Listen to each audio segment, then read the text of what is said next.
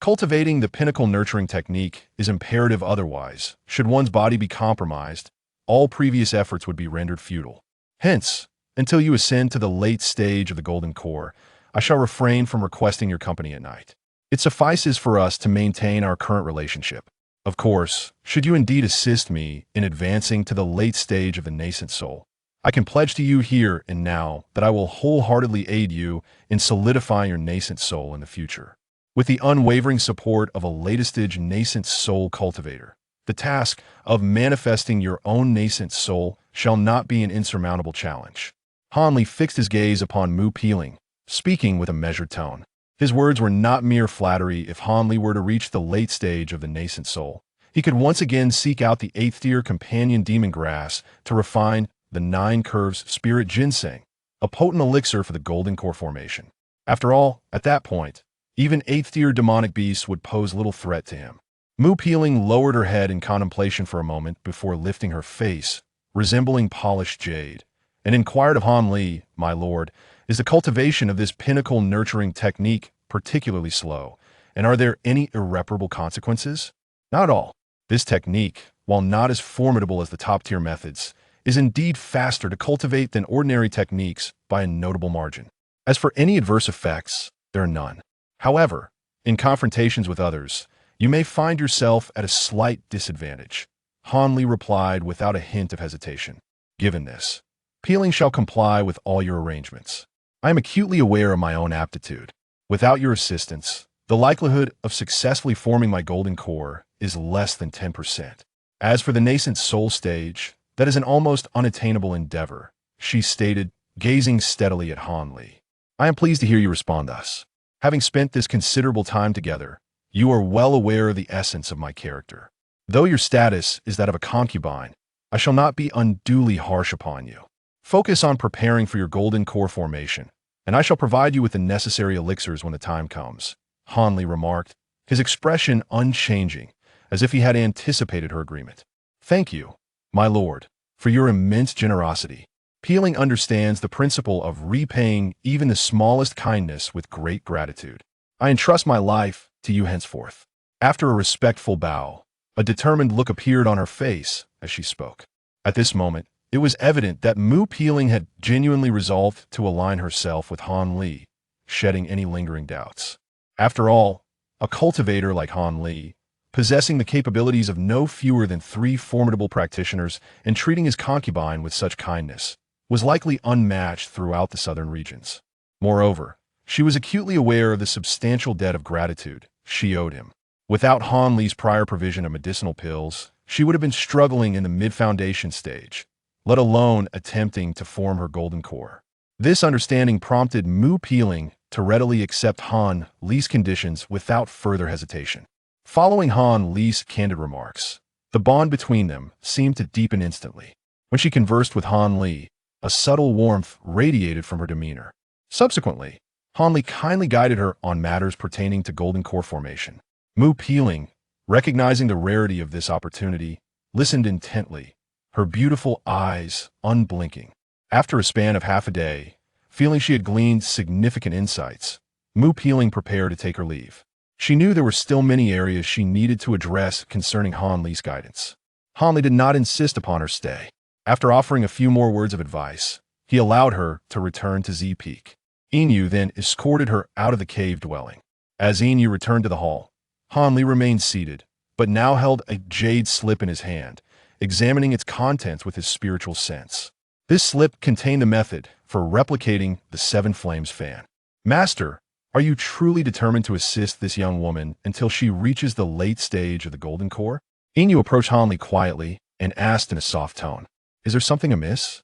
Han Li withdrew his spiritual sense and raised an eyebrow in inquiry. "Not at all. I merely find it curious. Given your current status, acquiring a female cultivator in the golden core stage as a concubine would not pose much difficulty. Why expend such effort on this particular individual?" Inu asked, her eyes flickering with intrigue. "Nothing much. After observing her over the years, I find her character commendable, deserving of significant investment in her cultivation. My intent in taking her as a concubine is not merely to utilize her for my breakthrough, but to genuinely cultivate her into a capable aide. In the future, when I retreat for prolonged periods of cultivation, I shall require someone closely connected to manage affairs outside. As an elder of the Falling Cloud sect, I cannot neglect the responsibilities of the sect while allowing a woman to cultivate in isolation. Wayner is not one to meddle in sect matters and likely would not wish to involve herself in such affairs. I can discern that this young woman differs from Wayner. In myself, she is not one who relentlessly pursues the Tao. After reaching a certain level of cultivation, she would likely grow weary of solitude. Thus, having her oversee sect affairs would be quite appropriate. Hanley articulated these thoughts calmly, pausing momentarily before continuing. Of course, the most crucial aspect is that the pinnacle nurturing technique requires the willing cooperation of the woman. Without bestowing great kindness, a typical golden core practitioner would be reluctant to abandon years of cultivation for an unknown technique. I have aided her since her foundation stage, through the golden core formation, and potentially even in solidifying her nascent soul in the future. She will have no grounds for discontent. As she stated, without my assistance, she would likely remain merely a foundation stage cultivator for her entire life. Thus, even if I harbor some thoughts of utilizing her, she is merely relinquishing a title, while I offer her so much more, which I believe is justifiable. After conveying these sentiments, Hanley let out a soft sigh, and with a flash of spiritual light, the jade slip vanished from his hand. Now I understand your intentions, Master. I see I was remiss in my considerations. Inu tilted her head slightly and smiled sweetly. You shall not find yourself idle either. I have just advanced to the mid-nascent soul stage and plan to enter seclusion for a time in a few days to fully refine the final trace of the Qian Blue Ice Flame. Then, I shall contemplate the method for unlocking the Void Sky Cauldron. As for all matters within the cave, I shall leave them in your capable hands, Hanley remarked, casting a sidelong glance at Inu with a hint of amusement. Master, achieving the final step in refining the ice flame is truly a joyous occasion. Inu exclaimed, initially taken aback. Then her face blossomed with delight. Indeed, I have finally completed the first step toward opening the cauldron. I wonder what conditions are necessary for the next step. Well, I find myself somewhat fatigued now. I shall rest for the day and attend to any matters in the morning, Han Li said lightly, rising from his seat and making his way toward his bedroom. Inu gazed at Han Li's retreating figure, pondering for a moment before gracefully exiting the hall. The night passed without incident. The following day, as Han Li awoke from his meditation, Inu approached to report that senior brother Chung and Lu Luo had arrived. Han Li promptly refreshed himself and instructed Inu to lift the barriers before proceeding to greet his guests at the door. Indeed, the two elder gentlemen were standing outside the cave, awaiting his arrival. With a smile, Han Li welcomed them inside. Once seated in the hall, the elder spoke first, a hint of apology in his voice. Junior brother Han, having only rested for a day, we should not have come to disturb you so soon. However, the matter is somewhat urgent, and we had no choice but to pay you a visit. There is no need for formalities, esteemed brothers. As cultivators, we recover our strength with just a brief rest. It hardly constitutes a disturbance, Han Li replied with a smile, dismissing their concerns. Your words ease my mind, junior brother. In fact, shortly after you departed yesterday, several colleagues from the Ancient Sword Sect and the Crafts Institute learned of your return and collectively sent an invitation. They wish to gather and meet. Although you have been with our Falling Cloud sect for a while, you have scarcely met those from the other two sections. This presents a perfect opportunity for introductions, considering our three sects are, in a sense, bound together in honor and disgrace. Tomorrow, the Crafts Institute will hold a master recognition ceremony for a newly forged magical artifact, and they have scheduled the gathering for that occasion, inviting us and the elders of the Ancient Sword Sect to attend the ceremony. A master recognition ceremony? I recall the Crafts Institute has quite a reputation in artifact forging. If they invite us to witness, then this artifact must be extraordinary, Han Li remarked, his interest piqued. The invitation does not divulge specifics, but the one undergoing recognition is a young disciple who recently formed his golden core from the Crafts Institute. It is said he possesses remarkable talent, achieving golden core formation in less than a century. The older generation at the Crafts Institute has high hopes for him, Lu Luo interjected, producing a golden invitation and handing it to Han Li. To achieve golden core formation in such a brief span is indeed impressive. Very well, I shall accompany you both tomorrow. My curiosity is piqued, Hanli replied with a smile as he accepted the invitation. Excellent. It is most fortunate that you will attend. I have also heard that the Grand Elder of the Ancient Sword Sect, Jin Wuhuan, has recently concluded a life-and-death retreat. If I am not mistaken, he's been in seclusion for over 70 or 80 years. I wonder if he has made any significant advancements in his cultivation since emerging, Senior Brother Chung remarked, pleased to hear Han Li's agreement. The Grand Elder of the Ancient Sword Sect. Han Li paused, momentarily taken aback, but then a subtle smile crept upon his lips. He suddenly scrutinized the elder more closely, his brow furrowing in contemplation. Brother Chung, I just used my spiritual sense to probe your condition, and it appears that your situation is rather dire. Did you not find any elixirs to prolong your life in the abyss of despair? Han Li inquired with evident concern. Upon hearing Han Li's words, the elder could not help but display a wry smile. Though you do not speak it, I am well aware. I have but a little over a decade left before the end draws near, and I could depart at any moment. As for the abyss of despair, while I did uncover some treasures therein, none were the life-extending elixirs I had hoped for. It seems this was fated. However, for us cultivators, as long as we have not attained the true path of enlightenment, the cycle of birth, aging, illness, and death is simply the way of the heavens. There is no cause for regret. The future of the Falling Cloud sect will soon rest in the hands of you two brothers. After uttering these words, the elder's demeanor grew tranquil, clearly having prepared himself for this inevitable day long ago. Chapter 862. Flying Swords and Puppets. Although he had obtained numerous spiritual herbs amidst the ruins of Lingmiao Garden, none possessed the ability to extend his life. He felt utterly powerless regarding this matter. There is no need for you to be overly despondent. Perhaps there will be other opportunities in the coming years. Han Li could only offer words of consolation. The old man shook his head, his expression calm and detached, indicating that he had truly come to terms with the matters of life and death. Han Li naturally refrained from mentioning the subject again, and instead, with a flourish of his hand, produced a white jade slip from his palm. With both of you here, I am reminded of a matter. I happen to require some materials that need to be gathered by the disciples of our sect from various markets.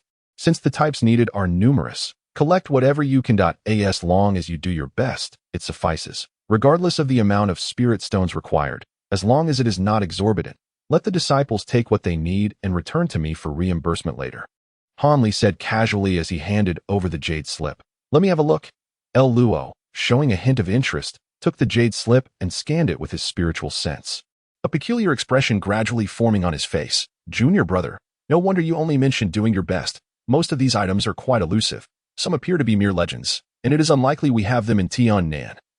El Luo remarked, somewhat dazed. Oh, what sorts of materials are they? Allow me to take a glance as well. Upon hearing this, Senior Brother Ching displayed a curious expression, reaching out to request the jade slip for his own perusal, and was equally astonished thereafter.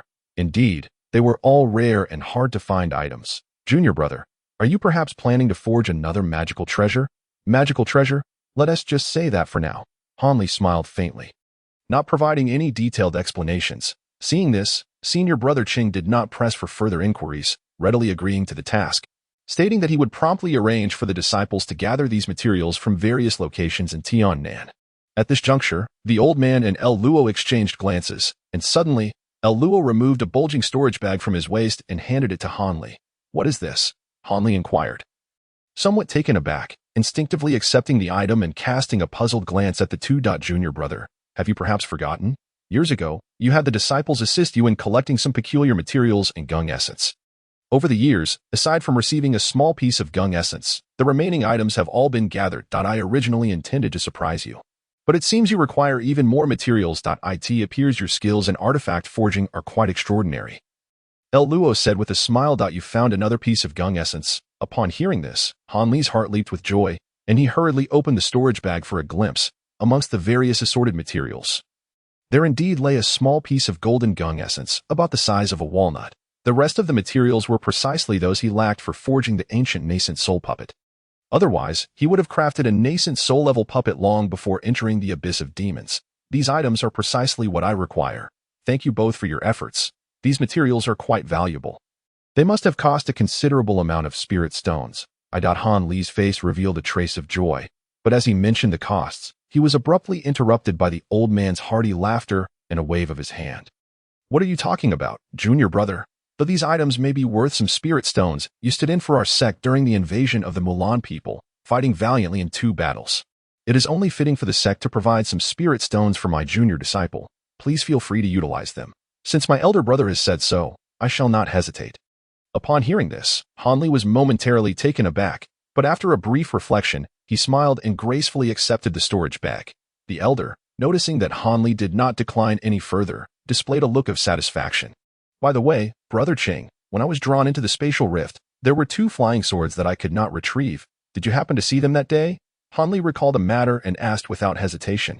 He had been unaware of their whereabouts during his involuntary entry into the rift, and the elder had remained outside, thus should know the fate of the swords. Regarding this matter, my junior disciple, I too wish to inform you. The 2 flying swords you left outside were unfortunately seized by that demon before I could assist you in retrieving them, falling into its clutches. However, later, during the siege against this demon, I heard that it had not utilized these swords in combat, suggesting that it is still unable to wield your lifebound treasures. The only complication is that the whereabouts of this demon are currently unknown, making the retrieval of the swords quite challenging.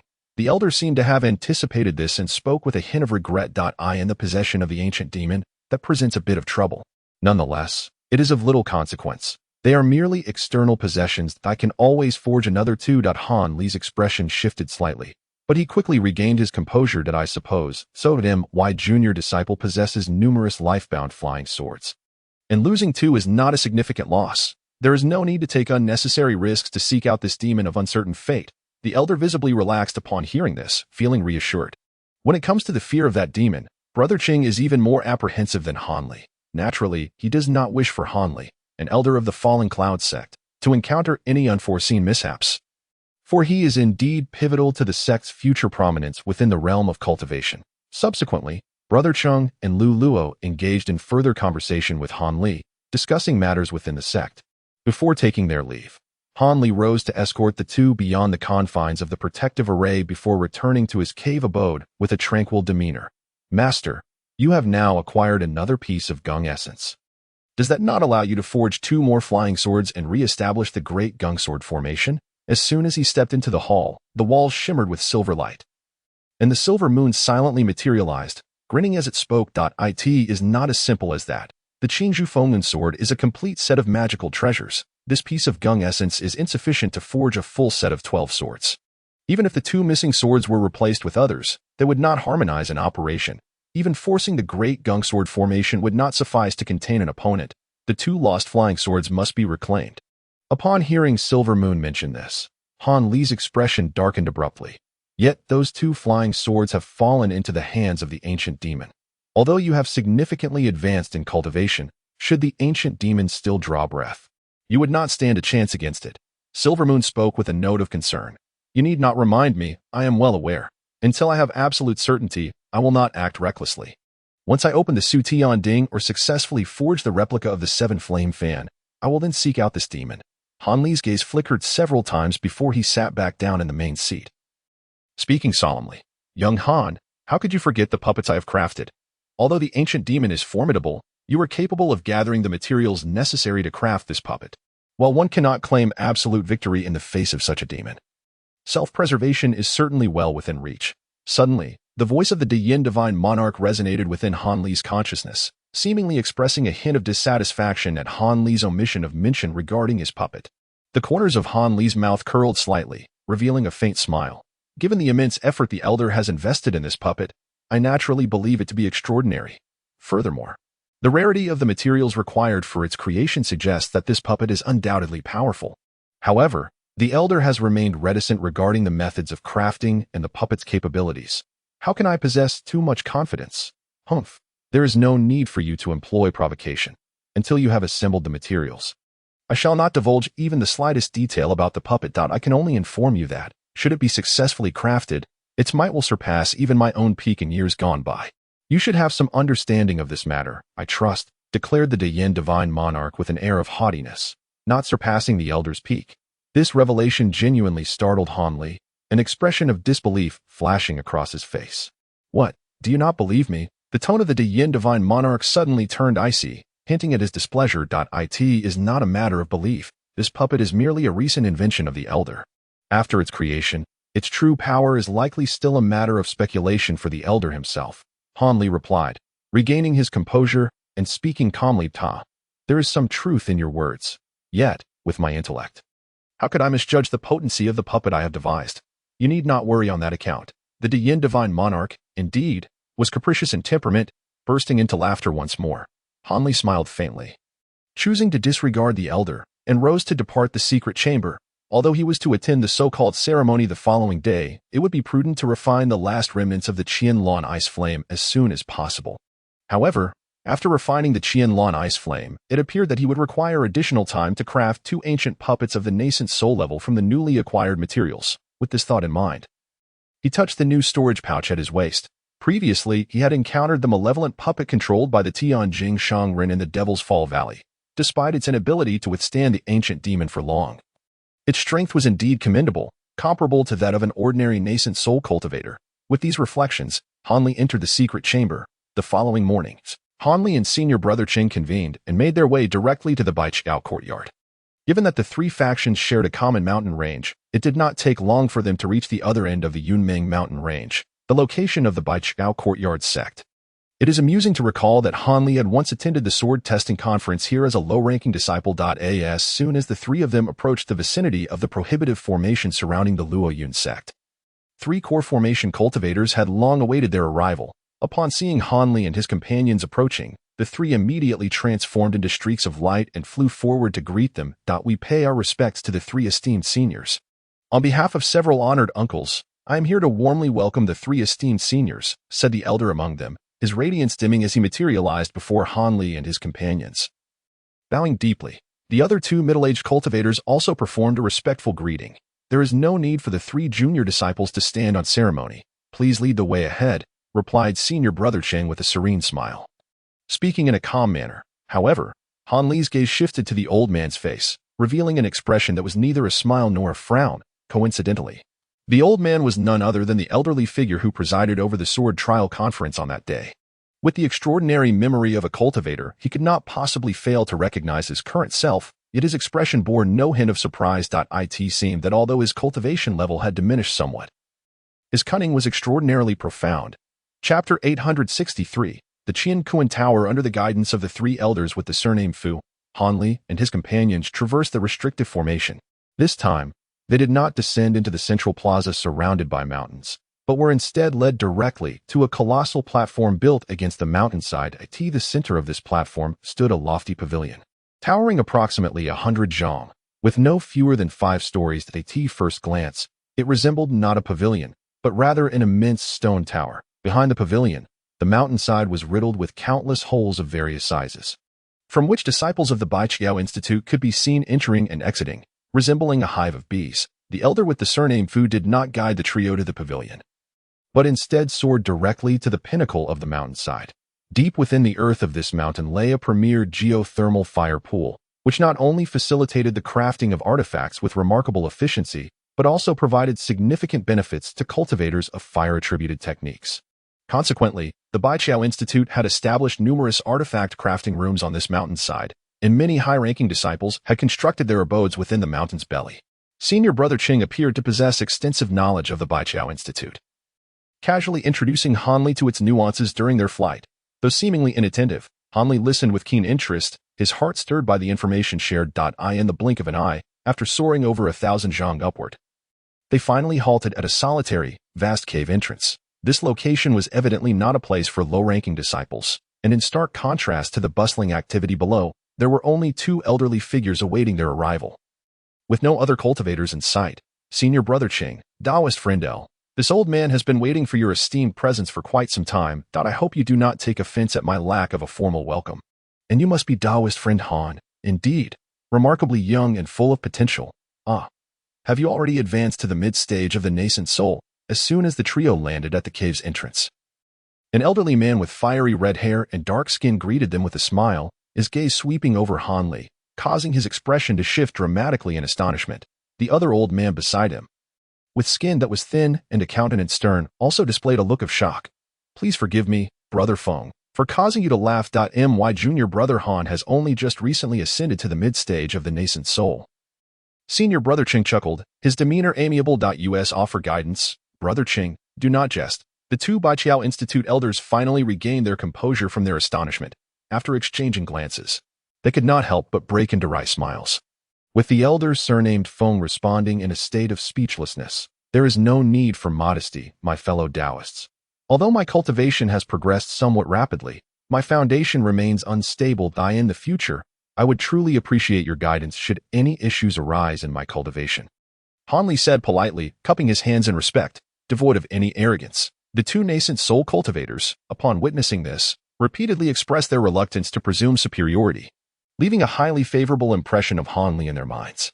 They then invited the trio inside for further discussion, while the elder with the surname Fu and his companions took their leave. Originally, Brother Liahua was also supposed to welcome the three esteemed friends together, but he is currently occupied with the final preparations for recognizing the ownership of the newly crafted magical artifact. He is unable to come over for the time being, so I hope the three friends will not take offense. Another elder remarked, Brother Ding, what are you saying? My junior brother LV and I have been friends with the three of you for several hundred years. There is no need for such formality. But what kind of artifact is it that requires such a grand ceremony for recognizing its owner? Can the two friends not divulge a hint or two? LV Luo inquired with a hint of curiosity during their journey. It is nothing particularly significant. It is merely that my fellow disciples spent 3 months crafting a Qian Kuan tower. The elder named Ding said dismissively, though his expression betrayed a subtle pride. The Qian Kuan tower? It is indeed that treasure. This is one of the 3 great treasures of Baijiao Academy, but if I recall correctly, your esteemed academy has not produced a new treasure in nearly a millennium. Brother Cheng exclaimed in surprise, his previously smiling countenance momentarily faltering. Thus, for this ceremony of recognizing ownership of the treasure, we have invited all of you esteemed friends to witness. However, while the Qian Kuan Tower is considered a treasure of our Baijiao Academy, it may not hold the same significance for your two sects. As for the ancient sword sect, it goes without saying. I have heard that Brother Ching acquired some rare treasures in the abyss of Demonfall. And as for you, Taoist Han, your rapid advancement to the mid-stage must have been facilitated by some fortuitous opportunity in the same abyss, Elder Feng said with a grin, attempting to glean information. Acquired some treasures? Brother Feng must be relying on hearsay. I am not well acquainted with junior brother Han's situation, that on my last venture into the abyss of Demonfall, although I obtained 2 ancient artifacts. Their power was rather ordinary. They cannot be compared to the Qian Kuan Tower, the silver-haired elder said, shaking his head vigorously. I, too, did not acquire any remarkable ancient artifacts. Instead, I ended up destroying many treasures in the abyss of Demonfall. Had it not been for a fortuitous coincidence that allowed me to advance a level in cultivation, I would have returned empty-handed. Han Li naturally refrained from delving into the details of Lingmiao Garden, merely alluding to them in passing. Taoist Han has advanced a level in cultivation. What more do you need in terms of treasures? If only I could advance a level, I would gladly trade all my treasures in exchange. Elder Feng sighed, a mix of self-deprecation and envy lacing his tone. Upon hearing this, Han Li smiled slightly, but did not interject. After traversing a vast garden adorned with blooming flowers, they were led into an extraordinarily large hall.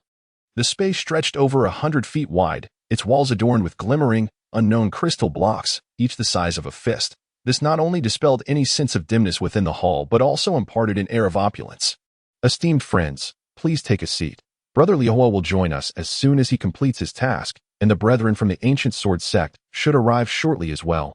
Elder Feng invited Han Li and the others to sit down courteously. I have heard that the ancient elder Jin from the ancient sword sect has concluded his tribulation and will also be attending. Is this true? LV Luo inquired as soon as he settled into his seat. This is indeed true. Taoist Jin even personally sent a sound transmission talisman to Brother Liahua, expressing his intention to attend the ceremony. However, Elder Feng paused momentarily at this point. But what? LV Luo asked. Intrigued, the silver-haired elder also turned his attention curiously. Meanwhile, Han Li scanned the hall with a seemingly indifferent demeanor. However, it seems that Jin Daoyu has come here with the intention of meeting Han Daoyu. After all, Han Xiong's reputation is extraordinarily illustrious, and he is undoubtedly one of the foremost figures among the 3 great cultivators. When it comes to individual prowess, he can truly be regarded as the leading cultivator of our Tiandao alliance. Moreover, now that he has advanced to the mid-stage of the Yuaning realm, the elderly man of the Ding surname glanced at Han Li, a hint of mystery flickering at the corner of his mouth as he spoke. What? Is Jean Laogai eager to test Han Shidi's supernatural abilities? Brother Ching furrowed his brow, expressing his displeasure. As for this matter, I and Brother Feng are not privy to the details. However, given Han Daoyu's extraordinary abilities, he is unlikely to fear anyone. Furthermore, to be frank, we, as fellow brothers, are also quite eager to witness Han Xiong's prowess. The elderly man of the Ding surname did not mince words, candidly stating his thoughts. Thus, it seems that this gathering will serve as a reassessment of the rankings at Yuming Mountain. Lu Luo's gaze flickered momentarily as he tapped his fingers lightly on the table, slowly speaking. If both of you Daoyu believe this to be the case, it is indeed not incorrect. However, when it comes to the reallocation of rankings, our Baichao courtyard, consisting solely of a few old-timers, will undoubtedly remain at the bottom this time as well. We shall not contend with your two sects over this matter. Yet, since Jean Daoyu has personally come here, it is likely he wishes to test Han Daoyu's abilities. Otherwise, how could he willingly relinquish the esteemed title of the foremost sect in the Shigua? The other elder, surnamed Feng, remarked with a smile, both of you Daoyu are aware of this matter, yet do not let a word slip in the invitation. That is somewhat unreasonable. Brother Ching furrowed his brow. About to speak, when Lu Luo's expression darkened, his voice turning cold, Lu Daoyu, please do not misunderstand. These are merely conjectures on our part. Jean Daoyu has not explicitly stated a desire to meet Han Daoyu. For us at Baichao Courtyard, this gathering is primarily focused on cooperation and exchange among the three sections. After all, the last gathering was over 100 years ago, with new faces such as Han Daoyu and Mingxin Daoyu from the ancient sword sect. It would be beneficial for everyone to meet. Brother Feng waved his hand dismissively, showing no signs of anger. Upon hearing this explanation, Lu Luo's expression softened slightly. Han Li, however, maintained his serene demeanor, revealing only a faint smile throughout the conversation. This only deepened the enigmatic impression held by the two elders of Baichao Courtyard regarding him. After Brother Ching had finished his explanation, he quickly returned to his usual composure, intending to inquire further about the ancient sword sect when suddenly a flash of red light, transformed from a sound transmission talisman, shot in from the entrance, spiraling down into the hands of the elder surnamed Feng. At this moment, all eyes in the hall instinctively turned towards him. The elder Feng swiftly scanned the talisman and promptly stood up. What a coincidence. You three Daoyu, please wait here momentarily. Several friends from the ancient sword sect have arrived just in time as well. I shall go to welcome them. Ding Shidi, please keep the three company in the meantime, he said apologetically before hastily making his way outside. Hearing this, Brother Ching and Lu Luo exchanged a solemn glance. Han Li remained unhurried, seemingly unfazed. If his memory served him correctly, he recalled Lu Luo mentioning that aside from the Fire Dragon Boy, the other elders of the ancient sword sect did not maintain a favorable relationship with the Fallen Cloud sect. Moments later, footsteps echoed at the entrance of the hall, as an elderly man bearing the surname Feng entered, accompanied by three cultivators, 2 men and 1 woman. Leading the group was a stout old man with a head full of twisted hair. Though his hair had turned white, his complexion remained robust and rosy, his skin radiant, and his pair of eyes glimmered with a fierce, beastly ferocity. What was even more striking were his extraordinarily large hands, which were nearly half again the size of an ordinary person's. Following closely behind this elder was a middle-aged cultivator of unremarkable appearance and a graceful, poised young woman. Chapter 864, The Ceremony with a Glance. Han Li instantly recognized the old man whose eyes sparkled with vitality. He was undoubtedly a formidable figure. After all, among the three, he alone possessed mid-stage nascent soul cultivation and appeared to be nearing the pinnacle of that realm. Upon entering the hall, the twisted-hair elder surveyed the room without preamble, his gaze landing on Han Li, his expression subtly shifting. You must be Taoist Han, he remarked, a hint of reverence in his tone. I have long admired your esteemed name. However, were you not considered a cultivator of the early nascent soul stage? Has Taoist Han made remarkable advancements in your cultivation so swiftly? With a slight smile, Han Li responded, It is indeed Brother Jean. Please do not be concerned. I have only recently advanced to the mid-stage. He stood, clasping his hands in a customary gesture of respect, maintaining an air of composure. Upon hearing this, the elder's heart sank. Upon emerging from my seclusion, I have heard tales of your astonishing abilities. Taoist. It seems the rumors, while somewhat exaggerated, are not far from the truth. The twisted-hair elder said with a wry smile after a moment of silence. Han Li offered a faint smile, but before he could utter another word, the elder named Chung chuckled heartily and rose to his feet.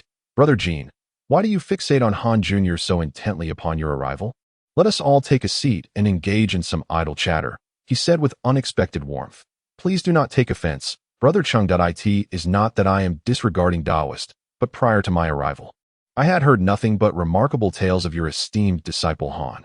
Naturally, my curiosity has been piqued, the elder Jean replied with a feigned smile that did not quite reach his eyes.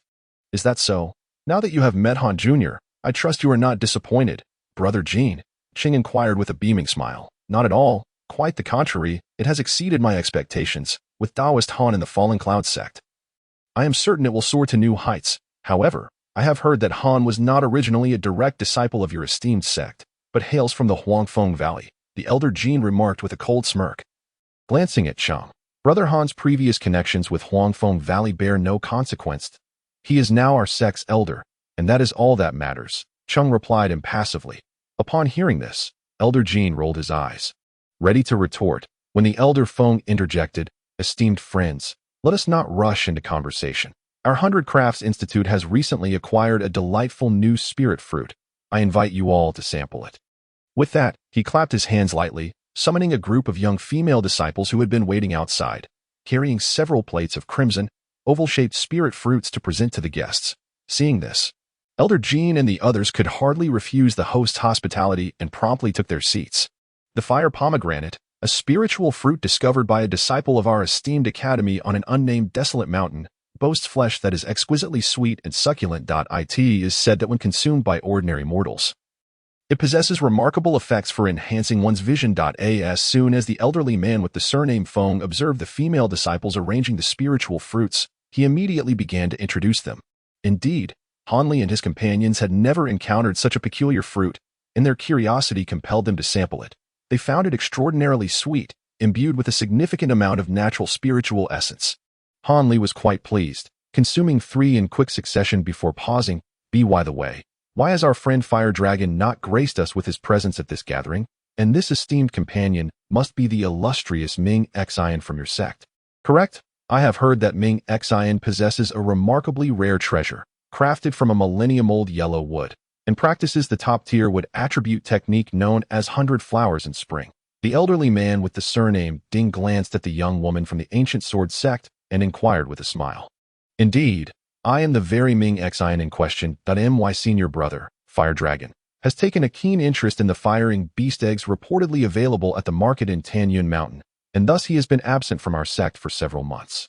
Although I have advanced to the nascent soul stage for about 50 or 60 years, I have seldom been seen, and I hope to engage with you esteemed friends, seeking your guidance. This young woman, though not exceptionally beautiful, exuded an air of grace and warmth, accompanied by a subtle, natural floral fragrance that endeared her to those around her. Hanli keenly sensed that after delivering her words, her bright eyes briefly lingered on him, as if she found him intriguing. Hanli's brow furrowed slightly, though he quickly regained his composure. After savoring the fruit, the elders of the 3 sects began to converse. Hanli remained seated in quietude, allowing the silver-haired elder and Lu Luo, along with others, to engage in their veiled exchanges, speaking little himself. When discussions turned to him, he merely smiled and remained silent. Nevertheless, due to Han Li's reputation, the elders of the 100 Crafts Academy and the Ancient Sword sect kept a watchful eye on his every action, as if attempting to discern some deeper meaning. Just as the assembly was engrossed in lively conversation, a flash of red light appeared at the entrance, and as the brilliance faded, a middle-aged cultivator clad in a purple robe materialized. This man, with thick brows and large eyes emanating an imposing aura, was clearly someone accustomed to wielding great power. Upon his arrival, the elderly men with the surnames Feng and Ding promptly rose to greet him. Brother Fire, the friends from the Fallen Cloud sect and Ancient Sword sect have all arrived. Are the arrangements for the ceremony in order? Indeed, everything has been arranged. You esteemed friends may proceed to witness the event. The middle-aged cultivator replied casually, his gaze sweeping over the assembly at this moment. The other cultivators also stood to pay their respects to him, recognizing that he was the Grand Elder of the 100 Crafts Academy and thus worthy of their utmost deference. Brother Fire, it is wonderful to see you at last. It has been quite some time since our last encounter. Pray tell, has your heavenly fire technique seen any advancement? After the ceremony, let us engage in a friendly spar. The elderly man with the surname Jean remarked, seemingly familiar with him. Humph, let it be. Although my heavenly fire technique is formidable, it remains a full realm beneath yours. Engaging in a duel would yield me no benefits.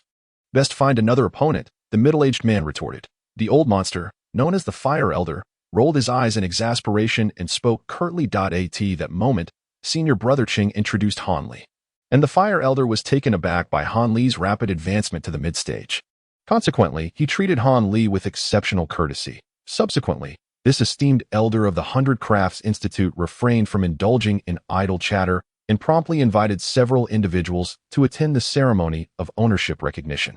Naturally, there were no objections from the others, and the group exited the cave, arriving at the platform they had previously observed. At this juncture, the high skies and mountain walls nearby were entirely deserted. And before the magnificent pavilion, hundreds of foundation building disciples were waiting in several groups. At the forefront stood a dozen or so core formation cultivators, their expressions solemn and lined up in a row.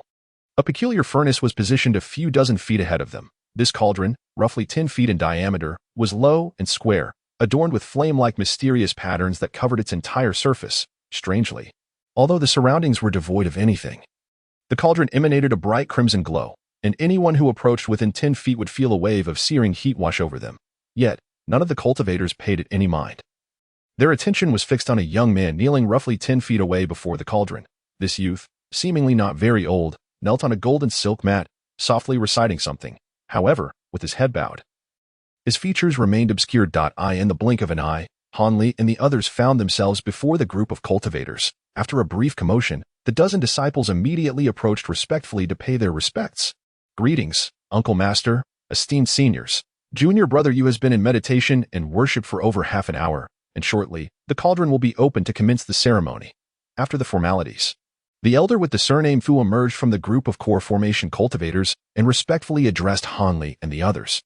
Understood, you may proceed. The Fire Elder nodded and led Han Li and the others to stand before the gathered crowd, gazing intently at the young man who was engaged in worship. Fire Taoist. Is this the disciple who achieved core formation in less than a century? His talents are indeed remarkable. Now, with the Qian Kuan Tower as his lifebound treasure for cultivation, it is likely that in another 200 or 300 years, your institute will have another infant transformation cultivator, remarked the elder with the long hair, scrutinizing the disciple. Whether one can condense an infant transformation is merely a matter of chance. Possessing exceptional talent does not guarantee advancement to the infant transformation stage. However, disciples with superior spiritual roots do have a greater likelihood, the Fire Elder replied, shaking his head dismissively. The long-haired elder smiled faintly. Choosing not to comment further, the others fell silent, refraining from conversation. The disciples in the back, witnessing not only the presence of their sect's founder but also the sudden appearance of so many infant transformation cultivators, were exceedingly cautious, scarcely daring to breathe. In the blink of an eye, the only sound on the platform was the soft chanting of the disciple, devoid of any other noise. Han Li listened closely. It was merely a commonplace prayer to the heavens and earth, recited repeatedly without any special significance. It remained uncertain whether these old monsters sought to temper the disciples' resolve or if there truly existed such peculiar customs within the ownership recognition ceremony of the 100 Crafts Institute. Given the perspective of these ancient beings who had cultivated for countless years, a short half-hour would undoubtedly pass in the blink of an eye. As Han Li contemplated the dwindling moments, the once stationary blazing giant cauldron suddenly quivered slightly, and a melodious chime resonated from within, illuminating the surroundings with a sudden brilliance. The temperature in the vicinity of the cauldron surged dramatically in an instant, sending forth a wave of barely perceptible crimson heat that radiated outward. The individuals ahead, including Han Li, remained largely unaffected by this wave of warmth, their composure unshaken. However, the disciples in the foundation establishment and core formation stages, positioned behind them, swiftly activated their protective shields to fend off the searing gust. Among them, a young disciple who knelt a short distance away activated a fiery red barrier, resolutely resisting the intense heat. Moments later, as the hot wind subsided, the disciple exhaled a sigh of relief. Lifting his gaze to fixate on the giant cauldron, he was a strikingly handsome young man, appearing to be in his late 20s, and his achievement of the Golden Core stage at such a tender age explained why the elders of the 100 Crafts Academy entrusted him with the treasured Qian Kuan Tower. Han Li found himself pondering this realization. Chapter 865.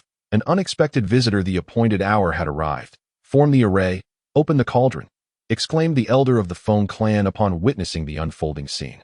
Following his command, A dozen or so core formation cultivators surged forth from behind Hanli and his companions. Two of them swiftly positioned themselves on either side of the crimson giant cauldron, while the others ascended into the air above it.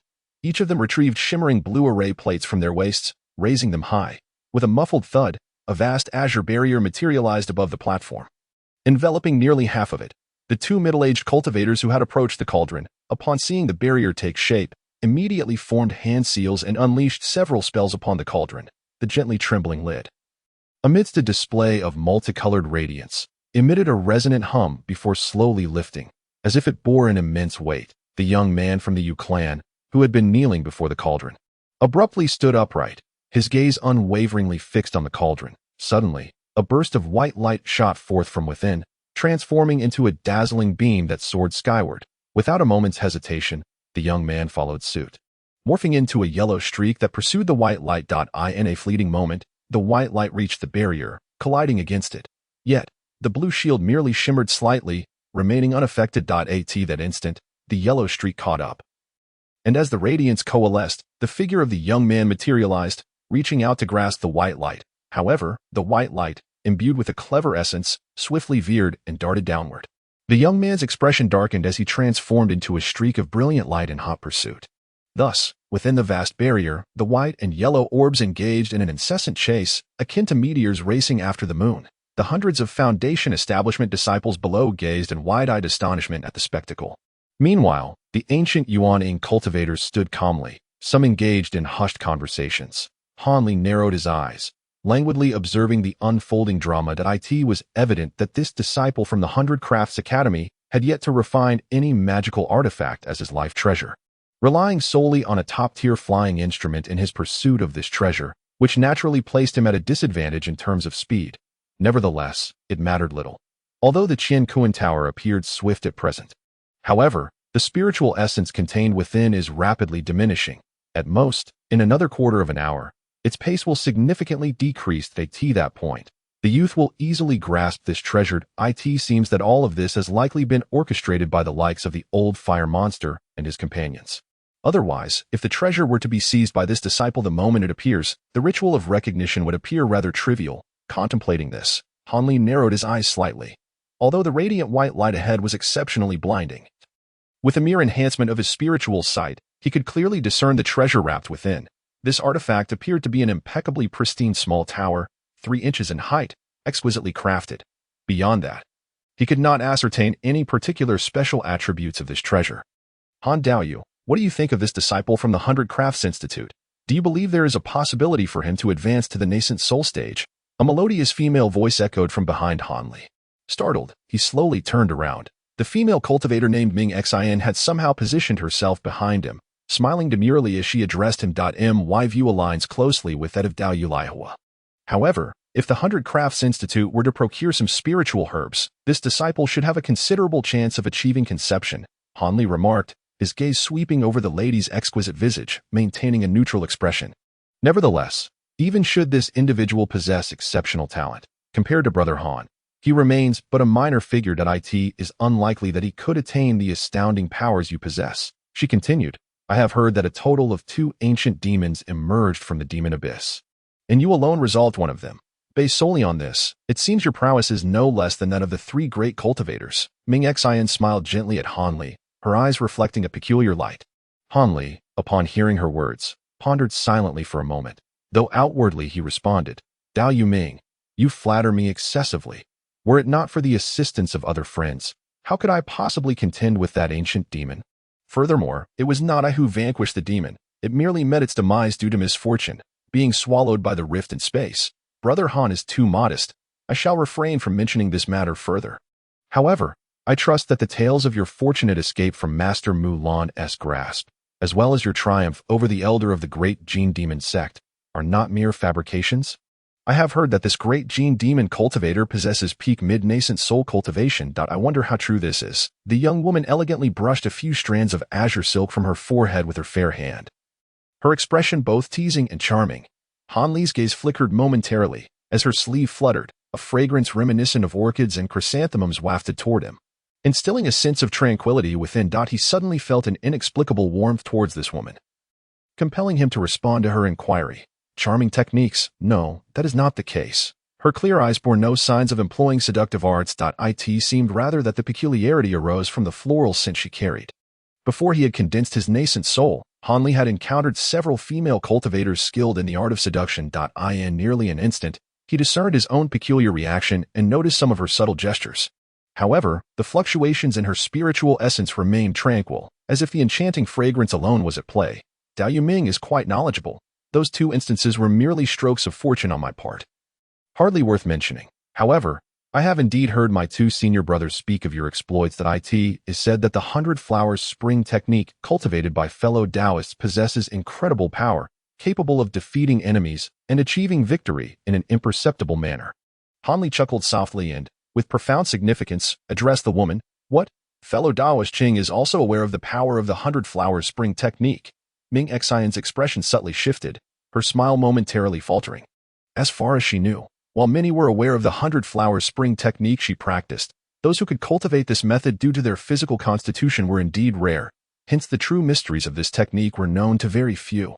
Hanli smiled faintly. Just as he was about to speak, his expression suddenly changed as he abruptly lifted his gaze towards the sky behind him. The female cultivator, taken aback by Hanli's action, followed his gaze, only to find the distant sky was utterly empty, devoid of any presence. She furrowed her delicate brows, casting a curious glance at Hanli, her face reflecting a hint of peculiarity.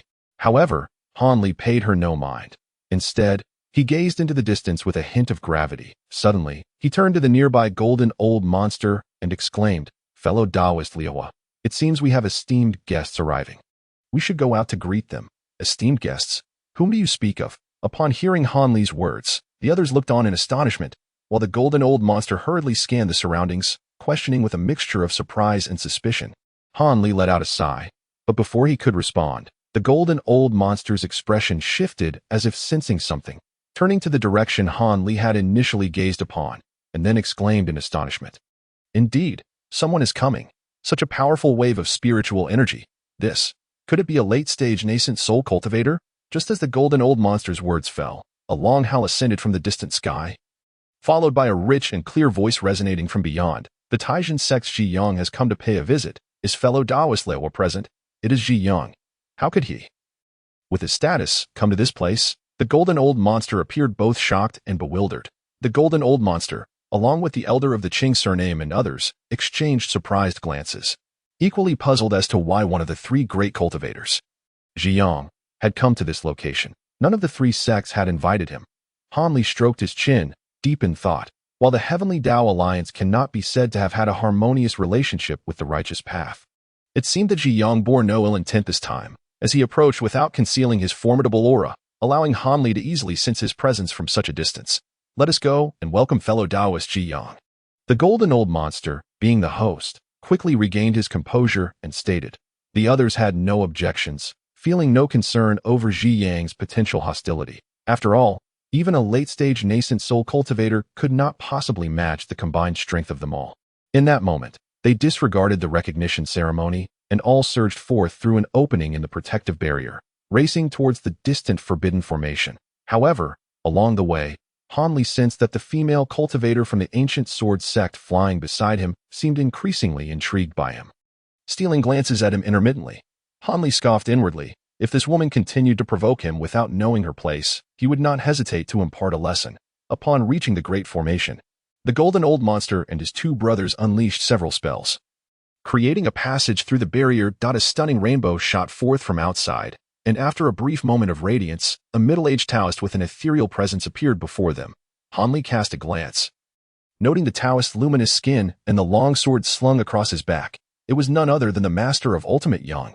Upon the master's arrival, Jin Lao Guai and the others initially intended to pay their respects. But to their surprise, the Taoist's gaze swept across the room and immediately landed on Hanli, his face lighting up with delight. Han Dao Yu is indeed here.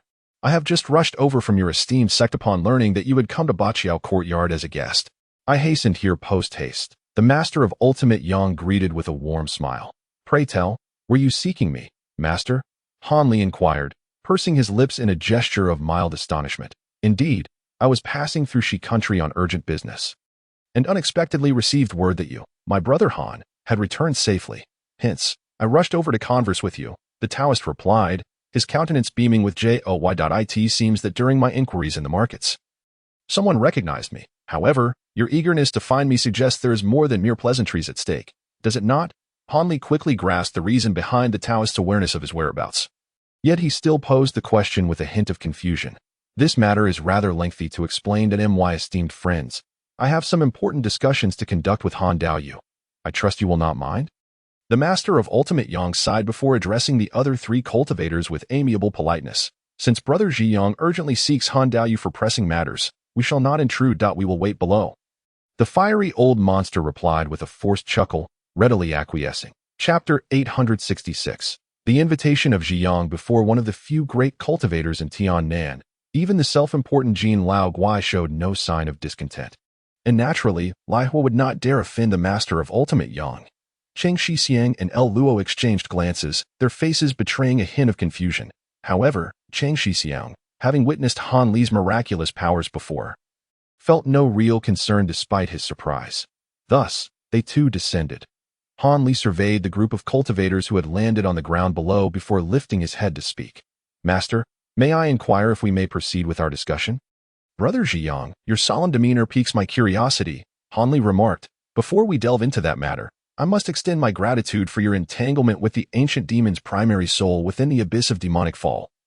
Had that ancient demon's two souls merged, it would have surely brought great calamity to all of Tiannan, the master of Ultimate Yang said, conjuring a soundproof barrier, then appraising Han Li with a smile. You wish to inquire about the whereabouts of that ancient demon's primary soul, am I correct? Han Li quipped, a smirk curling at the corners of his mouth. Indeed, you are most astute. This is indeed one of my queries. The master of Ultimate Yang responded, momentarily taken aback, yet quickly dismissing his surprise. Rest assured, Brother Zhiyang, my escape from the spatial rift was merely a stroke of luck. The ancient demon's primary soul was utterly obliterated within that rift, leaving no trace behind. You need not worry on that account, Han Li stated decisively. I am relieved to hear it. Otherwise, the fleeing ancient demon would surely have returned to Tiannan to consume its primary soul. Yet with the primary soul extinguished, the fragmentary soul would undoubtedly sense this calamity. I suspect, after suffering a significant defeat here, it will not return, the master of Ultimate Yang concluded. The master of Zhiyang exhaled deeply, his expression visibly relaxing. Zhiyang, is that ancient demon's fragment truly so formidable that even 3 late-stage Yuaning cultivators are unable to vanquish it? Han Li inquired with keen interest, a hint of skepticism gracing his features. Shouldn't you evaluate its strength based on the ancient demon's powers exhibited in the abyss of demons? The master of Zhiyang did not provide a direct answer but instead posed a counter-question. Oh, I have heard that after emerging from the valley, this demon devoured numerous cultivators Yuaning. Is it possible that, having regained its strength, this demon is indeed as fearsome as suggested? Han Li expressed his astonishment. Perhaps you are unaware, Han Daoyu. During our final battle, the demon transformed, manifesting a 3-headed, 6-armed divine form, and its cultivation level nearly doubled in an instant, comparable to that of an early-stage Huashan cultivator. Had it not been for the grand formation we had set up in advance, coupled with the assistance of more than a dozen mid-stage Yuaning cultivators to restrain it, we would have surely struggled to defeat it during that demon-slaying conflict. Even so, we had to expend a significant amount of our vital energy and employ secret techniques just to sever 2 of its heads and several of its arms, allowing it to escape. The master of Zhiyang spoke gravely, his face etched with seriousness. This demon is incredibly fierce. No wonder you fear its potential reunion with its primary soul. If it were to grow even 3-fold stronger, there truly would be no one in Tiannan capable of standing in its way, Han Li exclaimed, his breath hitching in alarm. Indeed. Fortunately, this demon has presumably ventured to Dejin, leaving those cultivators there to contend with the matter. The master of Zhiyang suddenly smiled brightly. Han Li cast a glance at the Taoist, sensing a hint of schadenfreude in his words. It appeared that the old Taoist harbored a rather unfavorable impression of Dejin. Since you mentioned that the matter of the demon's soul was merely one of your inquiries, I surmise there must be something of greater significance at hand. Han Li shifted the conversation unexpectedly. Indeed, this matter concerning the demon's soul was merely a supplementary inquiry. I sought you, Han Daoyu, for a more pressing issue. However, allow me first to congratulate you on your remarkable progress in cultivation. You have finally advanced to the mid-stage of Yuaning, the master of Zhiyang remarked with a smile, glancing at Han Li. Thank you for your kind praise, master. It was merely a fortuitous coincidence on my part. Han Li replied modestly, exchanging pleasantries. I have heard from Wei Dao that you possess the Golden Thunder Bamboo treasure, capable of wielding the legendary exorcising divine thunder. Is there any truth to this claim? Upon uttering this question, the master of Ji Yang's demeanor grew solemn. Han Li felt a jolt of surprise, his pupils contracting as he fell silent, uncertain of the intent behind the inquiry. He pondered briefly and concluded that the possession of the exorcising divine thunder was no longer a closely guarded secret. Thus, he nodded in affirmation, indeed, I do possess several Golden Thunder Bamboo treasures. If you have something to discuss, please feel free to speak directly. I do not favor evasive discourse. Very well. Your willingness to be forthright is appreciated. If Han Dao you can command the exorcising divine thunder, then you are precisely the individual I have been seeking. However, due to the gravity of the situation, I cannot disclose the particulars here, lest it incite unnecessary complications. I can only reveal that this matter is of utmost importance, involving the entire Tiannan cultivation community, and is connected to the recent appearance of an enigmatic vortex in the boundless sea. Upon hearing Han Li's candid acknowledgement of possessing the exorcising thunder divine ability, the Ji Yang ascendant was instantly filled with joy and exclaimed. However, the statement seemed rather nonsensical, leaving me utterly perplexed. Nevertheless, it appears that my esteemed companion seeks Han Li's assistance in utilizing the exorcising thunder for some purpose, does it not? Han Li's brow involuntarily twitched, although he was oblivious to the specifics of the matter at hand. He surmised it was unlikely to bode well. A sense of vigilance surged within him. My current journey merely leads me through Yuming Mountain, as I have pressing business elsewhere, thus I cannot linger here for long. Perhaps it would be more prudent if you could make a trip to Qiling Island in the near future. Both Wei Wui and the old demon of Huan will be present there. And upon your arrival, the three of us can elaborate on this matter in greater detail, the Ji Yang ascendant suggested calmly, casting a glance at the golden old monster and others below.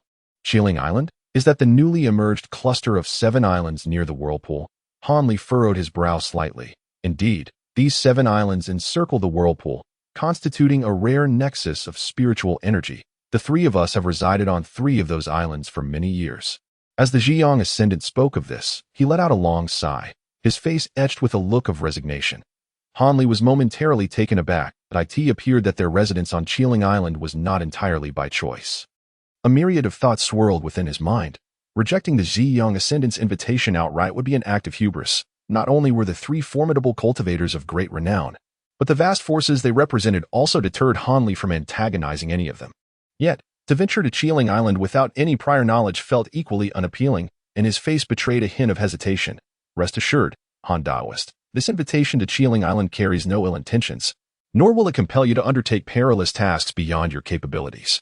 We simply wish to enlist your exorcising thunder for a singular purpose. Furthermore, even if I do not extend this invitation, in 6 months' time, all mid-stage Yuanian cultivators in Tiannan will receive a joint summons from the 3 of us, urging them to gather at Qiling Island. Therefore, should you assist us this time, you may be spared from attending the next gathering. The Ji Yang ascendant seemed to perceive Han Li's concerns and explained with a smile. Given your reassurances, it seems this matter is indeed of great importance. Thus, in 3 months' time, I shall visit Qiling Island to pay my respects to the 3 esteemed individuals. After a moment of silence, Han Li finally acquiesced with reluctance. 3 months is rather tight. Could you not expedite the timeline? The Ji Yang ascendant frowned and pondered. That may prove difficult. I have just returned to my sect and am presently occupied with several pressing matters that preclude an immediate departure from Luoyun's sect. Han Li firmly declined, shaking his head. Very well. 3 months it is then. It should be manageable. The Ji Yang ascendant hesitated briefly before conceding. In fact, your visit to Qiling Island may yield unexpected benefits, perhaps even advantageous to your sect. He added with significant undertones. As Han Li's gaze flickered with curiosity, still trying to grasp the implications.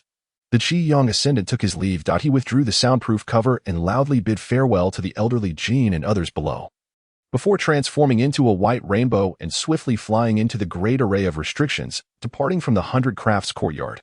Han Li, somewhat perplexed by the benefits he had mentioned in his final words, found himself unable to decipher their meaning after pondering for a moment, and thus cast the matter aside. As he descended gradually, he pondered, must we truly engage in a contest, my friend? You should be aware that your chances of victory are rather slim. At that moment, Han Li stood atop a peak amidst the surrounding mountains of the 100 Crafts courtyard, speaking calmly to the individual opposite him. Below, the other cultivators gazed up at the sky. As the Grand Elder of the ancient sword sect, I cannot idly stand by and relinquish the sect's interests without a word. After all, the ranking and allocation of resources on Cloud Dream Mountain are deeply intertwined. The old man continued, moreover, I am quite curious as to how a cultivator who has only condensed their nascent soul for a little over 30 years could attain such a formidable reputation. Should I be defeated this time, there would be no need for a formal ranking battle in the future. Our ancient sword sect would then willingly remain beneath the cloud-falling sect. The elderly man with the long beard spoke gravely from a short distance away. Very well. Since Brother Jean has said so, I shall respectfully comply. Hanli smiled indifferently, saying no more, and raised one hand. With a soft pop, a blue fireball, the size of a fist, materialized in his palm. The elderly Jean remained silent, yet when he opened his mouth, 3 golden rays shot forth, manifesting 3 identical small swords. Originally only an inch in size and shimmering golden, they swiftly circled around their master before suddenly expanding to a foot in length, transforming into 3 golden rainbows that spiraled erratically in the air. Upon witnessing the opponent summon flying swords, Hanli gently shook his hand holding the blue fireball. An explosive sound erupted as the fireball detonated in his palm, and from the blue flames, a half-foot-tall blue firebird soared into the sky, emitting a clear and melodious chirp. Chapter 867. Victory and Defeat. The blue firebird instantly spread its wings, shooting forth like a streak of blue light. The elderly Jin's expression darkened at this sight, his heart igniting with fury. How dare the opponent approach him with merely a firebird without even summoning a magical treasure? Anger surged within him, and he couldn't help but chuckle in derision. Without uttering a word, he swiftly gestured with his fingers, deciding to unleash his most powerful sword technique right from the start to determine the victor in a single strike. The 3 golden rainbows above emitted a dragon-like clear cry, suddenly vanishing from sight. That I in their place, a slender golden thread appeared before the elderly Jean. Delicate, yet several zhang long that as the golden light flickered incessantly. A multitude of golden threads emerged one after another. I in the blink of an eye, over 100 densely packed golden threads were revealed, appearing resplendent and dazzling, transforming swords into threads. Hanli's eyes gleamed with cold light, his expression one of astonishment. Though the opponent was a sword cultivator, to conjure such an abundance of sword threads at once was indeed astonishing. Truly, the Grand Elder of the ancient sword sect was not to be underestimated.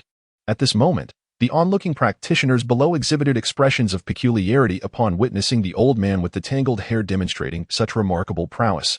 Spring Silk Slash, as expected, Jiang is as sharp as ever, revealing his signature move right from the outset. Fellow Han, your carelessness may lead to unfortunate consequences, murmured the trio of the fiery old monster from the 100 Crafts Academy, unable to contain their discussions. The middle-aged practitioner accompanying the old monster Jean displayed a hint of delight on his face, while Lu Luo's expression shifted subtly, and the elder Cheng and the female cultivator named Mingxin remained inscrutable. Meanwhile, the old monster Jean bellowed mightily, unleashing a series of incantations that struck the golden threads before him. Instantly, spiritual radiance surged, and the myriad sword threads coalesced into a colossal golden net that surged forth, perfectly ensnaring the approaching blue firebird.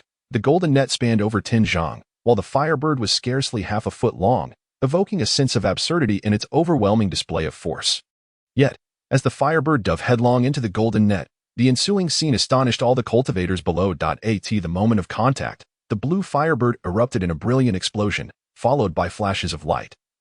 As a blue lotus emerged from the flames, this lotus twirled within the net, poised to bloom, while countless golden sword threads struck at it, merely creating ripples of spiritual light around the flower. Unable to approach it in the slightest, the practitioners, well aware of the Spring Silk Slash's formidable reputation, were filled with trepidation. Observing this turn of events, the old monster Jean was consumed by a mix of shock and fury. Without hesitation, he hastily urged his sword technique. The golden threads shimmered and elongated, each one becoming dazzlingly luminous. They sliced through the blue spiritual light, shattering it into fragments, and were on the verge of cleaving the lotus itself. At that moment, however, the lotus began to unfurl its petals. With a resounding poof, a torrent of icy blue light erupted from the lotus petals, enveloping a 20 zhang radius in its brilliance. Blindingly radiant and impossible to gaze upon directly, the old monster Jean felt the connection to his flying sword abruptly severed, leaving him in shock as he struggled to regain his focus. Moments later, the expression on the face of the old man with the tangled hair turned exceptionally grim. Where the lotus had just been, it had vanished without a trace, replaced by a massive slab of blue ice, within which 3 resplendent golden flying swords were sealed, utterly immobile, realizing the gravity of the situation. The old monster Jean swiftly retrieved a misty white jade pendant from his storage bag with a flick of his wrist. However, before he could activate this treasure, a thunderous crack sounded behind him. Startled, the old monster Jean instinctively attempted to escape at an angle. Yet, in that fleeting moment, his protective spiritual light shattered as easily as paper, and a hand radiating blue flames ominously pressed against his right shoulder. A chilling sensation enveloped half of his body, rendering him completely senseless. "Fellow Jean, our contest concludes here. May I inquire about your thoughts?" Han Li's cool voice drifted from behind. "Indeed, fellow Han is truly formidable." The old monster Jean, having been subdued in a single move, felt a weight in his heart but promptly conceded with grace. "Brother Jean, I am grateful for your forbearance." Han Li seemed to chuckle softly, gently patting the shoulder of the old man Jean before retracting his hand. In that fleeting moment, Jean felt a warmth radiating from his shoulder, and his body instantly regained its former state. Alarmed, he quickly turned around, only to find Han Li standing calmly a distance of about 10 feet behind him, a pair of silver wings of magical treasure unfurling from his back, flickering with arcs of electricity. Jean let out a long breath. It was truly astonishing that the other party could control the chilling power to such a delicate degree. However, wasn't it said that this person's innate magical treasure was a set of flying swords, and that his primary cultivation method was not even ice-related? Could it be that the secret technique he wielded with such ease was indeed that formidable? This left him in a state of disbelief. "Little Han, you have not wasted my guidance. You are indeed capable of manipulating the Qianlan ice flame to such an extent. It is a pity that you do not primarily cultivate ice-related techniques." The great divine monarch Di Yin suddenly chuckled in Han Li's mind. "Senior, do not jest. While the ice flame is indeed powerful, it has not reached the level that would compel me to reforge my primary cultivation method." Han Li replied calmly through thought, and then the wings behind him silently dissipated. He then swayed slightly and transformed into a streak of azure light, appearing beside the massive blue ice, with a seemingly casual flick of his sleeve. A wave of azure mist surged forth, causing the blue ice to dissolve and shrink in the brilliance of the mist, transforming back into a delicate blue lotus. This luminous lotus floated gracefully towards Han Li, vanishing into his forehead in the blink of an eye as if it had never existed. The 3 golden swords, now freed, buzzed softly and lethargically returned to Jean, streaking back as 3 beams of golden light. It seemed that although they had been sealed by the blue ice for a short time, their sentience had still suffered some impairment. Naturally, Jin's expression darkened considerably. He grimaced as he stored the 3 swords away. At this moment, Han Li had already descended gracefully onto the peak. Although the cultivators had previously harbored varying thoughts, they now approached him without hesitation. "Indeed, Taoist Han, your profound abilities are as the rumors suggest. Congratulations, your sect is now the foremost on Yunming Mountain." The speaker was naturally one of the old monsters from Baiqiao Courtyard. Although he found himself at the bottom of the rankings, he seemed utterly unconcerned. Speaking with great enthusiasm, the middle-aged cultivator from the ancient sword sect wore a rather grim expression, but in the face of Han Li's overwhelming prowess, he could only manage a strained smile. Though he opened his mouth but failed to articulate anything, the woman Ming Xin, aside from the initial flash of shock in her eyes, now appeared remarkably composed. The elder Qing and Lu Luo were naturally overjoyed. After exchanging glances, they both discerned a sense of relief on each other's faces. After this battle, it seemed likely that Lu Yin's sect would dominate the other 2 sects for the next millennium. These individuals surrounded Han Li, inquiring about the supernatural techniques he had just displayed. Han Li's demeanor remained unchanged in front of the crowd. Yet he merely brushed aside the matters concerning Qianlan's ice flame and the wind thunder wings with a light remark. Naturally, no one dared to press further on these subjects. Moments later, the ancient elder Jean descended from the sky. The esteemed grand elder of the ancient sword sect appeared serene, as if the recent duel had never transpired. Still smiling lightly amidst the gathering, this elicited a sense of quiet admiration from Han Li for the elder's composure, after re-establishing the delineation of interests among the 3 sects on Human Mountain. These venerable figures began to exchange insights on their cultivation experiences and offered some rare treasures they no longer found useful for barter. However, such limited exchanges of items did not pique Han Li's interest. Instead, he gained considerable wisdom from the shared cultivation insights with the others. As the discussions progressed without any notable disturbances, the exchange finally concluded smoothly after a considerable duration. Han Li truly acquired some previously overlooked pearls of wisdom from the cultivation experiences shared by these nascent soul elders, leading him to contemplate that participating in such purely cultivation-focused exchanges in the future would be greatly beneficial. Following the exchange, Han Li took the initiative to request a visit to the Earth-Fire Vein of the 100 Crafts Institute. This took the fiery elder by surprise, yet he readily acquiesced. Upon witnessing the unfathomable earth-fire pool before him, Han Li stood contemplatively for quite some time.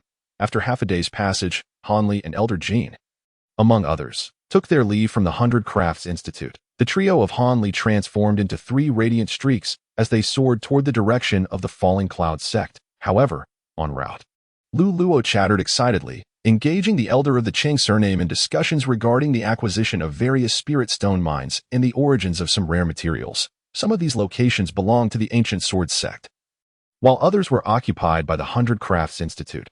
Yet soon, a portion of these would become the property of the Falling Cloud sect. Although the elder of the Chung surname did not exhibit the same level of exuberance as Lu Luo, he appeared equally pleased. Han Li, disinterested in these matters, simply listened with a smile as the two conversed. To his surprise, just as they were nearing their sect, the elder of the Chang surname suddenly addressed Han Li amidst their flight. Han Shidi, this is all thanks to you. To be candid, it has been the aspiration of our sect's elders for generations to become the foremost cultivation sect in the Stream Kingdom. To achieve this under my guidance is truly a source of great satisfaction in my life. I have discussed this with Lu Shidi, and I intend to pass on the position of Grand Elder to you after my passing. How do you feel about this, Shidi? Chapter 868. Refinement the Grand Elder? Upon hearing this, Han Li was taken aback.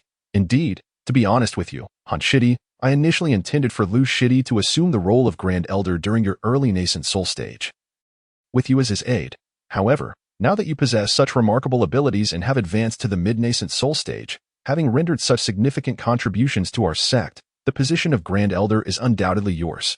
Lu Shidi harbors no objections either, for typically, the Grand Elder of any sect is the one with the greatest prowess. The elder of the Qing surname said with a smile, "Thank you for your kind offer, brother, but I fear I must decline the position of Grand Elder." Han Li replied after a moment of silence, firmly refusing. "There is no need for you to be overly modest, Shidi. This position can only be deemed truly worthy if it is accepted by a junior brother. Surely, a mere nascent soul cultivator like myself, Lu, should not be entrusted with the role of the Grand Elder of the foremost sect in the Shi Kingdom." With a wry smile, Han Li resolutely interjected, "It is not out of modesty. I genuinely do not wish to assume the position of Grand Elder. My two senior brothers should be aware that I, Han, am a solitary practitioner, wholly dedicated to my cultivation. I approach all matters that may disrupt my training with the mindset that it is preferable to avoid unnecessary complications. Under such a perspective, how could I possibly lead a sect? Moreover, I will often require extended periods of seclusion for my cultivation, leaving me with little time to manage the sect or guide the development of the Luoyun sect. Most importantly, I am a latecomer to this sect. Speaking of lower-ranking disciples, I barely know any of the core disciples in the foundation establishment stage. Given this situation, it would be even more inappropriate for me to take on the role of Grand Elder. It would be far more suitable for me to serve as an ordinary elder. Let the position of Grand Elder be entrusted to junior brother Lu." Han Li articulated a series of reasons without a moment's hesitation. But junior brother, senior brother Qing furrowed his brow, ready to say more. If this matter were to be pressed further, the two senior brothers might very well compel me to leave the Luoyun sect. Han Li's expression turned serious as he interrupted, "Very well. Since junior brother insists, we shall defer this discussion for now." The elder Chung exchanged glances with Lu Luo, both recognizing that Han Li was not merely being polite. He genuinely refused to accept the position of Grand Elder. After a moment of silent understanding, they agreed to temporarily set the matter aside. "That settles it. Although I shall not assume the role of Grand Elder, as long as I remain an elder of the Luoyun sect, I will certainly look after the interests of our sect. Unless some unforeseen calamity arises, I believe I can manage to sustain our sect's prosperity for over a millennium," Han Li remarked, his expression softening. Senior brother Chung could only manage a wry smile upon hearing this, choosing not to pursue the matter any further. Instead, he inquired about the purpose of the arrival of the Zhiyang master.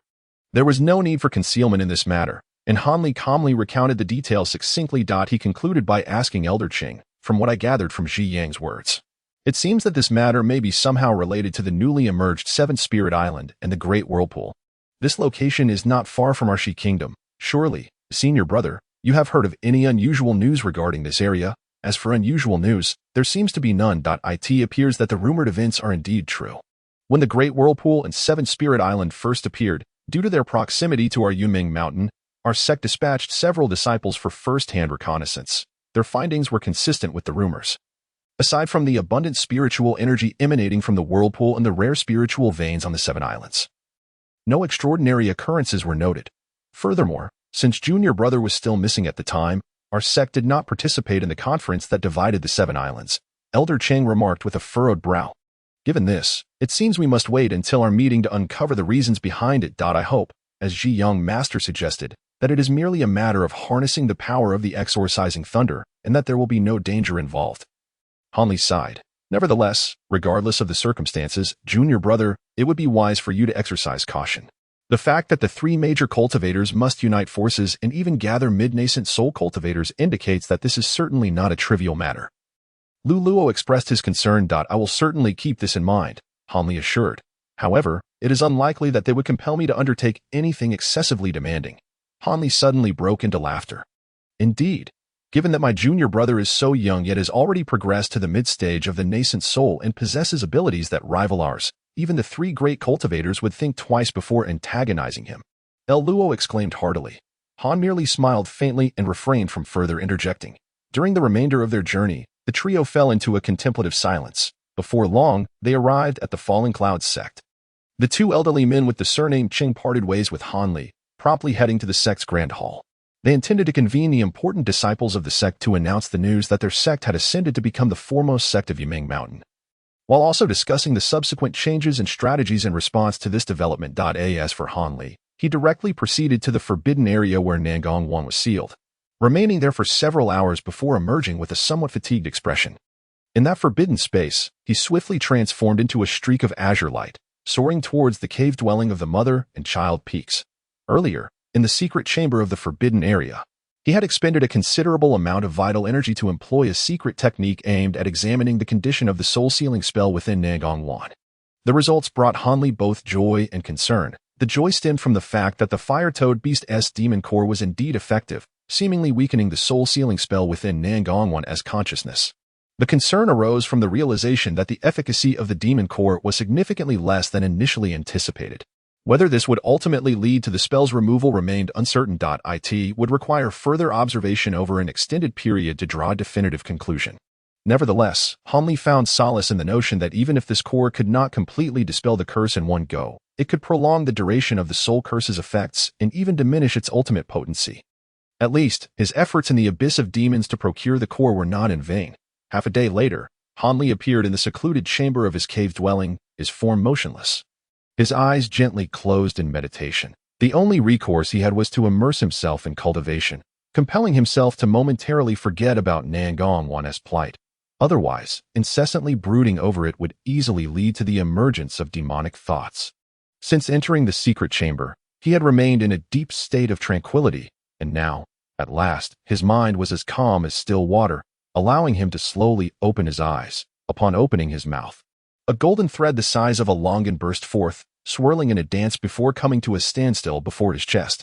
Gazing at the thread, Hanli, with an expressionless demeanor, raised a hand and flicked a finger, directing a greenish spell towards it. A thunderous sound erupted as fine arcs of electricity leapt from the golden thread, then transformed into a radiant burst of golden light that flashed several times before all the electric arcs vanished without a trace, leaving behind a small blue flame the size of a broad bean. No sooner had this flame manifested than Hanli, without waiting for any reaction, opened his mouth once more and unleashed a wisp of flame of the same hue.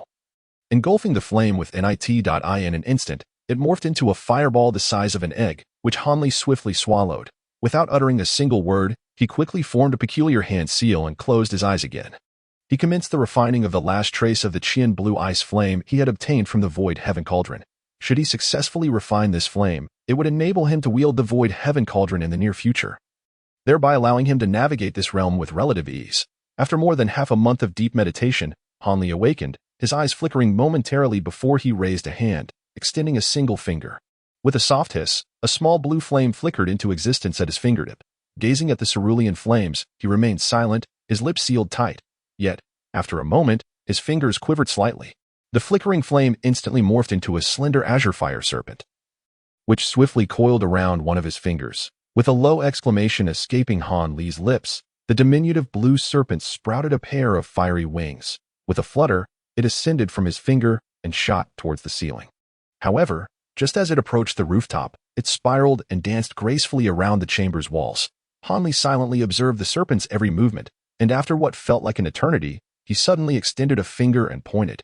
With a resounding pop, the fire serpent erupted in midair, scattering embers like a torrential downpour towards Han Li, only to vanish into his being in an instant. A faint smile graced Han Li's face as he murmured to himself. It seems that the refinement of this Qianlong ice flame is indeed accelerating. Initially, it took half a year, or even a year, to refine a mere wisp, yet now it has taken only half a month to achieve the same with this ice flame. Han Li tilted his head in contemplation before tapping his storage pouch at his waist. A flash of azure light revealed a small, flat, round cauldron materializing in his hand, although only a few inches in size. It exuded an antique charm, exquisitely crafted. This was the treasured Su Tian Ding that Han Li had meticulously preserved. As he regarded the cauldron, a pensive expression crossed his face, but he soon tossed it gently into the air, where it began to rotate before stabilizing in midair. Rubbing his hands together, azure flames suddenly erupted from his palms, forming a fireball the size of a fist. Then, from the palms of both hands, slender tendrils of blue flame shot forth, striking the fireball. Instantly, the fireball began to roll and swell rapidly. Moments later, a massive fireball, the size of a human head, appeared silently before his chest. This fireball fluctuated in size, its surface ablaze with blue flames yet devoid of any heat, presenting a rather peculiar sight. Han Li glanced at the small cauldron hovering above and, with a thought, the fireball transformed into a burst of azure light, striking the cauldron. In a bizarre turn of events, the cauldron was not only unscathed by the impact but instead merged with the flames in a harmonious fusion, the ice flames roaring to life upon its surface. The Su Tian Ding began to rotate slowly within the icy blaze. Han Li coldly fixed his gaze upon the cauldron engulfed in flames, his eyes narrowing slightly, and then released his formidable consciousness, enveloping the cauldron as he scrutinized it for any unusual changes amidst the ice flames. As time elapsed, Han Li's brow gradually furrowed. The cauldron, now thoroughly enveloped by the Qianlong ice flame, remained unchanged, appearing just as it had before. After contemplating for a moment, Han Li raised his head sharply, channeling his spiritual energy into his eyes. His pupils shimmered with a piercing blue light, fixated unwaveringly on the Su Tian Ding. Chapter 869. Tombao Decision. Not long after the Mingqing Lingyan divine ability was unleashed, Han Li, gazing at the small cauldron, finally shifted his expression, raising his hand, with a solemn gesture directed at the small cauldron. A flicker of azure light danced at his fingertips, and several slender threads shot forth, vanishing in the blink of an eye. The virtual celestial cauldron flickered with blue light, rapidly swelling within the embrace of icy flames, transforming from a mere few inches in height to an enormous stature of several feet in an instant. The intricate depictions of birds, flowers, insects, and landscapes on the surface of the cauldron became vividly discernible. Observing the colossal manifestation in the air, Han Li rose calmly, beckoning with a hand, causing the gigantic cauldron to descend several feet, coming to a halt a few feet before his chest. After a thorough appraisal of the cauldron, Han Li raised a hand without a second thought. With a resounding thud, his palm penetrated the blue icy flames, pressing against the cauldron's wall. An astonishing spectacle unfolded as the once ferocious blue flames abruptly transformed into a swirling vortex ascending skyward. Accompanied by a dragon's roar. A 10-foot-long blue dragon emerged amidst the winds, shaking its head and tail before suddenly diving downward, vanishing into the cauldron's lid. Concurrently, the pale blue surface of the cauldron shifted to a misty azure hue. The insects, birds, and beasts depicted on the cauldron's walls suddenly came to life, moving about in an astonishing display. Han Li remained unfazed by this extraordinary scene, yet the hand pressing against the cauldron shimmered with spiritual energy. Several wisps of azure mist surged through his palm, continually infusing the cauldron. As the spiritual power flooded in, a resonant hum arose from within. Under Han Li's watchful gaze, blue ancient characters began to materialize from the cauldron, ascending into the air. After a chaotic dance of blue light, these ancient characters coalesced into an unusual incantation 3 feet above the ground. Han Li lifted his gaze, momentarily slowing the flow of spiritual energy from his palm, causing the characters in the air to dim, teetering on the brink of dispersal. Startled, Han hastily resumed the infusion of spiritual energy, stabilizing the incantation, which began to emit a faint spiritual glow. Though the text was relatively brief, comprising merely 1,000 characters, Han Li's expression shifted from initial joy to a wry smile. It seemed there was no need for elaborate deciphering. The method to wield the virtual celestial cauldron was plainly inscribed within. The opening lines of the text clearly stated 2 essential conditions for commanding the cauldron. First, one must refine the accompanying azure icy flames. Second, one must cultivate an ancient technique known as the Tongbaoju. This incantation was specifically devised for commanding treasures of the celestial caliber, and each ancient celestial treasure bore its unique Tongbao incantation, differing in content. Moreover, these incantations were entirely incompatible among celestial treasures. Each possessed distinct characteristics and powers, necessitating the use of a corresponding incantation to activate them. Thus, the Tongbaoju distinctly separated celestial treasures from ordinary ancient artifacts. Only those ancient treasures that had been cultivated with the Tongbaoju could truly be considered celestial treasures, as it allowed one to seal such treasures within their body for gradual refinement. Certainly, this form of companionship is not akin to an ordinary magical artifact, which melds one's mind with the treasure. Instead, it bears some resemblance to demonic implements, merely temporarily housing the celestial treasure within the body, utilizing the Tongbao method to influence the artifact's spiritual essence day and night. Over time, this interaction gradually alters the essence of the celestial treasure, aligning it more closely with the consciousness of its possessor, thereby achieving a state of unity between the individual and the instrument. Only then can one harness the formidable powers of the celestial treasure to vanquish adversaries. However, due to the immense power of the celestial treasure, the practitioner's consciousness assumes a supportive role when wielding this artifact. Thus, it is not as secure as a life-bound treasure, which cannot be seized.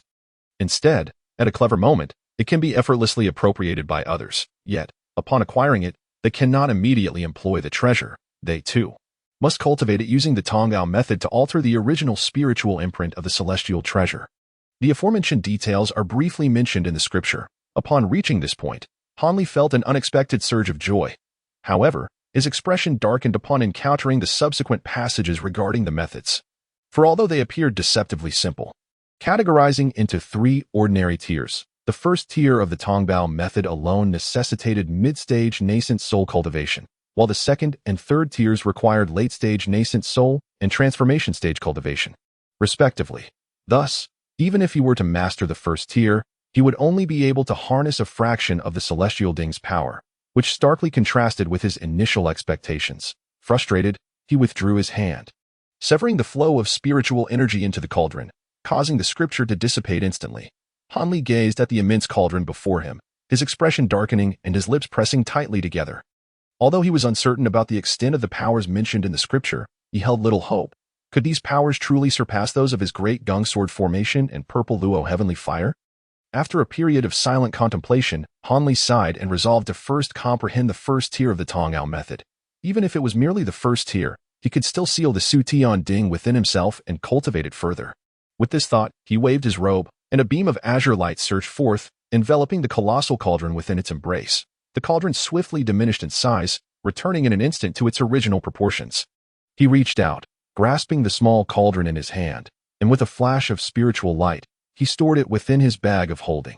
After completing these tasks, Han Li once again sat cross-legged, slowly closing his eyes, as the first tier of the Tongbao method manifested in his mind, and he began to meditate upon it.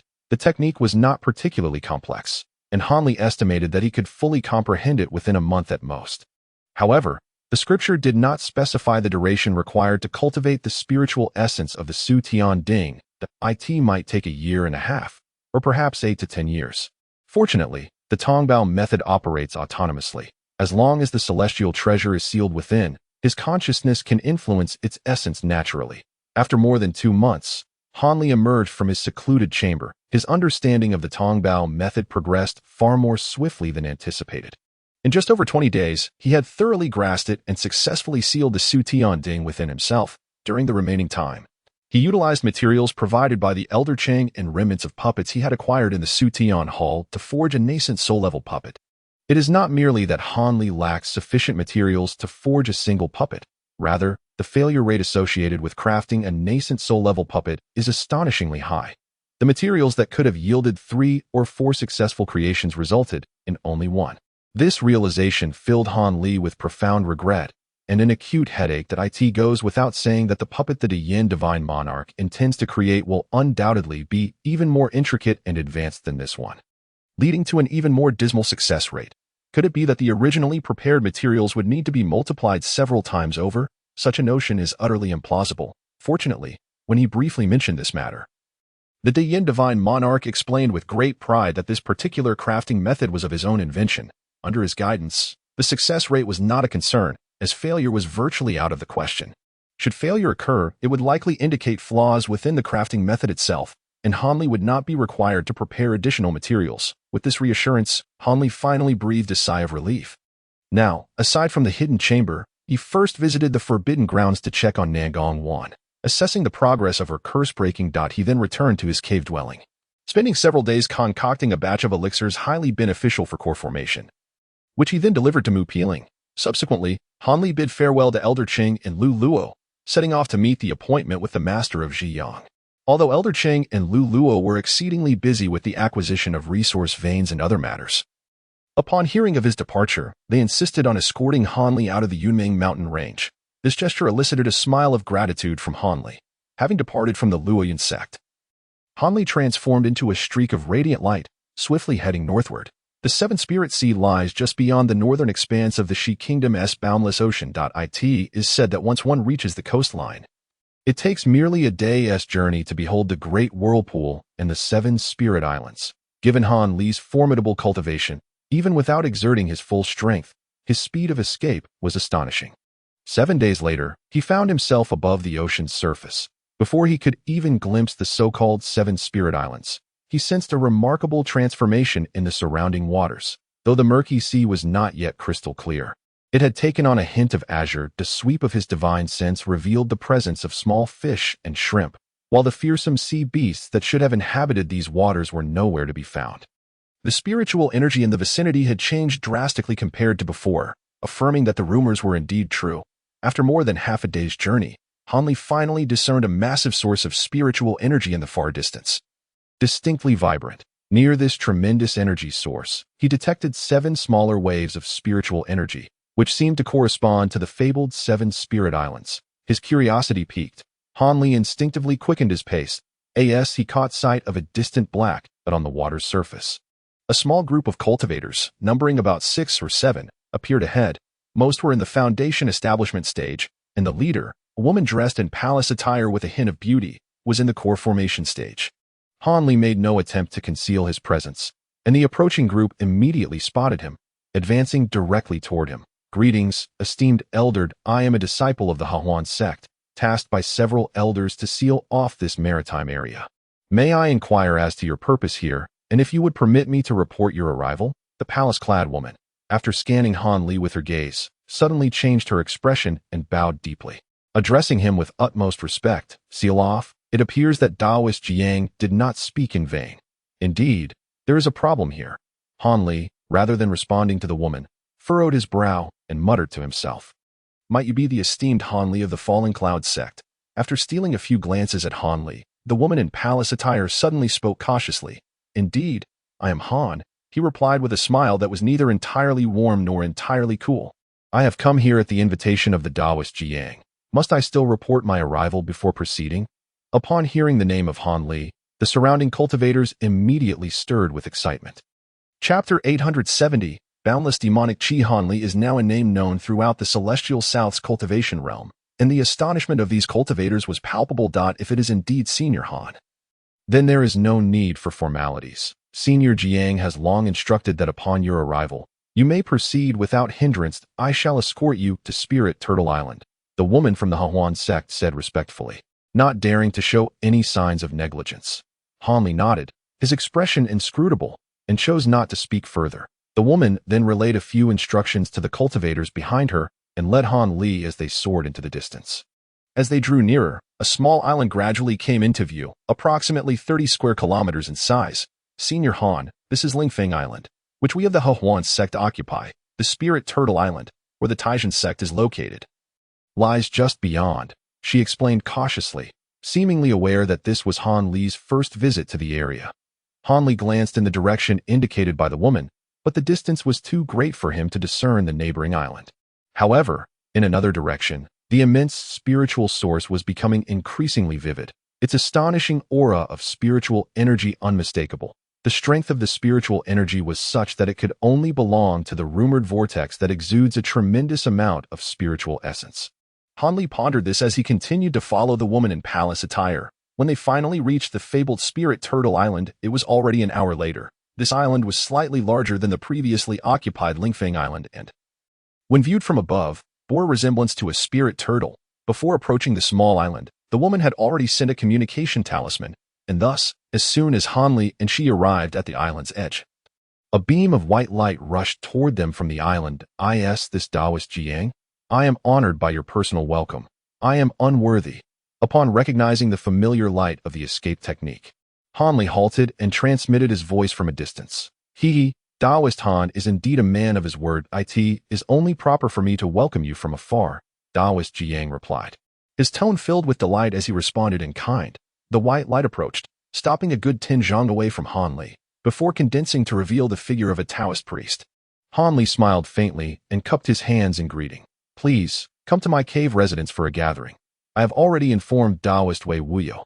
However, the old monster from Hahuan sect is preoccupied with pressing matters and cannot be here. Taoist Jiang instructed the woman in palace attire to return, turning back to Hanli with a smile. Very well, I shall heed your invitation. Hanli acquiesced readily, and the two of them swiftly took to the skies toward the island. Along the way, Hanli scanned the entire island with his divine sense, inadvertently furrowing his brow upon discovering an exceptionally fine small spiritual vein, roughly 10 miles in size on the island. There were few cultivators, yet each seemed to possess remarkable skills. Contrary to Han Li's expectations, the lower-ranked cultivators he anticipated did not appear on the isle, leaving him somewhat perplexed. Shortly thereafter, under the guidance of the Taoist priest, Han Li entered a newly established cavern. This cavern, nestled within an unassuming rocky hill, was surprisingly vast and immaculate. Upon arriving in a grand hall alongside the master of Ziyang, they took their seats, whereupon two acolytes presented them with spiritual tea. After savoring a sip, Han Li engaged in a quiet conversation with the master of Ziyang. The venerable elder, one of the 3 prominent cultivators, seemed reluctant to disclose the reason for inviting Han Li, instead leisurely introducing him to the conditions of the surrounding seas and the factions occupying Qiling Island, adopting an almost observational demeanor. It appeared that he intended to withhold any information from Han Li until Wei Wuyo's arrival. Though Han Li felt a twinge of displeasure within, he maintained an outward facade of ignorance, mirroring the casual discourse of the master of Ziyang.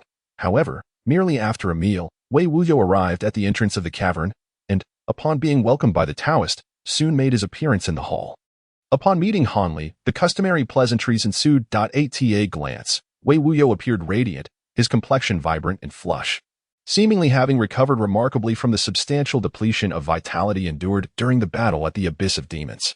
Han Li could not help but marvel internally. He knew full well that during the last clash at the Abyss of Demons, this esteemed cultivator had suffered significant losses.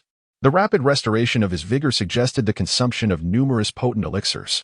Wei Wuyo, displaying efficiency, wasted no time in broaching the subject. Master Ziyang, have you briefed Han Taoist on the situation? Naturally not. Such matters are best discussed in the presence of 2 of us among the 3.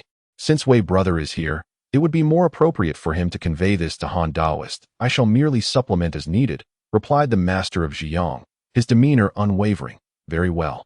It shall be as Wei proposes. This matter cannot be delayed any further. The repercussions could be considerable. Wei Wuyo agreed after a brief moment of contemplation. Considerable repercussions? Han Li's interest piqued at these words, indicating that this issue was indeed of great significance. Han Taoist, I shall be succinct. This matter relates to the ancient demon, Wei Wuyo began, astonishing Han Li with his startling revelation. Isn't that ancient demon severely injured and fled far away? Han Li stammered in disbelief. Indeed, that is so. Yet, do you not find the timing of the emergence of the great vortex rather suspicious? Almost as if the ancient demon was driven away just as this strange phenomenon appeared in the boundless sea. Moreover, we discovered some concrete evidence near the vortex. You should recall that during the final period of the ancient demon siege, it had indiscriminately slaughtered several cultivation families and minor sections. We later uncovered that these families and sects were all connected to the possession of demonic artifacts or rumored to have such items. In fact, 3 demonic artifacts were indeed seized by this ancient demon. Nearby the Great Vortex, we found the remnants of one of the missing demonic artifacts, as if it had been utterly destroyed by some immense power. Thus, we suspect that the ancient demon first meddled with something here in the Boundless Sea, and then was ensnared by our demon extermination group elsewhere, sustaining severe injuries before fleeing Tiannan. Wei Wuya spoke gravely. There's something amiss with this inexplicable vortex? Otherwise, even if the ancient demon had tampered with something, the 3 of you would not be taking this matter so seriously. Han Li pondered for a moment and inquired tentatively. You have indeed asked the right question. Brother Han. If this vortex merely expelled spiritual energy and manifested 7 small islands, why would the 3 of us concern ourselves with it? The crux of the issue lies in our discovery that this so-called Great Vortex is, in fact, the focal point of a colossal sealing formation from many years ago. Moreover, these 7 spiritual islands are merely a fragment of that formation. You should now comprehend the gravity of the situation, Zhiyang Shangren remarked with a wry smile. A sealing formation. What could it be sealing that necessitates such a massive array? Han Li's expression shifted dramatically. A look of astonishment crossing his face. Though he was unaware of the true scale of the formation, the vast distances between the 7 islands were indicative enough of its enormity. This is also what we wish to ascertain. However, I am completely at a loss. The sealed entity is undoubtedly related to the ancient demon realm and the ancient demons themselves. That I must implore Brother Zhiyang to elaborate, for it was you who first delved into the depths of the vortex and witnessed the circumstances there. Wei Wuya said slowly. I have little to add. You too witnessed it later as well. The bottom of this immense vortex is filled with unfathomable, boundless demonic energy, the depth of which is impossible to ascertain. It is only kept in check by the pure spiritual energy within the vortex, preventing it from surging forth. However, should it erupt, it would undoubtedly spell disaster for us in Tiannan, as the spiritual energy of the entire region would undergo immediate transformation. I even suspect that the Boundless Sea once bore such a terrifying visage, perhaps linked to the demonic energy below, the Taoist said calmly. Yet, the current situation, as Brother Han has observed, is dire. The focal point of the sealing formation has already been compromised, and the spiritual energy from the vortex is gradually seeping out.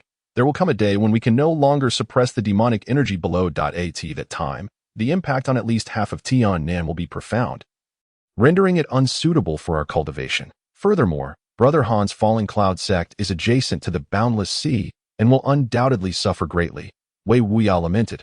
Upon hearing this, Han Li felt a sense of resignation. Since the 3 of you have summoned me here, I presume you possess a method to avert this calamity. Otherwise, if the 3 of you find yourselves at a loss, I am even more powerless. Han Li remarked, raising an eyebrow and speaking lightly.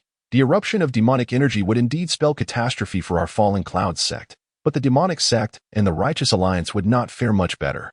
Only the 9 Nations Alliance, situated at a considerable distance, might appear insulated from the turmoil.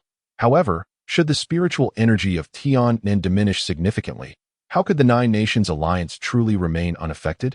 The various sects, deprived of their cultivation grounds, would inevitably ignite conflicts anew in a bid to seize resources, Han Li reflected, finding a sense of calm amidst the turmoil, upon discovering this grave threat. The 3 of us immediately commenced our search for information to unravel this calamity. As a result, we have indeed uncovered information regarding this ancient sealing formation. It is somewhat astonishing to think that this matter is intertwined with the realm of cultivation and the Great Jin.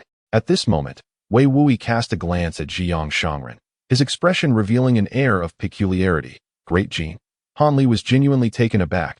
Oh, you know where these ancient texts were sourced from? He inquired. Zhiyang Shangren sighed with a hint of resignation, conveying that the meaning was. Han Li vaguely sensed something, his face reflecting a similar astonishment. It seems that Han Daoist has figured it out. The information regarding this ancient sealing formation was unexpectedly discovered within a long-forgotten obscure tome of our sect. Additionally, we have clarified some historical origins concerning our Taijin sect. Remarkably, in ancient times, our sect was a branch of the current Great Jin's 3 major sects, known as the Jinji men. Moreover, the reason for relocating to this southern region was, in fact, to guard this ancient sealing formation. The Taoist spoke with a wry smile. Chapter 871. Exploring the vortex. Your esteemed sect hails from the Great Jin. This revelation took Han Li completely by surprise. Indeed, however, that was many years ago. Due to the vast passage of time, our Taijin sect has long severed its inheritance in this regard. Apart from a few particularly ancient techniques, most of our current methods and traditions are no longer related to the Jijin sect. Were it not for this incident, I might never have stumbled upon this ancient tome hidden within the sect's secret grounds. Zhiyang Shangren lamented. Zhiyang Daoist, what does the tome say regarding the sealing formation? Has it revealed a way to resolve this calamity? Han Li pondered thoughtfully. Although it treats the sealing matter with the utmost seriousness, declaring it our lineage's eternal duty, the relevant information is rather vague. Lacking in detailed accounts, fortunately, it does provide a general structure of the sealing formation. The three of us gathered a number of formation masters, and after years of research, we finally discovered a method to restore the formation. The Taoist replied solemnly. However, this method requires not only the concentration of numerous high-level cultivators, but also necessitates one individual to venture deep into the demonic aura, embedding a formation disk in the designated depths of the sea. This is precisely why we sought out Han Taoist. Only your protective divine thunder can truly counteract the demonic aura from corrupting the body, allowing for a thorough investigation, Wei Wui stated calmly. Upon hearing this, Han Li furrowed his brow slightly. Judging by the expressions of his companions, it seemed they had devised this method some time ago, while he had only recently returned to the Fallen Clouds sect. Before this, I am curious how you intended to transport the formation disk into the depths of the demonic aura, Han Li inquired with composure. Wei Wui and Zhiyang Shangren exchanged glances. Momentarily taken aback that it appeared that nothing could remain concealed from Han Taoist. Indeed, we had initially prepared an alternative method. We intended to summon several demonic-repelling treasures from our respective factions and concentrate them on a practitioner skilled in anti-demonic techniques. Allowing them to venture into the demonic aura for a trial, they admitted. However, the malevolent energy emanating from below is indeed formidable. This method offers merely a 40 to 50% chance of success, with a significant likelihood of failure. In contrast, the exorcising thunder of my esteemed friend is entirely different. Its power is specifically designed to counteract malevolent energy, making it a task of almost effortless ease for you. The master of Zhiyang remarked with a smile. I see. That indeed presents a commendable approach. Han Li replied with a light chuckle. Logically, considering the implications for all of Tiannan, I should naturally agree to this endeavor without hesitation. However, before I commit, might I first observe the extent of this boundless malevolent energy? I prefer not to undertake endeavors without assurance. Han Li's gaze flickered momentarily before he articulated his thoughts. That is entirely reasonable. Currently, the old demon of harmony is monitoring the fluctuations of the malevolent energy at the Great Whirlpool. It would be prudent for you to see for yourself. After all, the sooner we can reseal this malevolent energy, the sooner we can find peace. The master of Zhiyang readily concurred. Wei Wuya also nodded in agreement, showing no signs of dissent. Seeing their reactions, Han Li felt a slight sense of relief. It appeared there were no hidden traps, and the matter was likely straightforward. Thus, the three of them promptly departed from the master of Zhiyang's cave and set off towards the immense spiritual source that Han Li had sensed. Upon exiting Lingui Island, the trio transformed into three streaks of vibrant light, soaring westward. After flying for approximately 100 miles, they finally beheld a shimmering orb of white light glimmering upon the distant sea. With vast multicolored rays of light converging and swirling high above, resembling an enormous inverted funnel, this spectacle connected, though tenuously, to the luminous orb below, creating an extraordinarily peculiar sight. A hint of astonishment crossed Han Li's face as he beheld this scene. Under the scrutiny of his spiritual sense, both the white orb and the multicolored rays contained astonishingly pure spiritual energy, surpassing even the finest spiritual vein locations. This is the Great Whirlpool, Han Li murmured to himself. Indeed, this is the place. The old demon of harmony is meditating on the nearby rocks. Let us approach and convene with him first. The master of Zhiyang pointed towards a distant direction, suddenly proclaiming. Following his indication, Han Li swept his spiritual sense over, and indeed, he discovered a man clad in black robes seated cross-legged on a rock approximately 10 miles from the light orb, none other than the old demon of harmony. As Han Li scanned with his spiritual sense, the old demon of harmony abruptly opened his tightly shut eyes, casting a piercing gaze toward Han Li's direction before swiftly rising to his feet. In the next instant, the demon's figure flickered, appearing high in the sky. At that moment, Han Li and his companions' escape lights also sped towards him. Han Taoist has arrived. It seems we shall soon be able to restore the formation. The master of Zhiyang greeted with a smile as he halted his escape light near the old demon of harmony. Han Li and Wei Wuya subsequently materialized beside him, though. It is indeed a fortuitous development that Han Taoist is willing to lend his assistance. With the exorcising thunder at your disposal, success is virtually assured, the old demon of harmony remarked, though his expression remained devoid of warmth. merely glancing at Han Li with a hint of indifference.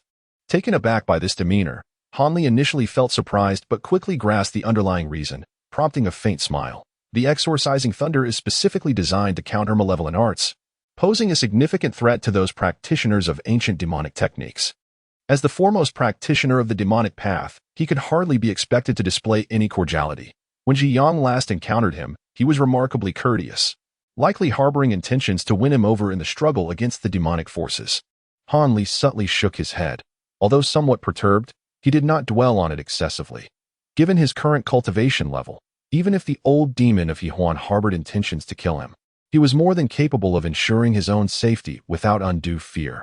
Moreover, he believed that this old demon would not engage in such foolish actions. Wei Wuya had mentioned Han Li's desire to investigate the demonic energy. Upon hearing this, the old demon of Yihuan furrowed his brow slightly, but ultimately nodded in agreement. Thus, under the guidance of the three, Han Li followed as they soared toward the nearby sphere of light. As they drew nearer, the so-called Great Vortex came into sharp focus before Han Li's eyes. That a massive hole, measuring approximately 300 to 400 zhang in diameter, appeared on the surface of the sea not far away. Though referred to as a vortex, the center was devoid of any seawater. Instead, pure strands of white spiritual energy surged forth intermittently, rising into the air and transforming into vast rays of rosy light under the sun, obscuring half the sky with their brilliance. Han Li inhaled the slightly damp sea air, sensing the purity of the nearby spiritual energy, and felt a sense of astonishment. This great vortex had been present for quite a while now. If it released such a substantial amount of spiritual energy daily, the quantity lost would indeed be staggering. Unable to discern the conditions within the depths of the vortex from his vantage point, Han Li remained silent and contemplated. A flash of azure light enveloped him, and he suddenly appeared high in the center of the vortex, intending to gaze downward. However, upon revealing himself in midair, he immediately felt an immense pulling force that caused him to plunge downward.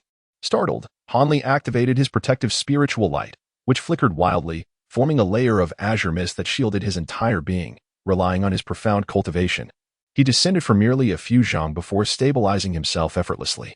At that moment, Han Li cautiously looked down, his pupils shimmering with a faint blue glow. This scene caused the expressions of Ji Yang and the others observing him from the outside to shift noticeably. Ji Yang, I recall that during your last visit, Elder Ma from your sect, who was at the mid-Yuaning stage, also flew to this location without any magical artifacts. Yet he seemed to plummet for over 10 zhang before managing to halt his descent. Wei Wuya remarked, turning his head with a sudden gravitas. Indeed, that is correct, Ji Yang replied, his brow furrowed. The gravitational pull at the center of the vortex is formidable. Even we would sway under its influence without vigilance. The Taoist observed, his expression revealing surprise. That is undoubtedly true. That I had previously sensed that Han Dao's cultivation technique appeared somewhat extraordinary, evidently surpassing that of his peers. Now, having advanced to the mid-Yuaning stage, his magical power has become even more refined, far beyond that of ordinary cultivators. I truly wonder what technique he practices to achieve such remarkable efficacy, Wei Wuya said, enviously clicking his tongue. That remains uncertain. While some top-tier techniques do indeed allow cultivators to greatly amplify their magical power, they often come with significant challenges to master or possess some considerable flaws that in some cases, the costs outweigh the benefits. It is unclear whether this Han Daoist has cultivated one of those techniques. Ji Yang pondered for a moment, unable to assert anything definitively. Meanwhile, the old demon of Yihuan remained silent, his expression darkening. Just then, Han Li's figure flickered in the air, and after a flash of azure light, he returned to the side of the three formidable cultivators. Indeed, the vortex possesses an astonishing amount of spiritual energy. Even at the surface of the sea, the suction is formidable. One cannot help but wonder what perils lie deeper below. Han Li stated calmly, due to the immense barrier of spiritual energy, his divine sense could not penetrate further. To observe the demonic aura, one would need to venture to the depths. Although the pressure below is not as insurmountable as we might have led others to believe, it would still be prudent for my fellow cultivator to summon several treasures before descending. Moreover, within the vortex, numerous smaller whirlpools of spiritual energy exist, which could pose a danger if one were to be drawn into them. How about this? I shall accompany you, Han Daoist, on this journey. The esteemed Ji Yang said unexpectedly. It is indeed a fortuitous arrangement that you are willing to join me, esteemed Ji Yang. Han Li expressed his delight, as the concerns that had previously lingered in his heart dissipated entirely. Without further ado, Han Li and Jiang transformed into two radiant streaks of light, vanishing into the depths of the vortex. Instantly, the surface of the sea was left with only Wei Wuya and the old demon Hellion, who gazed silently at the center of the vortex, momentarily at a loss for words. Wei brother, what is your opinion of this Han Taoist from the Fallen Cloud sect? After an indeterminate time, the old demon Hellion spoke without turning his head. What do you mean by that? Wei Wuya chuckled lightly at the inquiry, responding leisurely. Chapter 872, The Abyss of Demonic Qi. Humph, why must you feign ignorance? Wei brother, at such a tender age, he has already advanced to the mid-stage of the nascent soul realm, possessing several formidable abilities. Once he reaches the late stage of the nascent soul, what place will there be for us in Tiannan? The black-robed man remarked coldly. Hee, my perspective differs somewhat from that of Hellion brother. Wei Wuya shot a glance at the old demon, a smirk playing on his lips. What differences might there be? Pray tell. Wei brother you still have confidence in suppressing this individual after he advances to the late stage of the nascent soul? Hellion said ominously. Suppress? Why should I suppress? I am the eldest among the three great cultivators, and I have but a century or so left before I must depart this world. Even if he were a reincarnated true immortal, he could not possibly advance again within 100 years. If that were the case, even if he were to cultivate to the heavens, sweeping across all of Tiannan, what concern would that be of mine? Wei Wuya replied nonchalantly. Are you willing to see the vast power you painstakingly cultivated ultimately seized by him alone? If you would be inclined to join forces with me, I would even consider making concessions on certain matters, Hellion said, his eyes narrowing. I have no interest in meddling. Moreover, do you not think it's somewhat too late to be scheming now? Hellion brother, if this individual were at the early stage of the nascent soul, I might have been persuaded with sufficient incentive. However, now that he has yet to reach our level, and his abilities are unlikely to be inferior to ours, I have no desire to create an enemy of equal standing, nor do I wish to leave my sect with endless troubles. Let us not forget, the complete annihilation of beings at our level is nearly impossible. Even with the most meticulous planning, there is a significant risk of failure. Of course, if we could assemble a force akin to that which faced the ancient demons, it would be an entirely different matter. But in my view, it would be better for you to refrain from engaging in such futile maneuvers. Instead, it merely provokes the enmity of this individual. After all, even if this person truly had the opportunity to unify the southern heavens, such a reign would not endure for long. Let us not forget the fate of that once mighty cultivator of the transformation stage who dominated the southern heavens. A faint, cold smile crept upon Wei Wuya's lips as he spoke.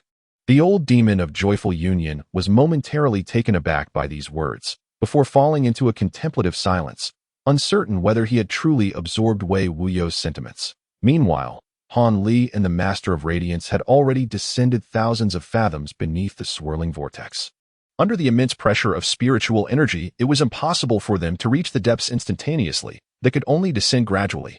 Han Li had already summoned the blue light shield, which enveloped him in a protective azure aura, while over 30 golden flying swords whirled around him like a flurry of sword shadows. As he continued his descent, in contrast, the Master of Radiance exhibited even more extravagance, relying on a misty white sword that coiled around him like a dazzling rainbow, effortlessly slicing through layers of white spiritual energy as he descended alongside Han Li. Observing this, Han Li felt a surge of admiration for these extraordinary beings of the late nascent soul stage. Reflecting on this, Han Li directed his spiritual sense downward. However, after penetrating merely a dozen fathoms, his consciousness was repelled, yielding no results. The clear spirit eye, on the other hand, managed to penetrate a greater distance of 30 to 40 fathoms. Yet the view remained shrouded in a dense mist. Fortunately, the occasional appearances of spiritual energy whirlpools could not evade the eye's perception, allowing Han Li to foresee and deftly evade them. His ability to anticipate and avoid these hidden vortices did not go unnoticed by the Master of Radiance, who was secretly impressed and felt an increasing desire to ally with Han Li. As for whether Han Li would ascend to the late nascent soul stage and unify the various factions, the old Taoist remained entirely unconcerned. He was confident in his judgment. Han Li was a devoted cultivator in pursuit of the Tao, one who would quietly immerse himself in his practice as long as it did not concern him, and would never engage in such laborious endeavors. Otherwise, with Han Li's powers, controlling not just the Falling Cloud sect, but the entire Stream Kingdom would be a trivial matter. Moreover, reports from the Righteous Alliance's intelligence within the Stream Kingdom indicated that, whether during Han Li's early or mid-nascent soul phase, There had been no signs of such ambitions. This realization further assuaged the old Taoist worries. After a meal's time, Hanli estimated that they had descended to a depth of approximately 10,000 fathoms. He could not help but gaze upwards. The expanse above him was likewise veiled in a misty haze, obscured by spiritual energy, making it impossible to discern the distance. The immense pressure from the flying swords surrounding him led him to conclude that reaching such depths would indeed require at least mid-nascent soul cultivation. Were it not for the fact that his cultivation of the Azure Yuan sword technique was significantly more profound than that of his peers, he might have found the descent quite strenuous. As Hanli pondered, the Master of Radiance suddenly spoke up.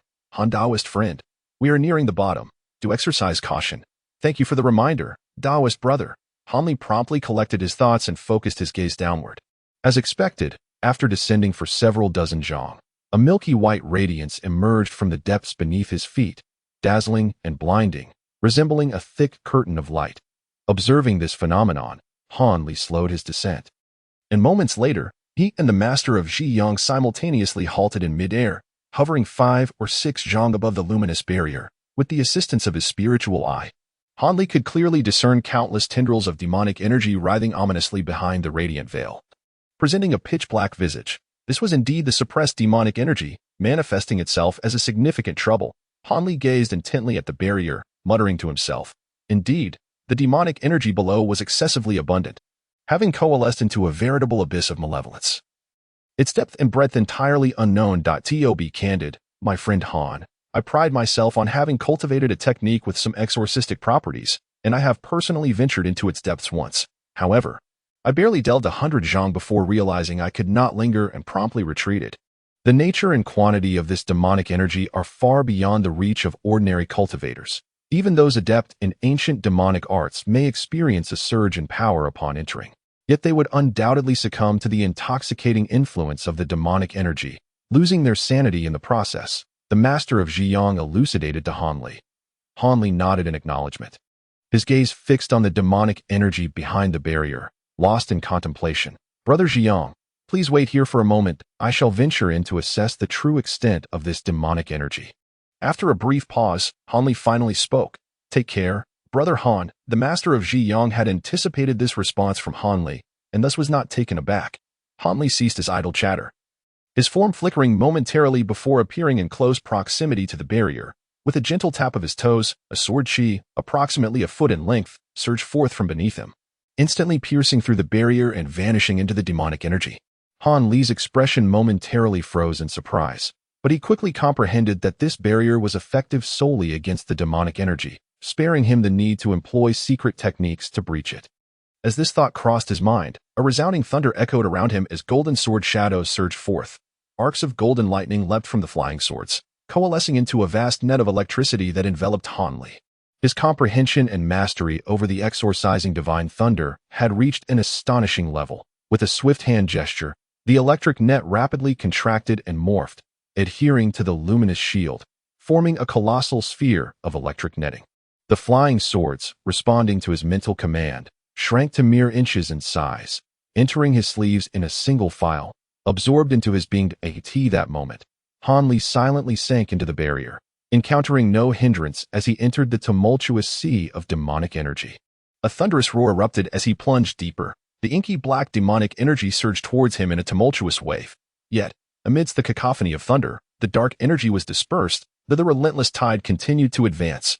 Hanli did not act immediately. He merely stood in place, observing as clusters of demonic energy were shattered by the golden arcs, only to reconstitute and charge towards the protective barrier. Hanli furrowed his brow, assessing the rate at which the exorcising divine thunder was being consumed, gaining some insight into the situation. After a moment of contemplation, he finally propelled himself deeper into the abyss of demonic energy. At this juncture, Hanli dared not extend his consciousness beyond the protective shield, for the density of the demonic energy here was so profound that it could very well taint even the senses of a cultivator.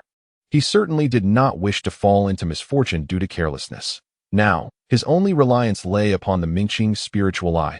Yet, in this abyss of ink-black demonic energy, the spiritual eye could only perceive a distance of a few zhang, rendering it incapable of discerning anything further, and his movements were excruciatingly slow. However, after not venturing too far, having merely flown over 200 zhang, Hanli halted, surveying his surroundings for a brief moment. After a short while, without a second thought, he began to retrace his steps along the original path. Indeed, the exorcising divine thunder proved to be remarkably sharp. His companion had remained unscathed after such an extended duration within. Such a reputation is truly well-deserved. As Hanli emerged from the light curtain, the Zhiyang master smiled and praised him. It is nothing. This is merely due to the absence of a controller over the demonic energy, allowing it to be easily dispelled. Hanli replied with a smile, his demeanor unruffled. The Zhiyang master did not inquire further, merely nodding in agreement. Thus, Hanli retracted the golden arc, unleashed the flying swords once more, and the two ascended upwards. What do you think? With Han Daoist exorcising divine thunder, should there be no issues within the demonic energy upon their emergence from the vortex as the two revealed themselves nearby? Wei Wui casually inquired. It seems Han could indeed give it a try. However, before agreeing, I intend to consult with several fellow Daoists regarding the exact location for burying that array disk. If we delve too deeply into the demonic energy, my exorcising divine thunder may not sustain such consumption. Hanli pondered briefly before responding without hesitation. As for the specific location, let us discuss it back at the cave dwelling. That array disk is still in the hands of those array masters. We should first retrieve it and deliver it thoroughly before allowing Han Daoist to proceed below. After all, this array disk is not easily crafted and must not be mishandled. The old devil, He Huan remarked indifferently. Chapter 873. Obtaining the spiritual island. Regarding the words of the old devil He Huan, neither Han Li nor the others voiced any objections. Han Li requested a secluded chamber from the Zhiyang master, preparing to meditate and rest for the night, while Wei Wui and the others went to retrieve the array disk from the array masters. Early the next morning, Han Li received a transmission from the Zhiyang master in the secluded chamber and promptly made his way to the hall. There, he found Wei Wui and the other two seated together, engaged in discussion. With a raised brow, Han Li approached without hesitation. Han Daoist, please take a seat. This is the specific location for burying the array disk, derived from the research of the sealing array. I hope you carry it with you and remember it well. Wei Wui greeted Han Li courteously, flipping his palm to place a pale red jade slip on the table before him. Oh, let me have a look, Han Li replied nonchalantly. With a gesture, the jade slip shot towards him with a whoosh, which he caught deftly before casually sitting in another chair nearby, immersing his consciousness in the slip. After a considerable time, Han Li's expression shifted, and when he withdrew his consciousness from the jade slip, his countenance had darkened completely. Fellow Daoists, are you truly intending to have me lay the array disk in such a perilous place? Do you wish for me to go and never return? Han Li tossed the jade slip onto the table and raised his gaze, speaking coldly. How could a fellow Daoist think such a thing? Although the placement of the formation is somewhat deeper than expected, with Han Daoist having the protective evil-repelling divine thunder, there should be no issues upon arrival. The old demon of harmony spoke calmly and without a hint of emotion. Is that so? Does Brother He Huan truly believe that my evil-repelling divine thunder will never dwindle? Or perhaps you think that once the formation is properly arranged, there is no need to consider the return journey? Han Li cast a sidelong glance at the old demon and replied with a hint of irritation in his voice. If I interpret your words correctly, it seems that the evil-repelling divine thunder at your disposal is insufficient to support a round trip. However, I recall that during the battle in the abyss of fallen demons, you commanded quite a considerable amount of that divine thunder, Wei Wui remarked, furrowing his brow as he spoke slowly. You and your companions have ventured into the demonic aura, but I doubt you have descended very deeply, Han Li observed with a hint of peculiarity on his face. Oh, what do you mean by that, Han Daoist? Wei Wui was momentarily taken aback. The old demon of harmony's gaze flickered. Yet he remained silent, while the master of Zhiyang lowered his head, seemingly immersed in contemplation. If one were to delve to a certain depth below, it would be evident that the deeper one goes into the demonic abyss, the more potent the demonic energy becomes, leading to a quicker depletion of the evil-repelling divine thunder. This conclusion was reached after I descended 200 to 300 zhang, while I possess some evil-repelling divine thunder. It would not last long in the depths of several thousand zhang of demonic energy.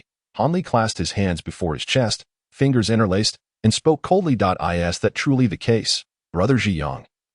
Among the three of us, you ventured the deepest into the demonic aura. Is this true? Wei Wui inquired, his brow furrowed as he turned to the master of Zhiyang.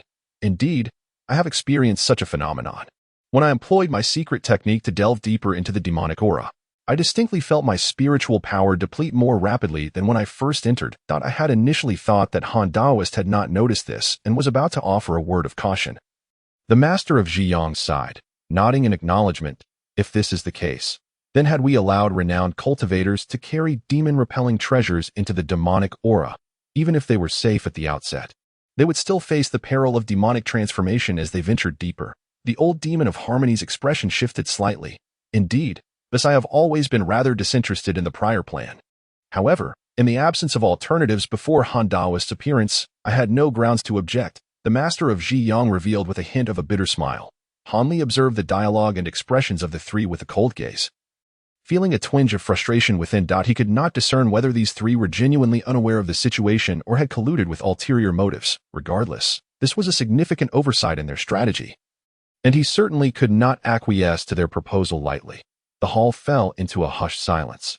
Knowing full well they were heading towards certain doom, no one would willingly proceed to arrange the formation.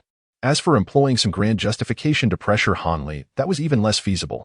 All present were astute individuals. At their level of cultivation, even if the southern skies were engulfed by demonic energy, not a single one would engage in self-sacrificing acts. At most, they would simply leave the southern skies behind, for with their prowess, it would be effortless for them to establish themselves elsewhere. Moreover, apart from Han Li, there was no one else capable of entering the demonic aura and accomplishing the task. The three eminent cultivators found themselves exchanging glances, each lost in contemplation. At that moment, Han Li's gaze flickered, and with a softened tone, he suddenly spoke.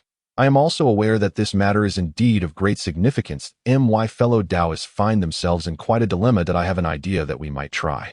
What idea? Please do share, Han Daoist, the celestial Yang master urged, his voice filled with anticipation. Upon hearing this, Wei Wuyo and the old demon of harmony perked up, eagerly looking over. It is quite simple. I believe I can endure the evil-dispelling divine thunder long enough to set up the formation. However, returning will pose a challenge. Thus, the magical treasures prepared for dispelling evil must be lent to me for this purpose, allowing me to sustain my efforts a bit longer. Of course, this approach carries its own considerable risks. Here, Han Li's voice faltered, and he seemed to hesitate slightly. No problem. As long as the formation can be properly set, we can certainly lend the magical treasures to our Taoist friend, Wei Wuyo replied with a joyful expression. Hastily speaking up, naturally, given the perilous nature of this endeavor, the three of us would not allow Han Daoist to take such a risk for nothing.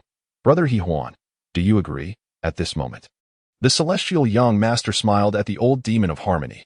The old demon of harmony paused, taken aback by the remark, but after a moment's hesitation, he nodded and said, Indeed. In fact, even without this matter, the three of us initially intended to gift one of the 7 spirit isles to Han Daoist. A spirit isle gifted to me. Upon hearing this, Han Li's pupils constricted in surprise. Indeed, the division of the 7 islands, while seemingly apportioned among the 7 major sects, predominantly belongs to our 3 great factions. There happens to be one extra isle that is difficult to allocate that we initially intended to reserve it for your alliance. But both Long Han and Feng Bing are currently in seclusion and cannot attend. Thus, the isle has temporarily fallen under the jurisdiction of a lesser-known sect. Now, since you are willing to take this risk, the spirit isle designated for you, the Falling Cloud sect, will surely not attract any dissent. The celestial Yang master spoke with a gentle demeanor. Is there truly such an arrangement? Han Li was somewhat taken aback. After all, he had heard that these spirit isles not only boasted excellent spiritual veins, but also housed several sizable spiritual stone mines, which are exceedingly precious, since the 7 islands are part of the Grand Formation. Once the formation is restored, will these islands not sink back into the ocean? Han Li pondered, his unease evident. Fear not. The method we employ for restoration differs slightly from the original sealing formation. These islands will not be squandered to sink once more. Naturally, the sect cultivators occupying these islands will henceforth bear the responsibility of guarding the sealing formation, Wei Wuyo explained calmly. Since the 3 esteemed Taoists have promised such a generous gift, I must act according to reason and cannot refuse this opportunity. However, once this matter is concluded, I will refrain from participating in subsequent affairs, Han Li stated after a moment of contemplation, his words unembellished. Haha, as long as you can set up the formation properly, you will have accomplished a great feat. The rest can be left to the 3 of us. Wei Wuyo laughed heartily, readily agreeing. Although the old demon of harmony and the celestial Yang master had previously harbored differing intentions, they both felt reassured at this moment. At this moment, Wei Wuyo retrieved a round, white object from his storage bag and handed it over. Han Li accepted it and took a glance. It was a finely crafted, palm-sized array plate made of exquisite white jade. adorned with intricate and complex inscriptions that clearly indicated it was no ordinary item. With a flicker of azure light in his hand, the array plate vanished from sight, being stored away in his bag. Very well. Now, everything is in place. We merely await the favorable winds. I wonder when Brother Han intends to descend, Wei Wuyo inquired, his expression one of satisfaction. The sooner we can restore the array, the better, Han Li replied gravely. After a night's rest, I have replenished some of my expended spiritual energy. If the three esteemed friends have brought their demon-repelling treasures, I shall descend to arrange the array forthwith. Delays of a day or two might lead to unforeseen changes in the demonic aura. Upon hearing Han Li's words, the three esteemed cultivators present in the hall voiced no objections. They had indeed kept the precious demon-repelling artifacts on their persons. Having painstakingly gathered them together, they promptly produced these items, presenting them to Han Li one by one. A dragon-headed jade rui, a fiery red bagua mirror, a resplendent suit of golden armor, and a small black flag. Han Li, showing no hesitation towards the three, immediately tested the efficacy of the four treasures, discovering that each was indeed extraordinary. 3 of the items were of utmost yang and flame, proving highly effective against demonic energy. Conversely, the black flag was a renowned artifact of the demonic path, according to the old demon He Huan. Although this flag originally commanded the ghostly winds of the underworld, it could also absorb demonic energy, thus serving as a means of self-protection. Contemplating the flag, Han Li felt a stir within him. After a moment of contemplation and handling, he ultimately stored it away. This action elicited a hint of surprise from the old demon He Huan. With his treasures secured, Han Li departed from the abode of the Master of Pure Yang alongside the three companions, making their way towards the direction of the Great Vortex. Several hours later, Han Li found himself at the bottom of the vortex with remarkable ease. This time, he was alone. Gazing at the demonic energy beneath the light barrier, Han Li wasted no time. With a clenched fist, a thunderous crack resounded, and several thick golden arcs erupted from his body, morphing into an electric net that adhered to the surface of the light shield. Observing the golden arcs, Han Li's lips twitched slightly, revealing a trace of derision. Even the most cunning of Wei Wuyo and his companions could never have fathomed that he possessed 72 golden thunder bamboo flying swords. By his calculations, he had more than sufficient means to protect himself. Even if he were to make a round trip or two. Otherwise, he would not have undertaken such a perilous venture. His earlier negotiations with them were motivated partly by the benefits the Master of Pure Yang had hinted at during their time at the 100 Crafts Institute, and partly by his desire to keep his true capabilities concealed, deliberately leading them to underestimate the quantity of his dispelling divine thunder. In the future, the only individuals capable of posing a threat to him in Tiannan would be the three major cultivators and a few esteemed masters from the Mulan. Han Li had to remain vigilant against them. Chapter 874. Fragments of the Stone Tablet. He entered the demonic energy, akin to his previous experience. Shielded by the golden arcs, the sound of thunder gradually diminished, and the golden light of the dispelling divine thunder receded into the darkness, ultimately vanishing without a trace. Meanwhile, on the surface of the sea, the Pure Yang group was engaged in discussion. Brother Zhiyang, do you believe that Han Daoyou's evil-repelling divine thunder is truly insufficient for a round trip, as has been suggested? Wei Wuyo, with his hands clasped behind his back, inquired of Zhi Yongren. What do you mean by that? Brother Wei, do you imply that the words of this humble Taoist were insincere? The Taoist's expression darkened, revealing a hint of displeasure. Haha, please do not misunderstand, esteemed one. That was never my intention. I merely found it somewhat curious that Han Daoyou agreed so readily. Prompting me to pose my question, Wei Wuyo replied with a subtle smile that if that is the case, then I too am left in a state of uncertainty. Yet, it is indeed true that the deeper one ventures into the abyss of demonic qi, the greater the consumption of magical power becomes. To safely traverse such depths would indeed require a staggering number of evil-repelling divine thunders. I do not believe Han Daoyou possesses such an abundance to command. Perhaps, aside from the evil-repelling divine thunder, he has other means to temporarily counteract the demonic energy. Zhi Yang's demeanor softened as he spoke in a measured tone. That does indeed seem quite plausible. After all, the world of cultivation is rife with extraordinary techniques and secret arts. Wei Wuyo remarked with a smile, then glanced sideways at the nearby Huan Laoma. The figure in the black robe remained expressionless, arms crossed, silently gazing at the vortex's center. But a moment of silence enveloped the three in a place where the demonic energy reached a depth of 3,000 zhang. A luminous shield shimmered with golden lightning, suspended motionless in the air. Within this protective barrier, Han Li held a jade slip detailing the array's location. his expression grave as he scrutinized its contents. After a while, Hanli withdrew his divine sense and surveyed his surroundings. It seemed the inky blackness had already settled at the abyss's bottom, rendering visibility nearly impossible. Hanli furrowed his brow, suddenly parting his lips to expel a small sword, barely an inch in length. With a flash of golden light, the tiny sword pierced through the protective shield, a delicate arc of electricity dancing along its blade. After a graceful spiral, it soared above Han Li's head, transforming into a peculiar golden wheel. About an inch in diameter, swirling amidst the electric glow, Han Li, standing below, formed a hand seal and pointed at the wheel above. The wheel paused momentarily before transforming into a beam of golden radiance that shot forth. Without hesitation, Han Li followed closely behind, his figure pressing against the shield. After traveling horizontally for several hundred zhang, the golden sword suddenly changed direction, plunging downward with a resounding thud.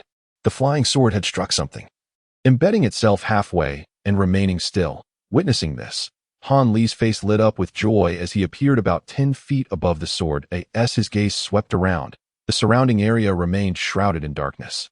But the arcs of electricity on the sword flickered with a faint glow, allowing him to discern some details. Han Li discovered that the spot where the sword was lodged appeared to be a smooth, massive stone.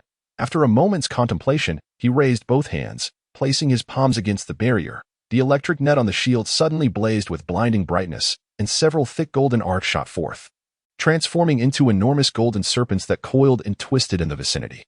Within a radius of several zhang, all traces of demonic energy were thoroughly cleansed as the golden serpents surged past.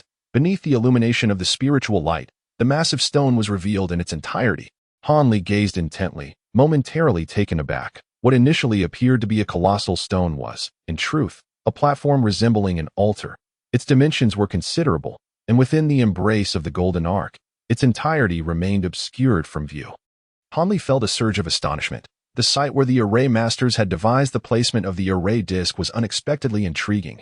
Prompted by curiosity, Han Li activated the golden arc and swiftly circled the altar. Gaining a clearer impression of the platform, it spanned approximately an acre, and both its design and the engravings on the surrounding stone walls indicated its ancient origins, undoubtedly constructed by the practitioners of a bygone era. Upon returning to his original position, Han Li gestured towards the small sword embedded in the ground, which instantly transformed into a streak of golden light, darting back to him. After a moment's contemplation, he directed his flight toward the center of the platform. A short while later, he noticed several flickers of white light in the distance. A sense of urgency propelled him to quicken his pace.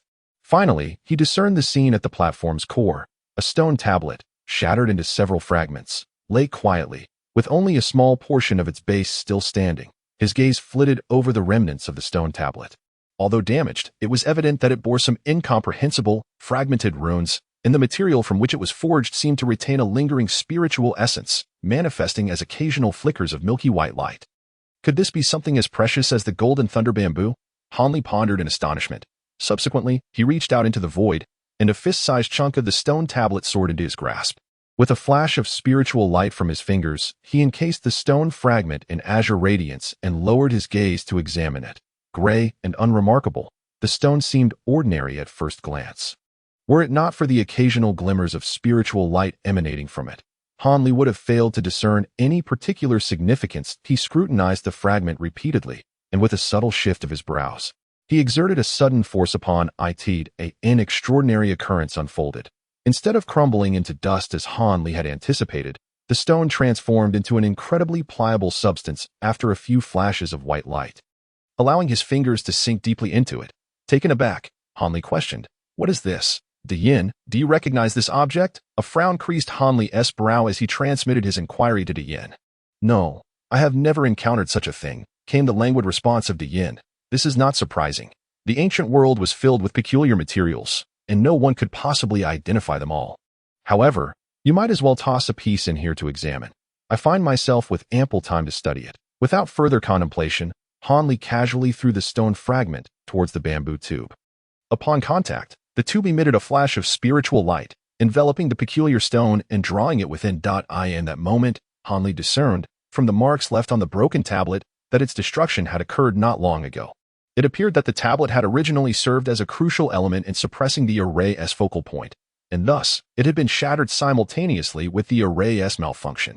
This detail alone indicated that the material of the tablet was certainly not ordinary. With this realization, Hanli made no further delay. After sweeping the area with azure mist, he collected the remaining fragments of the stone tablet into his storage pouch with a swift motion of his fingers. A multitude of azure sword energies surged forth, fiercely striking the foundation of the stone tablet. As if to shatter these materials and carry them away, the cacophony of thunderous sounds erupted, astonishing Hanli. After a fleeting flash of azure light, the sword energies silently vanished into the depths of the stone tablet's base, leaving no trace behind. To his surprise, there was not the slightest effect. How peculiar! Hanli exclaimed, momentarily taken aback. After a brief hesitation, he disregarded the remaining materials and redirected his focus, launching several more sword energies. Although the residual exorcising thunder still had ample power to last for a considerable time, Hanli was reluctant to linger in such a perilous location and prepared to set up the formation plate. That a series of muffled thuds resounded, and a deep pit, roughly a yard in depth, materialized beside the stone tablet. Maintaining his composure, Hanli flipped his palm, and after a flash of white light, the exquisitely crafted formation plate appeared in his hand. Without a moment's hesitation, he flicked his wrist, and the plate transformed into a sphere of white light, plunging into the pit. With a few hand gestures to cast the incantation, the formation plate within the pit began to shimmer with ethereal light.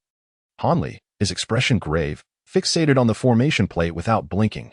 Moments later, the plate emitted a clear, resonant sound, and a pillar of milky white light, as thick as an arm, suddenly shot skyward from the plate. Vanishing into the lofty heavens, Hanli felt a wave of relief wash over him. The normalcy of the formation plate indicated that he had indeed chosen the right location, and there were no issues with burying it here. With this thought, Hanli relaxed, sweeping his large sleeves, which unleashed a gust of azure wind.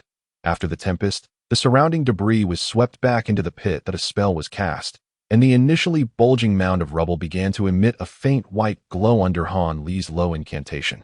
Gradually melding and solidifying into one. Moments later, the surface of the pit became remarkably smooth and level, as though it had never existed.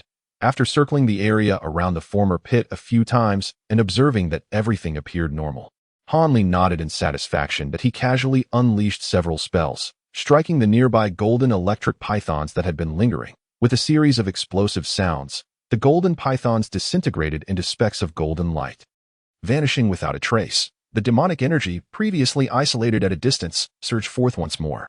After a moment of contemplation, Hanli's protective shield shimmered with golden arcs, and he prepared to ascend into the sky and return to the sea's surface. However, at that moment, a voice echoed in his mind. It was the Yin Divine Monarch. "Hold on, young one. Does the esteemed elder have any counsel?" Hanli paused, his body coming to a halt as he refrained from leaving the platform immediately. Since this was the location of the formation eye, it should be the area with the densest demonic energy, which had been suppressed since ancient times. There was a possibility that several demonic essence crystals might have formed here. According to ancient texts, such materials were the sole requisite for crafting a treasure of the demonic path. Why not explore this platform and the nearby underground, to see if you can truly uncover such a thing? The Yin Divine Monarch suggested calmly. Demonic essence crystals. A flicker of intrigue crossed Hanli's face. However, after contemplating, he hesitated not, and swiftly patted his storage bag, summoning a yellow-hued wolf-head jade scepter into his grasp. This was the ancient treasure that once belonged to Inyu. Despite the spirit of the artifact having vanished, yet, one can still perform a rudimentary form of earth manipulation, albeit not as masterfully as the ethereal technique employed by Inyu. Chapter 875. The Repair of the Banner. With a low murmur escaping his lips, Hanli's protective aura suddenly expanded to twice its size. Following this, a white beam shot forth from his sleeve, revealing a snow-white fox, transformed from Inyu. "Time is of the essence. Let us search for that item separately." Hanli spoke swiftly, as a faint golden electric sphere manifested in his palm amid the rumblings of thunder, which he unhesitatingly cast aside. With a resounding boom, the sphere morphed into a net of electricity that adhered to the body of the white fox. Remember, this divine lightning will not last long. Should its potency wane, return to the ground immediately. "I shall return early," Hanli declared solemnly. "Indeed, master. However, what does the magic core drill resemble?" inquired the white fox, her voice melodious and youthful. "The magic core drill is as dark as ink. Resembling a crystal stone, it harbors an astonishing amount of magical energy, making it easily recognizable. The Yin god spoke up before Han Li could respond. In that case, the task is simplified. I shall set off at once. The white fox nodded, her silver light flickering before she vanished into the stone platform. Han Li, not idling, waved his jade scepter, adding a layer of pale golden radiance to his protective shield. Together with the shield, he silently descended beneath the platform, leaving it momentarily deserted. As time passed slowly, an eerie silence enveloped the surroundings, with the platform completely shrouded in dark magical energy, rendering visibility non-existent. Akin to the depths of a ghostly hell, after an indeterminate period, a sudden clap of thunder echoed, followed by a flash of golden light as Han Li re-emerged above the platform under the shelter of his aura, scanning the area. He found no trace of Inu, and a flicker of concern crossed his face. However, he soon raised a tightly clenched fist and opened his fingers. In his palm lay a pitch-black, translucent crystal, no larger than a thumb, exuding an exquisite charm. Just as I anticipated, the magic core drill has indeed materialized here. Your fortune is quite remarkable. This is something ancient practitioners of the demonic path have long coveted. In those times, it was a treasure seldom encountered. The Yin god remarked with a chuckle. Is that so? This object is truly so rare. Han Li mused as he held the crystal before his eyes, narrowing them in scrutiny. Now was the moment to examine this item. The crystal emitted no light. Rather, its deep black hue imparted an unsettling sensation as though it sought to ensnare one's very soul. A chill coursed through Han Li, prompting him to avert his gaze hastily. Just then, the stone platform shimmered with silver light, and the white fox, adorned with a faint golden glow, suddenly burst forth from the platform, landing within Han Li's protective bubble. That if you don't return soon, I was prepared to call for you myself. I had anticipated your return would precede mine. Did you perhaps find something? The white fox gestured, and instantly a cascade of azure mist lifted her before Han Li's eyes. Without uttering a word, she expelled 3 glistening, dark objects from her mouth, the nature of which, whether magic core drills or something else, remained uncertain. Well done. This is quite impressive, Han Li exclaimed, his expression brightening with surprise and joy. The white fox, with an exceptionally anthropomorphic smile, suddenly darted into the sleeve of its robe, vanishing without a trace. Han Li placed the 3 crystalline diamonds alongside his own, retrieving a jade box from his storage pouch to arrange the 4 magic essence diamonds in a neat row. This time, we must depart, Han Li remarked calmly. Subsequently, the electric arc outside the protective barrier trembled, followed by a resounding roar, as Han Li fixed his gaze on the shield, which gradually ascended into the air. When descending, Han Li's speed was notably slow, yet his ascent was hardly swifter. After soaring upward for a full quarter of an hour, Han Li finally beheld the misty white light curtain once more, without needing to utilize any of the antidemonic treasures provided by Wei Wuyo and the others. In the blink of an eye, Han Li traversed the light curtain, successfully escaping the demonic aura. Turning to glance back at the curtain, he retracted the evil-breaking divine thunder, causing the golden arc to dissipate completely. However, instead of immediately soaring into the sky, he leisurely examined the light curtain and reached into his storage pouch, retrieving an item that materialized in his hand. It was a partially damaged emerald green banner. Oh, isn't this the Yin Luo banner from that day? Silver Moon exclaimed in astonishment, somewhat taken aback. Although the malevolent spirits the banner was tethered to had been entirely vanquished, the banner itself remained largely intact. Still a rare artifact of demonic origin. I have previously tested it. It can absorb ghostly energy and self-repair, Han Li stated. Moreover, the demonic flag given by the old demon of harmony reminded me. Both demonic and ghostly energies are derived from the utmost essence of the universe and are, to some degree, interconnected. With such an abundance of pure demonic energy here, it is a perfect opportunity to see if this banner can be restored.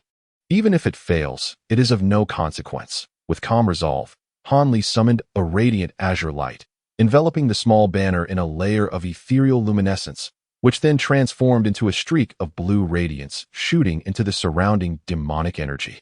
The ethereal glow that encased the banner was instantly devoured by the demonic aura, revealing the true appearance of the tattered Yin Luo banner, which was then engulfed by a throng of encroaching demonic energy.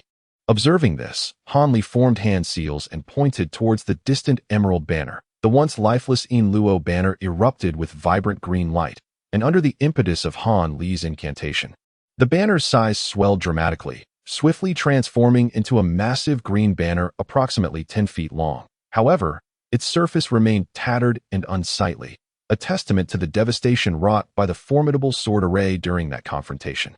Having scrutinized the consciousness of the slain elder of the Yin Luo sect, Hanli was well aware of how to activate this banner as a treasured artifact passed down through the generations of the Yin Luo sect. It naturally lacked any blood-based recognition of ownership. Thus, despite being categorized as a treasure, it was a powerful artifact that could not be bound to a single master. Essentially, whoever possessed it could refine it for immediate use. At that moment, as Hanli intoned his incantation, a large hole several feet in diameter manifested on the banner's surface, from which gusts of sinister wind emanated.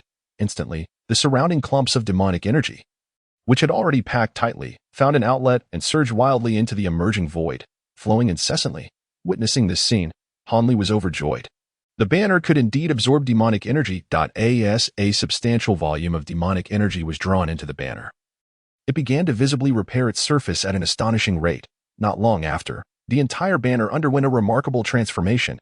However, its color shifted from the original vibrant green to a peculiar hue of half green and half black.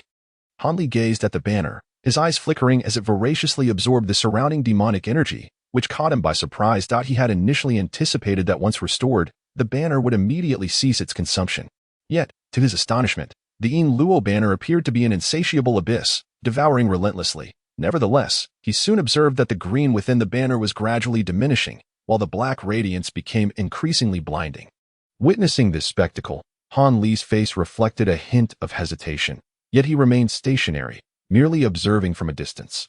Time passed without his knowledge, and after consuming an immeasurable amount of demonic energy, the Yin Luo banner finally emitted a resonant hum, its holes vanishing abruptly, restoring a semblance of tranquility at that moment. The banner gleamed with an inky blackness, its piercing black light appearing almost tangible. Without the slightest hesitation, Hanli pointed at the banner, causing it to shrink dramatically within the black luminescence, transforming into a dart of black light that shot forth from the demonic energy and landed in his palm. After meticulously inspecting the palm-sized object, Hanli nodded in satisfaction before stowing it away. That he resolved to seek an opportunity to test its power in the future. Aware that considerable time had already elapsed, Hanli dared not delay any further. He immediately unleashed dozens of flying swords, piercing through the spiritual energy above him as they ascended into the sky. As Hanli transformed into a streak of azure light, soaring forth from the great vortex. Wei Wuyo and the others appeared calm and composed, though their occasional glances betrayed a hint of anxiety. Fearing that something might have befallen Hanli, they had not properly arranged the formation. However, upon witnessing the azure light burst forth, the trio could not help but exhale in relief, knowing that success was likely. Han Daoist, how fare you? Was your journey relatively smooth? Inquired Ziyang, the ascendant, with a smile. I have fulfilled my mission without disgrace. The arrangements are complete, Hanli replied with a slight smile. Excellent. Allow me to give it a try, Wei Wuyo said, brushing his hand over his bag, producing another formation plate that bore a striking resemblance. Supporting the formation plate with one hand, he gestured with the other, chanting incomprehensible incantations. The formation plate in his grasp shimmered with white spiritual light, which soon emitted strands of multicolored radiance, resplendent in its beauty. Indeed, the formation plate has been successfully arranged that we can now extend invitations to other cultivators to assist in repairing this array, Wei Wuyo declared. With this formation plate in place, they need no longer worry about a sudden eruption of demonic energy. Han Daoist, your efforts have not gone unnoticed, Wei Wuyo remarked, chuckling heartily, his spirits evidently elevated. Now that matters here are settled, I shall take my leave that I have some pressing affairs to attend to, Hanli stated. Returning the 4 demonic-repelling treasures to the 3 of them, speaking with a calm demeanor. Upon hearing Hanli's words, Wei Wuyo and the others exchanged glances. Han Daoist, why the haste? It would be better to stay on Qiling Island for a couple more days. Departing later would not be an issue. Ziyang suggested kindly. That I appreciate your kind intentions, Ziyang, but I truly have urgent matters to address and cannot afford any delays, Hanli replied, shaking his head with a hint of regret. Since you indeed have pressing matters, we shall not insist further. Safe travels, Taoist friend, Wei Wuyo said, clasping his hands in farewell. I shall take my leave now. Hanli calmly inclined his head to each of the 3 individuals before saying no more. A brilliant azure light erupted from his body, transforming into a dazzling beam that pierced the skies and vanished into the distance. Half a month later, Upon returning to the Falling Cloud sect, Hanli informed his senior brother Qing and another about the allocation of a spiritual island to their sect, then prepared to enter seclusion once again. This time, Hanli would not focus on cultivating his magical power, but rather on fully forming his second nascent soul. After all, possessing a second nascent soul would greatly enhance his abilities, virtually granting him an additional life. The primordial spirit, which was to be his second nascent soul, was nearing the end of its assimilation phase. Once he completed the final steps, it would reach maturity. Thus, after assessing the situation regarding Nangong Wan, Hanli immediately retreated into a secret chamber, embarking on a lengthy period of secluded cultivation that would last several years. Meanwhile, the southern cultivation realm experienced a series of significant events and entered a phase of stability, with various sects striving to nurture their disciples, focusing on refining their strength. Chapter 876. Departure 4 years later. Within the cave dwelling atop the mother and child peak, the enchanting and alluring figure of Yin Yu was using a green liquid to hasten the ripening of spiritual herbs. Suddenly, she received a telepathic message from Hanli. Consequently, she awaited his emergence from seclusion at this location. The door to the long-closed chamber creaked open after a brief wait, slowly rising. Yin Yu's bright eyes sparkled as she looked up, only to find that Hanli was not emerging. Instead, a swirling, dark wind rushed forth, accompanied by a low, sinister chuckle. Suddenly, a cloud, roughly a foot in size, shot out from within, darting directly toward Yin Yu. Startled, she quickly retreated several steps, her expression shifting in alarm as she gazed at the ominous entity. The cloud, however, abruptly halted, its surface shimmering like dark silk. Yin Yu's thoughts flickered, and she began to suspect something.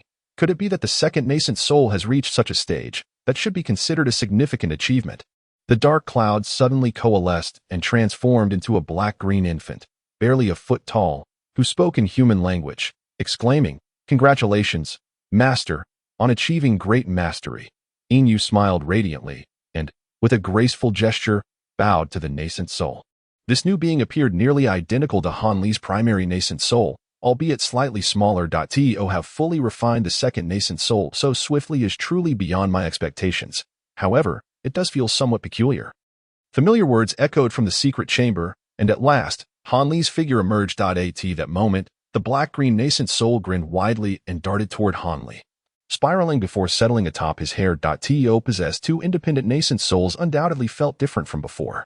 Yet, as long as the master adapts, there will be no issues. Yin Yu looked up at Hanli, a playful smile gracing her lips. Though, from your tone, it seems you are aware of something regarding the second nascent soul. Do you recall any related matters? Hanli inquired, his gaze flickering with interest. The little maid was not entirely certain and merely spoke without thinking. Perhaps I once knew some similar magical powers. Yin Yu replied earnestly. Hearing her explanation, Hanli nodded, choosing not to pursue the matter further. Yet, suddenly the nascent soul atop his head flipped its small hand, producing a tiny banner, which it began to play with. This object, dark and lustrous, was none other than the Yin Luo banner, saturated with demonic energy. The appearance of the second nascent soul suggested that it had perhaps cultivated techniques of the demonic path. Upon witnessing this scene, Yin Yu glanced again at the nascent soul and could not help but inquire. Naturally, the successful cultivation of the second nascent soul would necessitate the possession of certain mystical abilities. However, lacking a physical body, it was unable to independently cultivate techniques. Thus, I first utilized my own form, aiding it with the pure demonic energy within the Yin Luo banner, allowing it to attain some profound transformations within the realm of Yin. As for whether to truly grant it a corporeal form, I remain in a state of hesitation. The second nascent soul possessing a body would undoubtedly make it susceptible to backlash, necessitating utmost caution. Hearing Yin Yu's question, Hanli furrowed his brow and responded. Subsequently, he struck his head with one hand, and in a flash of black light, the nascent soul disappeared from view. Yet, within the depths of Hanli's consciousness, it was clear that the primary nascent soul was seated in meditation at the dantian, while the second nascent soul similarly sat cross-legged opposite it, remaining motionless. It is indeed prudent for the master to exercise caution. This transformation of the Xian Mu has never been heard of before. Other cultivators' techniques of incarnation primarily revolve around the splitting of spirit and soul. Those of higher caliber, like Mu Lan's esteemed master Zhang, employ grand techniques to forcibly split the primordial spirit. Yin Yu tilted her head in agreement. He. While their methods of incarnation do not inherently enhance one's power, they possess their own subtle utility in dealing with multiple adversaries or ensuring survival, thus serving as a formidable tactic. Enough of this discourse. During this period, nothing untoward has occurred in the cave, has it? Hanli remarked, gesturing with a hand while stepping towards the main hall. After a year of seclusion, Miss Mu has successfully formed her core. Following your instructions, I delivered the Diaofeng Pei Yuan technique and several other elixirs beneficial for core formation to her. Meanwhile, Miss Nangong remains safe within the restrictions. The sealing spell is gradually diminishing under the potency of the fire toad pill. It is estimated that even without the unsealing technique, the curse should be lifted in 100 years. Of course, this is merely the conjecture of this humble servant. It would be best for the master to see for himself. With graceful steps, Inu followed closely behind Hanli, responding one by one. Emerging from seclusion to hear two pieces of good news brought joy to Hanli's heart. Just as he was about to inquire further, Inu interjected once more. There is yet another matter that must be conveyed to the master. The six-winged frost centipede larvae, having consumed the nisha grass over these years, should have grown rapidly and undergone division and evolution.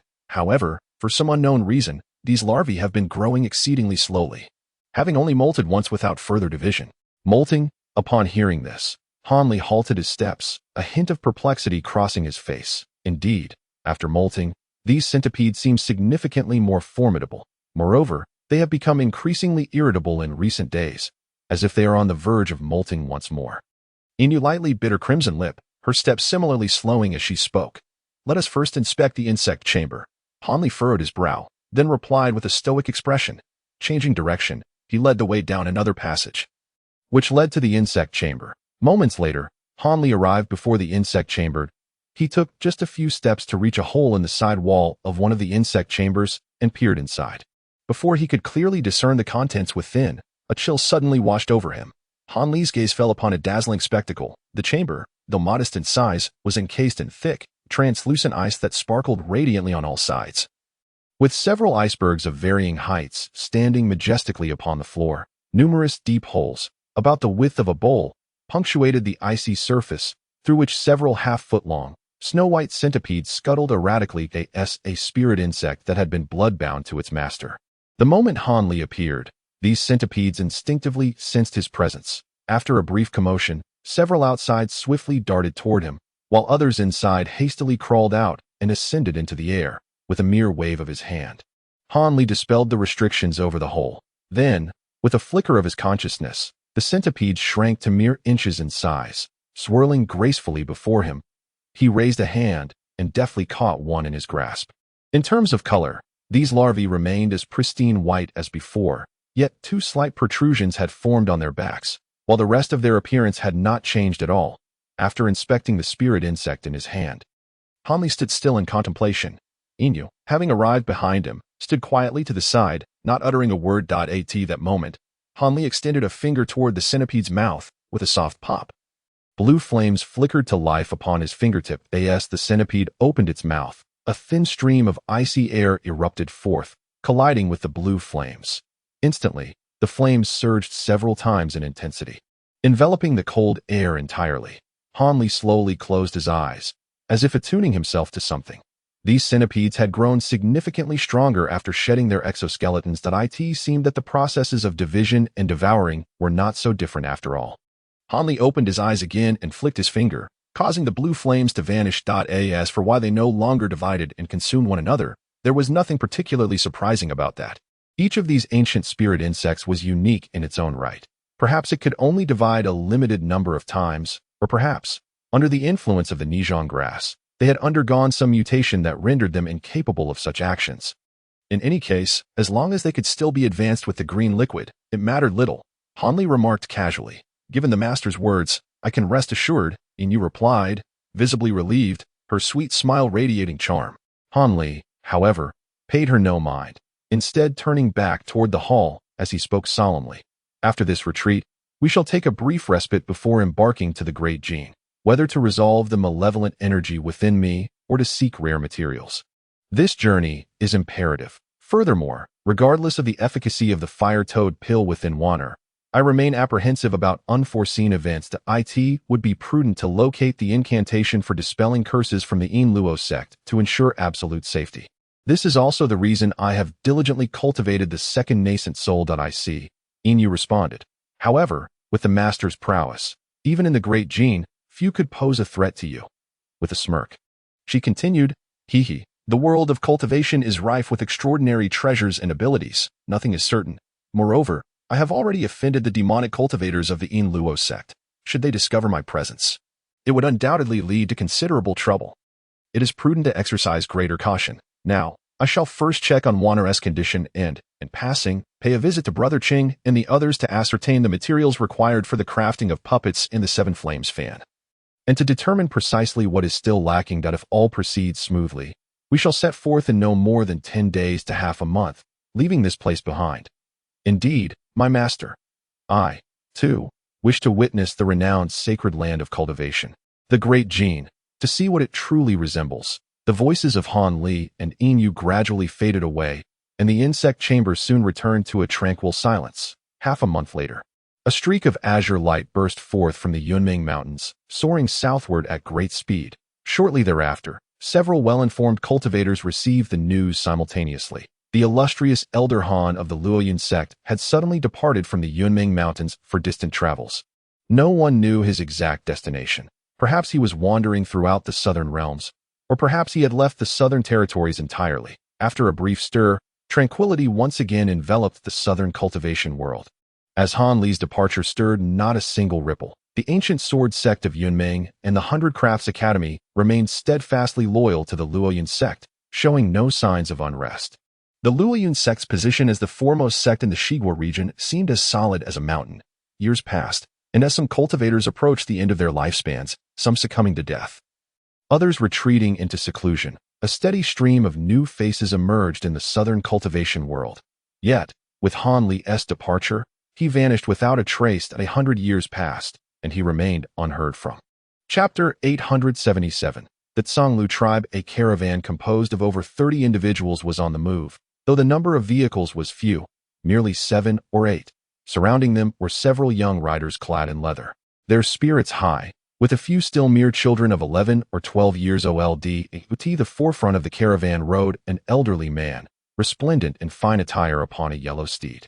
This elder wore a fiery red fox fur hat, his forehead marked by deep, knife-like wrinkles, his face slightly purplish, yet his waist was adorned with a tricolored silk sash signifying his status. This was indeed the emblem of the tribe's leader. This location marked the southern reaches of the Tianlan grassland, and this caravan belonged to the Tiyu people, en route to the sacred temple to offer tribute. The Tianlan grassland is the name the Tiyu people give to the Mulan grassland, as they have long revered the fabled Tianlan beast, considering it their guardian deity, which they have nurtured through generations, thus bestowing the grassland with its name. Originally, the Tiyu people occupied only the southern half of the Tianlan grassland. But 30 years ago, after a decisive victory over their long-standing foes, the Mulan, in a battle at the grassland's center, they seized control of the entire expanse. Their power surged dramatically, leaving them without rivals across the grassland. Of course, the Tiyu tribe is vast, comprising countless internal clans, from small tribes of merely several tens of thousands to colossal tribes boasting populations in the millions. They are scattered throughout the grassland. Following the last holy war, many new independent tribes emerged, some substantial, while others were minuscule, with populations numbering only in the thousands. The Zhonglu tribe, to which the elder belonged, is such a micro-tribe that has diverged from a larger tribe. While it may be termed a tribe, it comprises only around 70 to 80,000 individuals. The elder, known as Yinglu, had once been an exceptionally valiant warrior in his youth, having vanquished numerous small clans of the Mulan during the Holy Wars and capturing a considerable number of nobles, which ultimately secured his current status. However, the ravages of time have taken their toll, and despite appearing to be only in his 50s, the years of toil and mental strain have rendered his body frail and aged. At that moment, as the scorching midday sun blazed in the sky, the elder gazed upon it, then turned to look at the children in the caravan behind him, letting out a deep sigh. Traditionally, it is imperative for clans, regardless of their size, to enshrine a certain number of celestial masters. Otherwise, in the event of calamities or encounters with monstrous beasts, ordinary mortals would be utterly defenseless. Yet, as a nascent clan, They are unable to attract even a single celestial master. Even the most junior of them are reluctant to settle in such a diminutive community. After all, for celestial masters, the larger and more prosperous the clan, the better, as it provides ample resources for their cultivation. Some smaller clans may possess a few low-tier celestial masters, but these individuals either hail from those clans or possess mediocre cultivation talents, making them undesirable to larger clans. Thus they remain out of necessity. The Songlu clan, to which the elder belongs, has yet to cultivate a celestial master of its own, and thus, in times of need, they have no choice but to hire low-tier celestial masters from neighboring clans at a high price. However, these celestial masters also demand exorbitant fees, and a few interventions can deplete nearly half of the clan's annual income, exacerbating the already dire financial situation of the Songlu clan. Fortunately, the Day of Awakening, which occurs once every 20 years, is fast approaching. Fei Lu, who has long been invested in this matter, certainly would not let this opportunity slip away. He immediately led several promising youths with spiritual roots from the clan toward the nearest Tianlan Sacred Hall. Originally constructed to honor the Tianlan sacred beast, the hall has, over the years, evolved into a revered institution for cultivating low-tier, celestial masters among the Tu people. Each sacred hall houses several high-tier celestial masters who are responsible for imparting fundamental cultivation knowledge. Upon achieving some success, those with lesser talents return to their respective clans, where they are revered, while those with greater potential are taken as disciples by the high-tier cultivators for specialized training. It is strictly prohibited for high-tier celestial masters to privately teach celestial techniques to mortals who have not undergone the awakening ceremony. There are only around 60 to 70 of these sacred halls, distributed evenly across the vast grasslands, each serving as a central hub for numerous clans, both large and small. That's the only sacred hall in the region. The closer a clan is to it, the larger it tends to be. Conversely, the Songlu clan, being quite small, has been assigned a far-off location. The journey from the clan to the sacred hall requires a grueling 3 months of travel. In desperation, Yinglu had set out with a contingent from the clan 4 months prior. During the last awakening day, although he had managed to establish the clan independently, he could not gather enough offerings and thus missed the opportunity. This time, Yinglu was resolute not to let it pass by again. Even if it meant the clan would have to endure years of austerity, he was determined to secure a celestial master for his people. However, traversing the vast grasslands with offerings posed an exceedingly perilous challenge for them. After all, the offerings are items of great utility to the celestial masters, treasures that are exceedingly precious to mere mortals.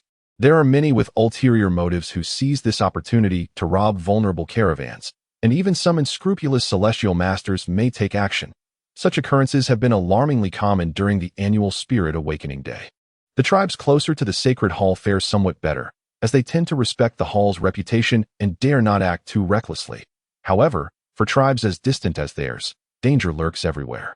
It is said that the last time, a medium-sized tribe in this region mysteriously vanished while en route to the sacred hall, spurred by the discovery of a millennium-old spiritual herb among their offerings. Once the news leaked, the entire caravan disappeared without a trace, leaving not a single soul behind. Consequently, many whispered that a high-ranking celestial master from a prominent tribe, coveting this treasure, had resorted to murder and theft. Naturally, the people of the sacred hall were infuriated by this incident and reportedly dispatched their celestial masters to investigate, yet somehow, the matter faded into obscurity. Thus, although the offerings have been meticulously prepared for this journey, the absence of a celestial master to safeguard them has left the leader of the Songlu tribe, Yinglu, restless since their departure. During the period of Spirit Awakening Day, celestial masters from various tribes are equally occupied accompanying their own caravans to the sacred hall. And even those with spiritual stones are reluctant to be hired. Occasionally, a few wandering celestial masters have been lured away by the larger nearby tribes, who offered substantial rewards that the weakest tribe leader. Yinglu could only watch helplessly.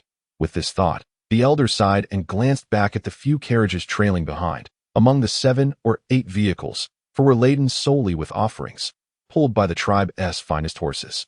These carriages were crafted from the sturdiest red birch wood, known for its durability. Of course, to avoid attracting attention, all vehicles appeared tattered and exceedingly old. Fortunately, these precautions have proven beneficial. Otherwise, they might have encountered troubles long ago. Nevertheless, during their last encounter with a small pack of wild wolves, their caravan nearly suffered casualties. To escape the wolves, they were compelled to abandon the two slowest carriages, ensuring the safety of the rest. Although those two carriages held little of value, they were filled with the majority of provisions for the next 2 months. It seems they must pause their journey for a few days. Remembering that a gorge lies within 2 days' travel, rarely visited by others, it may harbor wild cattle or sheep, providing an opportunity to hunt for sustenance. With this in mind, the elder turned back to touch the hardwood bough hanging from his saddle, a contemplative expression settling on his face. Suddenly, a clear, melodious voice filled with astonishment broke through his thoughts. It was a youthful girl, no more than 15 or 16, following closely behind him. Her name was Ing Shan, a junior member of the Ing family and one of the few in the tribe confirmed to possess a spiritual root, thus earning Ing Lu's affection. Startled by her exclamation, the elder quickly looked up, only to see a flickering azure light shimmering in the dense thicket ahead. As if something lay hidden within, he distinctly recalled that this light had not been present when he glanced back moments ago. A chill ran through the elder's heart. As a tribal chief, the sight of the ethereal light emitted by an immortal master casting spells was certainly not unfamiliar to him. Could it be that an immortal master truly intended to target their rather impoverished group? A sense of foreboding washed over Ing Lu, and with a sudden gesture, the team behind him came to a halt. The others also caught sight of the azure glow amidst the thicket ahead, their faces betraying a mix of alarm and vigilance. The elder, striving to maintain composure, reined in his horse and remained stationary, though his mind raced with various thoughts, desperately seeking a means of self-preservation. However, after a brief moment, the elder sensed something amiss. Despite the incessant flickering of the azure light within the bushes, no immortal master appeared, nor was there any magical incantation to be heard. Ing Lu's eyes brightened, and he leaned forward to scrutinize the thicket closely. The dense underbrush towered to a height that obscured his view. Tu Ming, go take a look and see if there truly is an immortal master present, the elder commanded after a moment's contemplation. Yes, chief, replied a robust and formidable young man from the caravan. Momentarily taken aback by the request, but quickly acquiescing, he dismounted with caution and proceeded towards the thicket. Approximately 20 paces away. As he approached within 5 or 6 paces of the azure light, hesitation gripped him, and he instinctively halted. Is there an immortal master here? We are from the Songlu tribe. Come to pay our respects to your esteemed presence, the young man articulated, revealing a semblance of status within the Songlu tribe, his words imbued with respect. Yet, the only response from the thicket was the undulating light. Devoid of any vocal reply, the young man glanced back at the elder, who, after a moment's reflection, nodded silently in encouragement. With renewed resolve, he advanced stealthily towards the thicket. Upon reaching its edge, he hesitated for a fleeting moment. Then, steeling himself, he parted the branches before him. Chapter 878. The Five Ghosts Locking the Divine Awe. At the instant he parted the foliage, a startled cry escaped the young man's lips, and he stumbled back several steps in shock. Tu Ming's face was etched with terror. What is happening? The Songlu tribe members, who had been intently observing, were taken aback, with some of the younger warriors instinctively drawing their weapons in preparation for any unforeseen threat. Do not act rashly. Tu Ming, what transpired? Ing Lu, maintaining clarity of mind, quickly discerned that the young man was unhurt but merely frightened. Chief, there is an immortal master inside, but he looks... What is it about my appearance? Before the young man could finish his sentence, the azure light within the thicket flickered wildly before abruptly vanishing. With a disdainful snort, a figure emerged from within, striding forth with purpose. All, including the elder, were momentarily taken aback, their gazes fixating on the newcomer. Before them stood a man clad in a white robe, his build unremarkable. The style of his robe unmistakably indicated that he was an immortal master. Yet a uniquely designed azure cloak obscured his features. Numerous bulging pouches adorned his waist, and he bore a wooden box approximately a foot in length upon his back. I am Ing Lu, the chief of the Songlu tribe, here to pay my respects to you, esteemed immortal master. May I inquire your honored name? Upon the appearance of this figure, Ing Lu promptly dismounted and bowed deeply from a distance. I dare not offend in the slightest. The other tribes also dismount to pay their respects. The Songlu tribe? I have not heard of it, and my surname is Han. I was just cultivating my techniques inside. What brings you here? The man in the white robe glanced coldly at the group led by the elder Ing and replied, It is the esteemed Han Xianshi. We were unaware that a distinguished figure was engaged in cultivation within, and we have inadvertently caused offense. We humbly request your forgiveness. May I inquire which tribe you serve? Perhaps I am acquainted with your esteemed clan? Upon noticing that the Xianshi did not seem inclined to act against them, The elder felt a wave of relief wash over him. I have only recently graduated and am not yet affiliated with any tribe. After a brief flicker of interest in his gaze, the white-robed man spoke indifferently. Duh. So you are a free agent. Since you have appeared here alone, you must be on your way to the sacred hall. Surely, you would not miss the once in 20 years opening spirit day. Upon learning that the other party was indeed a free agent, Inglu's heart stirred, and his tone grew increasingly respectful. Indeed, I am headed to the sacred hall. Are you here to pay tribute? However, I notice there is no Xianxue accompanying you. The white-robed man cast a glance at the vehicles behind them, seemingly intrigued. Our Tsanglu tribe is but a small clan. We have yet to have a Xianxue stationed with us. Thus, the elder explained with utmost deference. Observing the other party's demeanor, he quickly deduced that their earlier claim of just having graduated was likely true. Otherwise, they would not exhibit such curiosity, given that you were unintentional in your actions. I shall let this matter slide. You may take your leave. After a moment's hesitation, the white-robed man waved his hand, signaling for them to depart immediately, seeing the white-robed man so readily allow their exit. Inglu, who had initially been apprehensive about the other party's ambiguous identity, resolved not to leave. Taking a deep breath, he suddenly broke into a smile and addressed the white-robed man. Esteemed Xianxue, since you are also bound for the sacred hall, might you consider accepting a temporary employment from our Tsanglu tribe?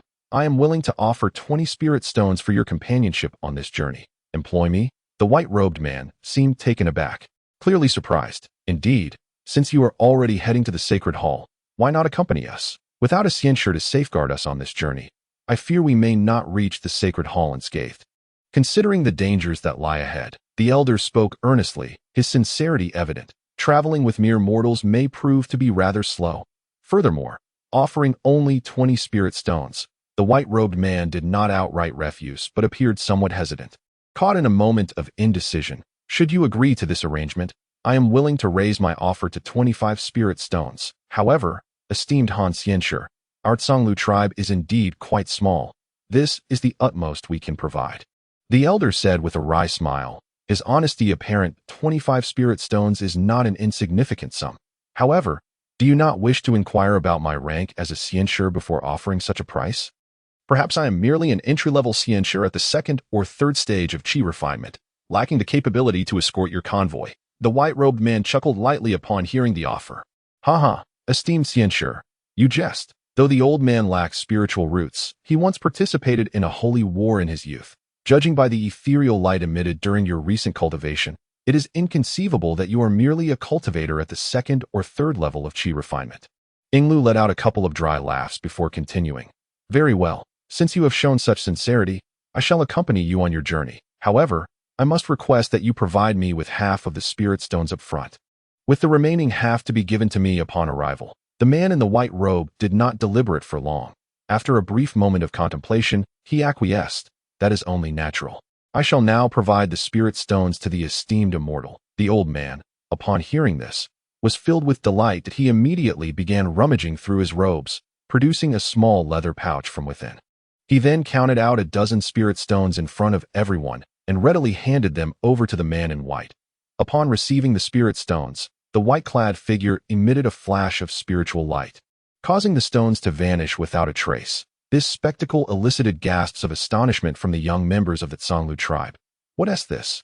Have you never seen a storage bag before? The white-robed man inquired, his tone laced with surprise. Forgive us, esteemed one. These are merely the youth of the tribe, untouched by the presence of immortals, Inglu replied, somewhat embarrassed. I see. The man in white nodded in understanding. Glancing at the nearby horse-drawn carriages, his expression wavering slightly, the old man, having frequently interacted with several immortals in the past, quickly realized the situation and turned to address the others with a commanding voice. You lot. Swiftly clear the best carriage for Master Han to rest and meditate. Be quick about it. Hearing the chieftain's words, the youths, who had been secretly elated at the arrival of an immortal, snapped back to reality and sprang into action, unloading the cargo from one carriage and redistributing it among the others. The white-robed man did not hesitate. Once the carriage was readied, he turned to the old man and said earnestly, I appreciate your efforts. That I shall rest in the carriage. Should anything arise, simply call for me from outside. That I am currently in a fasting state, so please do not disturb me unnecessarily. Of course, I understand the esteemed immortal's preferences, Inglu replied, bowing slightly, a smile gracing his face. The man in white nodded in acknowledgement and strode confidently towards the carriage. However, after taking a few steps, he abruptly turned back and coldly addressed the somewhat dazed Tumun youth. "You caught a glimpse of my face earlier, did you not? I would prefer for this matter to remain undisclosed. Take care to keep it to yourself." After issuing this cryptic warning, the white-robed man calmly entered the carriage and lowered the curtain, obscuring him from view. Tumun's face turned as pale as a ghost, and despite the man now being inside the carriage, he repeatedly shook his head in denial. "Now that our caravan is accompanied by an immortal, we can proceed with confidence. Everyone mount your horses and let us depart at once." The old man called out, urging everyone to resume their journey. "Ingshan, stay close to the immortal's carriage, attend to any instructions from the immortal promptly, and ensure that the esteemed one is well cared for," he added, turning to the young girl beside him with a significant look. Upon hearing this, the girl understood her elder's intentions and cheerfully agreed, mounting her horse and making her way towards the back. Meanwhile, the other youths continued to drive the caravan forward, whispering and glancing back frequently. Although the tribe had previously invited a few celestial masters, they would leave immediately after their tasks were completed, leaving the inhabitants with no opportunity to meet them. Thus, the chance for such close contact now naturally sparked immense curiosity within the heavily draped carriage. A figure clad in white sat cross-legged, utterly motionless. "Han, it seems that your earlier display of power startled that peculiar little fellow quite a bit. I wonder if he will be plagued by nightmares for days to come." Had a voice, aged and tinged with a hint of schadenfreude, echoed within the consciousness of the white-robed figure. "Senior, is the five ghosts locking spirit technique you imparted truly effective? I certainly do not wish to become a mindless beast consumed by slaughter before I even find a way to dispel the malevolent energy." The white-robed figure, however, responded with an indifferent transmission that sidestepped the question. "Rest assured, although this secret technique was devised by me to control the errant powers of the Great Yin method, it is equally effective against malevolent energies. However, I must remind you once more, since you have summoned the five ghosts through malevolent energy, the restrictions are not limited to the malevolent energy within you. Your cultivation has also been sealed by a significant portion. At present, your cultivation is merely at the mid-foundation establishment level. You cannot recklessly wield those powers. Do not forget this point." The elderly voice spoke lazily. "This need not be reiterated, Senior. I am already aware. I did not expect the backlash from the malevolent energy to manifest so swiftly, and its ferocity far exceeds what you described." The white-robed figure's voice grew heavy with resignation. "It is not that I miscalculated. It is simply that you recklessly engaged with other cultivators while the malevolent energy was still present, nearly costing you your life. Naturally, the backlash would arrive sooner than anticipated at AS for the ferocity of the malevolent energy. You ought to consider just how profound the malevolent energy within you has become. That it is no wonder that its backlash is beyond the comparison of ordinary individuals. Were it not for your assistance in crafting puppets for me, I would hardly bother with your affairs." After a dismissive grunt, the voice continued languidly. The two individuals in question were, of course, Han Li and the Great Yin Divine Monarch. Chapter 879, Unwarranted Calamity. After departing from Tiannan, Han Li directly entered the Tianlan grassland. Under the careful concealment of his cultivation and identity, his journey proceeded remarkably smoothly. He even masqueraded as a free-spirited celestial master, delving into various tribes of the peculiar people, exchanging insights on cultivation without incident. However, upon traversing the southern expanse of the grassland, he unexpectedly encountered misfortune in a desolate wilderness far removed from the tribes. While he was routinely releasing all his golden-eating insects to nurture the strongest batch, he fortuitously stumbled upon an elder of the Mid-Yuan-Ing stage from the peculiar people, who was pursuing an unknown demonic bird. Using a fully matured golden-eating insect as a means of pursuit, since nurturing the rainbow grass on the coral he carried was exceedingly convenient, and having done so without issue for quite some time, Han Li, in a moment of carelessness, neglected to set up any advanced concealment formations. The inevitable collision between the two parties resulted in a foreboding outcome.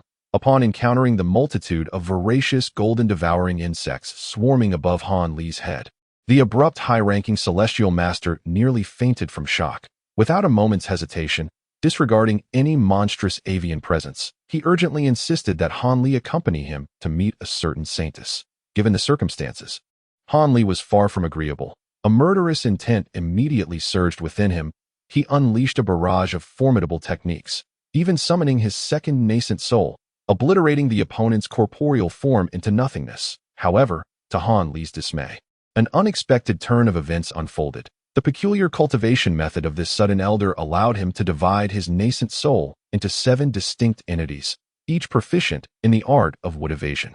In an unfortunate lapse of concentration, one managed to escape. Realizing that he had undoubtedly stirred a hornet's nest, Han Li wasted no time and fled southward under the cover of night.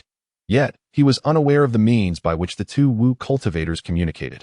Merely days into his escape, he found himself beset by numerous high-ranking celestial masters of the nascent soul stage. Ultimately, even one of the 4 great celestial masters of the two Wu appeared in pursuit. After engaging in several fierce battles, despite slaying several high-ranking masters, Han Li was severely wounded by the onslaught of the great master amidst his momentary distraction, had it not been for the ancient spirit liquid allowing him to perform the blood shadow evasion. His life would have surely been forfeit. Although he managed to escape with his life and employed some minor tactics to temporarily elude his pursuers, Han Li soon discovered that true trouble had only just begun. Perhaps due to the toll taken by the recent skirmishes, the malevolent energy that should have manifested after a considerable duration unexpectedly surged back with vengeance. Fortunately, his formidable spiritual sense enabled him to respond swiftly, forcibly suppressing it with secret techniques. Yet, this only worsened his predicament. In desperation, he sought counsel from the great Yin deity regarding a means of salvation, true to his reputation as an ancient being who had lived for millennia. The great Yin deity promptly imparted to him the 5 ghost locking technique. This technique could temporarily seal the malevolent energy, yet the consequences of its use were extraordinarily severe. Until a method to relieve the malevolent energy was discovered, Han Li would be left with no choice but to have the majority of his cultivation sealed within him.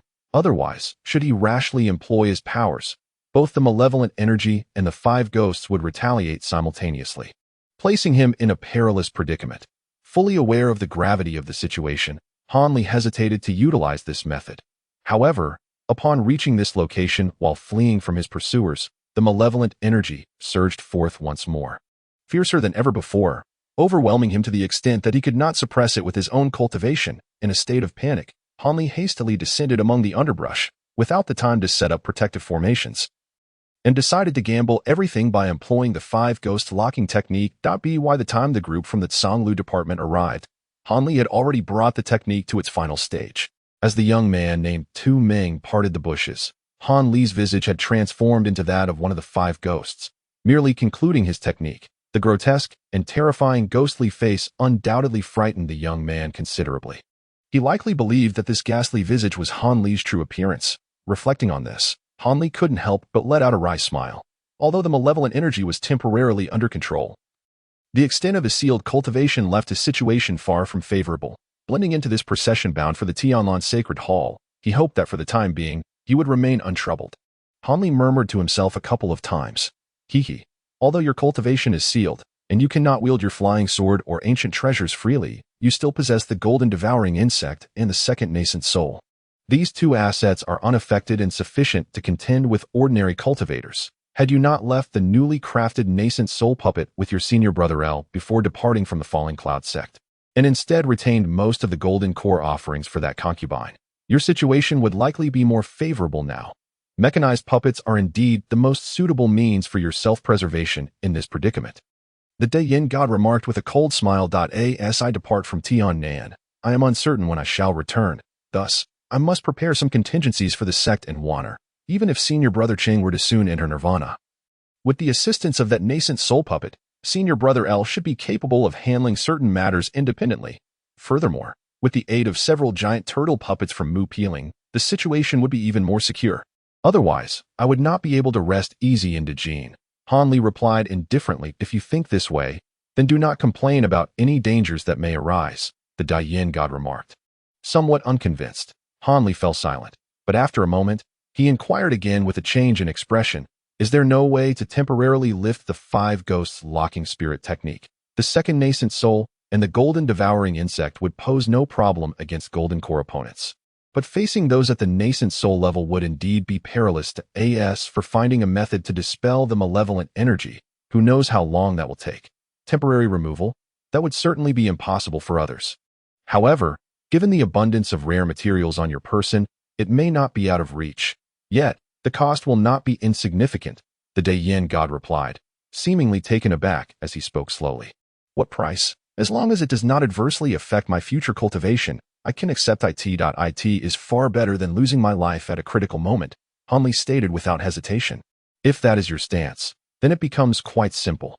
Each time you wish to unseal, you will need to part with 2 drops of your Millennium Spiritual Liquid that I will then impart another secret technique to divert the 5 ghosts and temporarily neutralize the malevolent energy within you. Based on the circumstances, you will have approximately an hour to recover your magical power. Once that time elapses, after the 5 ghosts have consumed the spiritual energy within the liquid, they will reseal your magical power. Moreover, with each unsealing, the malevolent energy will infiltrate your mind by a fraction.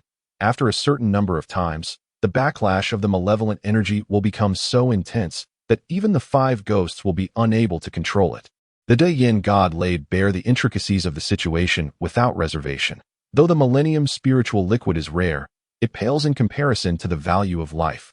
The intensifying backlash of the malevolent energy is certainly not a trivial matter. Will it not be increasingly troublesome to expel the malevolent energy in the future? After a moment of contemplation, Hanli asked in a somber tone. The increasing difficulty of dispelling the malevolent energy is indeed a certainty. Under your circumstances, I estimate that you could be unsealed no more than 5 or 6 times before the 5 ghosts spiral out of control. Consider the pros and cons carefully, the Yin god advised. What is there to ponder? When one's life is at stake, such concerns will be cast aside. Hanli replied with clarity and determination. Please impart this method to your junior. I shall only explain this technique once. So pay close attention, the Yin god stated, proceeding to transmit the method directly into Hanli's consciousness. Hanli closed his eyes tightly, focusing intently to commit everything to memory. All right, it seems this technique is not particularly difficult. I should be able to comprehend it thoroughly within a few days. Hanli remarked calmly as he opened his eyes that, of course, it's merely a standard unsealing technique. So how could it be overly complex? Nevertheless, Han, are you truly determined to accompany this group to the Tianlan Sacred Temple? You must understand that gatherings of this nature certainly attract a multitude of unconventional cultivators, inquired the Yin Divine Lord with curiosity. Senior, you must have heard the adage that the most perilous places are often the safest, correct? If I were solely intent on hiding, I could easily find a secluded spot in the wilderness to conceal myself. Confident that I would remain undetected for quite some time. However, with malevolent forces pursuing me, I must hasten to Dajin. Those who seek my demise are likely scouring the area for someone isolated. To traverse the world alone in this manner would be exceedingly unwise. It would be far better to blend in near the opponent's sacred temple. There, the sheer number of cultivators makes it improbable for my pursuers to search each individual. And after months of life on the grasslands, I am confident I can masquerade as a low-tier immortal master without revealing any flaws. Everything else shall be determined by circumstance. In any case. The direction of the temple conveniently aligns with my path to Dajin. Hanli explained nonchalantly. It appears you have made up your mind. I shall not intrude further. The Yin Divine Lord chuckled before his voice abruptly trailed off. Upon hearing this, Hanli sighed but soon remembered something. Inyu, how are you faring? You sustained considerable injuries during the recent battle. Thank you for your concern, Master. As a weapon spirit, I am not significantly affected. However, my fox demon form has suffered considerable damage, and I fear I will not be able to assist you in any substantial capacity for some time, came Inyu's faint voice. That is of no consequence. I shall exercise caution during this period and will not require your assistance. Focus on your recovery. Hanli replied gently, feeling a sense of relief. Yes, Master. Inyu seemed genuinely weakened, responding with difficulty before falling silent once more. Hanli furrowed his brow, inwardly smiling bitterly. After sitting quietly in the carriage for a while, he suddenly waved his hand over his storage pouch, producing a half-foot-sized jade box adorned with several shimmering white talismans, which appeared to seal something within. Hanli ran his fingers gently over the talismans on the box, his expression shifting between uncertainty and contemplation. Chapter 880. Each with their own intentions on that day. The mid-stage Yuan-Ing cultivator from the Sudden clan, whose physical form had been destroyed, had their mature devouring gold insect, linked to their consciousness, easily captured by Hanli with his second Yuan-Ing. As he was well versed in the behavior of the devouring gold insect, he had restrained it within the jade box, Initially, he had planned to study the differences between the mature devouring gold insect and his own during a leisurely moment in the future. However, with his cultivation significantly diminished, he now needed to address this insect promptly. Otherwise, should the mature devouring gold insect's abilities exceed his expectations and it were to break free, it would pose a substantial threat. Given his current level of cultivation, capturing this insect again would be nearly impossible. With this thought in mind, Hanli took a deep breath and suddenly produced several array flags of various colors from his hand. With a gentle flick of his fingers, several flagpoles shot forth in all directions. A barrier, approximately a foot in diameter, materialized within the carriage. Hanli placed the jade box flat upon his knees and slowly closed his eyes. A flickering dark light emanated from his head, and a black-green nascent soul appeared above his crown. Rubbing his hands together, he summoned the ominous Inluo flag into his grasp. This magical banner had originally been entrusted to the second nascent soul for refinement and control. Now, it had become his only artifact free from the constraints of the 5 ghost-locking spirits. The golden devouring insect, impervious to water and fire and resistant to blades and spears, posed a unique challenge. The sole method he possessed to eradicate this creature involved extracting its primordial spirit using the pure demonic energy from the Inluo banner, subsequently refining it into the banner's primordial demonic head for manipulation. The specifics of this refining technique had been imparted to him through the Elder's consciousness of the Inluo sect long ago. Of course, such a process could not be completed in a short span of time. In truth, had it not been for the significant damage to the owner's primordial spirit, which had rendered the insect weak and on the brink of collapse, he would not have dared to entertain such thoughts. His caution towards the mature golden devouring insect was not to be taken lightly. Nevertheless, this was precisely why he had set up the barrier beforehand, apprehensive of any potential disturbances at that moment. The black-green nascent soul tossed the small banner upwards, transforming it into a magical cloud of considerable size that hovered motionless, while the nascent soul leaped into the cloud, vanishing from sight. Immediately, the magical energy surged downward. Enveloping the jade box resting on his knees, from within the box, a series of high-pitched, furious insect sounds emerged. Though not loud, they conveyed an intense rage. The magical cloud surrounding the jade box began to churn violently, the sounds of the insect growing sharp and piercing. Yet, Hanli remained indifferent, his hands forming intricate seals, his figure steadfast and unmoving. Within the barrier, he harbored no fear that the cacophony would rouse the mortals of the Zhonglu tribe outside. His sole focus was on extracting the insect's primordial spirit. Thus began a grueling process of refinement. The Zhonglu tribe members outside were greatly intrigued by this cold immortal, but since entering the carriage, the immortal had not emerged. Naturally, they could not catch a glimpse of him. The tribe leader, Yinglu, strictly prohibited the members from disturbing the immortal's cultivation, which left the others feeling quite disheartened. Over the next 10 days, whether by the fortune bestowed by this cold immortal or by sheer chance, the caravan not only stumbled upon a herd of wild sheep in the canyon, securing ample game, but also experienced a period of tranquility for the subsequent half-month. This revelation brought a significant sigh of relief to the anxious Yinglu. He calculated the journey ahead and realized that in a few days, they would arrive at a remarkably safe resting place, an impromptu encampment swiftly established by the Tianlan Sacred Hall, designed for various tribes journeying from afar to gather and rest, once the Spirit Awakening Day concluded.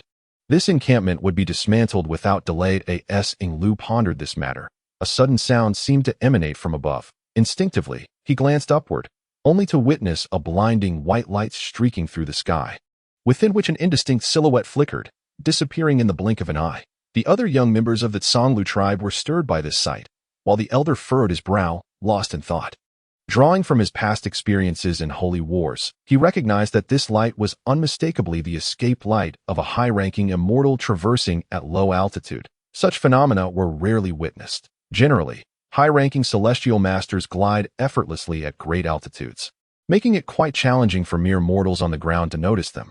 However, if he recalls correctly, this marks the 4th instance of witnessing a low-flying streak of light in the past few days. Could it be that some significant event has transpired recently, perhaps involving the plunder of tributes from a certain tribe? Puzzled by these thoughts, the elder felt increasingly assured about the journey ahead. With these high-ranking celestial masters patrolling the skies, the path should remain tranquil for the time being. As Yinglu contemplated this, he turned back to the rest of the caravan and called out loudly, urging them to hasten their pace. Unbeknownst to the elder, the white streak that had passed overhead had been darting about at low altitudes within a radius of over 100 miles for quite some time, never pausing even for a moment. Ultimately, it departed southward without any significant findings. Shortly thereafter, another red streak of light approached from a different direction, and the two streaks of light collided. As the brilliance subsided, the silhouettes of a man and a woman emerged. The man, in his 40s, donned a light yellow leather outfit and possessed an unremarkable appearance. The woman, appearing to be in her late 20s, was adorned in a vibrant green palace dress, exuding a certain charm. Indeed, it is Master Shio. I have found nothing on my end. What about you? Have you caught any trace of that individual? The middle-aged man inquired with a smile after cupping his fist in salute to the woman. Li brother, do I appear to be one who has made any discoveries? The palace-dressed woman replied, her expression somewhat grim and aloof. Alas, over the past few days, I have scoured every corner of a 2,000-mile radius without uncovering a single trace. That person is either not present here or possesses an exceptionally sophisticated concealment technique that my current cultivation level cannot penetrate, the man lamented. Shall we join forces for a more thorough search? Perhaps interrogating a few of the tribute caravans we encounter along the way, he suggested, his urgency palpable. It seems Master Li has truly been captivated by the allure of the poison dragon pill. But do take care not to sacrifice your life for such a remedy. The palace-dressed woman remarked with a cold smirk, her words laden with deeper meaning. What do you mean by that? Is Master Shio not intrigued as well? The middle-aged man paused, a hint of suspicion flickering in his eyes. When you received the task, what did the upper-tier celestial masters of the nascent soul stage convey to you? The palace-dressed woman inquired, not directly responding, but posing a question instead. An MY superior informed me that an outsider, a nascent soul cultivator, has intruded into our Tianlan prairie and severely injured a senior celestial master. Therefore, we are to capture him alive. The adversary has already been gravely wounded by others of higher rank, so apprehending him should pose no problem for us. The core formation stage celestial masters, the middle-aged man confessed after a moment of hesitation. Humph, it seems Li brother, having arrived later, is somewhat in the dark.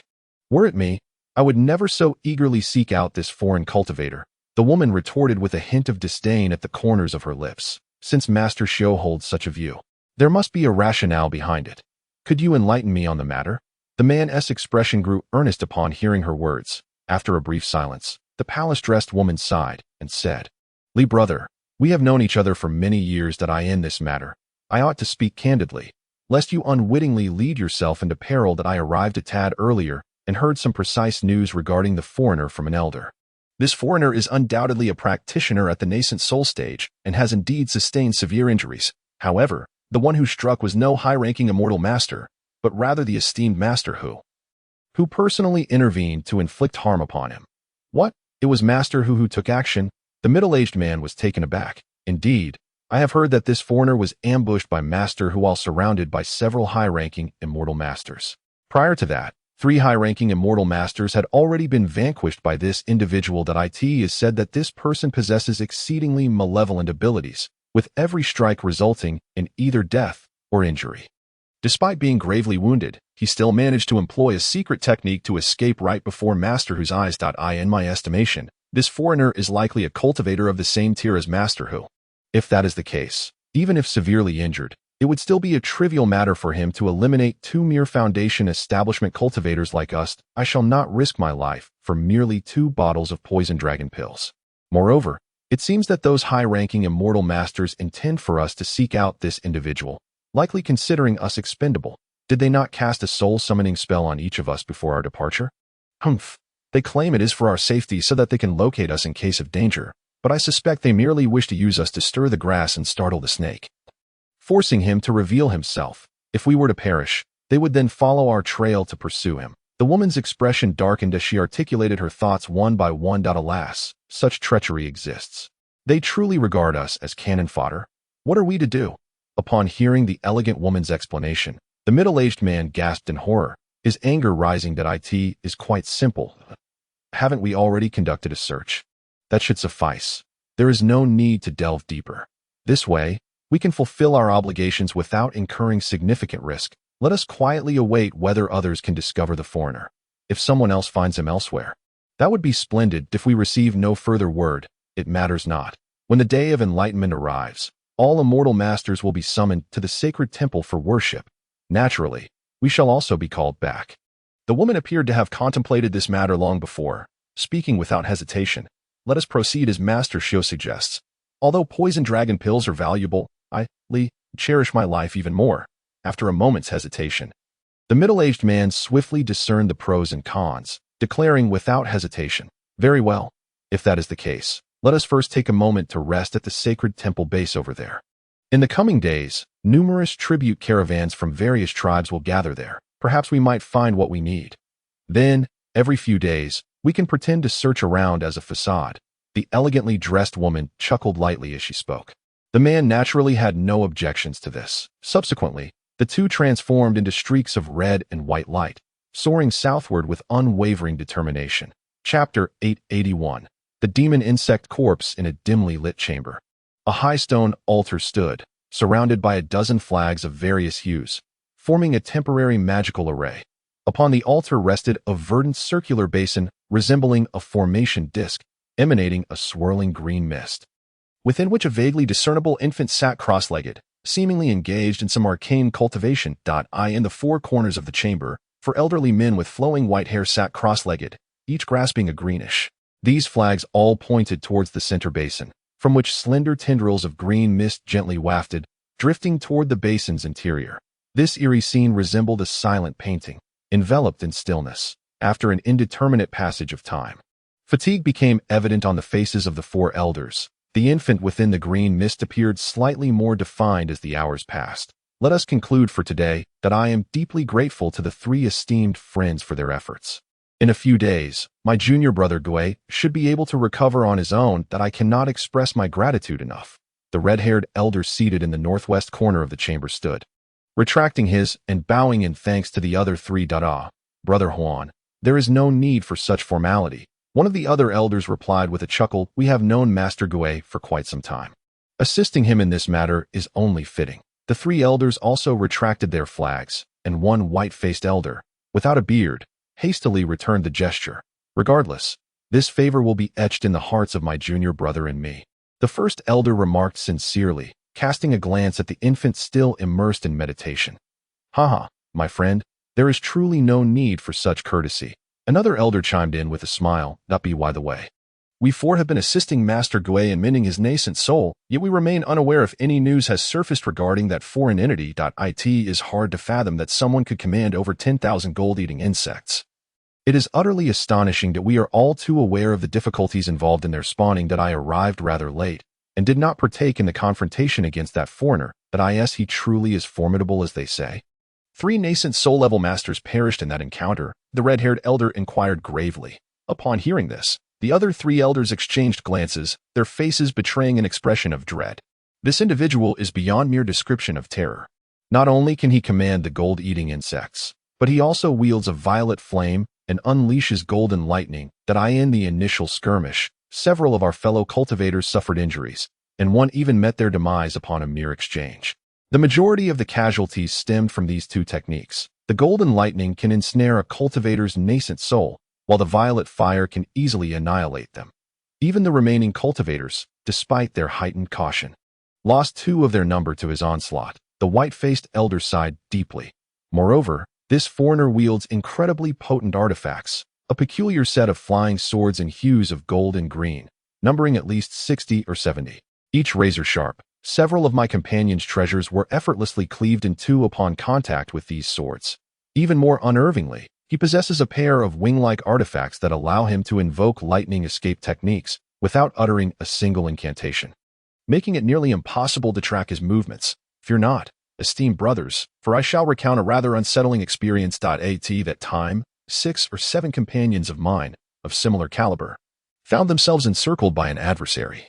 Yet we were still driven to the brink of desperation and drenched in sweat. A few among us even contemplated a temporary retreat. Fortunately, the venerable master who arrived just in time, executing a surprise strike, with the great 5 elements capturing a mortal hand, which severely injured our opponent. However, despite sustaining grave wounds, the foreigner swiftly transformed into a shadow of blood and vanished from our encirclement in an instant. None of us could discern even a trace of his presence through our spiritual senses. It was only upon Master Hu's revelation that we learned the individual had fled hundreds of miles away, leaving us with no opportunity to pursue. An elderly man, slightly portly, recounted this with a blend of explanation and reminiscence, his visage betraying a hint of terror. This foreigner proved to be exceedingly formidable. Could he be a renowned high-ranking cultivator from the esteemed Jin clan? No wonder Brother Gue, despite wielding the six-soul separation technique, faced such a dire predicament. Upon hearing this, the red-haired elder's expression darkened. Brother Gue, do not fret. You know well the might of the great five elements capturing a mortal hand. Even if that individual has escaped this place, this strike must have diminished his cultivation significantly. He should pose little threat now. Moreover, the Holy Maiden is accompanying the guests from Jin to preside over the spiritual ceremony at the nearby Tianlan Sacred Hall. If he is indeed a cultivator from Jin, the guests should be well aware of such peculiar abilities. Once we ascertain his background, dealing with him will be manageable. Even if he belongs to a prominent sect of Jin, the loss of so many high-ranking immortals will not go unchallenged by our masters. Furthermore, we must investigate how he managed to nurture such a multitude of golden-devouring insects. The pale-faced elder spoke with a tone of bitterness, evidently reflecting on the significant losses he likely suffered while contending with Hanli. Let us hope so. Fortunately, those golden-devouring insects are all in their immature state. Otherwise, he would need not to employ any techniques. Simply releasing the thousands of them would surely compel even the four great immortals to retreat in fear. The red-haired elder muttered. Upon hearing this, the other elders exchanged glances, their expressions resigned to a bitter smile. They were all too aware of the formidable nature of mature golden-devouring insects, just as they were lost in contemplation. An unexpected event transpired. The infant, meditating amidst the green mist, suddenly emitted a sharp, piercing scream. Rolling about while clutching its head in apparent agony, its form beginning to flicker and disintegrate. This is dire. Fellow cultivators, act swiftly, the red-haired elder exclaimed in alarm. The other three elders, recognizing the gravity of the situation, hastily summoned their magical flags once more. With their combined efforts, for streams of green mist surged towards the center of the chamber, enveloping the writhing infant within, striving to mend its disintegrating form. As time passed, under the relentless efforts of the four elders, the cries from within the mist gradually subsided. Eventually, after what felt like an eternity, the infant stabilized its posture, absorbing the surrounding green mist with renewed vigor. After an indeterminate period, a faint, intermittent voice emerged from the fog. Many thanks to my esteemed friends for your formidable assistance. Now all is well. We may conclude our efforts. Upon hearing this sound, the four elders finally let out a sigh of relief. To speak candidly, had more time elapsed, they could undoubtedly have persevered. However, their vitality would inevitably have suffered. Thus, the four of them promptly ceased their cultivation. Brother Gue, what on earth just transpired? The originally solidified nascent soul has inexplicably collapsed once more. This is exceedingly perilous, inquired the white-faced elder, unable to suppress his curiosity. Rest assured, my fellow Taoists, such an incident shall not occur again, the infant replied through gritted teeth. What just happened was the golden-devouring insect, which is linked to my primordial spirit, was exterminated. My consciousness has been somewhat affected. What? The golden-devouring insect has been annihilated. How could that be? Exclaimed the red-haired elder, taken aback. The mature form of the golden-devouring insect is nearly indestructible in this realm. How could it be so easily vanquished? There is nothing peculiar about it. Without Brother Gue personally directing the spirit insects, even the formidable golden-devouring insect can be overcome. After all, no matter how indomitable its body, there exist certain pinnacle demonic techniques that can directly assault the primordial spirit. There is no need to destroy the body of the golden-devouring insect, the white-faced elder remarked after a brief contemplation. I don't know if that is the case. Then this individual must be a practitioner of the demonic path. Yet, the majority of the spells employed in our previous skirmish did not seem characteristic of demonic techniques, hesitated the final, emaciated elder. Upon hearing this, the chamber fell into a profound silence, the elders exchanging glances with one another.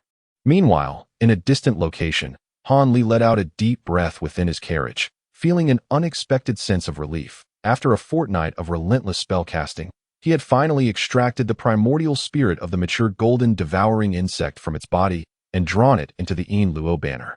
During this time, the members of the Zhonglu tribe had not disturbed him even once, which took Han Li by surprise and filled him with satisfaction. Unbeknownst to him, at the very moment he extracted the primordial spirit, He had nearly exterminated the culprit responsible for his predicament. With a swift motion, he reached out towards the swirling black demonic energy in front of him, and instantly, a small black banner shot forth with a whoosh, which he grasped firmly in his hand. The remaining dark mist swirled violently before transforming into a black-green second nascent soul, its hands clutching a gigantic, resplendent golden insect. Beneath the nascent soul, the lid of the jade box and the talismans had long since vanished, leaving it utterly empty. Hanli toyed with the small banner in his hand, casting a glance at the golden insect. This creature measured nearly half a foot in length, its fangs protruding ominously, and its appearance was utterly fearsome. An enlarged replica of the golden devouring insect. It was indeed the mature form of the golden devouring insect. However, its primordial spirit was absent, and it radiated no life. After contemplating for a moment, Hanli unfurled the Luo banner in his hand, and a fist-sized black-green orb of light shot forth from the banner, spiraling gently before landing softly before him. Within the gentle green light, the silhouette of a creature identical to the mature golden devouring insect floated. Yet, this insect was not only considerably smaller, but also entirely black, its eyes a blood-red hue, glistening ominously. With a gentle gesture, Hanli pointed, and the primordial spirit of the golden devouring insect suddenly transformed into a black ray, vanishing in an instant before re-entering the original insect's body. The colossal golden insect suddenly emitted a blood-red glow from its eyes, unfurling its wings and taking to the air, swirling around the second Yuan-ing in an erratic dance. Indeed, my expectations were not misplaced. If this creature were to be utilized as a demon corpse for refinement, it should prove feasible. Although its potency would be considerably diminished compared to its original form, it nonetheless remained formidable. However, to wield it effectively, it seems that the insect's body must also undergo a process of magical refinement. Hanli murmured to himself, a hint of joy flickering across his face. Chapter 882. The Ape Vulture in the Current Circumstances. The emergence of such a powerful spirit insect was fortuitous. With a mere thought, the small banner in his hand expanded slightly, and the golden devouring insect spiraled before plunging onto the banner's surface. After a flash of black mist, it vanished without a trace. Without hesitation, Hanli tossed the small banner, which was promptly consumed by the grinning black-green Yuan-ing, who absorbed the Luo banner into its body and transformed it into a dark cloud that swiftly entered Hanli's crown. Disappearing from sight, taking a deep breath, Hanli resolved to close his eyes and begin contemplating the incantation to unlock the seal, preparing for any unforeseen events ahead. Yet, suddenly, he felt a stir within him and raised his gaze upward. Although his cultivation was sealed, his spiritual sense remained intact. If his earlier perception was correct, it was indeed that peculiar human celestial master who had once again soared past their convoy. This was rather intriguing. This individual was clearly searching for him, the unexpected human cultivator, as he had passed overhead from their caravan nearly every 2 or 3 days over the past fortnight. Yet, each time, he appeared to be in a hurry, never descending to inquire about the caravan. This rendered Hanli's previously prepared means of concealing his identity rather unnecessary. Although puzzled, Hanli was nonetheless pleased with the other's approach. He promptly closed his eyes again. At that moment, a resounding cry from an imperial heron echoed from outside the carriage. Everyone perked up, knowing that in just 2 more days, they would reach the designated encampment of the Holy Temple. There, they could rest and recuperate for a couple of days. The mention of the Holy Temple's encampment stirred something within Hanli. After a brief contemplation, he decided to disregard it and continued to focus on his incantation. However, merely half a day later, Hanli sensed the presence of another convoy nearby. This new caravan appeared to be rather modest, yet it seemed to have a dozen more individuals than the Tsang-Lu clan. Given the respective directions of both convoys, they were on a collision course to meet within the hour. Yet, seeing as the newcomers appeared harmless, Hanli paid them little mind that as nearly an hour passed. Both convoys nearly simultaneously became aware of each other's presence, resulting in a moment of chaos. However, after a brief exchange of communication, it turned out that the leader of the other convoy was an old acquaintance of the Imperial Heron, a small tribe known as the Red Wolf. This revelation brought immense joy to both the Imperial Heron and the leader of the opposing convoy, and without hesitation, the 2 caravans united and continued their journey together. "Brother Lu, where is the celestial master from your tribe? Is he perhaps in the carriage?" inquired the leader, a burly man with a thick beard, as he curiously surveyed the few carriages belonging to the Imperial Heron clan. "Isn't your tribe's celestial master also in your carriage?" Unbeknownst to me, I am uncertain how many celestial masters the Red Wolf tribe has brought along this time, remarked Ing Lu ambiguously. How many? Naturally, there is but one. It was only through my willingness to swallow my pride that I was able to lavishly invest to secure the temporary presence of a free-spirited celestial master within our tribe. Might your esteemed tribe happen to possess 2 celestial masters? The burly man cast a sidelong glance at the elder, chuckling softly.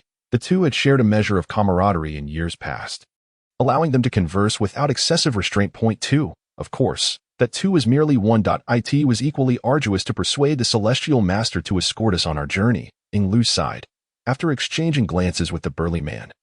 Both could not help but share a bitter smile, feeling a sense of kindred spirits in hardship. Well, regardless, having a celestial master in our company brings a sense of security. With only a day's journey remaining to our encampment, we are unlikely to encounter further issues. However, I must exercise considerable caution as we traverse the territories of various large tribes along the remaining stretch of our route. How about this? Once we are rested, let us convene with several smaller tribes and embark together. Such a course of action would certainly enhance our safety, the elder suggested, his eyes glinting thoughtfully. Allow me to ponder this further. In the past, there have been numerous instances where smaller tribes united for travel, only to suffer dire consequences due to one tribe's possession of exceedingly valuable tributes. The burly man hesitated, his voice tinged with uncertainty. Brother Ba, you worry excessively. The likelihood of such occurrences is exceedingly rare. The chances of our humble tribe possessing precious tributes are far less than that of being directly robbed en route. Ing Lu countered dismissively, shaking his head. Very well. We shall deliberate on this matter later. The burly man did not outright reject the idea, suggesting a flicker of interest. Meanwhile, the common folk from both factions mingled amicably, engaging in delightful conversation. Particularly, a few youthful maidens from both groups found themselves surrounded by eager young men, with peals of light laughter occasionally resonating through the air. These women, having been selected to participate in the tribute process, were undoubtedly the finest talents from their respective tribes, possessing striking beauty. It was no wonder that the men from both tribes were instantly enlivened. Hearing the laughter behind him, Ing Lu shook his head, intending to turn back and rein in his people to avoid offending the celestial master in the carriage. Just then, an eerie bird call echoed from the high heavens, a sound neither entirely that of an eagle nor a vulture, yet distinctly clear to every ear below. Upon hearing this sound, the elder's expression shifted dramatically as he quickly turned to the burly man beside him, who bore a similarly distressed countenance, eyes wide with alarm. Everyone dismount and take cover. That is the demon bird, the Yaoqiu. Summon Master Han at once. The elder shouted in a panic, nearly simultaneously with the burly man calling out similar urgent instructions to his own people. Take cover behind the carriage. Quickly summon Master Feng to deal with the demon bird. At the mention of the Yaoqiu, chaos erupted within the entire caravan. Individuals, stricken with fear, hastily dismounted, some timid souls even tumbling from their steeds. All took refuge beneath their horses or behind the carriage, their pallid faces turned skyward, apprehensively watching the ominous presence above. Suddenly, 3 dark specks appeared in the sky, growing larger with alarming rapidity. In the blink of an eye, 3 brown grotesque birds manifested before the astonished onlookers, with the head of a monkey and the body of a bird. These formidable creatures, stretching 2 zhang in length, boasted enormous wings and a pair of furry arms. Their cavernous mouths emitted a chilling and eerie cry that sent shivers down the spine of all who beheld them. Although the monkey vulture was merely a secondary demon beast of the vast grasslands, it was far more cunning and ferocious than its counterparts of the same rank. Possessing immense strength, its sharp claws could crush stone and shatter metal, while its grotesque cries had a peculiar effect that could easily overwhelm not only ordinary mortals but even lower-tier foundation-building cultivators. Such creatures were seldom seen on the grasslands, so the sudden appearance of 2 was enough to instill profound fear and dread in the hearts of the caravan members. What's all the fuss? Aren't they just a few secondary demon beasts? Came a cold snort from within a carriage of the Red Wolf tribe. Moments later, a figure shot forth from the vehicle, hovering in midair atop a floating silk scarf, and barked an icy command. Upon seeing this individual, Ing Lu was momentarily taken aback, surprised to find that he was also a young cultivator clad in a green cloak. Be extra cautious, Master Feng. These are 3 monkey vultures. The burly man named Bob bellowed, his voice slightly off-key with anxiety. Having inquired about this individual's cultivation level prior to hiring, he understood that Master Phone was merely a nascent cultivator, newly qualified and likely struggling to contend with even a single monkey vulture. Thus his worry intensified. Meanwhile, the elderly man crouched on the ground hastily shifted his gaze towards one of his tribe's carriages. Upon spotting another figure draped in a green cloak standing atop the carriage, looking skyward, he felt a slight relief. As long as this Master Han's cultivation was not too low, the two of them together might indeed be able to scare off the three monkey vultures. At that moment, the three monkey vultures quickly noticed the presence of another individual in blue robes hovering nearby. Although they had encountered other cultivators before, they recognized that this one was not to be trifled with. However, they hesitated, unwilling to abandon the abundance of prey below. The three demon birds began to circle at an altitude of over 100 zhang. Humph, seeking death. The blue-robed figure, seeing that the monkey vultures did not retreat, grew increasingly impatient. Without uttering another word, he raised his hand, releasing several talismans that instantly transformed into fiery serpents, darting toward the demon birds with fierce intensity. Han Li, standing on the vehicle, couldn't help but exclaim softly, surprised. Although the fire serpent technique was a low-tier spell, its transformation into talismans was not a luxury that a mere nascent cultivator could afford to use frivolously. This individual was certainly no ordinary cultivator, and Han Li narrowed his eyes, intrigued by him. However, his expression soon soured as he sighed inwardly. Despite the ferocity of the three fire serpents, they were easily evaded by the monkey vultures, which were positioned at such a distance. The blue-robed figure's understanding of the fire serpent technique was painfully superficial, failing to command the serpents to pursue their foes, thus wasting several talismans and inadvertently provoking the ferocity of the three demon birds. A large creature suddenly let out a piercing cry, and simultaneously, three others folded their wings and swooped down directly towards the man in the blue robe. Upon witnessing that the fire serpent talisman had failed to work, the blue-robed man appeared momentarily stunned. Soon after, as he noticed the monstrous bird diving towards him, a flicker of panic crossed his face. In a flurry of frantic movements, he managed to produce a small, misty white sword and began to hastily chant an incantation, intending to summon it to attack his foe. Observing this scene, Han Li could only shake his head in disbelief. With the monstrous bird about to strike, the blue-robed man neglected to unleash a protective shield, opting instead to confront the attack head-on with a magical artifact. Was this not a surefire way to court death? It seemed that this individual was indeed a novice, unaccustomed to engaging in combat. However, the small sword was undeniably a superior magical tool, indicating that he possessed some degree of background. The blue-robed man recited the incantation with remarkable precision, and just as the monstrous bird closed in, the magical artifact was finally activated. With a sudden flourish, he released the small sword, which transformed into a shimmering white arc several feet long, slicing directly towards the central simian griffin with astonishing speed. The monstrous bird, sensing the imminent danger, attempted to evade the white light with a swift maneuver, but it was too late. It could only lash out with one of its dark claws in a desperate attempt to intercept the white arc. After a brief pause, a shrill cry echoed through the air as one of the obsidian claws was effortlessly severed by the sword's brilliance, blood raining down from the sky. Yet, the other two monstrous birds swiftly soared above the blue-robed man's head, their four sharp claws poised to strike at his crown. Chapter 883. Indifference. The blue-robed man was taken aback, his face paling in alarm as he hastily activated the silken talisman beneath his feet, propelling himself backwards to evade the griffin's onslaught. However, he had clearly underestimated the two simian griffins that as second-tier demon beasts. They possessed their own supernatural abilities. Just as the two creatures descended, a chilling, mournful cry erupted from their throats. Upon hearing this sound, the blue-robed man's mind felt as though it had been struck by a heavy hammer, causing his body to sway unsteadily. Unable to maintain its balance, the foul, rancid wind suddenly bore down upon him. With a gasp, the blue-robed man's face drained of color. Almost simultaneously, two muffled thuds resounded as two fist-sized fireballs shot forth from an unknown source, silent yet remarkably accurate, striking the two monstrous birds. An explosive sound erupted, crimson light flashing as the two fiery orbs enveloped the simian griffins, the intense heat instantly permeating the surrounding air. The mournful cries ceased abruptly. Naturally, the blue-robed man felt an overwhelming sense of surprise and relief, as though he had narrowly escaped death. Not one to be foolish, he quickly summoned his magical artifact, and with a whoosh, propelled himself 10 or more paces away. He then hurriedly retrieved a talisman. Pressing it against his body, the layer of yellow light suddenly enveloped him. At this moment, the blue-robed man felt a slight sense of reassurance, realizing that practicing spells in a tranquil setting was vastly different from actual combat.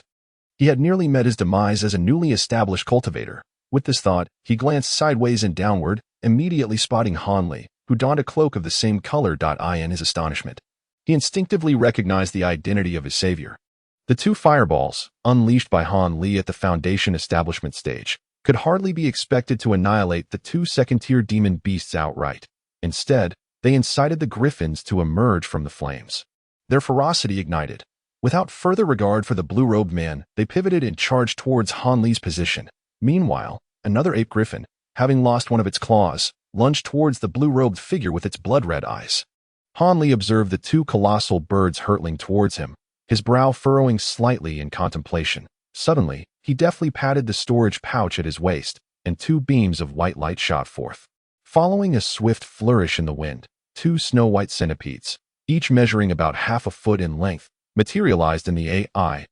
In comparison to the ape griffins, these centipedes were disproportionately small. Yet, once released, they exhibited an extraordinary exuberance, emitting high-pitched screeches as they boldly advanced towards the two griffins without a trace of fear. Upon witnessing the appearance of the centipedes, the two monstrous avians abruptly displayed signs of trepidation. Their wings flapped wildly as they halted mid-flight, and one even sniffed the air cautiously before turning tail and fleeing in sheer terror. The aura of the ancient peculiar insects was not something these low-tier beasts dared to approach. However, the centipedes showed no intention of letting their adversaries escape. With a peculiar cry, they opened their maws, unleashing a torrent of chilling white mist that rapidly enveloped the surroundings in a blanket of frost. The griffins barely had time to emit a mournful cry before being consumed by the icy shroud. The two centipedes swiftly darted into the frigid air without hesitation.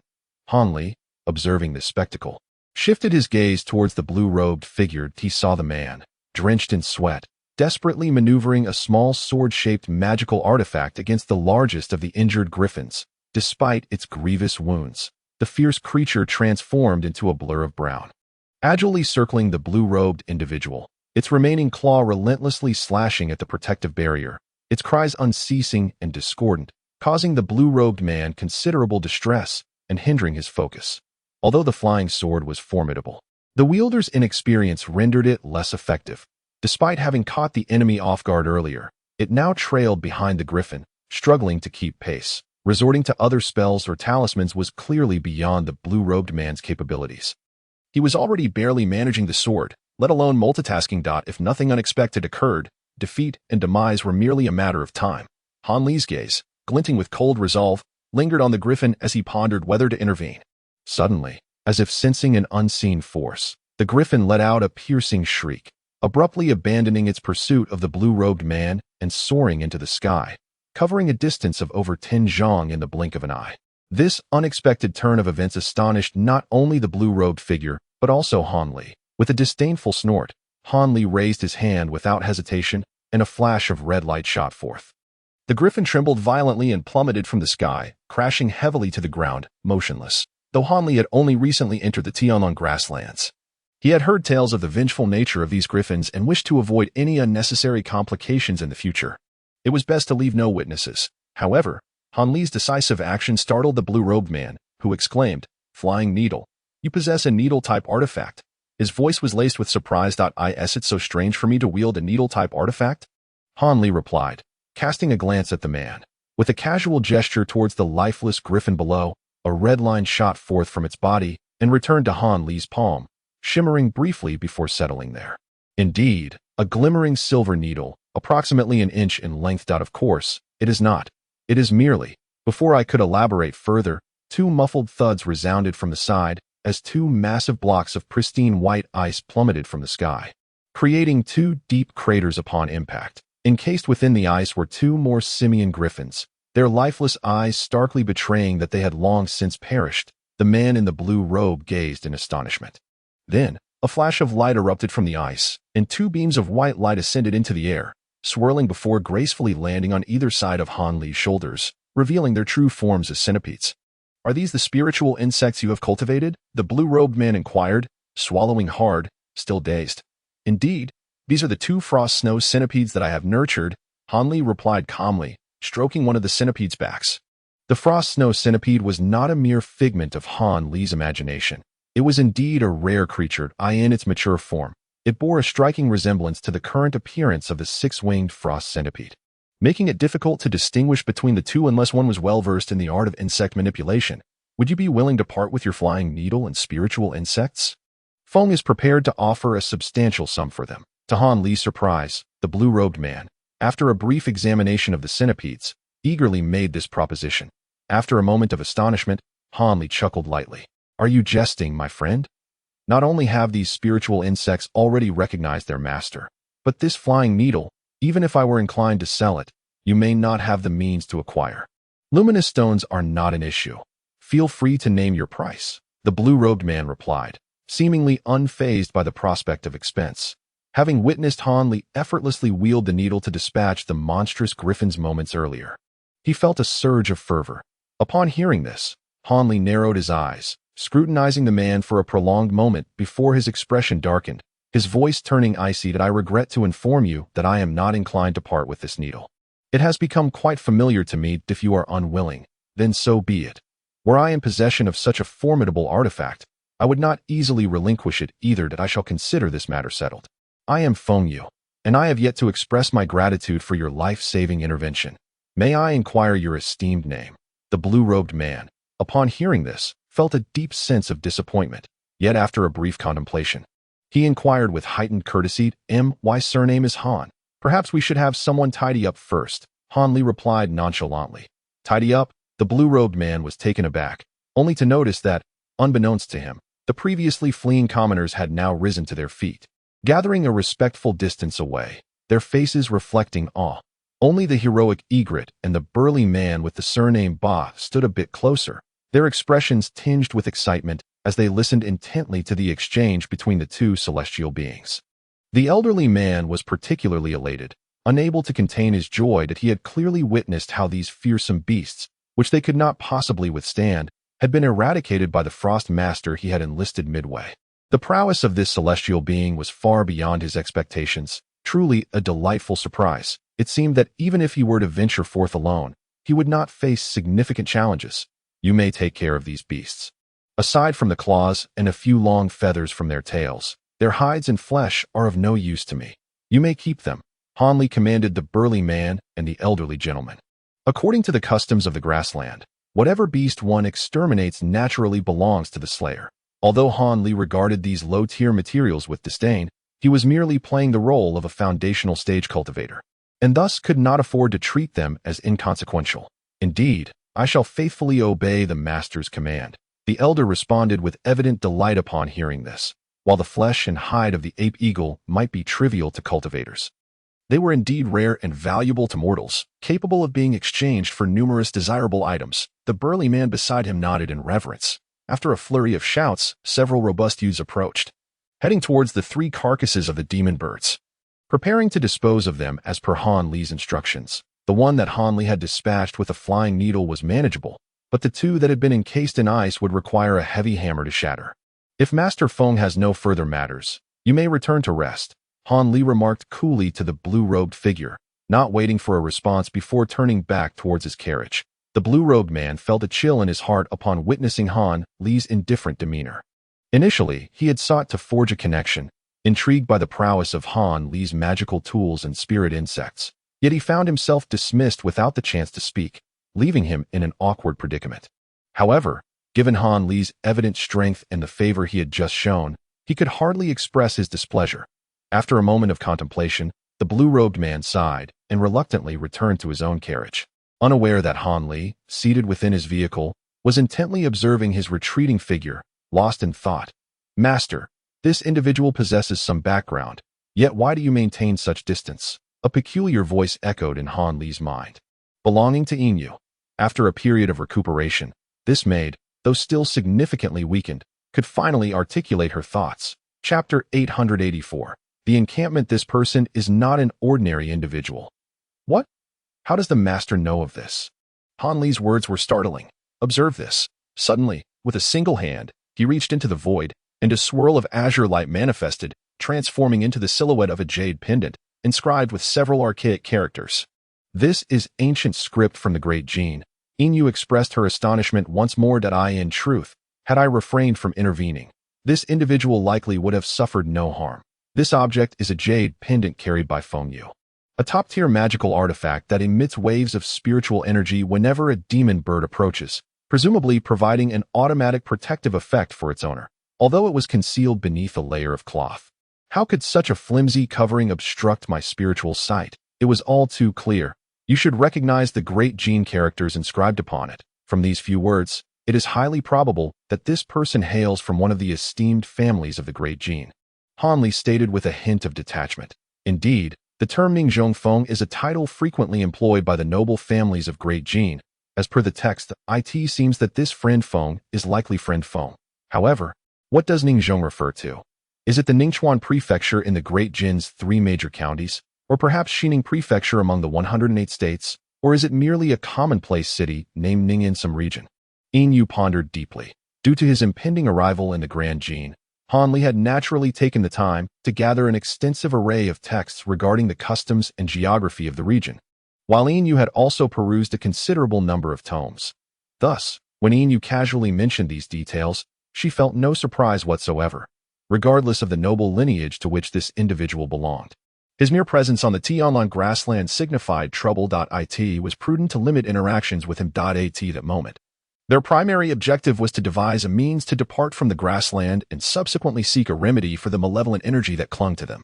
After articulating this thought, Han Li closed his eyes, his expression devoid of emotion. Indeed, this individual, possessing the status of a cultivator in the initial stages of Foundation establishment, was equipped with a protective artifact capable of autonomously safeguarding its master, undoubtedly marking him as a significant figure within the Feng family. Yet now, he was covertly hidden among the tribute caravan of a small tribe, which surely indicated he was entangled in considerable trouble. Inu let out a soft laugh, quietly expressing her agreement. Following that, she refrained from further commentary, and the carriage fell into a contemplative silence. At that moment, the young men outside had finally shattered 2 massive blocks of ice with their heavy hammers, methodically skinning and dismembering the 3 ape eagles. They then presented Han Li with the 6 most precious claws and a dozen long feathers, while the remainder was unapologetically divided between the 2 tribes. Naturally, as Han Li was the esteemed immortal master invited by the Tsanglu tribe, they claimed the lion's share. Although the robust man of the Ba surname received little, he was nonetheless exceedingly pleased, considering it an unexpected boon, especially since no one had suffered casualties during the assault by the demonic birds. Meanwhile, within a tightly sealed carriage belonging to the Honglang tribe, a man in a blue robe appeared to find the cloak cumbersome and had removed it, revealing a fair visage.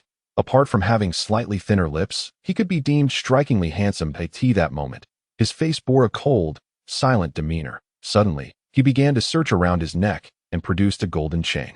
One end of the chain was affixed to a silvery key, which was finger-width and several inches long, adorned with mysterious, archaic patterns, and engraved on its oval handle was a golden character for wind.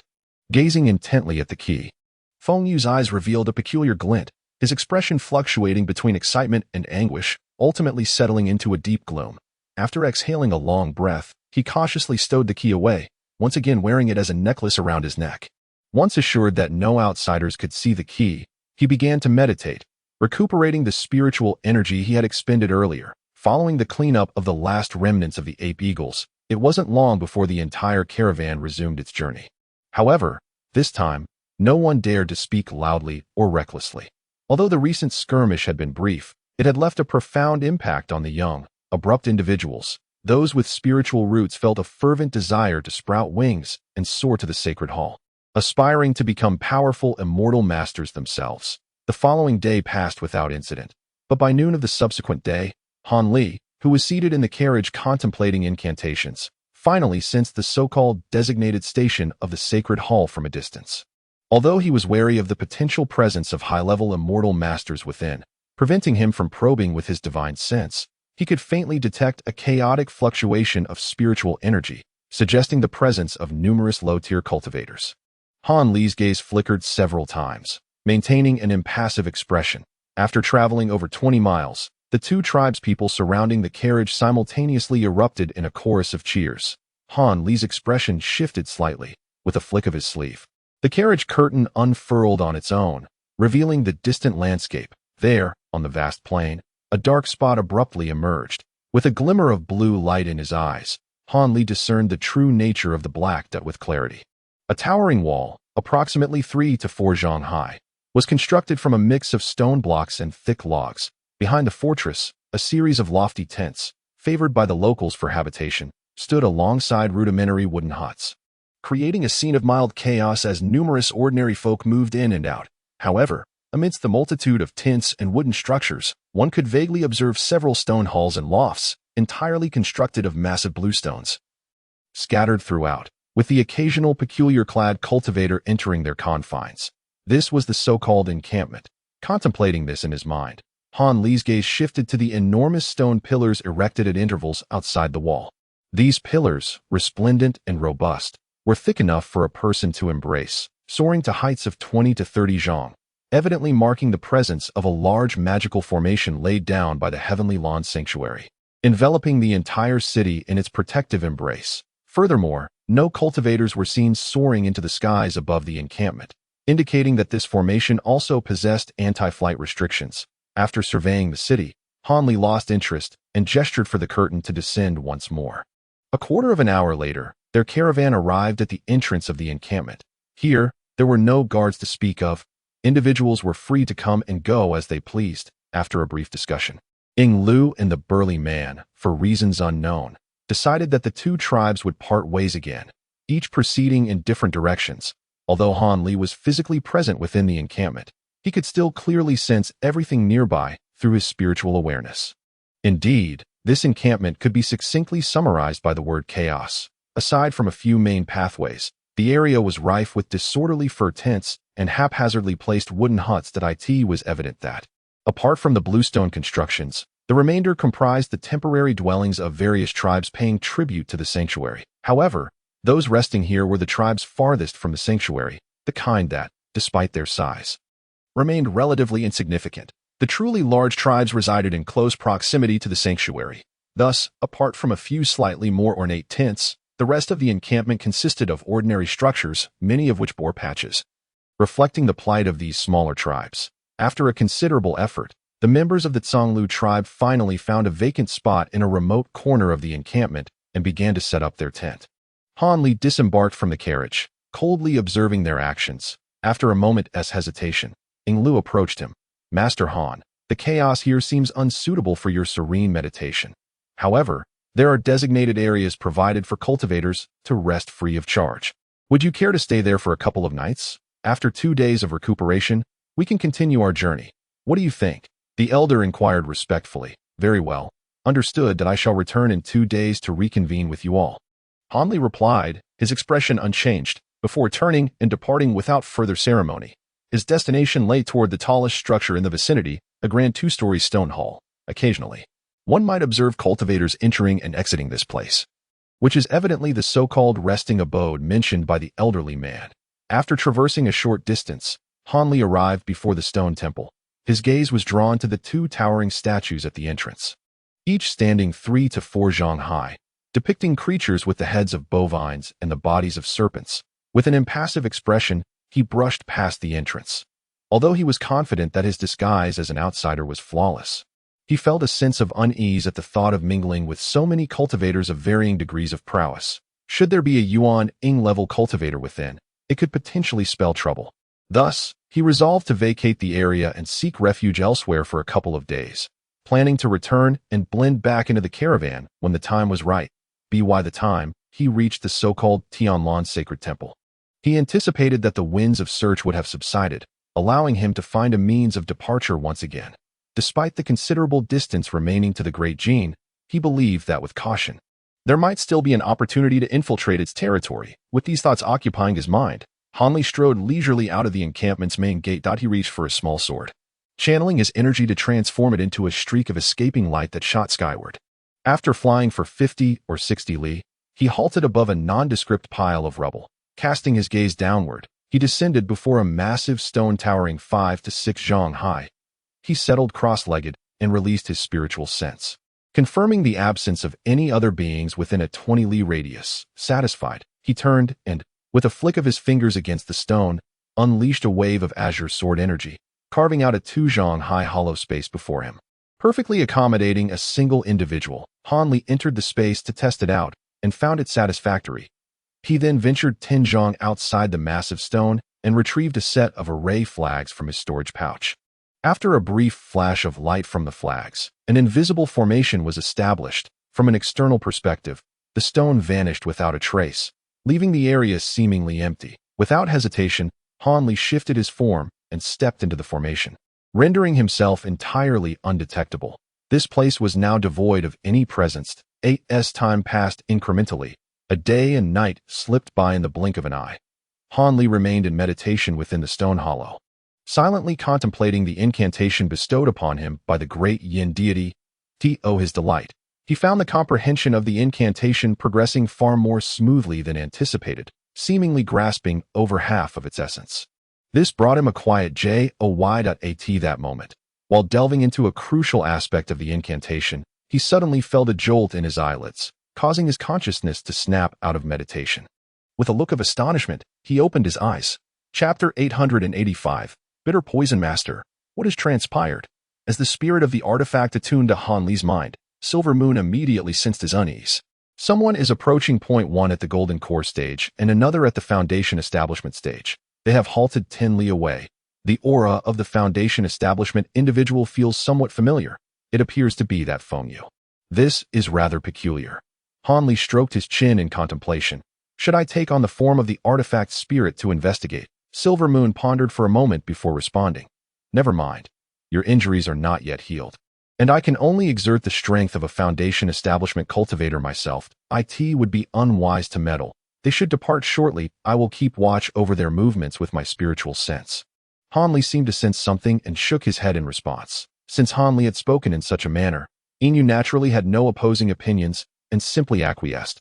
Han Li then closed his eyes, continuing to sit in tranquil silence. However, after a brief respite, a soft exclamation escaped his lips, and a look of astonishment suddenly appeared on his face. This time, Inu, understanding the gravity of the moment, refrained from further inquiries. Yet, Han Li's brows instantly knitted together, his expression fluctuating between dark and bright in rapid succession. Senior Yin, if my memory serves me correctly, you mentioned that the malevolent aura surrounding me could only be dispelled by a select few secret arts, a significant portion of which belongs to the Buddhist sect. Is this truly the case? Indeed, it is so. Besides the methods of the Buddhist sect, there are a few rare techniques from the Confucian and Taoist schools that may also provide a means to alleviate the malevolent aura, though their efficacy pales in comparison to that of the Buddhist sect's methods, replied the languid Yin. If that is the case, the most distinctive characteristic of the Buddhist sect's techniques lies in their cultivation of magical power infused with Buddhist strength, with most methods manifesting a spectrum of 7-colored spiritual light. This is also true, is it not? Han Li inquired, his demeanor still fluctuating. Quite so. What have you discovered? Yin questioned, a hint of confusion mingling with curiosity in his voice. It seems this individual may yet prove useful. Perhaps this presents an opportunity, Han Li murmured to himself, lowering his head in contemplation. Yin, perplexed by the inquiries and receiving no answers from Han Li, began to grow impatient. Just as he was about to press for clarification, Han Li, seemingly having made a decision in his heart, suddenly stamped his foot and transformed into a streak of azure light, soaring from the massive stone and hurtling towards a specific direction. This abrupt action left both Inu and Yin astonished. Although they were puzzled, they could only suppress their myriad questions and observe Han Li's hasty retreat. After traversing a distance of over 10 miles in the blink of an eye, Han Li arrived at a small grove, an uncommon sight amid a vast plain. The grove was modest in size, with trees sparsely scattered and not particularly tall. In the center of this grove, an open space of more than 10 paces housed 2 individuals. One of them, dressed in blue robes, lay motionless on the ground, his back marred by a dark stain of blood, his life and death uncertain.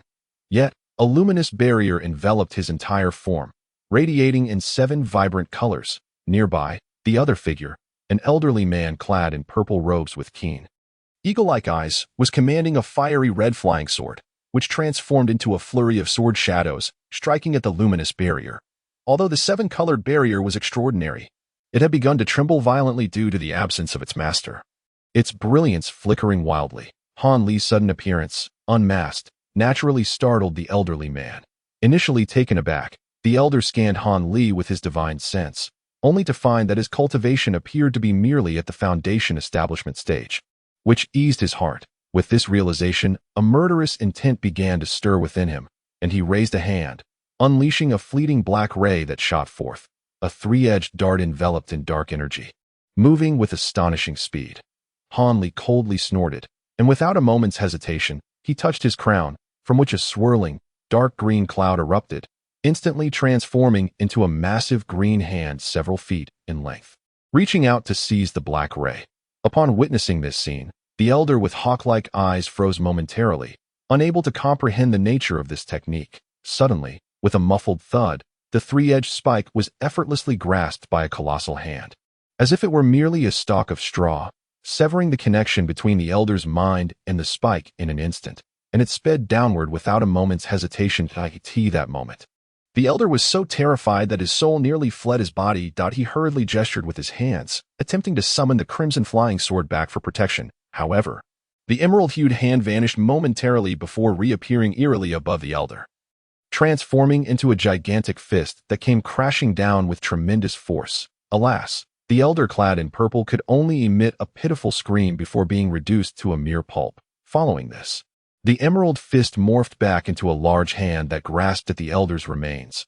Almost immediately, a spherical emerald light, roughly the size of an egg, shot into its 5 fingers. The hand swiftly returned to Han Li, spiraling before transforming into an emerald-hued infant that settled upon Han Li's shoulder. At this moment, it clutched the obsidian three-edged spike in one hand while grasping the emerald light in the other, a cheerful expression adorning its face. Han Li's brow twitched slightly, in the face of this sudden assault. Regardless of how dire the situation appeared, he had yet to utilize his second nascent soul, reserving it as a hidden means of escape. However, now that he had tested it lightly, its prowess seemed to surpass his expectations. With just a modicum of transcendent transformation, it effortlessly dispatched a core formation cultivator. It was evident that a nascent soul was indeed formidable, as even ordinary core formation cultivators could not withstand its might. Contemplating this, Han Li silently descended, making his way toward the 7-colored barrier. At this juncture, the crimson flying sword, rendered uncontrollable due to the destruction of the elder's physical form and the confinement of his soul, fell to the ground beside him, flickering with faint spiritual light. Utterly motionless, Han Li paid no heed to the sword, instead approaching the 7-colored barrier to observe it closely. It soon became evident that this barrier emanated entirely from a pale blue jade pendant floating within it. This object hovered several feet above the blue-robed figure, radiating 7-colored spiritual light, intermittently displaying strange Buddhist inscriptions within the luminous glow. It was indeed the jade pendant inscribed with Ningzhongfeng that Han Li had previously shown to Yingyu. After gazing at the pendant for a moment, Han Li slowly inquired, "What do you think, esteemed elder? This must be a magical artifact refined by the Buddhist sect, correct? Judging by its materials and crafting techniques, it scarcely resembled a treasure of the Buddhist sect, yet it undeniably bore the marks of having been sanctified by a high monk of Buddhism. Otherwise, a mere top-tier magical artifact would not possess such spiritual resonance or withstand attacks from core formation artifacts for such an extended duration." It seemed that the Feng family had some connection with the Buddhist sect. The Dayin divine monarch had fully grasped the implications of Han Li's earlier words, letting out a cold snort before responding indifferently.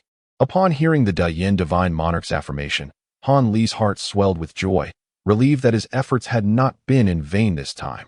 With this thought in mind, he stepped forward without hesitation. Raising one hand to gently rest his palm against the barrier, a thin layer of blue flame flickered to life upon his palm. Given his current cultivation level, he could not summon much more of the Qian blue ice flame. This was already the extent of his capabilities. Yet, even so, the prism of 7 colors utterly failed to withstand the frigid onslaught of the ice flames. With a resounding crash, the shield shattered like a mere bubble, vanishing into thin air. Han Li approached the figure clad in blue robes, casting a glance at the blackened stains on his back, causing his brow to furrow. In concern it was then that he sensed the man's aura was not only chaotic but exceedingly weak, also emanating a faint aura of death, clearly indicative of impending doom. Without uttering a word, Han Li raised his hand, unleashing a spell that struck the man, and then, With a swift motion, he expelled a surge of verdant essence from his mouth, transforming into a mist of emerald light that enveloped the blue-robed figure. With a gentle flick of his sleeve, a gust of wind swept through, turning the body of the fallen individual over. After a moment of scrutiny, Han Li inhaled sharply. Indeed, it was Feng Yu, yet his visage had transformed entirely into a ghastly shade of black, his lips darkening to an alarming purplish hue, truly a sight of horror.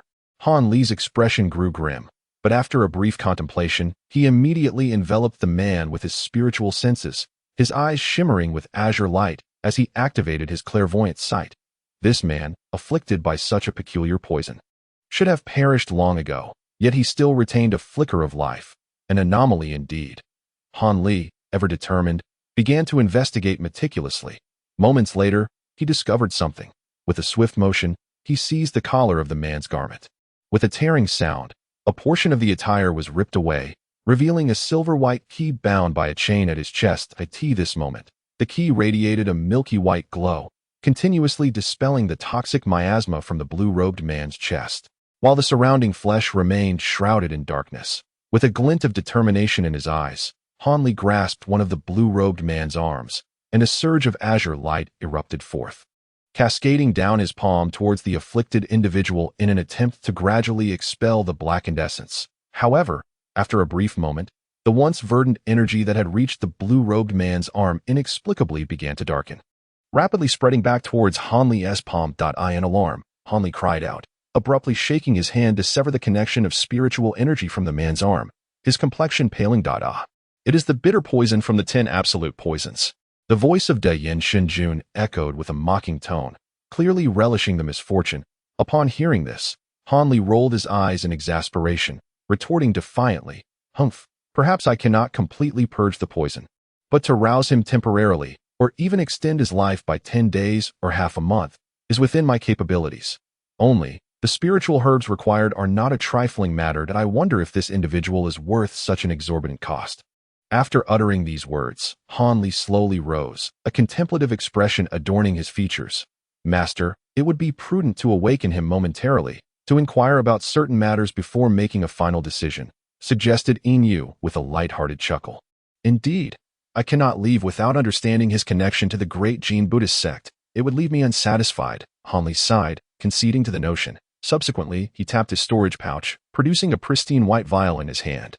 Chapter 886. The Haoyuan pill. As the vial was turned over, a fire-red pill resembling an almond appeared. Upon seeing this precious elixir, crafted from high-grade demon pills in years past, a hint of regret flickered across Han Li's face. Originally intended to enhance the spiritual power of core formation cultivators, its application here indeed felt like a waste. Had his powers not been sealed and the silver moon uninjured, employing the soul-searching secret technique would have rendered this entire process unnecessary. With a deft motion, he grasped the chin of the figure clad in blue robes, expertly dislocating the jaw with a flick of his wrist, causing the mouth to involuntarily gape open. With a swift gesture of his other hand, the pill, enveloped in a swirling azure aura, was propelled into the blue-robed man's mouth.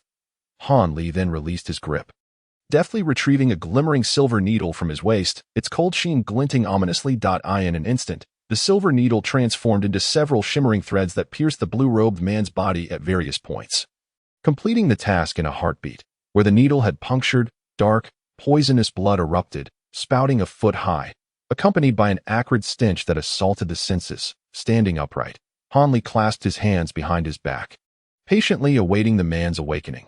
After a considerable period, during which a substantial pool of toxic blood was expelled from Feng Yu's body, a low groan finally escaped his lips, signaling his imminent return to consciousness.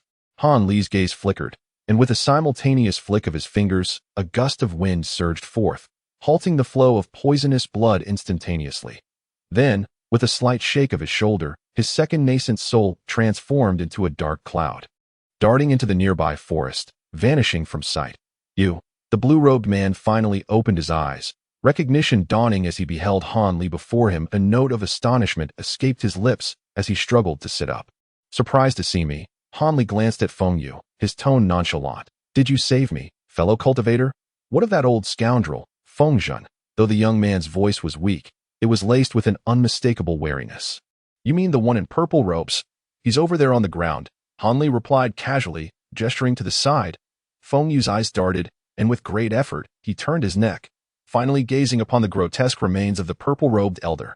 Shock washed over his face, swiftly followed by an expression of deep-seated hatred. His gaze then shifted back to Han Li, an expression of profound bewilderment crossing his features. Was this old scoundrel also slain by Brother Han? It appears your mystical prowess is indeed unfathomable, but I shall forever remember your life-saving grace, and I will repay it tenfold in the future. With a hint of trepidation, Feng Yu inquired, reaching for a pill at his waist and forcing it into his mouth, while his other hand pressed against the ground, attempting to rise. However, as he managed to stand halfway, his legs buckled, and he collapsed once more. What is happening? Why do I possess no strength at all? Feng Yu fell to the ground, his countenance paling in alarm. Repay in kind. It seems you remain unaware of your current predicament, Han Li remarked, his expression unchanging, devoid of any intention to offer assistance. What do you mean by that? What is my condition now? Have you placed a restriction upon me? The young man glared at Han Li, his face contorted with a mixture of fury and disbelief. A restriction upon you. You think too highly of yourself. If I wished to subdue you, I would require no such measures. Perhaps you should take a moment to observe your own state. Han Li scoffed, raising his hand to toss a small object beside Feng Yue.It was nothing more than an ordinary bronze mirror. Upon hearing this, Feng Yu's face was filled with astonishment and suspicion. However, noticing that Han Li displayed no emotion whatsoever, he gritted his teeth and picked up the mirror, casting a fleeting glance into it. What is this? My face. This is poison. When did I become so deeply afflicted? Could it be that the old rogue used something toxic? Upon seeing this, Feng Yu was instantly thrown into a state of panic, and he couldn't help but cry out in a hoarse voice. He hurriedly emptied the storage pouch at his waist onto the ground. And in a flash of white light, a multitude of vials and jars appeared before him. In haste, he rummaged through several bottles, indiscriminately shoving pills into his mouth. Han Li observed coldly, allowing him to consume the pills without uttering a word. After finishing the pills, Feng Yu disregarded any further conversation with Han Li and immediately closed his eyes to meditate, attempting to expel the poison through the medicinal energy. However, mere moments later, he reopened his eyes, and the terror etched on his face deepened threefold. How can this be? Not a single antidote has proven effective. What kind of strange poison have I been afflicted with? He finally recognized the severity of the poison. Growing increasingly anxious, although he had never encountered it before, it must be the bitter poison from the 10 absolute poisons at this moment. Han Li leisurely resumed speaking. Bitter poison? They actually used this toxin against me. That old rogue has indeed allied himself with the Kong family. It is said that they possess this very poison. Feng Yu's complexion turned ashen, and he could not help but scream in despair. Han Li slightly raised an eyebrow at the mention of the Kong family, yet his expression remained composed. No, this is wrong. One afflicted by bitter poison should perish immediately. How could I still be conscious? The young man suddenly grasped this point, drawing an unexpected surge of strength. He flipped over and confronted Han Li with questions. Do not be ungrateful. Were it not for my desire to inquire about certain matters, I would not waste a yuan pill on you. Your continued existence, albeit temporarily, relies heavily on that object around your neck, which has managed to stave off the poison for the moment. Otherwise, the toxin would have invaded your heart, rendering even divine elixirs incapable of reviving you. Han Li's expression darkened as he spoke without courtesy. You have used that item? The youth, upon hearing Han Li mention the silver key, suddenly realized that the object he had considered vital to his life had been exposed before him, and he was momentarily taken aback, achieving a temporary calm. I am also quite curious.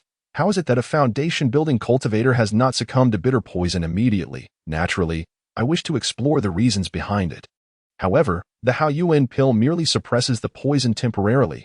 After a day, the toxin will once again assault your heart. You are undoubtedly doomed. Han Li stated matter-of-factly. The Hao Yuan pill. I believe I have heard of it before. It seems to be a rather rare elixir, correct? If I were to consume more of it, could I continue to suppress the poison? Feng Yu pondered momentarily before asking nervously. The fact that the other party had heard of this elixir surprised Han Li somewhat, but he replied indifferently. Continuing to consume it may temporarily preserve your life. But do you know what this pill is made from? It is not an antidote at all, but rather a spiritual elixir meant for foundation-building cultivators to break through their bottleneck. It is something of great value yet scarce in the market. Han Li refrained from saying more, but the implication in his words was exceedingly clear. The elixir that cultivators use to enhance their abilities? Feng Yu, although he anticipated the extraordinary rarity of such a potion, found himself momentarily speechless upon hearing this. However, if you truly desire to preserve your life, there are indeed alternatives. Han Li suddenly chuckled. What alternatives? As long as it can save my younger brother's life, I will agree to any conditions you propose, Han brother. The young man, invigorated, exclaimed with delight. Hee. I require no recompense from you. I merely ask that you answer a few questions candidly in a while.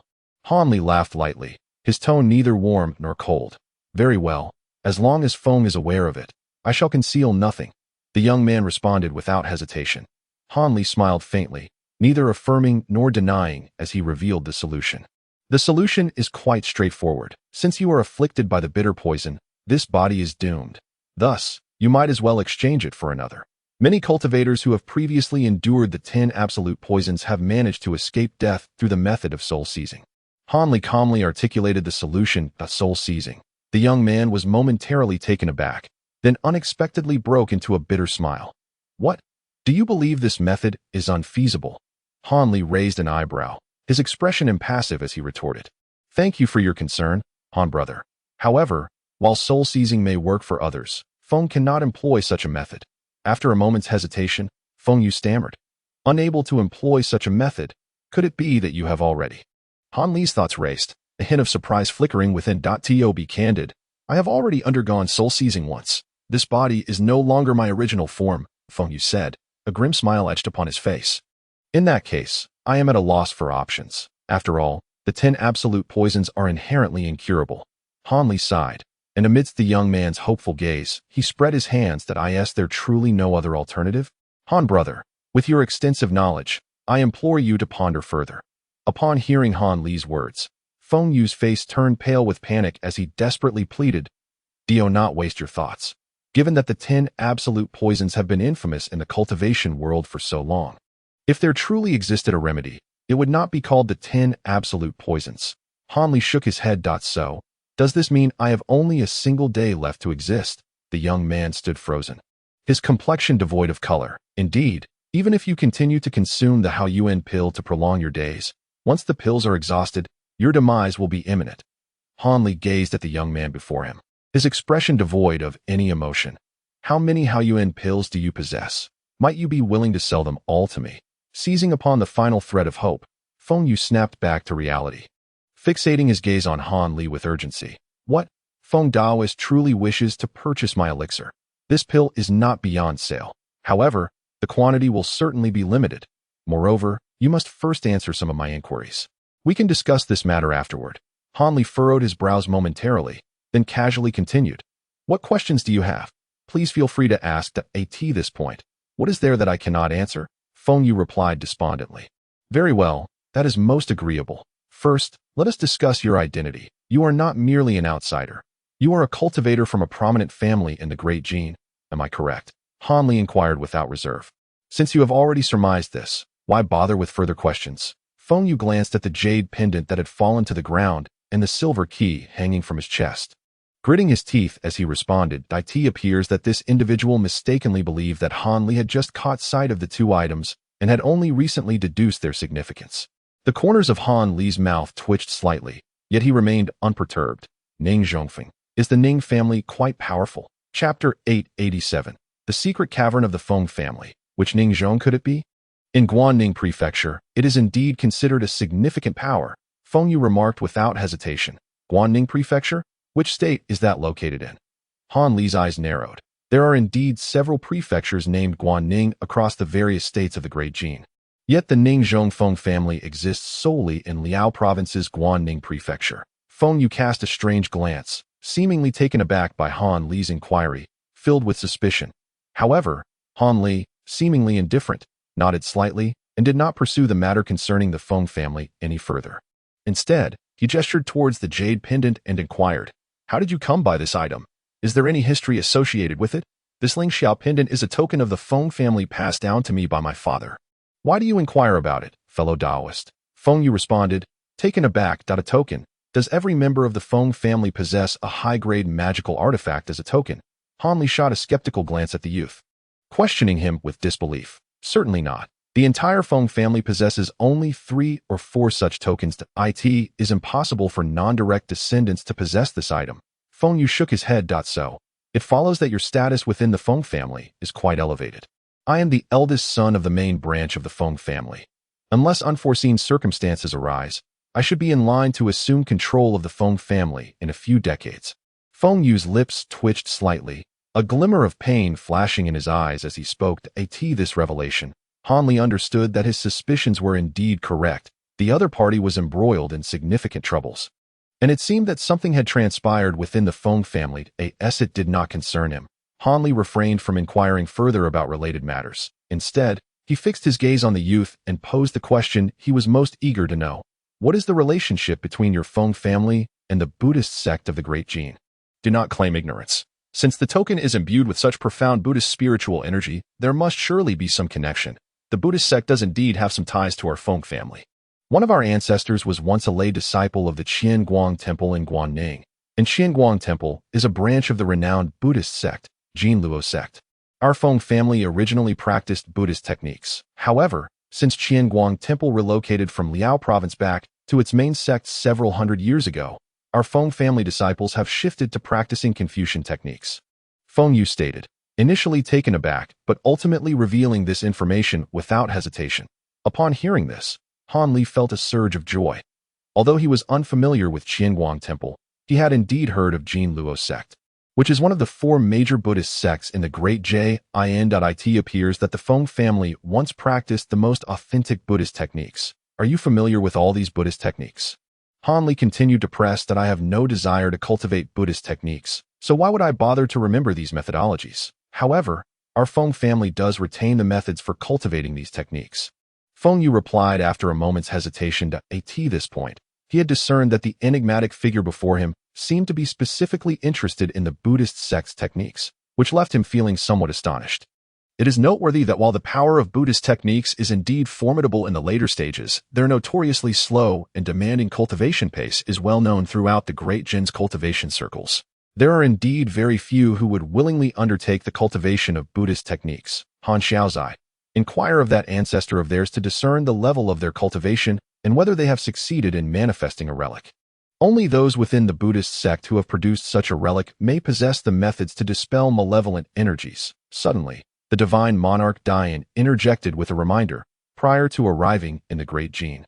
Han Li had already gleaned some knowledge regarding the rumors surrounding relics through ancient texts. A relic is a unique phenomenon among practitioners of the Buddhist faith. Some may materialize during the core formation stage, while others may only be achieved during the nascent soul stage. Seemingly without any discernible pattern to those outside the Buddhist sect, it remains an enigmatic entity. However, one certainty prevails. Many profound techniques and divine powers within Buddhism necessitate the presence of a relic before they can be cultivated or manifested. Thus, even if other sect practitioners possess superior cultivation, they regard those who have produced relics with considerable trepidation. Han Li nodded subtly, calmly posing the same inquiry to Feng Yu. A relic? Indeed, my ancestor once cultivated such an object. Had it not been for limitations in other aspects preventing a breakthrough to the nascent soul realm, my ancestor might not have despaired and founded the Ning family of Feng. Feng Yu replied, his brow furrowing slightly. Han Li felt a surge of excitement. Perhaps fortune smiled upon him, and he might not need to delve deeply into the Great Jin to uncover the method for dispelling malevolent energies. With this thought, Han Li offered a faint smile, his demeanor softening. I have one more question. Once answered, that will suffice. If there is anything else you wish to know, please do not hesitate to ask. Feng Yu replied with a forced smile. You are merely a foundation establishment practitioner. Why would this individual resort to using such a rare poison against you? You must understand that, in certain respects, the 10 absolute poisons may surpass even some rare elixirs in value. That if he intended to capture you alive, he would not employ such a toxin. Yet if his sole aim was to kill you, given his core formation prowess, it seems unnecessary for him to take such measures. Han Li slowly articulated the question that had been swirling in his mind. This matter, Feng Yu began. You see, that old scoundrel Feng Zhun was once a rogue cultivator we took in during our family's earlier days. He fell afoul of a powerful figure and was pursued, and in a bid for survival, he willingly became our servant, even changing his name to At. That time, my grandfather was still alive, and the Feng family was thriving. thus able to provide sanctuary for this rogue.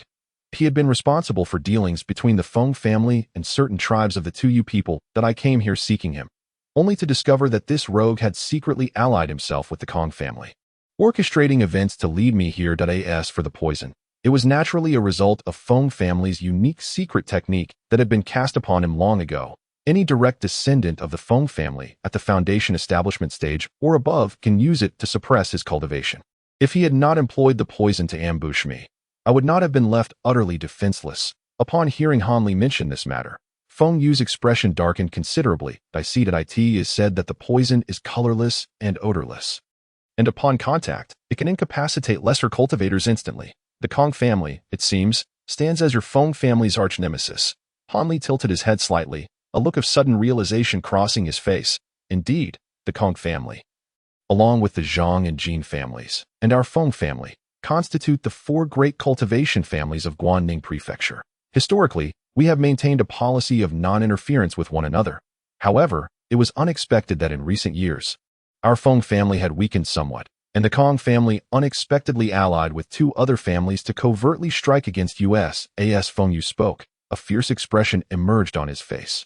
Once a scion of a prestigious family, he now found himself stranded on a foreign grassland, his life hanging by a thread. Naturally, he harbored an intense hatred for these three families. I had no interest in the disputes among your esteemed families. Yet I am quite satisfied with your response. Now, let us discuss the matter of the Haoyuan pill. I possess only a limited quantity of this elixir, perhaps around 10 or so. It should suffice to delay your predicament for another 10 days. However, each of these pills is worth several thousand spirit stones. Are you truly able to afford such a price? Hanli remarked indifferently.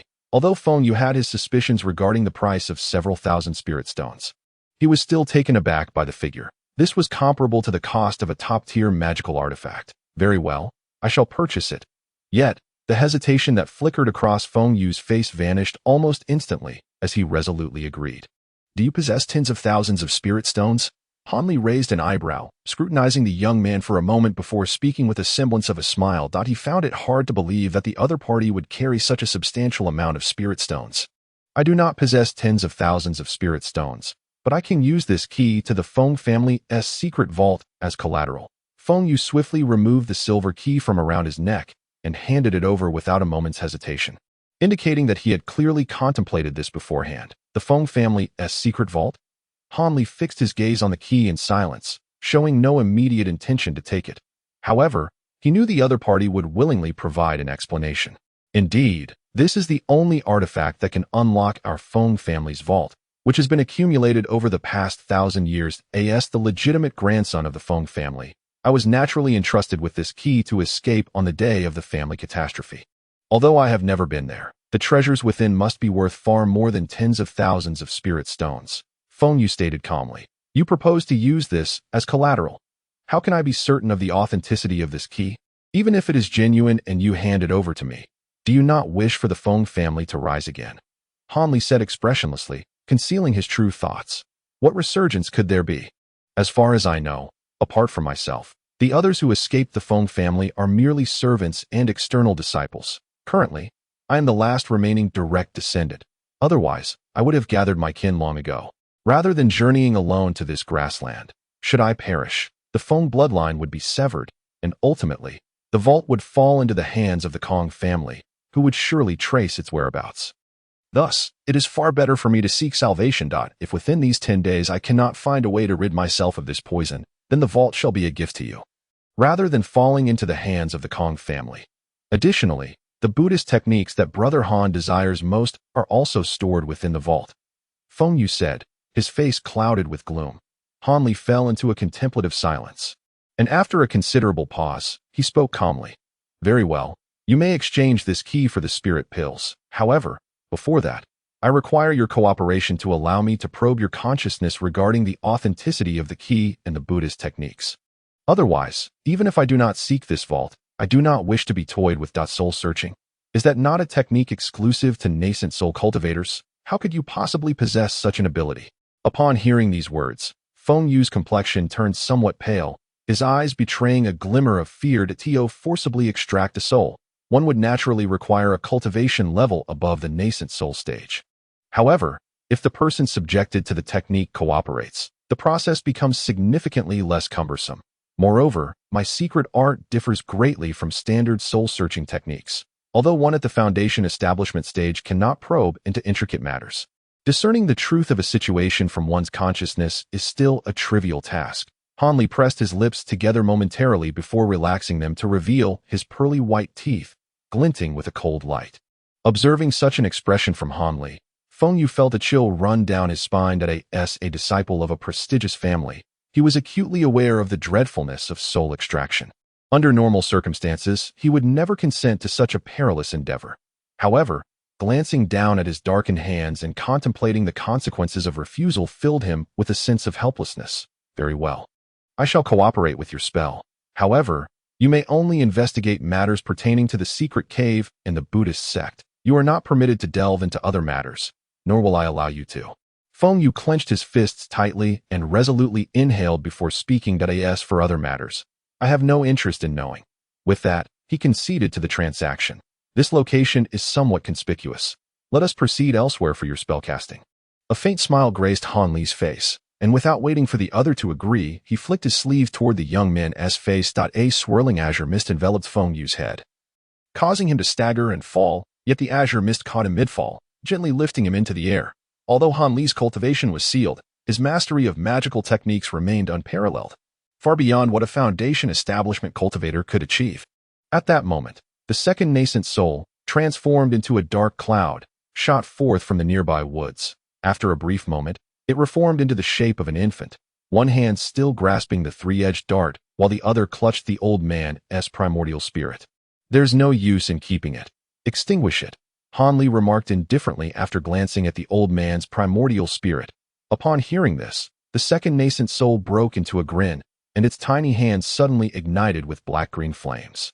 With a tremor of the green light, it silently dissipated into a wisp of azure smoke amidst the flames. Simultaneously, Han Li flicked his finger, sending a fireball the size of an egg crashing down upon the remains of the old man's corpse. The flames soared skyward, and thus the eagle-eyed elder was obliterated from existence, both form and spirit. Subsequently, Han Li extended his hand toward the ground, and a storage bag along with a small fiery red sword flew into his grasp. After clearing away the remaining evident traces, Han Li took to the skies with Feng Yu, soaring toward the pile of scattered stones where he had previously meditated. Until his cultivation was unsealed, he would naturally have to exercise utmost caution. However, it must be said that Han Li was feeling rather vexed at the moment. Although his consciousness was immensely powerful, rivaling that of a late-stage nascent soul cultivator, he found himself reluctant to extend his awareness too far under normal circumstances, instead having to retract a significant portion. Otherwise, if he were to inadvertently attract the attention of a powerful and unforeseen practitioner or other cultivators adept at soul-searching techniques, it would spell certain doom for him. Yet, should he confine his consciousness to the vicinity, he risked being approached by high-level practitioners unbeknownst to him. It was partially due to his own negligence and carelessness that he had been detected while cultivating the golden-eating insect in the heart of the grassland. However, more importantly, it was due to the contraction of his consciousness to the immediate vicinity. As a result, a mid-stage nascent soul cultivator pursued him with remarkable speed, seemingly on par with that of a late-stage nascent soul practitioner. The distance of over 20 miles was traversed in an instant. Even if he had sensed the danger, it would have been too late for him to withdraw and escape, leading to this unforeseen calamity. In such a vast expanse of the Tianlan grassland, it was quite a coincidence to encounter a mid-stage nascent soul adept in the art of flight. One could only wonder if it was the other's misfortune or if he was the more ill-fated one. Surely, had both parties merely exchanged a moment's understanding of each other's abilities, they would not have resorted to conflict. Every time he reflected on this incident, Han Li found himself in a state of bemusement. Although he was currently suffering from a backlash of malevolent energy, resulting in the sealing of his magical power, the opponent had only managed to escape with a fraction of their nascent soul, likely suffering significant losses in their cultivation. It remained uncertain when he would be able to recover. For reasons unbeknownst to him, Han Li recalled this matter once more while suspended in the air.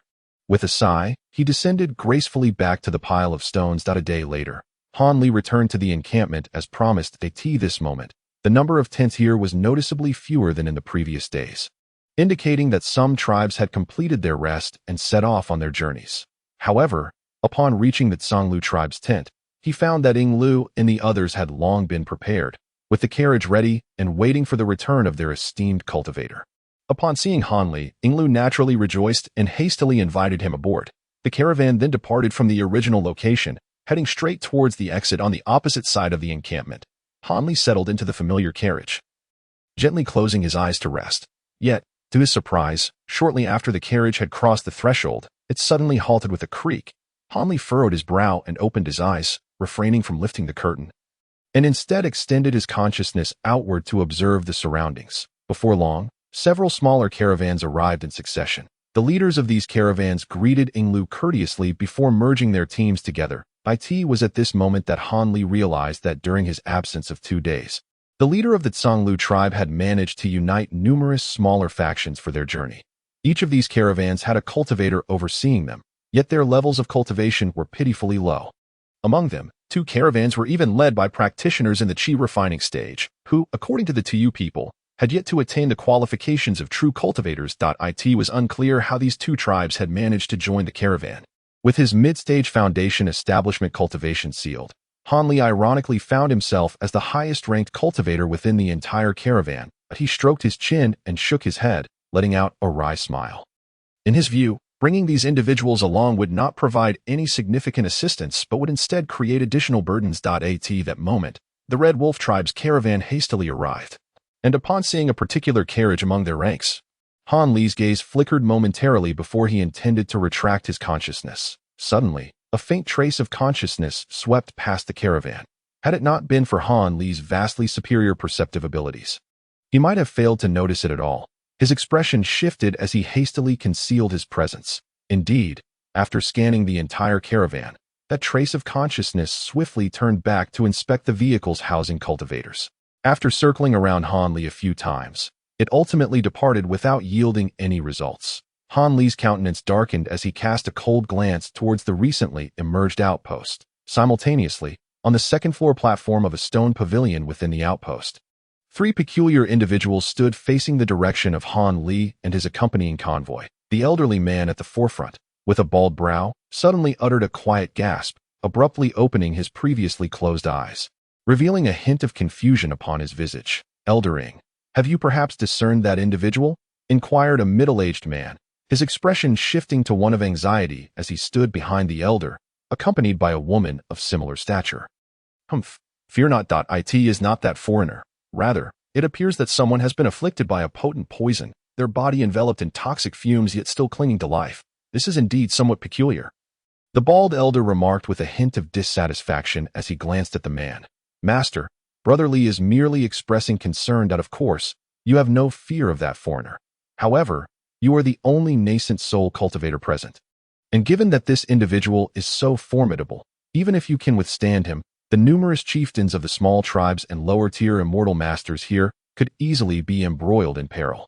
We too cannot bear such a burden," a woman clad in palace attire interjected with a smile, seeking to alleviate the tension for the middle-aged man. Do not flatter me, old man. If the opponent were uninjured, even 2 or 3 of me would not stand a chance against him. Yet now that he has been ensnared by the great immortal's capturing hand, he is no longer a cause for alarm. For the foreseeable future, I shall remain here to prevent him from slipping through our fingers. The method of nurturing the devouring golden worm that resides within the foreigner is something the Sacred Hall must acquire. Moreover, not only your outpost but all nearby outposts will be reinforced with upper-tier immortal masters like myself in succession. Once the net is properly laid, the Saintess and another great immortal will arrive at the nearby Sacred Hall. After the spiritual awakening ceremony concludes, the Saintess and the 2 great immortals will employ sacred artifacts to summon the avatars of sacred beasts, swiftly locating the hiding place of the foreigner. At that point, escape will be impossible for him, the bald elder stated unhurriedly. I wondered why the several immortal masters who issued commands have not sent anyone to urge our action since the orders were given. The palace-clad woman sighed in relief. "Humph, your little ruse could fool no one. However, one cannot entirely blame you. Even if that individual is gravely injured, you would still not be his match. Not only you, but the search teams in other areas are similarly ineffective against him if their cultivation level is insufficient. We old-timers do not truly expect to draw him out through such tactics. After all, the foreigner's escape techniques are extraordinary. excelling in earth evasion techniques, and the blood-colored escape method he employs is exceedingly enigmatic. Even if discovered, without a great immortal present, it would be impossible to detain him. We are no different. Nevertheless, you are now aware of this information. The facade must still be maintained. We must continue our searches from time to time while remaining in the vicinity, the elder concluded with a grunt. Understood, responded the middle-aged man and the palace-clad woman, exchanging glances filled with relief. Given their earlier pretense, they had harbored some apprehension, but now, with the clarity provided by the elder, their hearts were thoroughly at ease. By the way, Eldering, having just discerned that an individual within the convoy exhibits peculiarities, should I, as a junior, detain him so that you may investigate the matter further? The robust man spoke with an air of flattery. That individual, the bald-browed elder felt a stir within, twirling his beard as he pondered deeply. Never mind. The man must either have ingested some extraordinary elixir or possess a talisman that wards off toxins, which explains his condition. There is nothing overly mysterious about it. However, the Elder-S sect may harbor some notable background. Furthermore, I perceive a lingering aura of death surrounding him. He likely cannot endure for many more days. Should he perish on our side, it could undoubtedly invite complications. The bald-browed elder waved his hand dismissively, articulating his thoughts. Indeed, as you say, elder, the robust man, attempting to flatter, found himself inadvertently stepping upon the horse's hoofs. His expression turning awkward that moment. The bald-browed elder cast another glance towards the convoy, inadvertently furrowing his brow. He could not shake the feeling that, during his initial sweep of the convoy, his eyelids had inexplicably twitched upon encountering a cultivator within another carriage, sensing an unusual oppression in that fleeting moment. Yet, this sensation was exceedingly brief, and when he scrutinized the individual more closely on his second pass, he found no anomalies whatsoever, leaving him perplexed and indecisive. Chapter 789, A Massive Conundrum. The sensation he experienced could either have been a misjudgment of his spiritual awareness or a confrontation with a cultivator whose prowess far surpassed his own. Likely that foreign individual, regardless of which scenario proved true, the implications did not bode well for him. The former would merely result in a slight loss of face before the two juniors, tarnishing his reputation to some extent. However, the latter would indeed spell considerable trouble. Despite his seemingly effortless demeanor in front of the middle-aged man and the elegantly garbed woman concerning the gravely injured foreigner, he was, in truth, deeply apprehensive. Having participated in the battles against foreign entities, the memory of fallen cultivators, their bodies encased in purple ice, along with the tragic fates of those frozen in the depths of their nascent souls, remained vividly etched in his mind. Even if the adversary were severely wounded, dragging him down alongside would likely be an effortless endeavor. Well, there are no other nascent soul cultivators nearby. It is best to avoid the perilous gamble of confirming such ambiguous and life-threatening conjectures. After all, it will not be long before the Grand Master and the Saintess personally intervene in dealing with this individual. Weighing the stakes in his mind, the bald-browed elder let out a gentle sigh. Dismissing the notion of pursuing the carriage to confront the individual, were he to possess an additional 200 years of youth, he might have indeed considered taking the risk. However, with time slipping away, he increasingly valued the sanctity of life. The bald-browed elder stood still as he watched the convoy gradually recede, leaving the two individuals behind him exchanging bewildered glances, yet lacking the courage to inquire further. After Hanley's carriage had traveled several miles, he noticed that the master of the spiritual awareness had not pursued them, allowing him to breathe a sigh of relief. The previous probing of spiritual awareness had been extraordinarily swift. Although he had reacted promptly, he was still somewhat unaccustomed to his sudden drop in cultivation. It seemed that he had retracted his spiritual awareness a moment too late, uncertain if he had truly deceived the other party. The ethereal consciousness was so subtle and elusive that it was evident it had undergone the cultivation of a particular esoteric technique. With a slight sense of reassurance, Hanley remained in the carriage, diligently suppressing his breath and energy. After traversing for a considerable part of the day, Hanley's expression softened, and he gradually began to extend his consciousness outward, instinctively enveloping everything unusual within a radius of over 20 miles. With a flick of his wrist, he produced the storage bag of the hawk-eyed elder from his bosom, inverting the bag's opening, causing a plethora of assorted items to spill forth amidst a flash of white light. As his gaze swept over the assortment, Hanley reached for a small vial, uncapped it, and brought it to his nose for a sniff. After a moment of contemplation, he shook his head and set it aside. He then grasped another vial, performing the same action, as if in search of something to at last, when an inconspicuous green jade bottle was uncapped. Before Han Li could discern its contents, a wisp of purple mist erupted from within. Han Li's countenance darkened, and without hesitation, he opened his mouth to expel a burst of azure light, which enveloped the purple mist instantly. However, in an instant, the azure light began to turn black from within and spread outward. Han Li's expression changed drastically.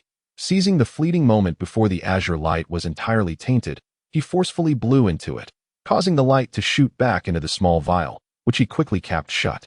It was then that he exhaled deeply, relieved that his efforts had not been in vain, as he had secured some residual bitterness, a significant gain in itself. The 10 absolute poisons were, after all, treasures that were often encountered only by chance. The fact that the Kong family possessed such poison indicated their extraordinary nature. After carefully stowing the vial into his storage bag, Han Li's mind stirred, and he extended a thread of consciousness into one of the carriages belonging to the Firewolf faction. Inside, Feng Yu sat cross-legged, cradling a fist-sized orb in his hands, his eyes shut tight in meditation. Tendrils of black mist were being drawn into the orb, rendering it a glossy black. Before him lay a multitude of medicine vials, most of which had already been uncapped, with various pills scattered chaotically around. Observing this scene, Han Li shook his head and withdrew his consciousness. He could discern at a glance that the orb, although a type of extraordinary treasure capable of absorbing some toxic gas, had reached its capacity. Moreover, the absorbed toxins would likely regenerate shortly, rendering them ineffective against the lingering bitterness in the body. Feng Yu's hope of alleviating the poison within a mere 10 days through this delay was nothing short of wishful thinking. With such thoughts in mind, Han Li closed his eyes, devoid of joy or sorrow, and entered into a meditative state. In the following 7 to 8 days, the journey remained relatively tranquil.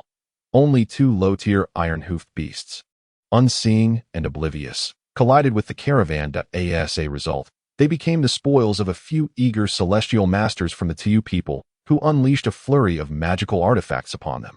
Only Han Li, Feng Yu, and another Tu celestial master escort remained in the carriage, refraining from intervening.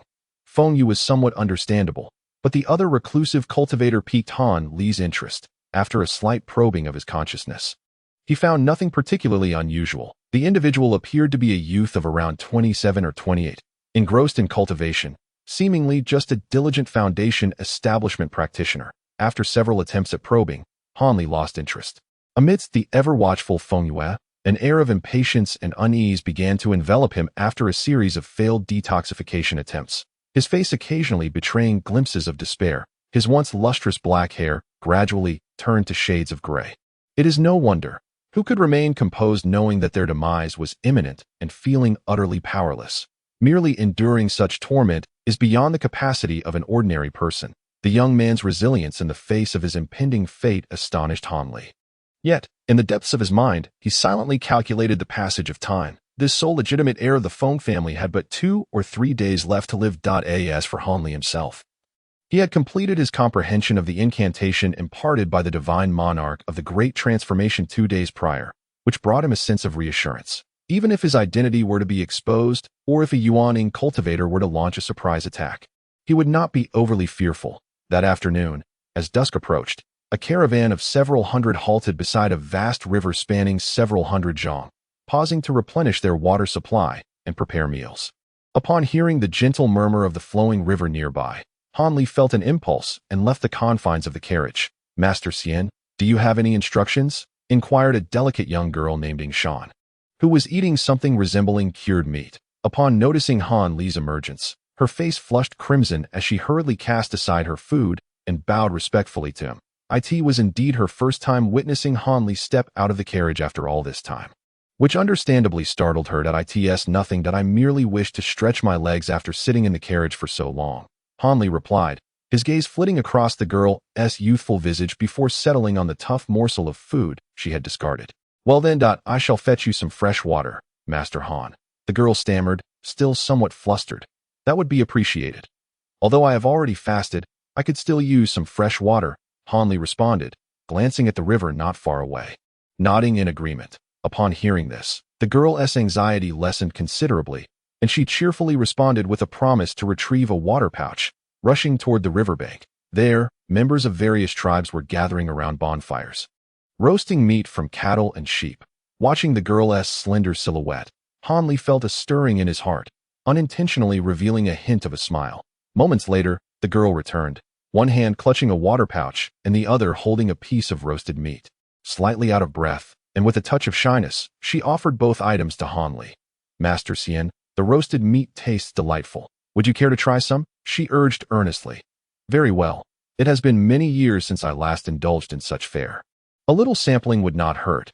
Hanli chuckled lightly, accepting the roasted meat without hesitation and taking a bite. To his surprise, it was indeed quite delectable. The girl's face brightened with a charming smile upon witnessing his enjoyment. You intend to participate in the awakening ceremony, do you not? It must have been quite a challenge for you to remain by my carriage all this time. Extend your hand. Let me see the nature of your spiritual root. Hanli said, pausing after a bite and casually setting the roasted meat aside, addressing the girl with calm assurance. Thank you, Master Xian, Yingshan exclaimed, momentarily taken aback before her excitement became uncontainable, extending her delicate arm for his inspection. Hanli seized the young girl's wrist with a firm grip, channeling spiritual energy within her body before falling into contemplation. In truth, had his cultivation not regressed to the foundation establishment stage, he could have discerned her condition without physical contact, employing secret arts instead. Master Han, how is my talent? Do I have a chance to become a celestial master? The girl inquired, unable to suppress her curiosity, her face alight with hope. You still have potential. Becoming a celestial master is certainly within your reach. However, your acquaintance with me is already a stroke of fortune.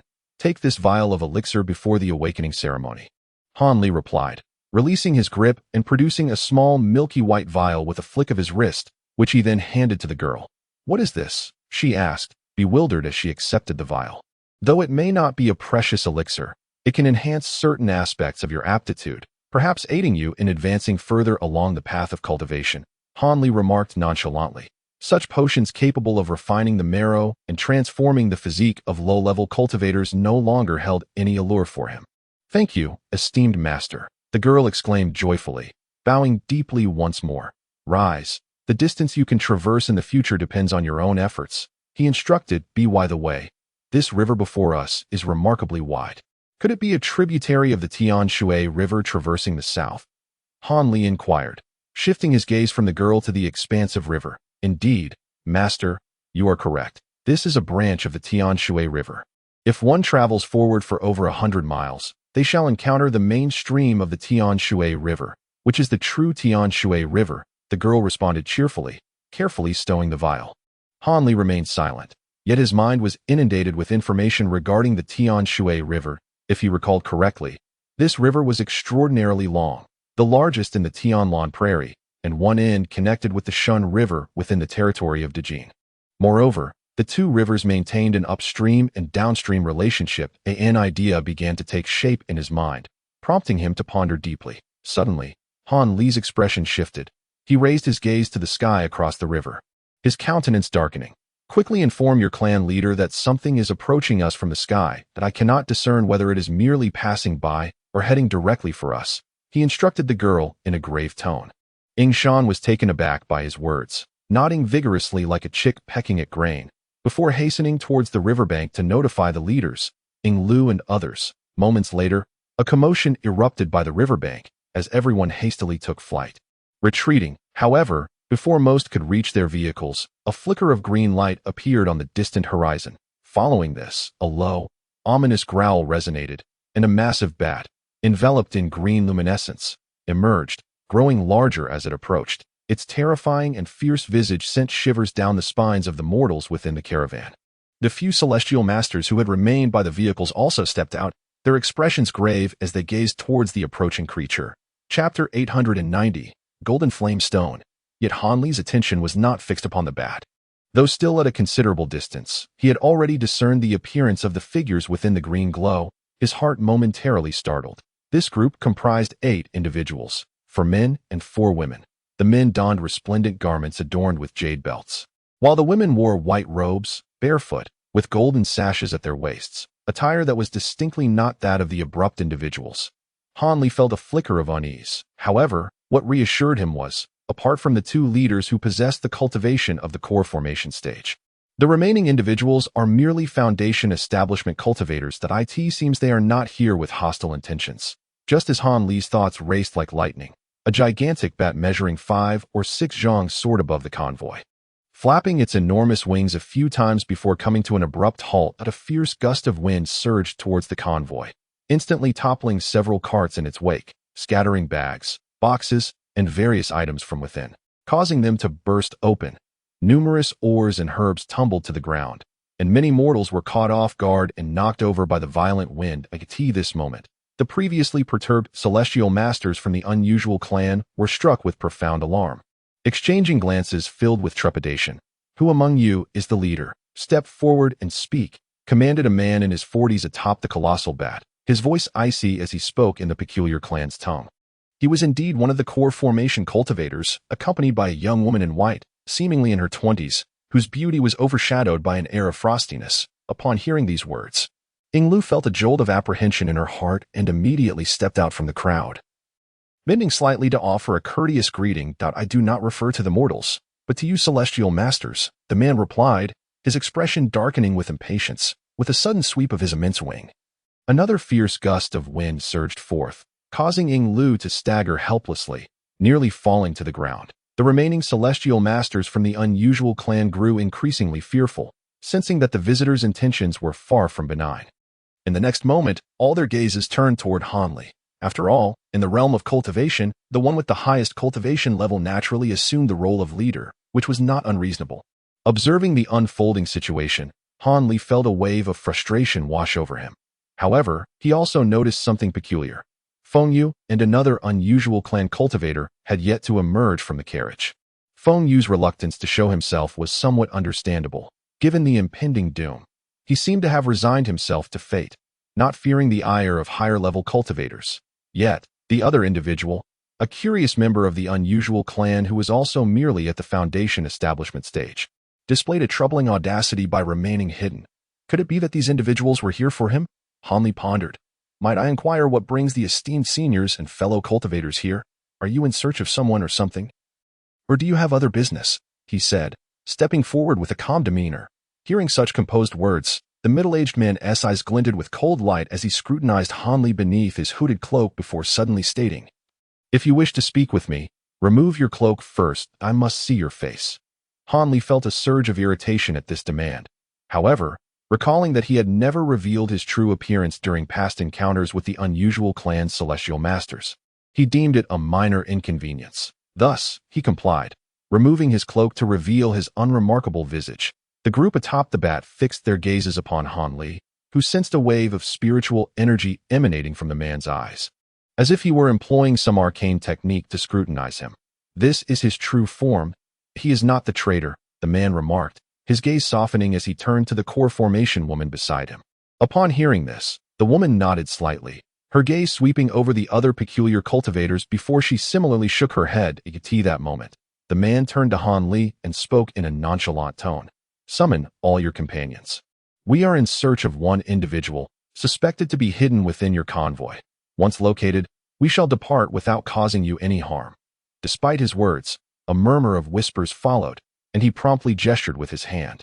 The remaining 6 foundation-building men and women on the giant bat immediately soared out, positioning themselves above the cart occupied by Feng Yu and another concealed individual, clearly having identified their target. Yet, the 2 carriages remained utterly silent. The others, witnessing this, dared not even breathe. The burly man with the surname Ba and the leader of the hired tribe turned ashen in an instant. Han Li furrowed his brow, but refrained from speaking. Observing the stillness within the carriage, the man on the giant bat could not help but let out a cold laugh. With a flick of his palm, several fist-sized fireballs materialized, with a gentle toss. All the fireballs shot directly towards one of the carriages. Just then, a voice of bitter laughter finally emerged from within. "Captain Gu, I have already fled to the Tianlan grassland, so far away. Why must you insist on total annihilation? Do you truly wish to drive me to the brink of death?" Before the words had fully escaped, the entire carriage erupted in an explosion that a wave of icy mist surged forth to collide with the fireballs, causing them to extinguish in an instant. A robust young man, aged around 27 or 28, appeared at the scene, cradling a crystal-clear white orb, his expression a tempest of emotions. Upon witnessing this, the cultivators on the giant bat were filled with elation. Jiang Jianying, the snow crystal orb is indeed in your possession. The palace has instructed you to take this orb to summon Elder Beihuan from Beihan Mountain. How dare you abscond with it? What more is there to say? If you are wise, return with us, and perhaps you may retain a remnant of your soul. The man's expression of joy vanished, replaced by a sinister grin. Simultaneously, the 6 foundation-building cultivators shifted, effectively blocking the young man's sides and retreat. You wish for me to summon Elder Xianbing. You mean to offer me as a blood sacrifice, don't you? Do not think I am unaware of your intentions when you assign me this task. You simply believed my ice spirit root made me suitable for refining this orb for that Bei Xian Tian Xiao. If I do not flee, I would truly meet a fate worse than death, the young man retorted, his fury transforming into sardonic laughter. Humph, even so, what of it? Do not forget, your current cultivation and status are merely the result of the palace's various elixirs and medicines. Otherwise, decades ago, you were but a beggar, long since turned to dust. How could you have become a cultivator? Moreover, the palace even arranged for you to marry and have children, leaving descendants behind. What is wrong with repaying the palace with your life? A female cultivator at the core formation stage coldly interjected. Nonsense. It is precisely because I possess an ice spirit root that the palace took me in, with my peculiar spiritual root. Even if the palace had not adopted me, I would eventually become a disciple of some sect. As for marrying and having children, such trivial favors are hardly worth my life. The palace has truly devised a clever scheme, the young man scoffed. And without hesitation, he raised the snow-white crystal orb in his hand. A thick, white mist emanated from the orb, enveloping him in a swirling cloud of frigid fog that extended over 20 feet. In your heart, rebellious thoughts have long been harbored. It is no wonder that you have disregarded even your wife and children. The only course of action is to take you back and present you to the palace for judgment. Do you truly believe that with this snow crystal pearl, you can stand against us?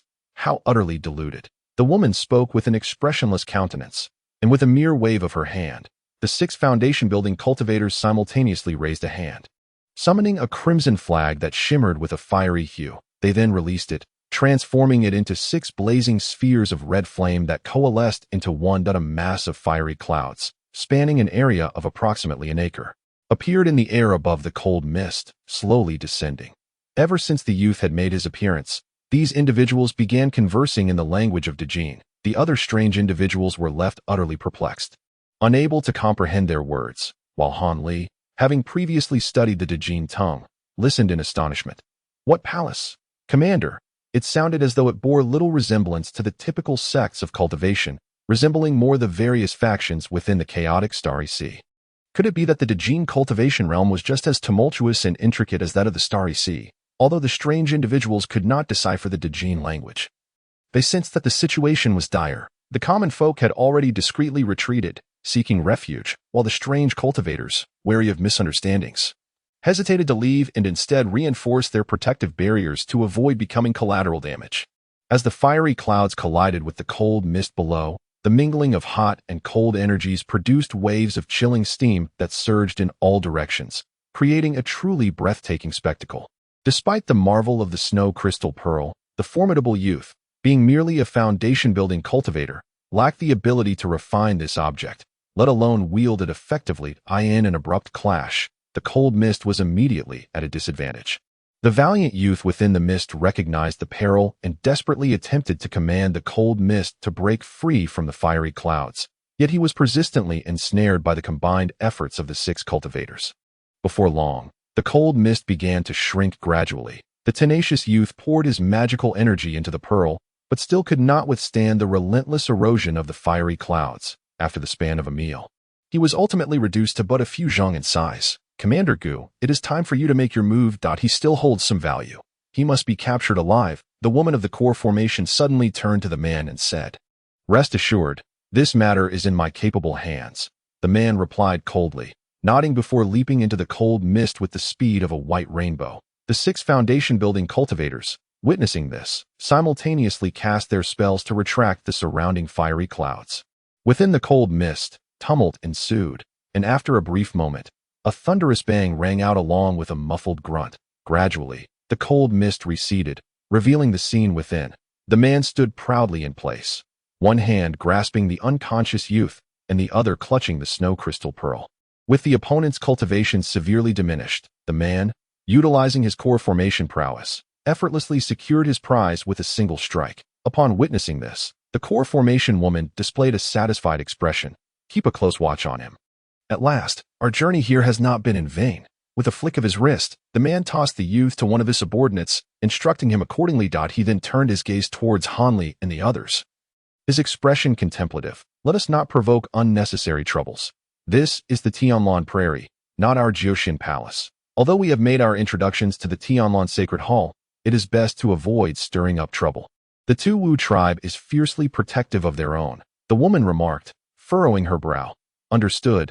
Then let us depart. What is this? The man nodded slightly and was about to soar back onto the giant bat when his gaze inadvertently shifted, suddenly falling upon an object scattered on the ground, prompting a surprised exclamation. Upon noticing this, Hanli also turned his eyes to the source of the commotion, revealing a semi-transparent, oval-shaped stone resting there. This stone possessed a peculiar quality. Its exterior was crystalline and transparent, yet within it flickered a flame-like golden light that danced unpredictably, emitting an extraordinary radiance. The surface of the stone was largely marred with dirt, rendering it rather unremarkable at first glance. However, after the recent wash of steam, its true nature began to emerge. A golden flame stone. It was indeed a golden flame stone. Han, your fortune is truly exceptional.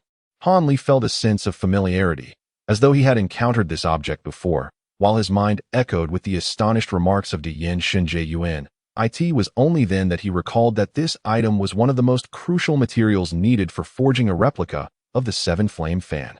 It had long been lost in Tiannan, and even finding it in Dejin was something Diyin Shinjun did not have full confidence in. That moment, the man also seemed to recognize the origin of the stone, his eyes gleaming with exhilaration as he darted towards the golden flame stone, bending down with great eagerness to claim it. Chapter 891. Taking action with a whoosh, the golden light flashed before the man's eyes, and the golden flame stone unexpectedly soared into the air. The man was taken aback, his reaction naturally delayed as he hurriedly reached out to grasp it, but it was evidently a moment too late. The stone transformed into a streak of golden light, vanishing swiftly into the hands of another nearby individual. At this juncture, both the Dejin cultivators and the bewildered onlookers were momentarily stunned. And that individual was none other than Hanli himself. At this moment, Hanli held the stone in one hand, scrutinizing it meticulously, entirely disregarding the presence of others. The expression of the foundation-building man turned ashen. Hand over that object, or I shall sever one of your arms. You may keep your life, he said, his gaze fixated on Hanli, each word dripping with menace. After confirming with Diyin Shinjun that the stone was indeed a golden flame stone, Hanli nonchalantly stowed it away in his storage bag and, lifting his gaze towards the man, replied with a light-hearted smile, I too have taken a liking to this item. I have no intention of relinquishing it to you, nor do I wish to inflict harm upon myself. How about we all simply pretend this has never happened and part ways amicably? Upon hearing this, the man was consumed by rage. His expression darkened as he clenched his fists, a white spiritual light emanating from him, indicating he was ready to strike. Jiu Tongling. What is happening? What in the world is that strange object? If it is not of utmost importance, we should avoid provoking trouble, interjected the foundation-building woman beside him, having sensed that Hanli was not an ordinary individual. Upon hearing her words, Gu Tongling hesitated for a moment before subtly conveying a message. Moments later, the white-robed woman displayed an expression of shock. Deep in contemplation. Is it truly that object? There can be no mistake, she said, her face tightening as she solemnly inquired in Dejin dialect. Absolutely no error. As you know, I originally hailed from the artifact refining department. I have perused the record of extraordinary stones countless times. It is undoubtedly this very item. Should we acquire this wondrous treasure and present it to the palace master, capturing a traitor and reclaiming the snow crystal pearl would pale in comparison to such an achievement. The man remarked with a hint of excitement. Upon hearing his words, the woman briefly shifted her gaze towards Hanli, and after confirming his foundational cultivation, a glint of cold light flickered in her eyes, and a murderous aura began to emanate from her brow. Act now, not just this individual, but leave no one from the intruders alive. With no witnesses, even the Tianlan Holy Palace would not dare to confront our immortal palace over a few low-tier immortal masters. and several hundred mortals. At worst, we could lower the price of this transaction by 10%, the woman in white declared with a frown. Simultaneously, with a flick of her wrist, a silver beam shot forth from her hand, swiftly reaching the front of a foundational cultivator among the intruders. Although the intruder was shielded by a blue protective barrier, how could it withstand the full force of a core formation cultivator's strike? With a scream, the barrier shattered, and he was cleaved in two. The silver flash then coiled and revealed its true form, a gleaming flying dagger, approximately a foot in length. Upon hearing the command from the leading woman, the remaining foundational cultivators from the Great Gene immediately summoned their magical artifacts, launching themselves at the three remaining intruder immortals. The mortals, positioned slightly farther away, were not in a hurry to eliminate their targets. As there was little chance of escape, as the Great Gene cultivators took action, the three intruders were naturally filled with both shock and fury. However, with one at the early foundational stage and two at the chi refinement stage, how could they contend against the combined might of 6 foundational cultivators? Despite their desperate resistance, they were swiftly overwhelmed. 2 of them even charged towards the carriage where Feng Yu was situated, intent on eliminating this hidden individual as well. The woman of core formation, observing from above, felt neither surprise nor joy. Such an outcome had been anticipated. However, when her gaze shifted towards the man, her expression changed drastically. Upon hearing the woman's command to attack, the man had also unleashed his own lifebound flying sword, transforming it into a white streak aimed directly at Han Li. With a sigh, Han Li flipped his palm, and a small black banner materialized in his grasp. With a gentle shake, the banner unfurled into a luminous shield that enveloped him completely. When the silver streak struck, it was unexpectedly rebuffed, causing no harm whatsoever. This turn of events startled the man, who, in a moment of desperation, hastily activated his sword technique. The white streak coiled and transformed into a massive python several feet long, encircling the black shield and attempting to bite and constrict it with all its might. Yet, the unassuming black shield seemed as if forged from adamantine. The python's relentless entanglement and gnashing proved utterly futile. The woman in white, catching sight of this scene, felt a slight heaviness in her heart. Indeed, the other party had the audacity to seize a core formation cultivator's possession, clearly relying on something substantial. This thought crossed her mind. She wasted no time in pointing towards the distant flying dagger. The artifact trembled lightly before transforming into a silver streak that shot forth, striking fiercely against the black shield. After several consecutive strikes, the shield remained unscathed, not even quivering. Exchanging glances with the man, both recognized the astonishment reflected in each other's eyes. "You all, do not concern yourselves with the person in the carriage. Quickly set up the fire flame array to refine this individual." The woman abruptly turned her head and commanded sharply. As soon as the cultivators in the foundation establishment stage heard her order, they immediately summoned their crimson banners without a moment's hesitation. Instantly, a vast expanse of fiery clouds materialized above the luminous barrier, gradually descending. "Excellent, splendid. This will save Han some unnecessary effort." However, within the barrier, Han Li's calm voice drifted through, just as the top of the barrier shimmered with light, revealing a black-green infant grinning cheerfully, holding a pitch-black small banner in its hand. "A nascent soul. You are a nascent soul cultivator. Hold on. We shall depart at once. We would never dare to compete with a senior for treasures." Upon seeing the infant manifest, the woman turned pale, as if struck by a hammer. Realizing the folly of her previous actions, and urgently pleaded at the same time, her consciousness stirred, attempting to recall her flying knife artifact. Yet, at that moment, Han Li's second nascent soul let out a faint, cold chuckle and tossed the small banner into the air. In an instant, it expanded wildly, transforming into a giant several zhang high. Dark, swirling demonic energy erupted from it, producing a cloud of malevolent aura far larger than the fiery clouds, which instantly appeared above the barrier, engulfing the flying knives, the giant python, and the fiery clouds in a tumultuous surge. At that moment, the man and woman, along with the several foundation establishment cultivators, simultaneously lost their connection with their magical treasures.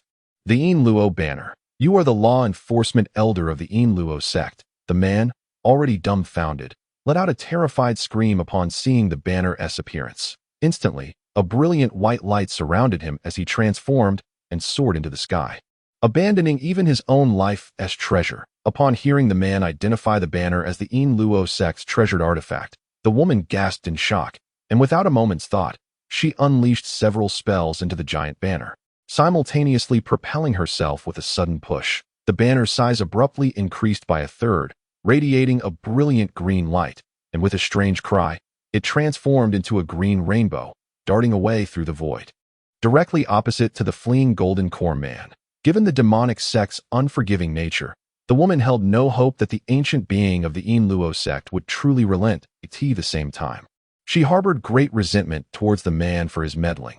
Had he remained silent, the situation would have resolved itself shortly. The several Foundation establishment cultivators were utterly terrified, scattering in panic as they fled on their flying devices. A flash of azure light pierced through the demonic clouds, revealing Han Li hovering above, and as he observed the fleeing figures of the cultivators from the Great Gene, a trace of cold amusement curled at the corners of his mouth. He patted his storage bag at his waist, and a dozen white lights shot forth, transforming into snow-white centipedes about half a foot long, swiftly pursuing the 6 Foundation establishment cultivators in pairs. Simultaneously, the giant banner flickered with black light, revealing a dark hole several feet wide that a massive gold-devouring insect, cloaked in black energy, shot forth from within, its blood-red eyes flashing before it suddenly unfurled its wings, darting like a streak of golden light directly towards the fleeing Golden Core man.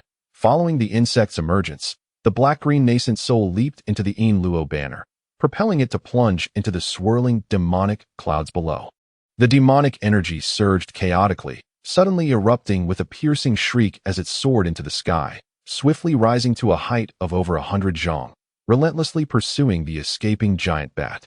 The scene, shrouded in dark clouds, was akin to the descent of a demonic deity upon the world. Han Li floated motionless in the air, his expression devoid of emotion as he observed the unfolding scene. In the distance, the bewildered mortals of the Sudden Race had never witnessed such a grand conflict. The sight of several celestial masters meeting their demise sent them fleeing in terror to the farthest reaches. A few intrepid souls lingered nearby, yet upon witnessing Han Li's formidable aura, they dared not approach any closer.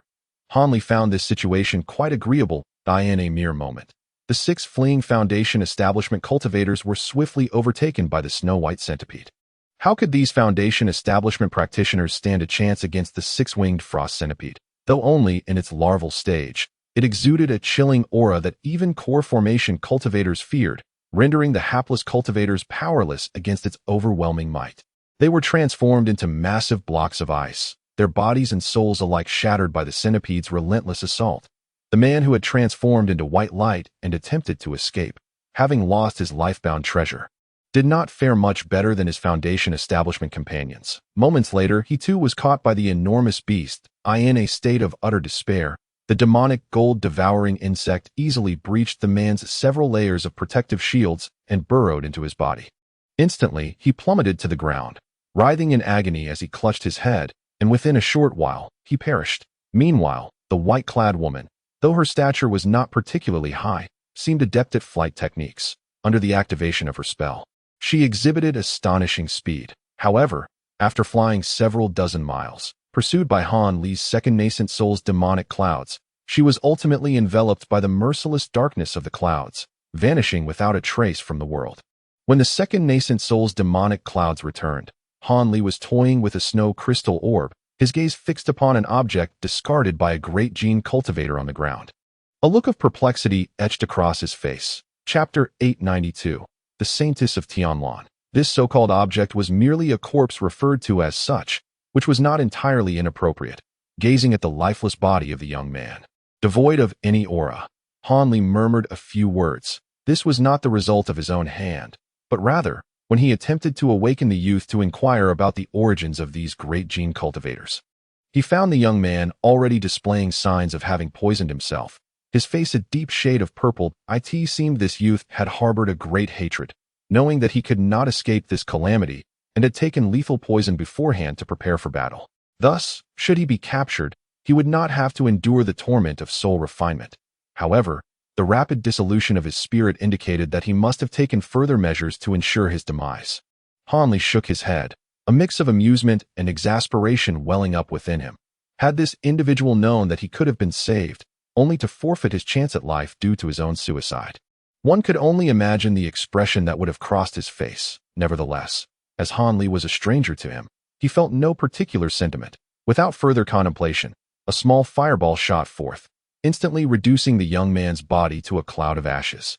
Moments later, the demonic clouds surged back, and the second nascent soul, holding a black banner, emerged. With a gentle wave of the banner, a tempest ensued, drawing all the demonic energy into the flag.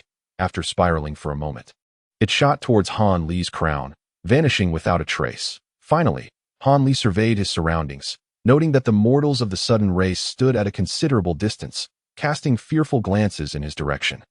It was time to leave this place. "Follow me," he commanded. "Before your poison takes effect, you must divulge the location of the hidden lair to me," Han Li said to his certain carriage with an air of indifference. "So, you are an elder of the Yin Luo sect. It is no wonder you effortlessly eliminated the old rogue Feng Zhan and possess such rare elixirs as the Hao Yuan Dan." The curtain of the carriage was slowly lifted, and Feng Yu, clad in a cloak, emerged, his voice tinged with an unusual excitement. "Heh, the elder of the Yin Luo sect, we shall discuss this matter later. Let us depart." With a cold chuckle, Han Li summoned a flying sword without further ado, soaring into the sky. After a moment's hesitation, Feng Yu resolved to follow suit without delay. In an instant, the two figures transformed into beams of light, one leading and the other trailing, gradually receding from view until they vanished at the horizon's edge. At that moment, the once timid mortals of the Tuyu tribe bravely returned to the caravan. Upon meeting, the leaders exchanged glances, each wearing a bitter smile. Their hired immortals had either perished or fled, and they remained utterly bewildered as to what had transpired. Days later, the news finally spread. The deaths of several immortals, even if they were of lower rank, constituted no trivial matter, especially since it involved the practitioners of the Great Jin who conducted business with the Tuyu tribe and the Holy Temple. This could not be taken lightly. Some immortals from the Holy Temple swiftly arrived, and after a series of inquiries and analyses, they identified the culprit, who turned out to be an outsider responsible for the recent slayings of several Yuaning-level immortals. According to the accounts of the witnessing mortals, the identity of this outsider became clear. He was indeed an elder of the Yin Luo sect, one of the 10 demonic sects of the Great Jin. Given that this revelation came from a practitioner of the 9 Immortal Palace who had been vanquished, it was unlikely to be erroneous. Moreover, how could the Tuyu people be unaware of the infamous reputation of the Yin Luo sect's treasured artifact, the Ghost Luo banner? This realization sent a shiver through the hearts of the immortals participating in the national interception battle. It appeared that during the last Great War, this elder of the Yin Luo sect had not exerted his full strength, having yet to utilize such a precious treasure. Possessing such powers and wielding the Ghost Luo banner, this elder must surely rank among the most significant figures within the Yin Luo sect. As for why he had appeared on the grasslands and acted so violently towards them, some of the Tuyu immortals began to grasp the situation. After all, the Holy War several decades ago had seen the shadow of the Yin Luo sect lurking behind their nemesis, the Mulan people. Could it be that this elder had infiltrated the depths of the grasslands to exact revenge for the Mulan's defeat? Or did he harbor some other ulterior motive? This reasoning, albeit tenuous, seemed to make sense. With a semblance of understanding, the Tuyu people felt considerably reassured. After all, once the origins and intentions of an adversary were known, they became far easier to confront. Consequently, the Tianlan Holy Temple promptly dispatched a considerable number of practitioners to patrol the borders between the Great Jin and the grasslands, ensuring that no members of the Yin Luo sect could come to aid their elder. Simultaneously, a contingent of exceptionally swift Yuaning-level immortals was assembled, prepared to eliminate this elder at a moment's notice. Regardless of the formidable nature of the adversary's identity, they could not allow him to leave the Tianlan grasslands alive. Otherwise, if word of this incident were to spread, the reputation of the cultivation world led by the Tianlan Holy Temple would be irreparably tarnished. Thus, the opening Spirit Day ceremony, presided over by the Holy Maiden at a certain temple, was hastily concluded in just 2 days. 1 day hence, within a highly fortified sanctum behind the temple, over 100 eminent celestial masters of the Tu clan gradually appeared after partaking in a ritual of cleansing and fasting.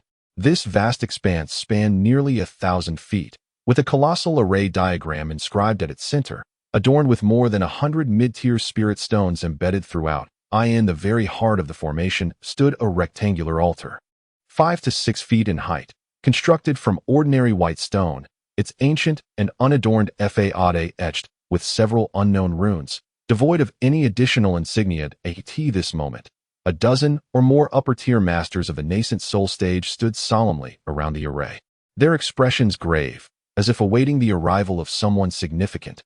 After a prolonged silence, a trio comprising 2 women and a man entered from beyond the protective barrier, walking side by side. Leading the procession was a tall woman clad in silver robes, her face partially veiled by a white gauze, obscuring much of her exquisite features. Yet, her flowing ebony hair cascaded down her shoulders, her skin as smooth and pale as snow, and her pair of enchanting eyes sparkled with an ethereal clarity that left onlookers entranced. To one side stood a strikingly handsome young man, appearing to be in his 30s, yet his gaze bore the weight of untold experiences. On the opposite side was a voluptuous and alluring beauty, dressed in yellow, her hair a strange shade of violet satin, with each of her bare arms marked by a fist-sized blackened imprint. Yet she displayed no sign of pain as her eyes shimmered with a captivating allure. Salutations to the Holy Maiden and the Great Masters. Upon the entrance of this trio, the surrounding 2 celestial masters bowed slightly in a gesture of respect. The 3 nodded in acknowledgement before halting several paces before the altar and turning to face the assembly. Esteemed masters, there is no need for excessive formalities. This summoning ritual serves not only to pursue that foreign entity, but also represents our inaugural attempt to have the avatar of the sacred beast permanently reside within the temple. I trust that you all shall exert your utmost efforts to assist me in this endeavor to enhance the likelihood of success for this ritual. The 2 esteemed masters have devoted over a decade to procuring 2 suitable offerings for this incantation.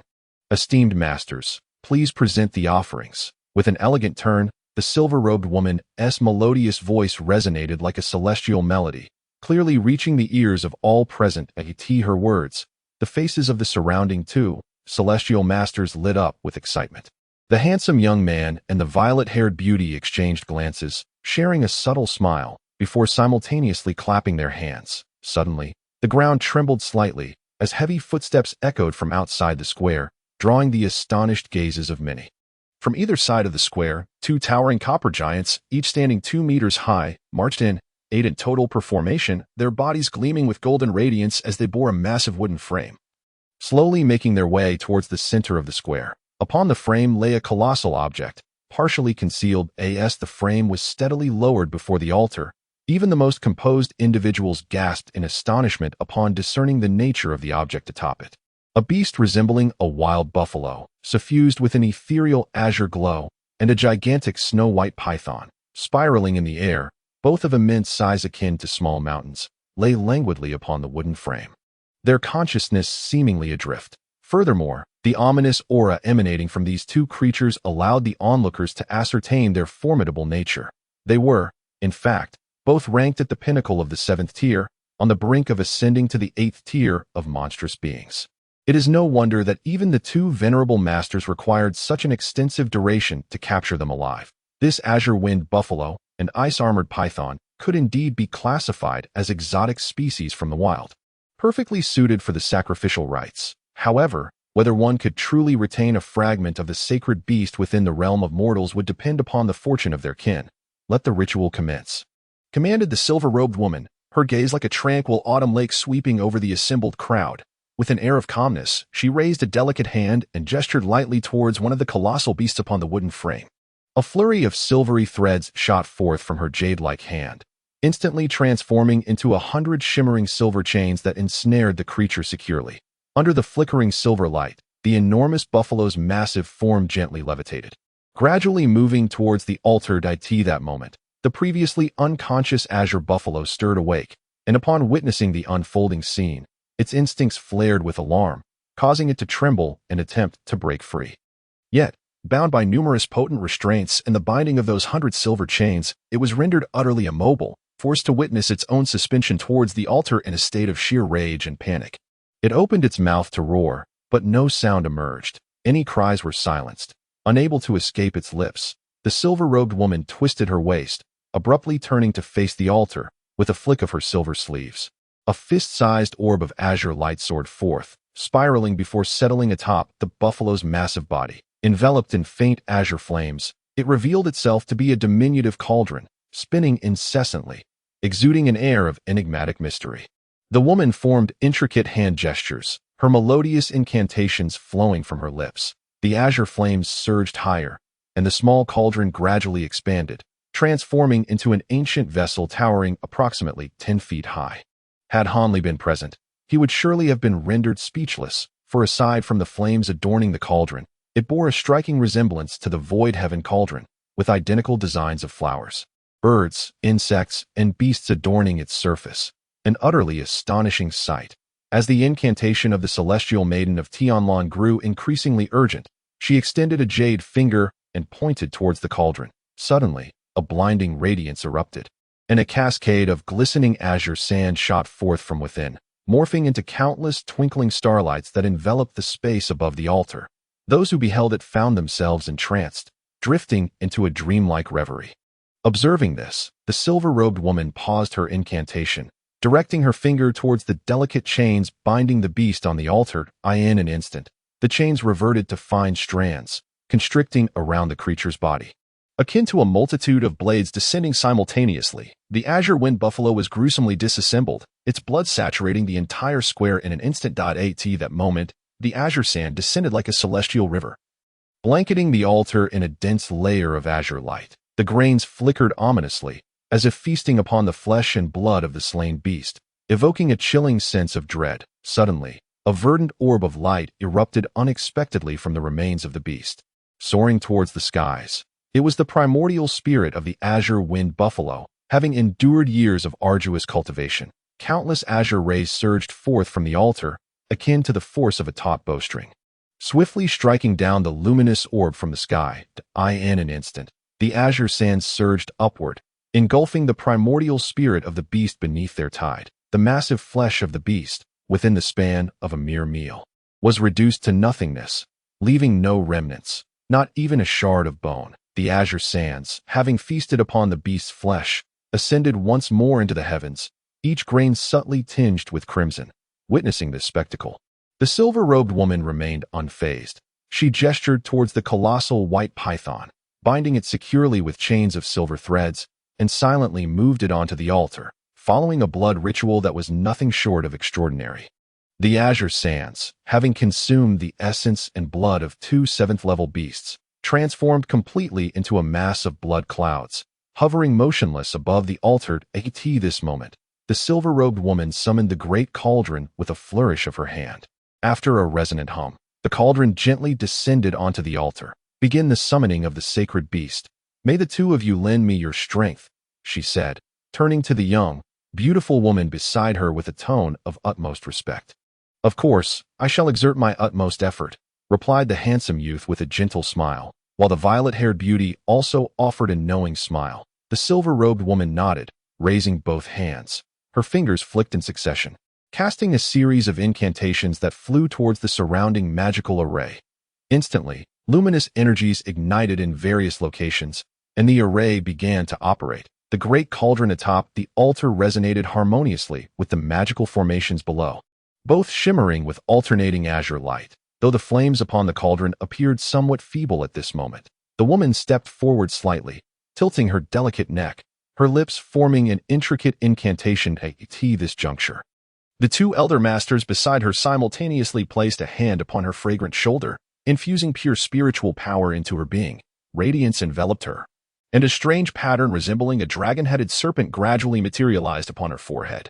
With a unifying gesture of her hands, two beams of pure spiritual energy erupted from her palms, striking the cauldron. The cauldron spun rapidly, absorbing the beams of white light into its depths. Suddenly, a burst of azure radiance shot forth, coalescing into a sphere the size of a head, compressing and condensing with blinding intensity. The silver-robed woman, witnessing this development, adopted a grave expression as the beams of light she emitted fluctuated in size, seemingly guiding the luminous mists within the cauldron. The handsome youth and the violet-haired beauty, recognizing the urgency, continued to channel their spiritual energy into the saintess without pause. As time progressed, the sphere grew increasingly dazzling, emitting a piercing sound. At this moment, the magical array around them resonated, shooting forth 5 colored spiritual lights that continuously flowed into the sphere. The silver-robed woman's demeanor grew more cautious, her incantations becoming increasingly subdued. After a span equivalent to a meal, a thunderous roar erupted as the sphere pulsated and then burst apart, giving rise to a brilliant azure sun that momentarily illuminated the surroundings before vanishing into thin air. In its place, an egg-sized azure luminescent void materialized, but this aperture too only lingered briefly before dissipating. Yet, in that fleeting moment, a crimson ray shot forth from within, plunging into the blood cloud hovering above.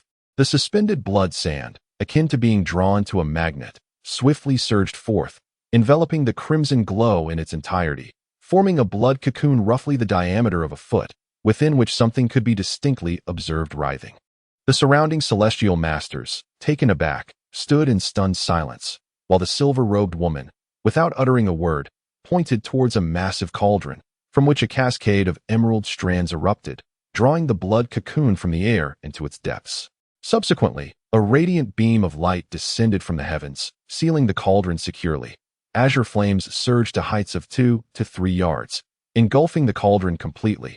Beneath the altar, the magical formation began to gather astonishing spiritual energy, which was slowly infused into the azure flames. At this moment, the Holy Maiden of Tianlan finally exhaled a sigh of relief. The ceremony had progressed relatively smoothly, yet whether they could indeed retain the divine beast's avatar remained to be seen in a month's time. Undoubtedly, even if the divine beast's avatar could not linger in the human realm for long, its stay of 7 or 8 days posed no issue. This brief period would suffice to harness the divine beast's powers to locate the foreign entity. The gathered companions below were invited to return and rest, as once the divine beast's spiritual body was reforged, the two eminent masters and I would lead a team to apprehend the foreigner. After a slight shift of her bright eyes, the silver-robed woman addressed the assembly with an icy demeanor. The celestial masters in the square had no objections, promptly bowing and departing. However, some, driven by curiosity, stole a few lingering glances at the cauldron. Before long, the sacred site was left with only the Holy Maiden and the two eminent masters. That Su Daoyu, Sun Xianshi, I must trouble both of you to guard for another 2 days, to prevent any unforeseen occurrences during the divine beast's spiritual body reforging. The Holy Maiden of Tianlan spoke gently to the two beautiful women beside her that, of course, we would not wish for over a decade of effort to come to naught. The beautiful woman replied without hesitation. The refined young man remained silent, but nodded in agreement. The silver-robed woman felt a sense of relief, just as a low rumbling akin to thunder emanated from within the cauldron. Her expression tightened, and after exchanging solemn glances with the two, they promptly seated themselves in meditation around the altar point. 2 days later, a series of melodious chimes resonated from the Tianlan branch temple. Many emissaries from various tribes and lower-tier cultivators, still present, looked on in astonishment towards the sacred hall. They beheld, emerging from the rear of the temple, a dozen beams of escape light piercing the sky, transforming into a brilliant spectacle as they soared southward. Although the speed of the escape light rendered it impossible to discern who was within, such astonishing luminescence could certainly not belong to lower-tier celestial masters, eliciting a wave of awe from the onlookers. These beams of light showed no signs of halting, racing southward unabated. 3 days later, at the northern stretch of the Tianshui River, the foremost river of the Tianlan grasslands, a green rainbow shot forth, encircling the river's surface before revealing a crimson beast with the head of an ox and the body of a dragon. Though this creature was not particularly large, measuring only 3 to 4 yards, it was enveloped in a haze of ethereal azure light, rendering its form somewhat indistinct. Atop the beast's oxen head stood the Holy Maiden of Tianlan, her garments billowing gracefully. As her keen gaze surveyed the water's surface, moments later, lights flashed across the sky as the escape beams returned, led by the two eminent masters. Lin Daoyu, has the sacred beast found that person?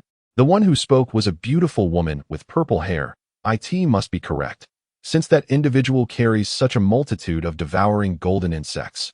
Even if they are concealed within a spirit beast pouch, they could not possibly evade the keen senses of the sacred beast. That person left here not long ago and should be just ahead, not far away. How cunning they are, managing to slip away through the river below. I wondered why so many could not detect their whereabouts. Let us proceed. The silver-robed woman spoke with confidence. Very well, I am also keen to see if this person truly is an elder of the Yin Luo sect. Having fallen victim to Brother Who's great 5 elements capturing a mortal technique, yet still remaining so unfazed, Su also wishes to witness their divine abilities. The handsome young man replied coldly, I heard this person appears rather youthful and not very large. 2. Wish to see what sort of formidable figure they truly are, the purple-haired beauty remarked leisurely. Since both of you are so eager, let us depart. The silver-robed woman chuckled lightly, silver patterns appearing on her forehead as she conversed respectfully in an ancient language with the bull-headed, serpent-bodied beast beneath her. The beast snorted, transforming into a beam of azure light and darting away on its own accord. The other cultivators, seeing this, hurriedly followed suit. This time, they flew along the river for only 400 or 500 miles when they encountered a much narrower stretch of waterway. Then, from an extremely distant place, a blood shadow surged forth from beneath the water, followed by flashes of crimson light in the distance, and that person abruptly vanished from sight. This is bad. That foreigner has sensed something and used secret techniques to escape. They have now appeared hundreds of miles away. This person possesses an incredibly powerful divine sense that it seems truly troublesome. The other comrades are too slow. Let us 3 move ahead and block their path. Otherwise, once they take precautions, tracking them down will be exceedingly difficult. Wait a moment. The young man and the beautiful woman followed. The Saintess of Tianlan stated with exceptional decisiveness. The other 2 naturally had no objections, promptly sending a transmission talisman with a brief reminder to those lagging behind, and the 3 of them swiftly pursued with all their might. Although, at such a distance, no one could lock onto the foreigner with divine sense. Relying on the profound and inscrutable abilities of the sacred beast's avatar, the 3 of them remained firmly on Han Li's trail, continuing their chase. This pursuit lasted a full day and night. Despite being thrown over 1,000 miles away by Han Li's blood shadow escape technique multiple times, they soon adjusted their course and caught up once more.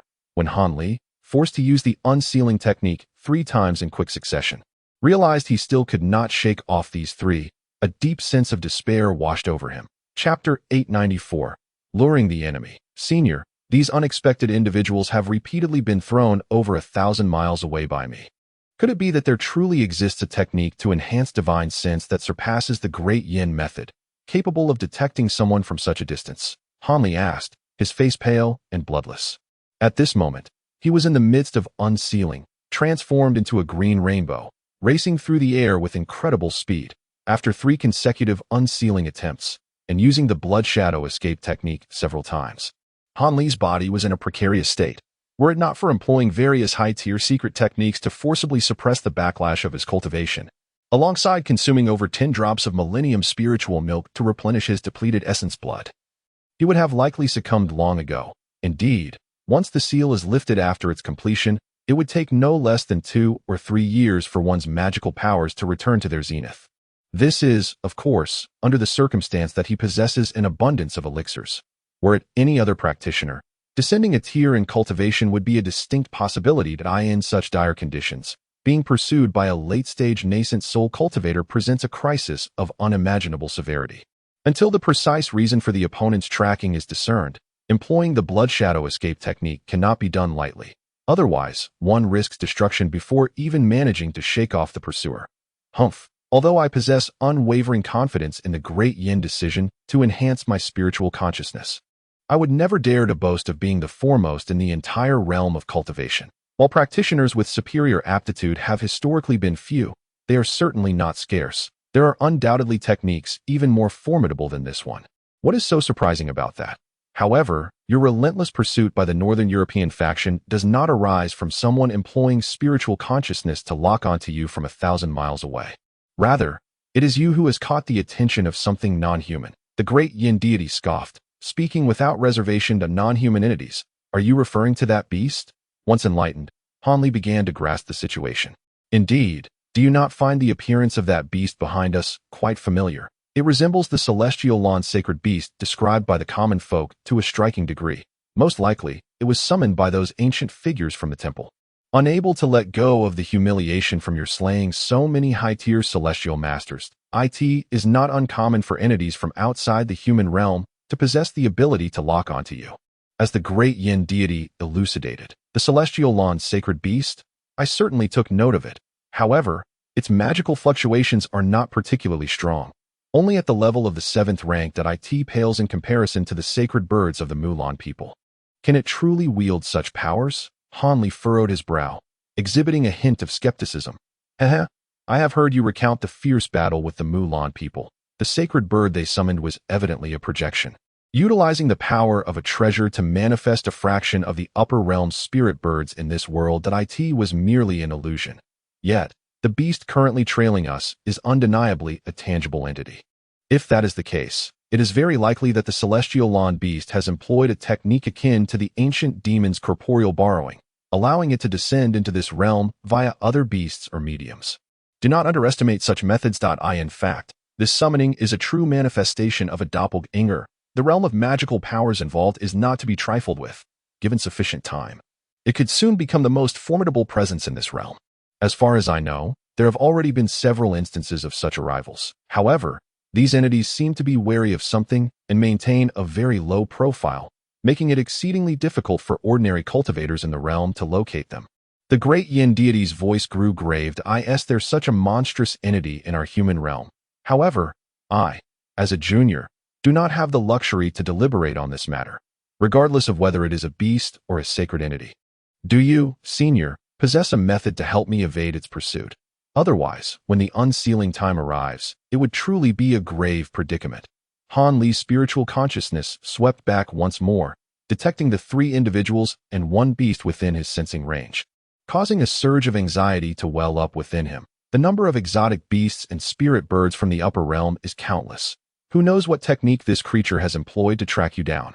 Your mastery of the art of concealing one's breath and gathering energy appears to be remarkably refined. In my opinion, it seems that unless we annihilate this beast, there are no other effective methods at our disposal. However, I can impart to you a simple technique of feigned death, which will allow you to thoroughly suppress your life force. Yet, I cannot assure you of its efficacy, for that monstrous creature may not rely solely on breath to track you. The De Yin Divine Monarch offered Han Li a chilling response. Han Li fell into silence, his eyes shimmering with frost for a moment, before he suddenly spoke with vehement determination. Very well. Then let us slay this beast, if you wish to eliminate the Tianlan's sacred beast first. I fear you may have missed your opportunity. It is accompanied by 2 formidable great masters. The final figure, a veiled woman, possesses mid-stage Yuan Ying cultivation and is likely the Tianlan saintess, whose powers should not be underestimated. The De Yin Divine Monarch expressed surprise, without incurring some cost. There is indeed no opportunity. However, if I were to forfeit my second Yuan Ying, it may not be entirely impossible. Han Li's voice was chillingly cold as he spoke ominously. Master, what do you intend to do? Allow me to assist you. At this moment, Yin Yu suddenly interjected. How is your injury? If you were to draw the enemy's attention solely with the spirit of the artifact, could you endure? Han Li was taken aback by her words, but softened his tone to inquire. I am the spirit of your life-bound treasure. Even if I sustain grievous injuries, as long as your flying sword remains intact, I shall not perish. You need not worry excessively, Master. At most, I will simply slumber within your artifact for a few more years. Yin Yu replied with a gentle smile. Very well. The current situation is indeed precarious. I must trouble you once more. Han Li sighed after a brief moment of contemplation. Subsequently, after acquiring the famed death technique from the De Yin Divine Monarch, he pondered briefly and found no issues with it. He then reached up to touch his crown, but a flash of dark light manifested, and the second Yuan Ying emerged above his head. It opened its mouth and released the ghostly banner. Grasping the banner, it began to sway vigorously, leaping into the air. In the blink of an eye, dark clouds converged, winds rose, and a vast expanse of black clouds enveloped the sky, teeming with demonic energy. Take this as well. Should that Tianlan saintess pursue you with the sacred beast, use this sword to vanquish it, Han Li said calmly, tossing a blood-red small sword into the magic clouds, where it vanished from sight. Indeed, it was the blood demon's sword. Following this, the magical energy emitted a piercing shriek and surged away with astonishing force. Han Li gazed at the retreating dark clouds, his expression exceedingly grim. He flipped his palm, revealing a small vial, which he tilted to pour a drop of potent spiritual liquid into his mouth. Instantly, a surge of spiritual energy enveloped him, and he shot forth like a faster than before, tearing through the void. What is happening? Am I not seeing correctly? That person's Yuan Ying has actually escaped on its own. The pursuers, sensing this scene with their divine consciousness, were equally astonished, while the purple-haired beauty raised an eyebrow in disbelief. Wait, if it were an ordinary Yuan Ying exiting its body, its physical form should be immobile. Yet that individual continues to flee unabated. Could it be that he has cultivated a technique akin to the three-corpse Yuan Shin art? The handsome youth shook his head, his expression grave as he spoke. If one were to escape using the art of avatars, it would be utterly impossible to elude our senses, as long as we keep our focus on the location of the primordial infant. We cannot be misled. However, what we are witnessing now is a complete primordial infant soaring away, rather than a mere division of the primordial infant as practiced by our friend Gui with his six-soul separation technique. This is indeed rather peculiar. Could it truly be the fabled second primordial infant? The violet-haired beauty displayed a contemplative expression. The silver-robed woman also furrowed her brows tightly, secretly alarmed. Can the sacred beast sense the underlying anomalies? The young man turned to the celestial lawn saintess and inquired, "It is not feasible. The sacred beast is merely a fragment of the divine spirit incarnated. To fully awaken its intelligence would require centuries of cultivation.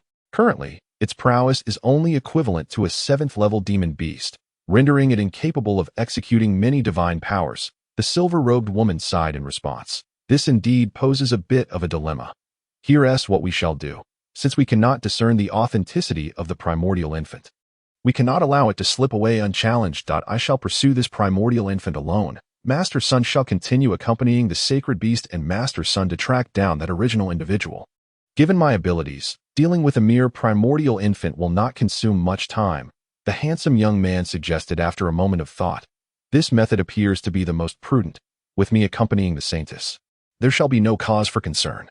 Brother Su, make haste and return swiftly. However, that primordial infant may very well be their main primordial infant. Let us refrain from delivering a lethal blow for now. We must first uncover the cultivation method for the devouring golden insect, the violet-haired beauty said with a smile. Naturally, I am well aware of that. The silver-robed woman contemplated for a moment and also deemed it acceptable, nodding her agreement. Consequently, the young man of the Su clan parted ways with the two women, transforming into a vibrant azure rainbow that pursued Han Li's second primordial infant, vanishing from sight in an instant. Meanwhile, the celestial lawn saintess and the violet-haired beauty maintained their course, relentlessly following Han Li. In a swift manner. The two groups pursued Han Li, covering over 100 miles and gradually closing the distance. They were now merely 50 or 60 miles away. This is sufficient, Silver Moon. You should also set off, Han Li estimated in his mind, and with a flick of his sleeve, a silver wolf sprang forth from his robe. Rolling and transforming into another Han Li. A wry smile crossed Han Li's face, yet time was of the essence, so he refrained from saying much. With a wave of his hand, he tossed a spirit beast pouch and a thumb-sized azure pearl to the other. You possess a spirit essence body, lacking a corporeal form, making it challenging to wield other treasures. Thus, take this pouch of devouring golden insects and this thunder pearl, should that demon beast pursue you. Do not concern yourself with anyone else. Simply annihilate it or severely wound it temporarily. Han Li cautioned meticulously. Rest assured, should the celestial lawn's sacred beast chase after me, I will ensure it does not escape easily. The other Han Li responded with Silver Moon's voice, securing the two items before darting away as a silver streak, slicing through the air. Chapter 895, The Brocade Handkerchief. Silver Silkworm. Han Li glanced at the receding figure, noting that the Silver Moon, having transformed into his likeness, now exuded an aura indistinguishable from his OWN. It seems that her illusionary arts have indeed progressed yet another level. Do you believe, esteemed senior, that Silver Moon's mastery of illusion can deceive the senses of the two behind us? Unless I am close enough to ascertain, I would wager that they would be largely unable to see through it. Han Li suddenly inquired. Your spirit possesses an extraordinary origin. It is not merely you. Her illusions are so intricate that even I find them somewhat inscrutable. That it is rather reminiscent of the adage, the strong flourish in the presence of strength, while the weak falter in the face of weakness. As for the two young ones behind, without the interference of that sacred beast, it would undoubtedly be impossible to discern the truth from the falsehood in a short span of time. The great Yayan god bestowed upon Han Li an ambiguous answer, leaving him at a loss for words. This statement did nothing to assuage his unease. With a shift in direction, he hastily retreated in the opposite direction of the Silver Moon. Unbeknownst to him, he had inadvertently employed the right strategy by allowing Silver Moon to carry a portion of the golden-eating worms away. Upon witnessing the figures ahead suddenly split into two and flee in different directions, the purple-haired beauty and the silver-robed woman, situated several dozen miles away, exchanged bewildered glances and halted their escape. What is this? A technique of transformation. Their auras and spiritual energies are indistinguishable. This young man possesses quite a few tricks up his sleeve, mused the purple-haired beauty as she swept her hair aside. Intrigued, the distance was too great to discern the truth through spiritual perception. Let me have the sacred beast take a look, the Tianlon Saintess remarked with a sense of mounting frustration. Subsequently, she whispered a few words in ancient language to the Tianlon beast beneath her. Instantly, the beast flickered with azure spiritual light, its horns gradually becoming translucent and dazzling, akin to crystal. However, after a moment, a scholar's shrill cry resonated, and the silver-robed woman's expression shifted subtly as she received an answer through her spiritual awareness that we are indeed in trouble. The other party may be aware that we are tracking them through the scent of the golden-eating worms. It seems both individuals possess these worms. This person must have divided the spiritual insects, making it impossible for the sacred beast to discern the difference. This implies that neither of these individuals can be overlooked. The purple-haired beauty remarked with a raised eyebrow. No matter. We shall pursue one another. We are now so close to him. Such a trivial tactic to divide our forces will be of no use to him now. Since the other party intends to fragment our strength, we must not shy away from giving them a proper lesson. That it would be a disservice to their efforts otherwise, the silver-robed woman said with a cold smirk. That is indeed a valid point. However, I have heard that this individual is only at the mid-stage of the nascent soul, yet his divine abilities are not inferior to ours in the late stage. Given that he is already injured, encountering his true self should pose no issue. I will pursue the other one, as long as he does not resort to that ghostly evasion technique again. I believe we shall converge shortly. The purple-haired beauty expressed her lingering concerns with a few admonitions. Rest easy, Master Sunday. Although that blood-red evasion technique is peculiar, it evidently comes at a significant cost. Otherwise, the opponent would have utilized it continuously to shake us off long ago, rather than prolonging this chase until now. I suspect he has reached a dead end. Moreover, I have the sacred cauldron to protect me. There is absolutely no cause for alarm, the silver-robed woman declared with a radiant smile, exuding confidence. That does sound reasonable. I shall take my leave first, the beauty replied with a light chuckle before transforming into a streak of purple light, pursuing one of the Hanlis. Meanwhile, the Tianlon Saintess cast a glance at the other Hanli, her eyes gleaming with cold light as she similarly urged her sacred beast to follow suit. They have indeed separated. Young Han, your strategy of division proves quite effective, does it not? It seems that the sacred beast is merely a projection of divine consciousness in this realm, and is still not to be feared. However, should you fail to vanquish that celestial beast within a remarkably brief span, once the sealing period concludes, compounded by the return of those two eminent masters, your predicament will indeed become dire. Moreover, the celestial maiden of Tianlon is likely not to be trifled with, the De Yin divine monarch remarked, his tone unexpectedly laced with concern. That I am fully aware of this. It is not my intention to slay the maiden. My sole objective is to eradicate the sacred beast, which shall not consume an excessive amount of time, Hanli replied in a grave tone, all the while utilizing his spiritual sense to monitor the silver-robed woman pursuing him from behind. I shall await the outcome with bated breath. The tone of the De Yin divine monarch shifted back to indifference.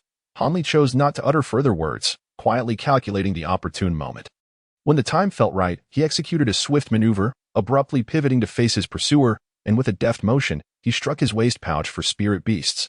Instantly, thousands of golden devouring worms surged forth, buzzing as they coalesced into a swirling cloud of gold ascending into the sky. Simultaneously, dozens of resplendent golden flying swords shot forth from his sleeves. Under the impetus of his incantation, they transformed into a flurry of over 100 dazzling sword lights, swirling erratically before him. After forming a hand seal, he issued a soft command, causing the collective sword lights to tremble momentarily before soaring skyward, their golden brilliance illuminating the air, and in a heartbeat, a colossal sword measuring 6 or 7 zhang took shape. Hanli then opened his mouth, unleashing a fist-sized orb of violet flame that, upon meeting the wind, morphed into a firebird approximately a foot in length, which dove towards the giant sword. With a soft pop, the violet firebird exploded, enveloping the massive sword in a layer of purple flames, which were subsequently interspersed with numerous arcs of electricity, crackling amidst a thunderous roar. An awe-inspiring spectacle. Observing this scene, Hanli furrowed his brow, contemplating briefly before suddenly releasing a surge of azure energy from his mouth, striking the sword. Instantly, the surface of the giant sword reverberated with golden arcs. Yet the thunderous sound abruptly ceased. Only then did Han Li nod in satisfaction. With a surge of his spiritual sense, the golden sword shot skyward, swiftly vanishing into a bank of dark clouds. Silent and unseen at that moment, a flickering light appeared in the distance. The celestial maiden of Tianlan had caught up. Han Li's pupils constricted slightly as he flicked his sleeve, summoning a set of azure flying swords that darted forth. While from his other sleeve emerged a small blue shield that positioned itself before him. Simultaneously, as his hands flipped, one grasped the ancient purple mirror obtained from the demon abyss, which had never been utilized, while the other hand clutched a remaining use of the spirit summoning talisman. Given his post-sealing cultivation, employing this talisman should yield a significantly greater enhancement compared to the previous two instances. As he pondered, he remained still, patiently awaiting his opponent's arrival. Although the bull-headed and dragon-headed sacred beast appeared to possess a modest cultivation level, its speed of evasion was truly extraordinary. From the moment it first revealed itself to the point it halted 100 or so zhang before Han Li. Scarcely a few breaths had passed. Han Li regarded it coldly, his gaze flickering. This celestial beast of Tianlan, despite its peculiar appearance, did not seem particularly formidable, and its large bull head even conveyed a somewhat dull expression. In stark contrast, the celestial maiden of Tianlan, standing atop the beast, was strikingly captivating. Whether it was her unparalleled grace or her profound and formidable cultivation, Han Li dared not underestimate her in the slightest. Upon revealing herself, the woman cast a fleeting glance at Han Li, her youthful visage eliciting a momentary look of surprise. Yet, her attention was swiftly captivated by the colossal cloud of insects swirling above, her bright eyes reflecting a mixture of astonishment and delight. "You." The silver-robed lady hesitated momentarily, appearing as though she wished to inquire about something. However, Han Li, wary of her discovering the concealed giant sword lurking in the sky and mindful of the limited duration of his own temporal release, had no intention of indulging her in idle chatter. Without further ado, he pointed decisively at the insect cloud, which buzzed loudly as it surged towards the opposite side. Simultaneously, the azure flying sword that spiraled around him transformed into countless sword shadows. Sweeping toward the lady, "You seek your own demise." Han Li's lack of tenderness incited the heavenly Lan Sainus' ire. With a sharp rebuke, she raised her jade hand, and a verdant bracelet shot forth from her wrist, rapidly expanding into a gigantic ring the thickness of an arm, meeting the sword's shadows head-on. With her other hand, she swiftly retrieved a spirit beast pouch from her waist and cast it into the air. A golden light flickered from the pouch's opening, releasing over a dozen gigantic golden flowers, which were, in fact, mature golden insects, hurtling toward the insect cloud. Unbeknownst to her, a dark cloud silently drifted closer to her head from above. Inching ever nearer, the jade ring, evidently a formidable ancient treasure, spun rapidly upon contact with the azure sword shadows, ensnaring them entirely. Han Li felt the flying sword struggle ineffectively, a chill running through his heart.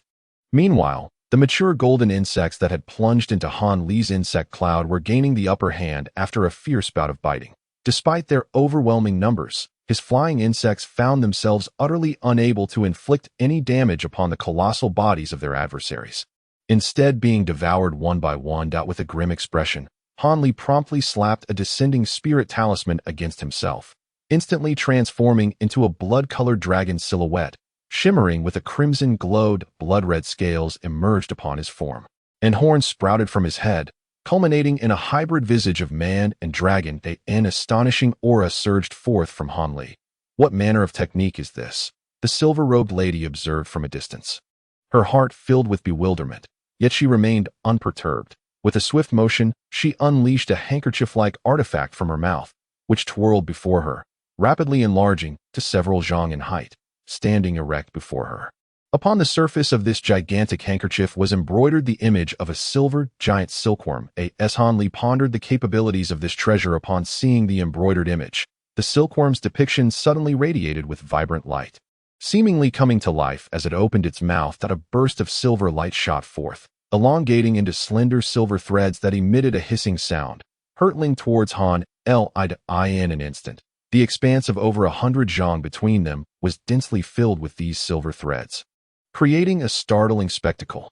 Han Li was taken aback, instinctively pointing at the blue shield before him. The shield immediately transformed into a towering barrier of light, enveloping him securely. Simultaneously, he exhaled sharply, unleashing a plume of violet flames that erupted from the barrier, creating a bizarre purple chill that spread across several zhang before him. With a sharp crack, a towering Tinzhong purple ice wall, resplendent and crystalline, stood firmly before him. Chapter 896. The twin cauldrons. A resounding crack echoed, and immediately, a multitude of honeycomb-like pores materialized above, riddled with countless holes, seemingly on the brink of destruction. Observing this, Han Li remained silent as he raised his hand, casting a spell forward.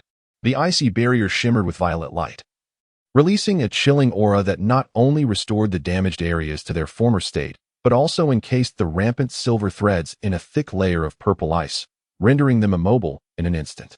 Moreover, the cold air swiftly transformed into violet flames, racing along the silver threads toward a silken treasure resembling a handkerchief, akin to numerous slender purple serpents launching a fierce assault. The silver-robed woman's expression changed. What kind of technique is this, so formidable?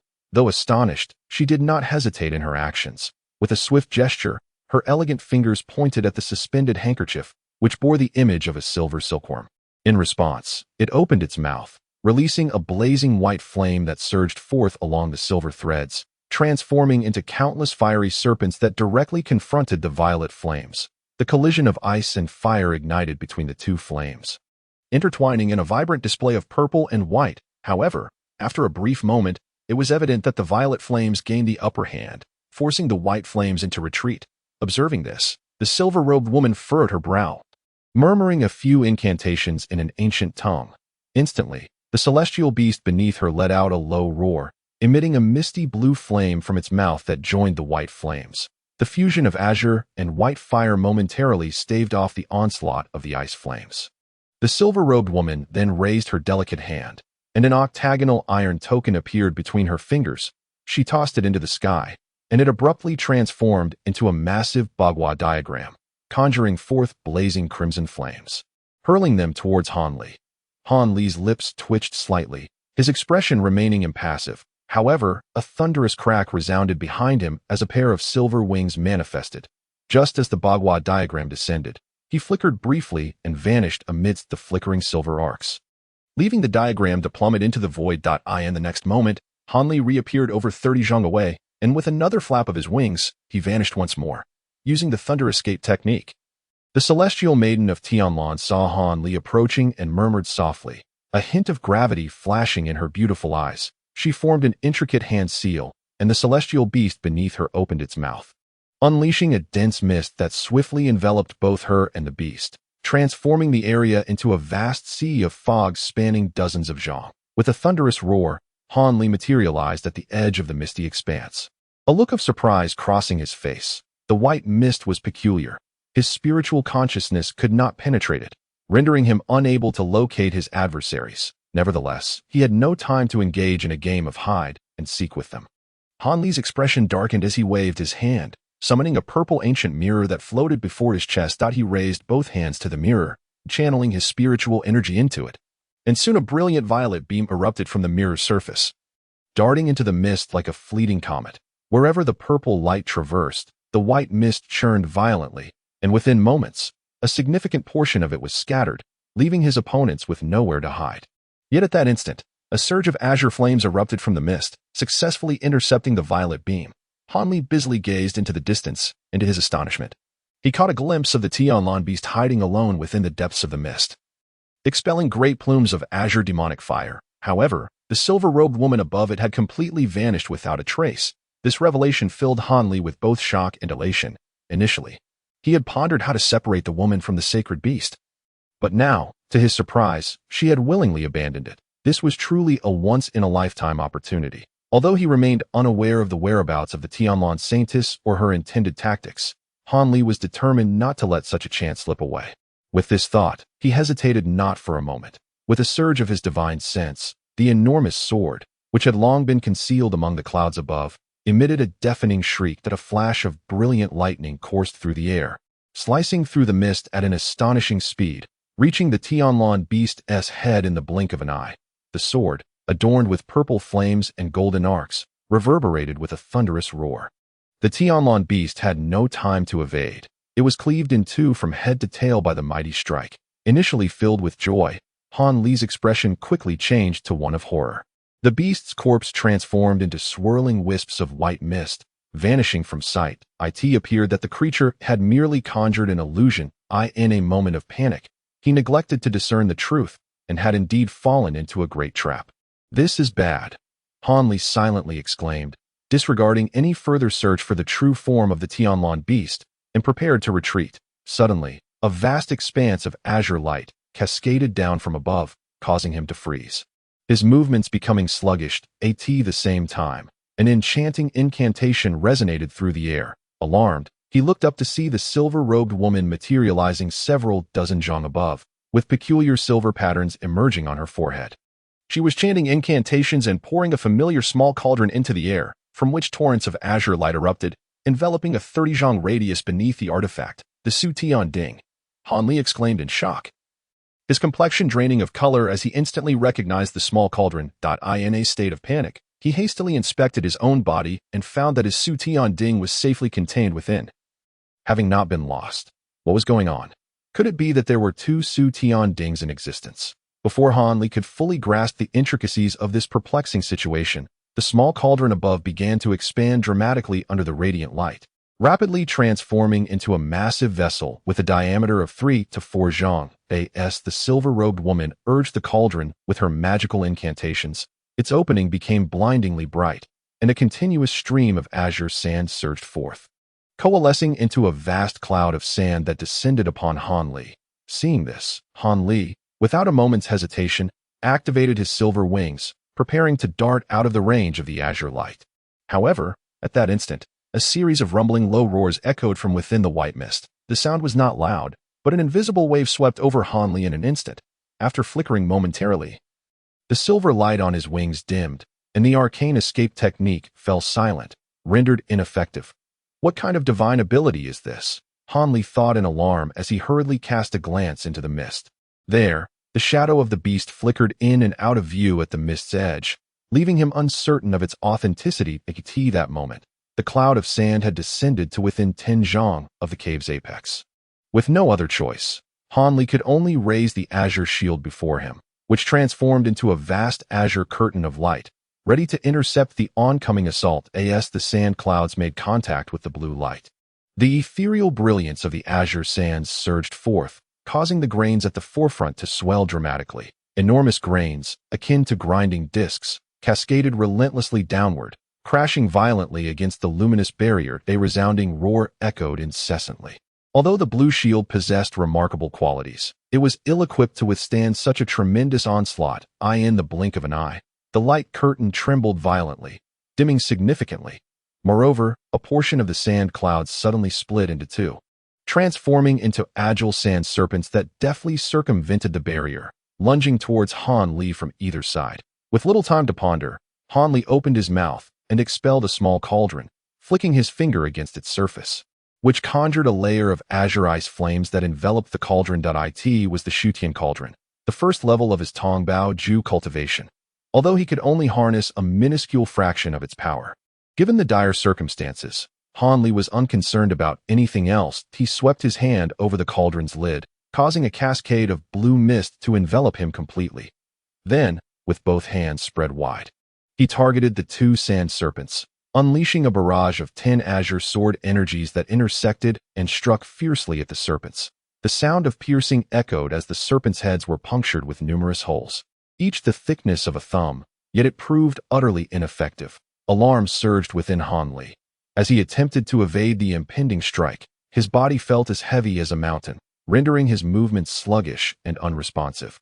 Consequently, the two sand serpents lunged at him, resulting in two muffled thuds before they transformed back into sand clouds, ensnaring him and the azure light within, enveloping him in a colossal sand cocoon. Impervious to the elements, the silver-robed woman observed with astonishment as Han Li produced a small cauldron resembling the sacred cauldron in her possession. However, her surprise quickly shifted to amusement as she witnessed Han Li effortlessly ensnared by the spiritual sands. She was acutely aware of the tremendous power contained within the sacred sands. Once ensnared, Even several Grand Masters would struggle to extricate themselves. The fate of her opponent rested entirely within her control. With a thunderous crash, the blue shield shattered, dispersing into fragments, while the remaining sand clouds descended, enveloping Han Li once more. The sand cocoon expanded even further in that moment. A sense of relief washed over the woman, and she gracefully descended, her feet lightly treading upon the giant cauldron. Yet, as she descended a mere 10 zhong, an anomaly arose below. The cocoon, which should have solidified like iron, suddenly emanated countless beams of blue light from its surface. Before the woman could invoke her incantations, the sands began to crumble and roll away, reverting to a loose state of sand clouds, drifting gently in the the center of this swirling mass. A dazzling blue mist flickered, revealing Han Li standing with the small cauldron in hand. Gazing up at her, the silver-robed woman halted abruptly, disbelief etched across her exquisite features, her countenance darkening significantly. With a disdainful snort, Han Li struck the lid of the Shutian cauldron with one hand, causing concentric ripples of blue light to manifest around him, spreading outward in a clear display. Where the blue waves passed, the azure sands vanished abruptly, as if devoured by an unseen force. The woman beheld this scene with great alarm, and in her haste, she quickly formed a hand seal, intending to once again summon the spirit sands to assault Han Li. However, they remained motionless, exhibiting no response whatsoever, as if they had severed their connection to her consciousness. The silver-robed woman became increasingly anxious, and with a sudden pivot of her jade foot, she activated the colossal cauldron beneath her. The cauldron spun rapidly, emitting an even more resplendent azure light that surged directly towards the top of Han Li's head. Chapter 897.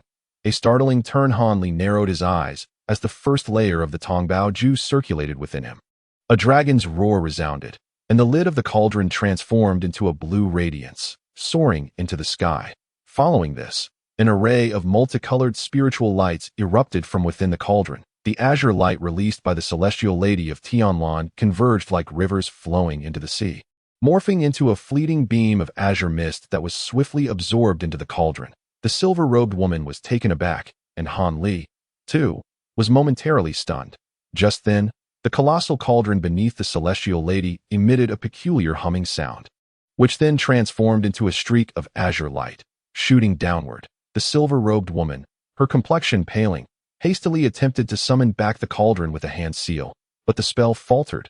The azure light disregarded her entirely, plunging directly into the smaller cauldron below, vanishing without a trace. The celestial lady of Tianlan was engulfed in a mix of shock and fury, yet the events were far from over. The Shutian cauldron in Han Li's hand suddenly slipped from his grasp, spinning in the air before its mouth aligned with a nearby mist. Where flashes of light could be perceived, a terrified roar of a beast echoed from within the mist, and a shadow shot forth, soaring into the heights. It was the celestial beast of Tianlan, with the head of an ox and the body of a serpent. However, a magnificent blue mist erupted from the cauldron, pursuing the celestial beast with an unbelievable speed. Enveloping it in an instant, the celestial beast roared desperately, struggling in vain, for the blue mist seemed to be its natural nemesis. After a swift spiral, the beast's form rapidly diminished, being drawn into the cauldron. The lid of the cauldron swirled once more before descending from the air, sealing the celestial beast within. These extraordinary transformations unfolded with astonishing rapidity, all occurring in the blink of an eye. The silver-robed woman's face turned ashen, as she found it nearly impossible to accept that, despite having the upper hand, she had plummeted into the abyss in a mere moment. Not only had her opponent broken free, but both the sacred cauldron and the avatar of the sacred beast had been simultaneously captured. Nevertheless, she was no ordinary individual. A glint of cold light flickered in her eyes as it settled upon the Shutian cauldron in Han Li's possession. She understood all too well that the source of this upheaval lay within that object, akin to the sacred cauldron. The connection between the two was undeniable, as evidenced by the cauldron's uncontrollable behavior. Thus, this cauldron must be seized. In that instant, she resolved firmly within her heart. Han Li, naturally filled with mixed emotions of joy and surprise, recognized the glint of cold light in her eyes, realizing her intentions. With a hearty laugh, he unfurled his silver wings, transforming into a silver arc that appeared several dozen yards away. Without hesitation, he beckoned to the colossal sword, and with swift, illusory movements of his fingers, He formed a series of strange hand seals, his body radiating with azure light as an astonishing spiritual energy surged forth. Opening his mouth, he expelled several droplets of vital blood, which scattered in the wind, transforming into wisps of crimson mist as the spiritual light instantaneously shifted to an eerie shade of azure red. Simultaneously, the exposed hands and face began to take on an unusual crimson hue, transforming in the blink of an eye into a vivid red akin to blood. A sight most terrifying. Amidst the blood mist, Han Li's figure became increasingly indistinct. Alarmed by Han Li's sudden movement, the silver-robed woman immediately recalled something crucial. Her heart raced as she cried out sharply. Raising both hands, two bursts of silvery light erupted, morphing into a myriad of shimmering silver threads that descended upon Han Li like a torrential storm. In an instant, the area spanning dozens of yards became a dazzling spectacle of silver brilliance. However, as Han Li awaited the return of the colossal sword, his form flickered within the blood mist before a crimson shadow shot forth, abruptly vanishing into the air. The next moment, a glimmer of blood light flickered in the distance, and Han Li's presence was entirely erased. The heart of the Tianlan Saintess sank. She hastily extended her spiritual sense, but just as she pinpointed Han Li's location 100 miles away, he once again vanished into a blood shadow. Eluding the limits of her perception, her complexion turned ashen as she hovered motionless in the air. Meanwhile, in a distant locale, a handsome youth observed 9 buzzing verdant flying wheels spiraling around him. Gazing at the boundless expanse of grassland below, a peculiar expression crossing his face. Would escape technique, to be injured to such an extent, yet still harness the power of nature for concealment and flight. That magical artifact possesses considerable might. The backlash from the earlier struggle was indeed quite troublesome. Nevertheless, it surely lacks the power for possession now. A mere nascent soul, so grievously wounded, must be on the verge of dissipating. However, since earlier, an unsettling feeling has lingered. Could something have befallen the others? The youth's gaze flickered momentarily as he murmured softly, glancing in the opposite direction. After a brief hesitation, he suddenly consolidated the 9 wheels into one, transforming it into a verdant rainbow as he retreated in a nondescript thicket. A small, dark, glossy banner was planted in the ground, its surface pulsating with a shadowy light that a half-foot-sized hole flickered into view, within which lay a black-green nascent soul, unconscious and engulfed in swirling darkness, quietly absorbing the pure demonic energy hidden within the banner to heal itself. In another direction, a violet-haired beauty exerted considerable effort, employing a jade artifact to ensnare thousands of gold-devouring insects. After fending off a terrifying thunder pearl, she effortlessly pierced through the body of the youth across from her with a single strike.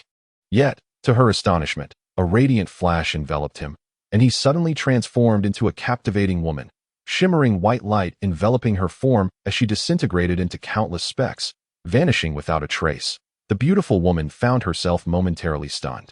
Several hours later, the handsome youth, the violet-haired beauty, and the Tianlan Saintess reconvened, sharing the details of their respective encounters, each regarding the others with expressions of astonishment. So, it seems that not only did we fail to acquire the cultivation method for the gold-devouring insects from the other party, but we also lost the sacred cauldron and the sacred beast. The youth furrowed his brow, speaking in a somber tone. The sacred cauldron is of little consequence. The clan possesses another as a backup.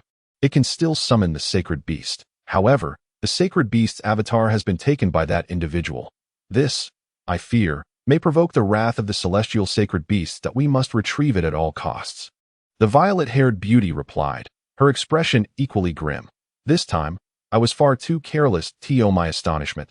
This individual possesses the means to restrain the sacred cauldron, which has led to these developments. Therefore, I shall embark on a journey to the Great Gene to rescue the divine beast's avatar.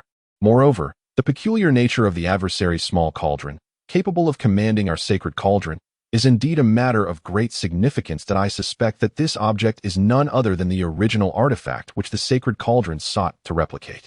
Otherwise, the circumstances cannot be adequately explained. The silver-robed woman, however, appeared remarkably composed, slowly articulating, the artifact of spiritual communication. It seems improbable. Such treasures ought not to exist within this realm. They should have been taken to the higher realms by the ancient cultivators. The sacred cauldron was obtained through the secret arts employed by an exceptionally talented immortal master of our Tu clan, who communicated with the divine beast to acquire the method of replication. How could the genuine artifact of spiritual communication remain in the mortal realm? The purple-haired beauty exhibited a look of disbelief that remains uncertain, given that ancient demons can manifest in the human world. It is not entirely impossible for a few artifacts of spiritual communication to linger here as well, the youthful man remarked, shaking his head nonchalantly. Upon hearing the term ancient demon, both the purple-haired beauty and the Tianlan Saints' expressions shifted. Humph! Everyone claims that ancient demons are terrifying. Unfortunately, we have not had the opportunity to engage them in combat for verification. However, the demon's evasion techniques are truly remarkable, allowing it to traverse the grasslands with ease. Heading towards the Great Gene, the purple-haired woman said, somewhat unconvinced, that is because the demon is gravely injured, and upon entering the grasslands, we fortuitously encountered it. We pursued relentlessly, leaving it no time to recuperate. Otherwise, who knows what chaos it might have wrought upon the grasslands? The young man sighed, a hint of bitterness in his smile, regardless of whether that individual possesses the genuine artifact of spiritual communication. He has slain so many of our immortal masters and taken the divine beast. This matter cannot simply be overlooked. Yes, the holy maiden. The cauldron was lost by me, and I must personally retrieve it. Otherwise, when we next summon the divine beast, we will be ill-prepared to respond to its inquiries. The silver-robed woman spoke with a grim countenance. Upon hearing this, the young man and the beauty exchanged glances, seemingly communicating their thoughts. Given the holy maiden's determination regarding this matter, a trip to the Great Gene may very well be warranted. However, many sects in the Great Gene harbor certain prejudices against our Tu clan's immortal masters.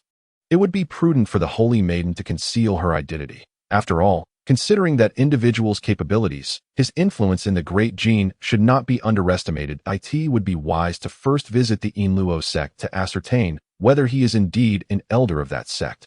Once his identity is clarified, we can return to the grasslands and inform the others. We shall all lend you our assistance, the young man stated with a nod. That I understand. That individual's powers are not inferior to mine.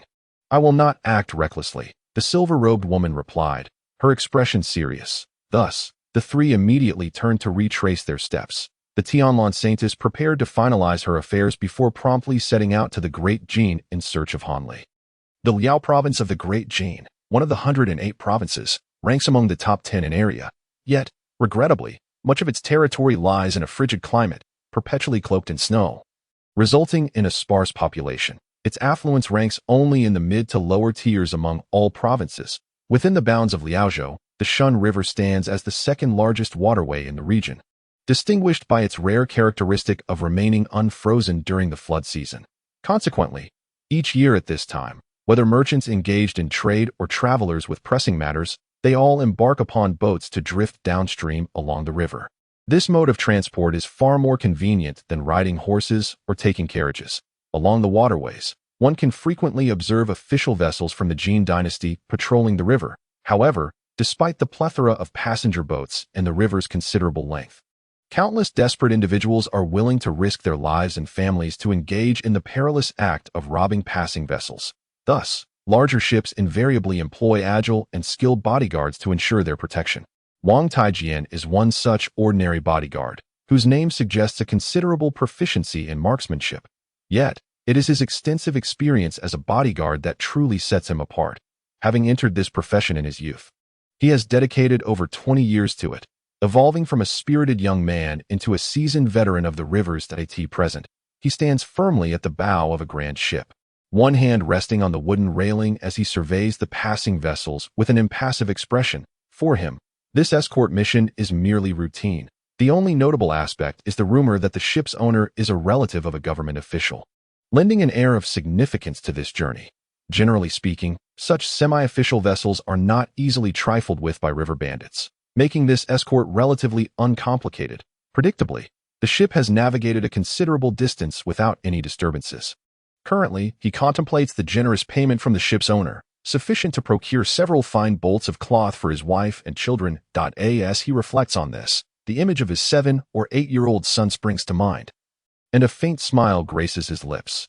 Yet, at that moment, a startled exclamation from a woman aboard the ship pierces the air. Come quickly, there's a massive ice block here, and it seems there might be someone inside. Chapter 898. Aboard the ship upon hearing this, Wang Taijian recognizes the voice as that of a young maid named Huang Ying. While the Shun River may freeze at other times, it is certainly not prone to ice during the flood season. Moreover, given the current weather, Wang Taijian instinctively gazes up at the sky, where the blazing sun hangs high at noon, and even clad in a thin leather coat, he feels a slight warmth. Almost on the verge of perspiration, the notion that there could be someone trapped in the ice is utterly preposterous. Even after years of wandering the rivers, he has never encountered such a bizarre phenomenon. He touches the two iron short spears strapped to his back, and, almost as if compelled by an unseen force, strides toward the source of the voice as he approaches the side of the ship. He spots a gathering of 7 or 8 individuals, men and women, maids, servants, and sailors, huddled together, pointing and exclaiming in astonishment at something in the river. The slight shift in his gaze reveals, indeed, a pale object floating several yards away from the ship. Drawing considerable attention, upon closer inspection, it was indeed a crystalline block of ice, within which appeared to be a figure ensnared. How curious! Could it be that some individual from the past had fallen into the river and now, as the ice melted, had floated to the surface? Wang Tietjiang could not help but murmur in astonishment, "Brother Wang, what has transpired?" Behind him, footsteps echoed, accompanied by a low, gravelly voice. "Brother Gao, you have also arrived." Without turning around, Wang Tietjiang recognized that it was his longtime partner, a skilled bodyguard who had trained in martial arts for several years and had garnered a modest reputation for his prowess. Though, indeed, there is someone trapped in the ice. "How rare!" exclaimed a burly man with a bushy beard, casually approaching and clicking his tongue in amazement. "A corpse, no matter how peculiar, matters little." Wang Tietjiang replied with a cold smirk, his tone indifferent. "That is true. A dead man cannot possibly hijack a ship." The burly man chuckled, stroking his coarse beard. "What are you all clamoring about? Do you not know that the lady has just found her rest?" A middle-aged scholar, dressed in scholarly robes, emerged from the cabin and, upon witnessing the scene, frowned and reprimanded the maids and servants. This was Master Zhou, reputed to be the trusted confidant of a high-ranking official, who had employed Wang Tietjiang and his companion to accompany him on the voyage along with the official's entourage. "Master, look," the river timidly pointed out a young maid named Huang Ying, her delicate finger indicating the surface of the river. Upon noticing Wang Tietjiang and his companion standing there, Master Zhou, already puzzled, turned his gaze in the direction the girl indicated. Upon seeing the block of ice and the figure within, his expression shifted to one of astonishment. But he quickly furrowed his brow and remarked, "It is merely a corpse. There is no point in lingering. Everyone disperse and attend to your duties. Must I summon Steward Wang?" The scholarly man's tone grew more severe towards the end of his statement. At the mention of Steward Wang, the maids and servants' faces instantly paled, and they hastily scattered. The remaining 2 or 3 crew members also discreetly slipped away. Wang Tietjiang and the burly man exchanged glances, feeling it inappropriate to remain, and prepared to leave together. However, the man named Gao Dafan, just before taking a step, could not resist casting another glance at the river, only to be momentarily frozen in place. Exclaiming in astonishment, "How is this possible? That person is still alive." At this revelation, both Wang Tietjiang and Master Zhou were taken aback, turning to look. Yet, they did not discern anything amiss. The figure remained motionless within the ice. The scholar regarded the burly man with skepticism. "You must be mistaken. The figure merely twitched its eyelids," he stated. "I truly saw it." The burly man insisted with conviction. "Brother Gao would not deceive us. It appears that the person is indeed alive," Wang Tietjiang asserted without hesitation, choosing to trust his companion's words. Master Zhou, witnessing this, felt a mix of belief and doubt. After pondering for a moment, he shook his head and replied, "Even if that individual is indeed alive, it is of no concern to us that we should not trouble the lady and her companions. Since the other vessels have not intervened, we need not inquire further." Upon hearing this, Wang Tietjiang felt neither anger nor discontent. The presence of the person in the ice was undeniably strange, and preventing their boarding aligned perfectly with his intentions. After all, having traversed the world for quite some time, his vigilance towards these peculiar matters far surpasses that of the average person. Yet, a flicker of hesitation appeared on Gao Dafeng's face. "Wait a moment. Master Zhou, saving a life is more meritorious than building a 7-story pagoda. And my mother has always been compassionate. Since this person is not yet dead, we should rescue him first." The sweet voice suddenly resonated from the cabin, followed by the emergence of a graceful young lady clad in a brocade robe, accompanied by the recently departed maidservant, Huang Ying, who was now trailing behind with her head bowed. It seemed she had informed the young lady of the situation. Second miss, is this truly appropriate, allowing a stranger aboard? Upon seeing the young woman, Master Zhou respectfully bowed, though uncertainty marred his countenance. There is nothing inappropriate about it. Since this individual has miraculously survived the perilous ice and encountered us, it can be considered a virtue of our family. Besides, there are ample vacant rooms on the ship. A simple arrangement will suffice. Are we to fear a dying man among so many of us? The young lady spoke softly, her expression exuding an air of undeniable authority. Very well. Since you have commanded it so, I shall summon someone to assist in the rescue. The scholar pondered briefly before clasping his hands in agreement. The brocade-clad maiden offered a slight smile and said no more, turning to return to the guest cabin with her maid. Meanwhile, Master Zhou gazed at the cabin, his brow furrowed in concern. It seems you both have heard. We truly are going to save him. However, given the immense size of this ice block, it may require your assistance once more, Master Zhou said with a wry smile. Fear not. I may lack in many things, but I am certainly capable of wielding great strength. Gao Dafeng replied nonchalantly. Wang Taiqian, however, scrutinized the colossal ice once again, then slowly nodded in acknowledgement, indicating that he would lend his aid. Uncertain of how long he had lingered in the darkness, a throbbing headache eventually roused Han Li from his stupor. Yet, even before he opened his eyes, he heard the tender voice of a girl. Old master, when will this man awaken? It has already been 2 days and nights. Is he truly unscathed?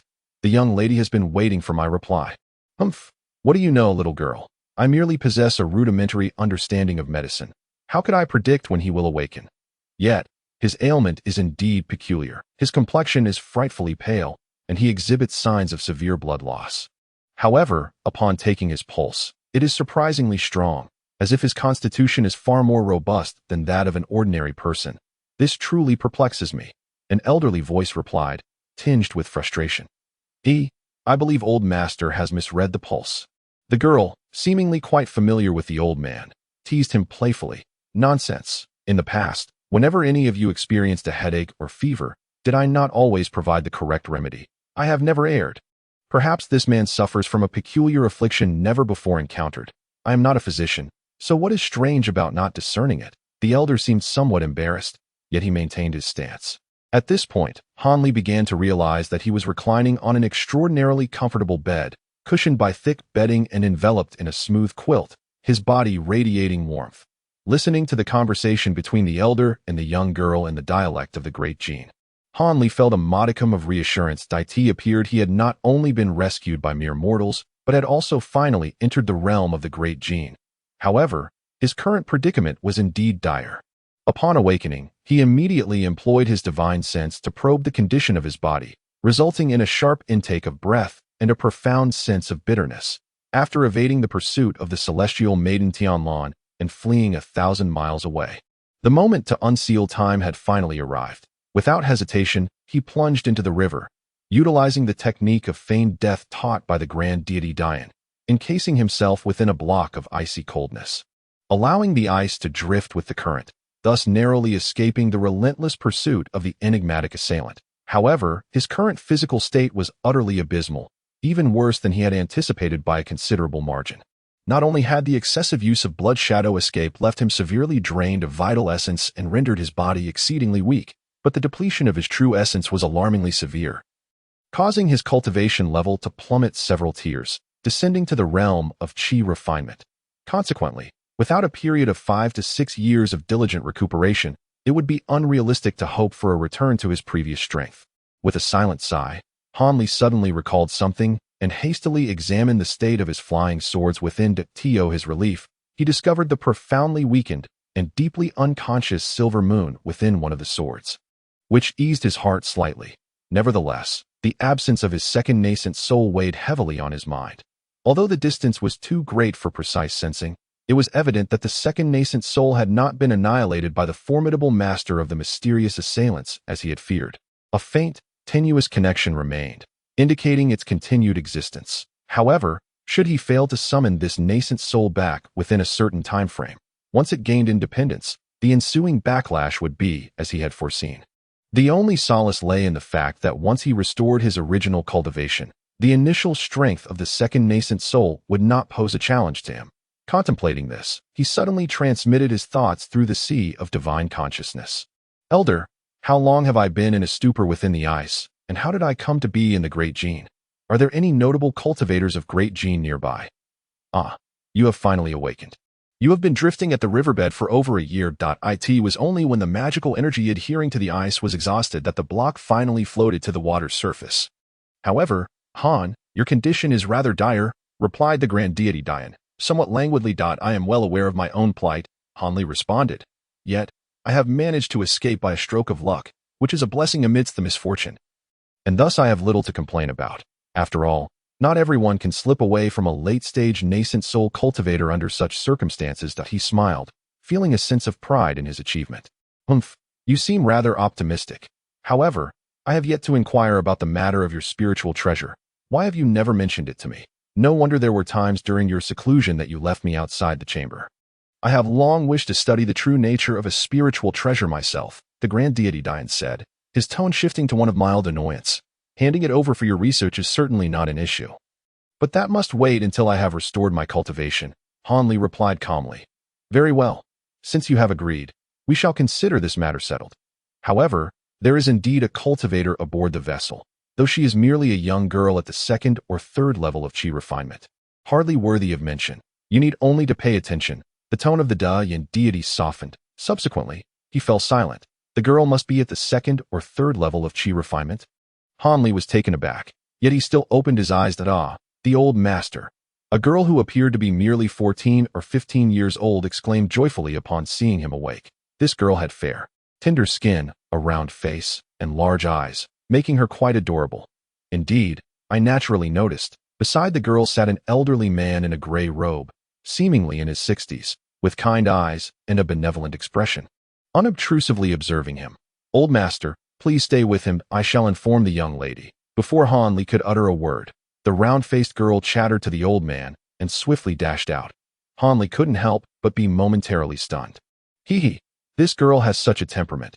Please do not take offense, young master. The old man gently shook his head and offered Hanli a warm smile. That I am honored. You both have saved me. May I inquire where this place is in your esteemed name? Hanli returned the smile, sitting up slowly as he asked. This is the surface of the Shunjiang River. You were precariously alive. Rescued by my family's second young lady. I am he one, a tutor engaged by the lady. The old man stroked his short beard and nodded. I see that my surname is Han, and I must express my profound gratitude to this young lady for saving my life. Hanli exhaled softly, cupping his hands in reverence. My young lady indeed possesses a compassionate heart. However, whether she will meet you is uncertain. Yet, may I inquire why you found yourself in the ice? And how you managed to survive? The old man expressed his curiosity with a smile, though his eyes shimmered with intrigue. As for that, I do not wish to deceive the old master, yet I find it challenging to share the details. Hanli hesitated before confessing. There is no need for concern. Everyone has their moments of discomfort, the old man replied magnanimously, waving his hand dismissively. Just then, the round-faced girl bounced back into the room. Old master, the young lady has instructed that this young gentleman should rest quietly. Other matters can wait until later. As she spoke, she curiously sized up Hanli. Hanli noticed her gaze and smiled back, causing the little maid to blush and lower her head, pondering. This person appears quite unremarkable. Compared to some of the young lady's previous acquaintances, he falls far short. Yet, I wonder why the young lady is so attentive to him? Since the young lady has given her orders, young master, you have just awakened. It would be best to rest well. I shall take my leave now. The old man stood to bid farewell. Hanli naturally expressed his gratitude once more as he watched the old man and the girl exit the room. Alone, Hanli gazed silently at the wooden ceiling, remaining lost in thought for a while before he sighed softly. Over the next 2 days, apart from a rough-handed maidservant delivering 3 meals a day, no one else disturbed him, which pleased Hanli, allowing him to devote himself to consuming medicinal pills and meditative practice. As for the girl mentioned by the Dian deity, who was at the second or third level of chi refinement, Hanli slightly extended his spiritual sense and soon discovered her presence. She was a young woman of exquisite beauty, akin to a delicate flower in a tranquil household, from the manner in which others addressed her. It was evident that she was indeed the second miss who had rescued him. Hanli was not overly surprised. It seemed this lady had discerned his identity as a cultivator, eavesdropping on the conversations of the other passengers aboard the ship. Han Li had gathered a general understanding of the circumstances surrounding it. The individuals on board appeared to be the family of a certain county lieutenant, surnamed Chow, from a region in Liaozhou. Due to a hasty transfer, he had departed ahead for his new post, leaving his family to follow at a more leisurely pace. However, the actual official family members were but a handful: one lawful wife, two concubines, and three young gentlemen and ladies. This second miss was born of the lawful wife and was said to have been frail and sickly since childhood, having spent a period in foster care at a certain female temple before returning home in recent years. The other two were offspring of the concubines. One young lady had reached the age of marriage and was already engaged to another, while the youngest, a young master, was merely 11 or 12 years old. Among the other notable individuals were the scholarly He and the esteemed Zhou. Additionally, there was the cold-faced steward Wang, who was responsible for managing all the maids and servants aboard. The bodyguards on the ship were none other than Wang Taiqian and his companion. However, Han Li soon discerned that not only was that second miss a low-tier cultivator, but Steward Wang also exuded a significant flow of true energy, far surpassing the rudimentary skills of the two bodyguards. Among the servants, several moved with agility and bore a hidden malevolence, indicating they were not ordinary individuals. Though he found this somewhat intriguing, after clarifying the situation aboard the ship, Han Li withdrew his consciousness and resumed his self-cultivation. 2 days later, the second miss indeed sent a young maid to invite Han Li for a visit. Naturally, he did not decline and finally encountered her in a somewhat larger room aboard the ship. Upon seeing Han Li, she waved away the others and smiled warmly. "Brother Han, I presume you are also a practitioner of the Tao. I am Chao Mingrong, a disciple of the Xianyu Dao sect. May I inquire which sect you belong to?" The lady spoke with remarkable courtesy. In her eyes, Han Li exuded neither demonic nor Buddhist energy, nor the righteous aura of Confucianism, thus she concluded he must be a Taoist. Xianyu Dao? Han Li's brows furrowed slightly. He had not heard of such a name. However, this was quite normal. Aside from the 10 major orthodox sects and 10 demonic factions, he knew very little about the other sects in the Great Jin. Our sect is merely an obscure minor faction in Liaozhou. It is not surprising that Taoist friend is unaware of it. Chao Mingrong explained with a light laugh upon noticing Han Li's hesitation. "You are too modest. Taoist Chao. I am merely a loose cultivator who has only recently entered the realm of cultivation in the Great Jin and am unfamiliar with the various sects. I fear I have embarrassed myself before you." Han Li clasped his fists, feigning modesty. "So, Brother Han has just emerged from seclusion, that I too have only recently departed from my sect. However, our sect is indeed just a small one. Yet it is truly commendable that you, at such a young age, have achieved such remarkable prowess."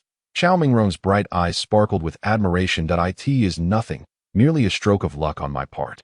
I once encountered a fortuitous opportunity. Otherwise, I would not have reached this stage." Han Li replied ambiguously. The woman, perceiving Han Li's reluctance to elaborate, offered a faint smile of understanding and refrained from further inquiry. Instead, she deftly shifted the conversation, inquiring, "How did Brother Han find himself ensnared by the icy waters of the river? Could it be that you encountered a formidable adversary?" "That is somewhat accurate. I owe my gratitude to you for your timely intervention." Han Li replied with a bitter smile, clearly disinclined to delve into the matter further. "Such trivialities are of no consequence. In truth, even my younger sister can discern that Brother Han, even without assistance, would soon free himself from the ice. However, to be adrift upon the river's surface is indeed rather extraordinary. Thus, my sister may have been somewhat meddlesome," she continued. "Moreover, it is incumbent upon us, as members of smaller sects and solitary cultivators, to support one another." Upon hearing this, Han Li felt a twinge of surprise and, after scrutinizing her for a moment, nodded subtly, choosing to remain silent. "By the way, may I inquire about Brother Han's recovery? If you do not mind, you could remain on the ship for a few more days. I wish to seek your guidance regarding my cultivation," she added. As for any pressing matters, lingering for a few days would not be a burden. However, guidance is perhaps too grand a term. We may merely exchange insights on our respective practices, Han Li mused. After a moment's contemplation, for reasons unknown, he surprisingly agreed without outright refusal. Chao Mingrong was overjoyed upon hearing this. Having left her sect at an early age due to limited aptitude, she had not received any profound teachings. Thus, the opportunity to gain insights from Han Li, whose cultivation far surpassed her own, was indeed a fortuitous blessing. After arranging a time to meet, they engaged in further polite conversation before Han Li took his leave. "Why did you agree to stay?" shouldn't you be seeking a spiritual vein to restore your powers? The Yin Shinjun inquired as soon as Han Li returned to his quarters. Indeed, I must search for such locations. However, these spiritual lands are undoubtedly claimed by various sects of the Great Jin, and it appears that the number of cultivators here exceeds my expectations. Given my current cultivation level, venturing out recklessly would be quite perilous. I have no desire to meet a foolish end before I have the means to protect myself. Han Li replied calmly, "Do. So what are your plans?" "I possess an ample supply of elixirs and several spiritual items that should suffice to restore my foundational cultivation within a year. At that point, I can seek methods to dispel the malevolent energy they ask for that woman. While she may seem somewhat cunning, her cultivation is still shallow, and she harbors no ill intent. Thus, it would be prudent to gain a better understanding of the current state of the Great Jin's cultivation world before formulating further actions.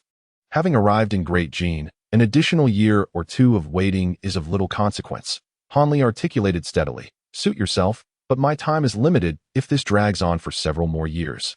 I fear I may not live to see the fruits of my labor. Gathering those materials requires considerable time." The Yin Shinjun expressed concern. "Rest assured, Senior, while I search for methods to dispel the malevolent energy, I will also begin to pay attention to these materials. However, the most efficient approach would be to enlist the aid of a particular sect in gathering them. This would undoubtedly save us a significant amount of time." Han Li explained thoughtfully. "How would you enlist their aid? This is not Tiannan. Your reputation as Elder Han may not carry much weight here. Larger sects are unlikely to pay you any mind." The Yin Shinjun remarked. "The minor sects, lacking the requisite strength, are ill-equipped to undertake such a task. After all, the materials we seek are indeed rare treasures, scarcely found in this world. That it appears that the Yin Divine Lord is rather skeptical of this approach. As for the specifics of the method, they remain unformulated. We can only proceed step by step. Perhaps we need not search for opportunities, as they may present themselves of their own accord," Han Li quipped with self-deprecation. Subsequently, he ceased his conversation with the Yin Divine Lord, casually retrieving a set of formation flags from his storage pouch and establishing a simple barrier around him. He then ascended to his bed, consumed a medicinal pill, and settled into a meditative posture. Chapter 900. The Unwelcome Guest. Beneath the 5 Yuan prefecture of Liaozhou, to the west of a small city named Xianan, 2 slender women clad in azure Taoist robes appeared. Their feet shimmered with a radiant light, and with a delicate push of their toes, they glided effortlessly forward, seemingly unburdened by gravity, covering a distance of several feet. The length of their robes and the minimal movement made them appear as though they were gracefully soaring just above the ground. "Senior Sister Liu, will Master truly refrain from intervening this time?" one of the younger women inquired with a hint of concern. "Even with our combined efforts alongside Junior Sister Chao, we may struggle against the individual from the Xiling sect. He is a 7th-layer Qi refinement practitioner, reputedly favored by the sect's leader. While one of us is at the 6th layer and the other at the 7th, we could manage a confrontation. Yet should he bring additional assistance, we would find ourselves at a disadvantage. If we were to lose, Junior Sister Chao would be unable to intervene in the matter of rescuing that individual, who is, after all, a wanted criminal. This could very well endanger Junior Sister Chao's father." The younger woman, appearing to be around 17 or 18, expressed her discontent to the slightly older woman beside her. "Such matters are beyond our control. In truth, our cultivation sect should not easily meddle in governmental affairs. Junior Sister Chao is merely a named disciple of our Xianyu Dao, and Master has only imparted to her a modicum of basic spells, thus refraining from elaborating on this issue. After all, the government itself employs several lower-tier loose cultivators to handle matters pertaining to practitioners. However, this time, the individual from the Xiling sect has a significant connection to the person he seeks to rescue and is aware of Junior Sister Chao's association with our sect. He has personally sought us out, leaving us no choice but to address the situation. Yet, Master has used Junior Sister Chao's status as an excuse to decline the responsibility of reprimanding her, leaving it for that individual to manage. Once that person departed, Master promptly summoned us, indicating that he would likely resort to challenging Junior Sister Chao to compel her withdrawal. Knowing the depth of our relationship with her, Master intended for us to convey this message, which could very well mean he wished for us to assist her. Otherwise, he could have simply sent this information via a spirit bird without necessitating our journey. Although you and her companions possess considerable cultivation, they are not from the same lineage and share a casual relationship with Junior Sister Chao. making it improbable for them to intervene and offend others on her behalf. Master has done his utmost. After all, the Shi Ling sect and our Xian Yu Dao share a modicum of camaraderie, and as a senior figure, it would be inappropriate for her to overtly favor one side. The other woman, possessing a gentle demeanor, sighed in agreement. I recall when County Officer Chow served near our temple. He seemed quite a commendable individual, treating Master and her companions with great respect. If he were to suffer repercussions due to this incident, it would be an undeserved calamity. The younger woman appeared pained at the thought. Should that truly come to pass, we would be left with no recourse. That it is fortunate that the loss of the criminal does not rest solely on him, as he, being a county official, was not the one directly responsible. That it most, he would lose his position, but his crime would not warrant death. However, it is rather intriguing that Sister Chow, in light of this news, chose to meet us in such a place. Could it be that she already possesses a countermeasure? The elder woman pondered for a moment, her expression turning somewhat hesitant. Sister, why burden yourself with worry? Once we reach the summit, we can inquire and ascertain the truth, the younger woman said with a light laugh. The elder woman nodded in agreement. Thus, the two hastened their pace, and after a brief interval, they finally arrived at the peak. To their mutual surprise, they let out a soft gasp. The area was not extensive, merely 100-odd zhang, yet there stood a thatched cottage atop the peak. Before the cottage, there was a rudimentary stone pavilion where a man and a woman were seated at a blue stone table, engaged in conversation atop stone stools. The man had an unremarkable appearance, somewhat pallid, while the woman was strikingly beautiful, attentively listening to him. As soon as the two women appeared at the summit, the man immediately sensed their presence, halting his speech and turning his gaze toward them. Daoist Chow, it seems your guests have arrived, he said with a smile, rising to his feet. That it is truly wonderful that you two sisters have come. The woman, upon catching sight of them, instantly brightened and rose to greet them. Sister, you appear to be in fine spirits. Oh, it seems your cultivation has advanced a level. What a delightful development, the elder woman exclaimed, her face alight with joy. Yet upon closer inspection of her sister, she could not help but express a hint of surprise. That I too have only recently made a breakthrough. Compared to you two sisters, I still have a long way to go, Sister Chow replied with a smile. Equally delighted. Sister Chow, may I inquire which sect this Taoist friend belongs to? His cultivation seems remarkably high. Seemingly at the 10th level, the younger woman asked, her curiosity piqued as she examined the scholarly clad man. Upon hearing this, the elder woman's heart jolted, and after scanning him with her spiritual sense, a flicker of astonishment crossed her face. I am Han Li, a wandering cultivator, merely visiting Miss Chow, he replied calmly. Ah, I see now why Sister Chow remains so composed. With Brother Han, a figure of such stature, present, it is no wonder that Wu Xiaoyu would arrive only to find herself at a disadvantage. The elder woman remarked with a smile. Please, sisters, take a seat. Let us converse leisurely. Although Brother Han is a wandering cultivator, he possesses a wealth of experience in the path of cultivation. My sister's swift breakthrough is undoubtedly greatly attributed to Brother Han's guidance. Chow Mingrong said with a warm smile as she invited the two women into the pavilion. Then we too must engage with Taoist Han. Just as the elder woman began to express some polite sentiments upon sitting down, a resounding howl echoed from the mountain's base, its tone deep and resonant. He has arrived. How could he know of this place? And how could he come so quickly? The two women in Taoist robes gasped in unison. Turning to look, sisters, no need for alarm. That I invited this person here. This Taoist who had approached me several days ago. After securing Brother Han's consent, I specifically arranged for him to meet us here. Chow Yurong said, her expression unperturbed and composed. That I see. Even though we hastened our journey, we have still arrived a step too late. The elder woman was taken aback, yet a sense of reassurance washed over her. After all, a cultivator at the 10th level of Qi refinement was more than capable of handling the challenge posed by an 8th level practitioner. That moment, a dazzling white light surged from the foot of the peak, revealing two figures standing side by side within its luminous embrace. A flying magical artifact. Who could possess such an item, and who was the other individual? The young woman gasped upon witnessing this scene. After exchanging glances with the other woman, Chow Mingrong discerned a hint of concern reflected in the other's eyes. Compared to other types of magical artifacts, flying artifacts were indeed far more scarce. Even the most rudimentary flying artifacts commanded prices that exceeded those of ordinary mid-tier artifacts. For low-tier cultivators like themselves, Acquiring mid-tier artifacts was a luxury few could afford. Typically, possessing even a single low-tier artifact was a boon bestowed by their sect. Should they fail to advance, it was likely they would remain with that solitary artifact for the entirety of their lives. Thus, low-tier cultivators who were granted flying artifacts were undoubtedly individuals of significant standing. This was especially true for lesser sects like theirs. As the two figures approached the peak with great fervor, Han Li merely cast a calm glance their way, his expression unchanged. It had already been several months since Chao Mengrong had rescued him. Whether his injuries were not as severe as he had initially believed, or the efficacy of the medicinal pills he had consumed exceeded expectations, Han Li had managed to replenish a portion of his vitality within just over half a year, allowing his cultivation to quietly return to the foundation establishment stage.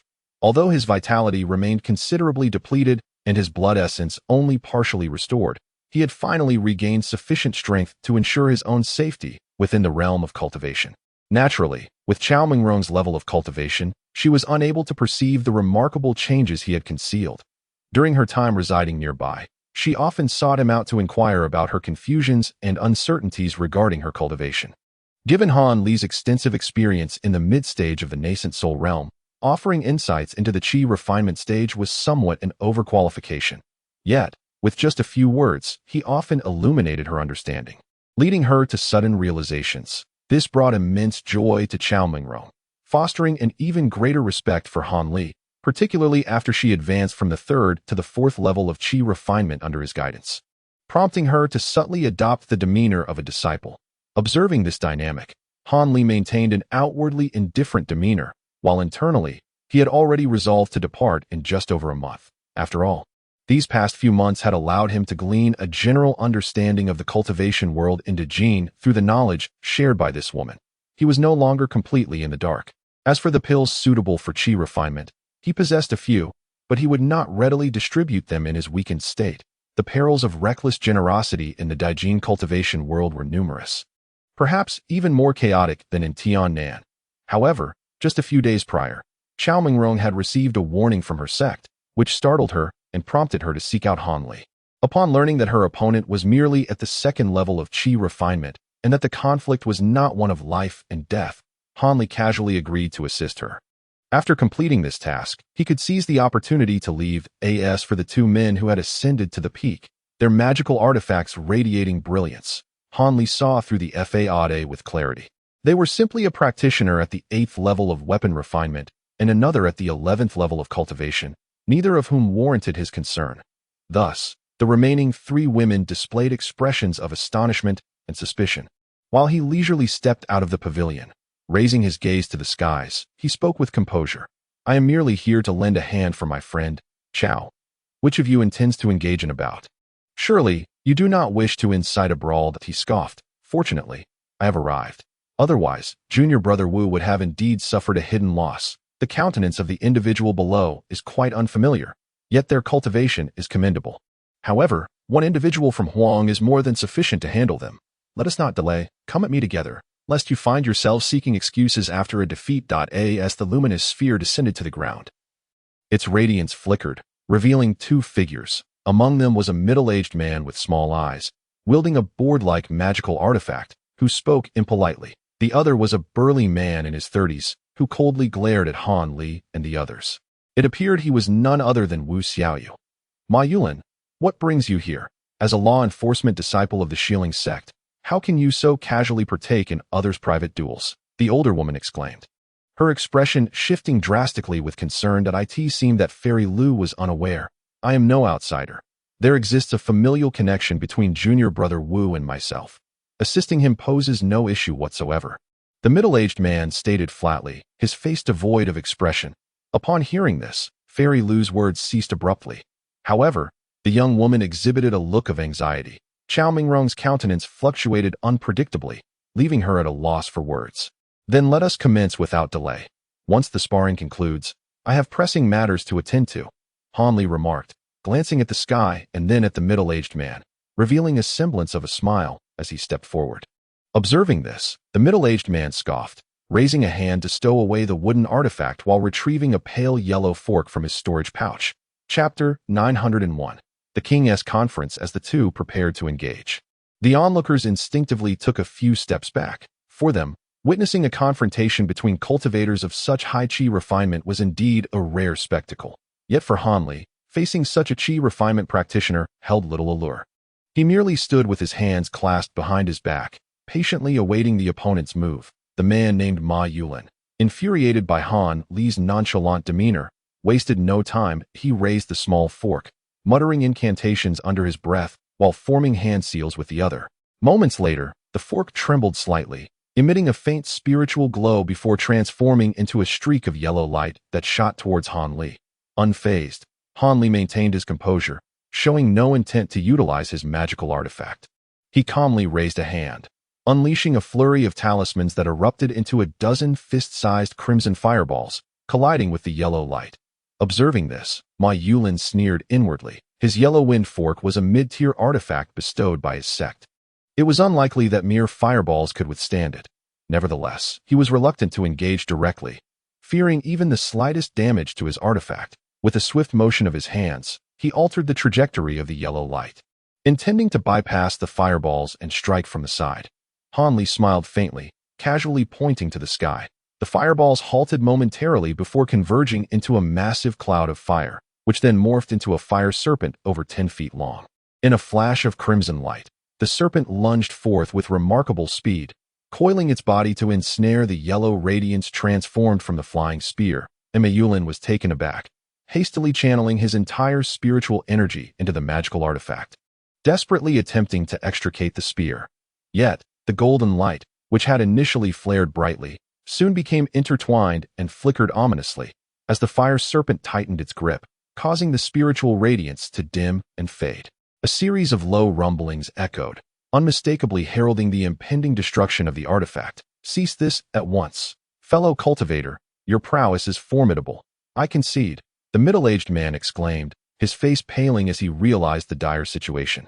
Unwilling to part with his treasured artifact, upon hearing these words, Han Li merely smiled calmly, gesturing towards the sky. The fire serpent coiled once more, releasing the spear, which then erupted with a resounding bang, disintegrating into countless flickering embers that vanished without a trace. Han Li effortlessly triumphed over such a formidable opponent, leaving the three women in the pavilion both astonished and elated. Meanwhile, the burly figure of Wu Xiaoyu wore a grim expression, hesitatingly murmuring to his senior brother, Ma Shixiao, "This is enough, Wu Shidi. You have seen for yourself. A powerful figure is present that I even employed the Huangfeng spear, yet still proved no match. It is simply fate that your nephew must meet such an end." Ma Yulin interjected, cutting off the words of the larger man. He retrieved his artifact and, upon inspection, found it unharmed, allowing him a slight sigh of relief. However, he was filled with profound respect for Han Li's abilities. Choosing not to further involve himself in this tumultuous affair, that Wu Xiaoyu, hearing his senior brother's words, felt a pang of reluctance, yet understood that even a 10th-layer chi refinement cultivator like himself stood no chance against the opponent. Consequently, there was little left to discuss. The two sharp-minded disciples of Lingzong departed the peak, leaving the mountain behind. Meanwhile, Chao Mingrong and her companions encircled Han Li, inquiring about the spell he had just cast. Han Li deftly concocted a plausible excuse and shared a few insights into the nuances of manipulating low-tier spells, skillfully deflecting their inquiries. However, the two Taoist-clad women soon began earnestly seeking Han Li's guidance on various esoteric aspects of cultivation, to which he responded with ease. As time slipped by, the three women, feeling it was growing late, reluctantly took their leave. After a night had passed, when the three women returned, they discovered the thatched cottage devoid of any presence, save for a farewell letter. Upon reading the letter, Chao Mingrong found herself momentarily frozen in place. For reasons unbeknownst to her, Han Li's sudden departure left her feeling a profound emptiness, accompanied by an indescribable discomfort. Her two senior sisters, sensing her distress, exchanged knowing glances. Meanwhile, far away, Han Li soared through the skies on his flying artifact, conversing with the Daiyan deity in his mind. "Young lad, are you truly set on heading to Jiangling Prefecture to uncover the Feng family's hidden cave?" The Daiyan deity inquired. "Indeed, the efficacy of the five ghosts locking spirit technique is uncertain, and I must first seek Buddhist scriptures to dispel the malevolent energy. Otherwise, this matter will cling to me like a parasite." preventing me from restoring my spiritual power. Han Li replied languidly that I advise you not to place too much hope in this. I am skeptical that a mere family of cultivators possesses high-level techniques capable of dispelling such malevolent energies. The Dayan deity appeared to deliberately wish to douse Han Li with a cold reality, speaking in a nonchalant manner that I am, of course, aware of this matter. However, the Feng family's secret cavern is the most manageable option. It would be ideal to locate it. Otherwise, one must resort to seeking out those renowned Buddhist monasteries.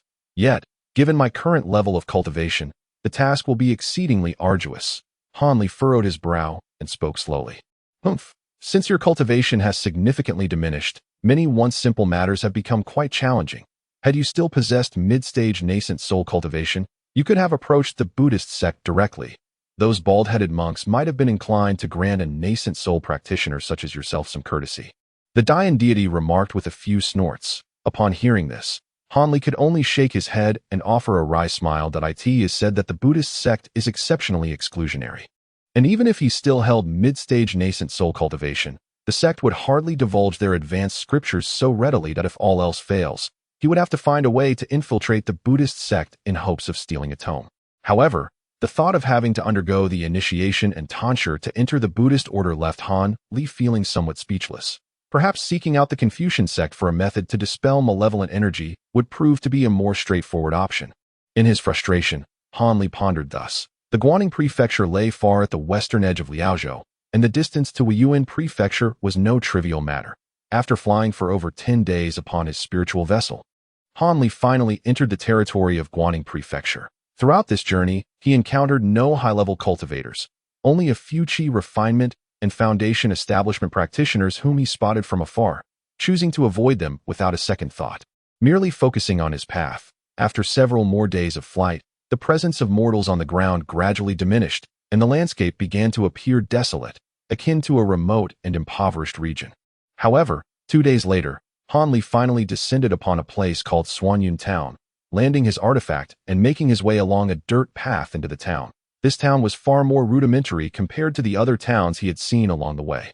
It was not only small in size, but also comprised merely 3 or 4 intersecting streets. The houses were predominantly constructed of yellow mud and wooden beams, giving off an impression of disarray and filth.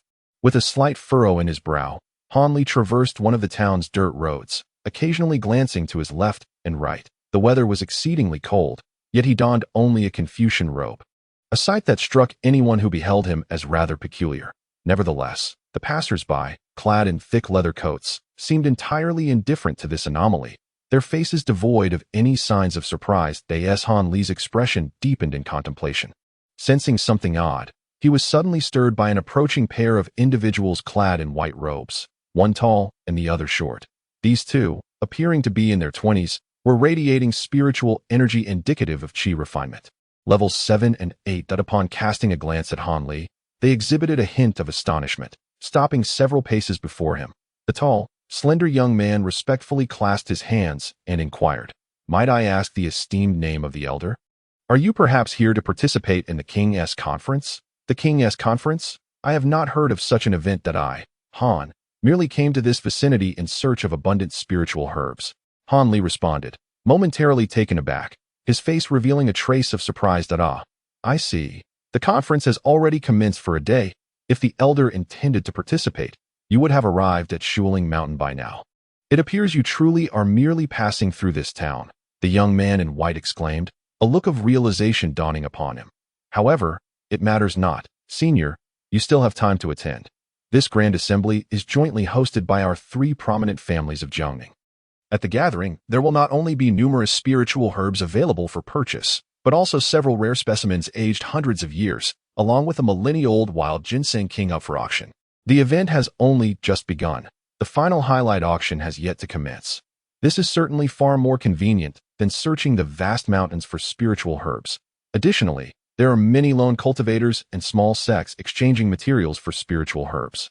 And our 3 families do not impose any fees for these transactions, remarked a shorter young man with a somewhat obsequious demeanor, not only due to Han Li's evident foundational cultivation level, but also the multiple storage bags and spirit beast pouches he possessed.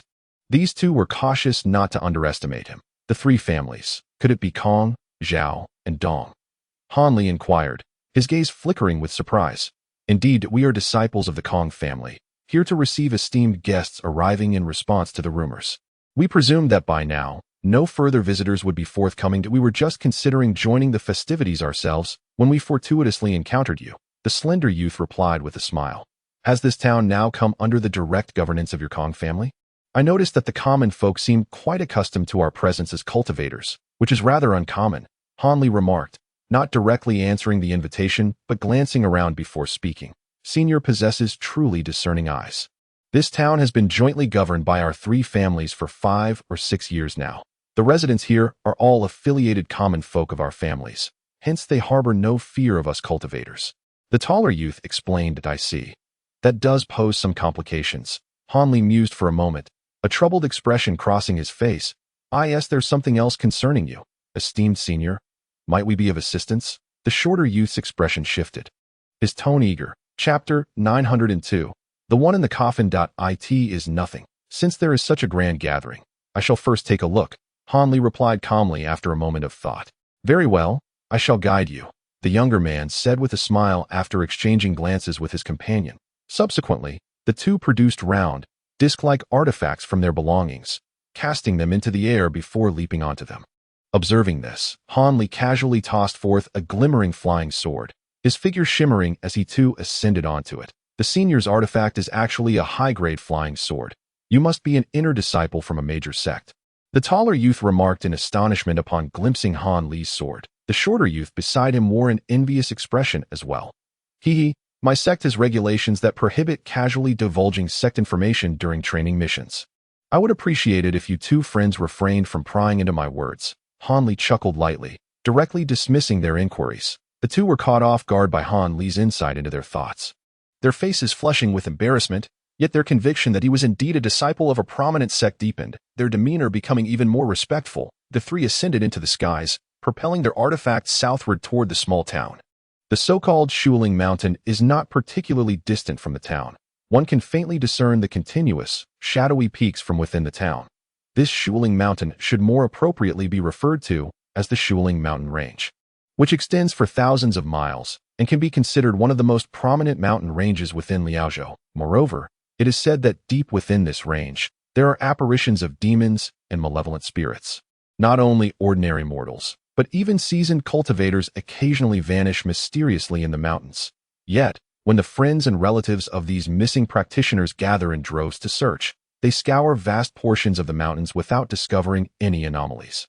Nonetheless, practitioners continue to disappear within the range. Fortunately, not every passerby vanishes, and most of those who do tend to be low-ranking cultivators from Liaozhou, while those near the periphery remain safe and sound. Consequently, after much admonition and caution, local cultivators ceased to venture deeper into these mountains, resulting in a marked decline in reports of disappearances. Gradually, the unusual occurrences deep within the range became a matter of little concern. The grand event organized by the 3 prominent families of Jiangning, the Qianwan Conference, could hardly take place in the depths of the mountains. Rather, it was held on a towering peak at the outermost edge.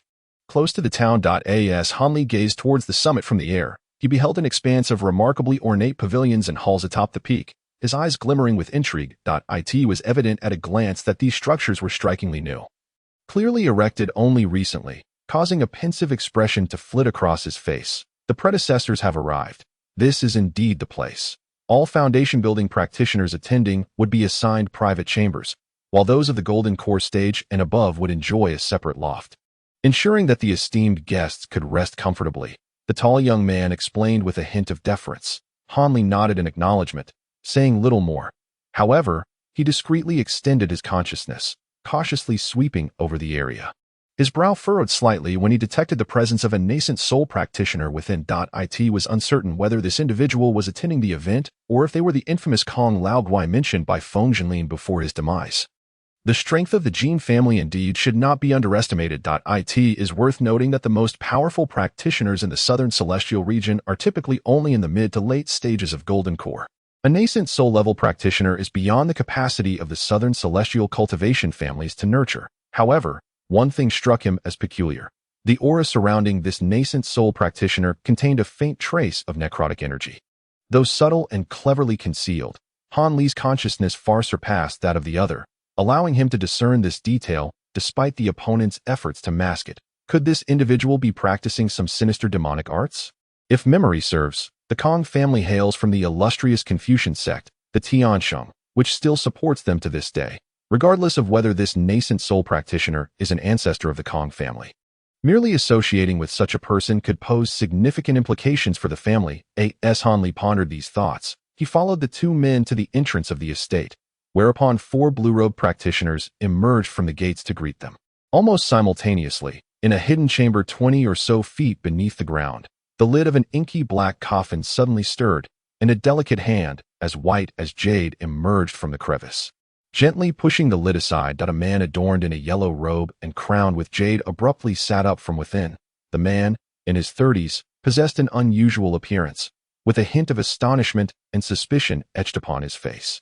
What could be the matter? Just moments ago, he was seized by an inexplicable fear, as if someone were spying on him. The man murmured to himself, hesitating briefly before cautiously extending his consciousness to search the entire mountain peak, meticulously scanning the various cultivators within the estate. However, after a considerable period, he found nothing of note and detected no other Yuanying-level practitioners, his brow furrowing in contemplation.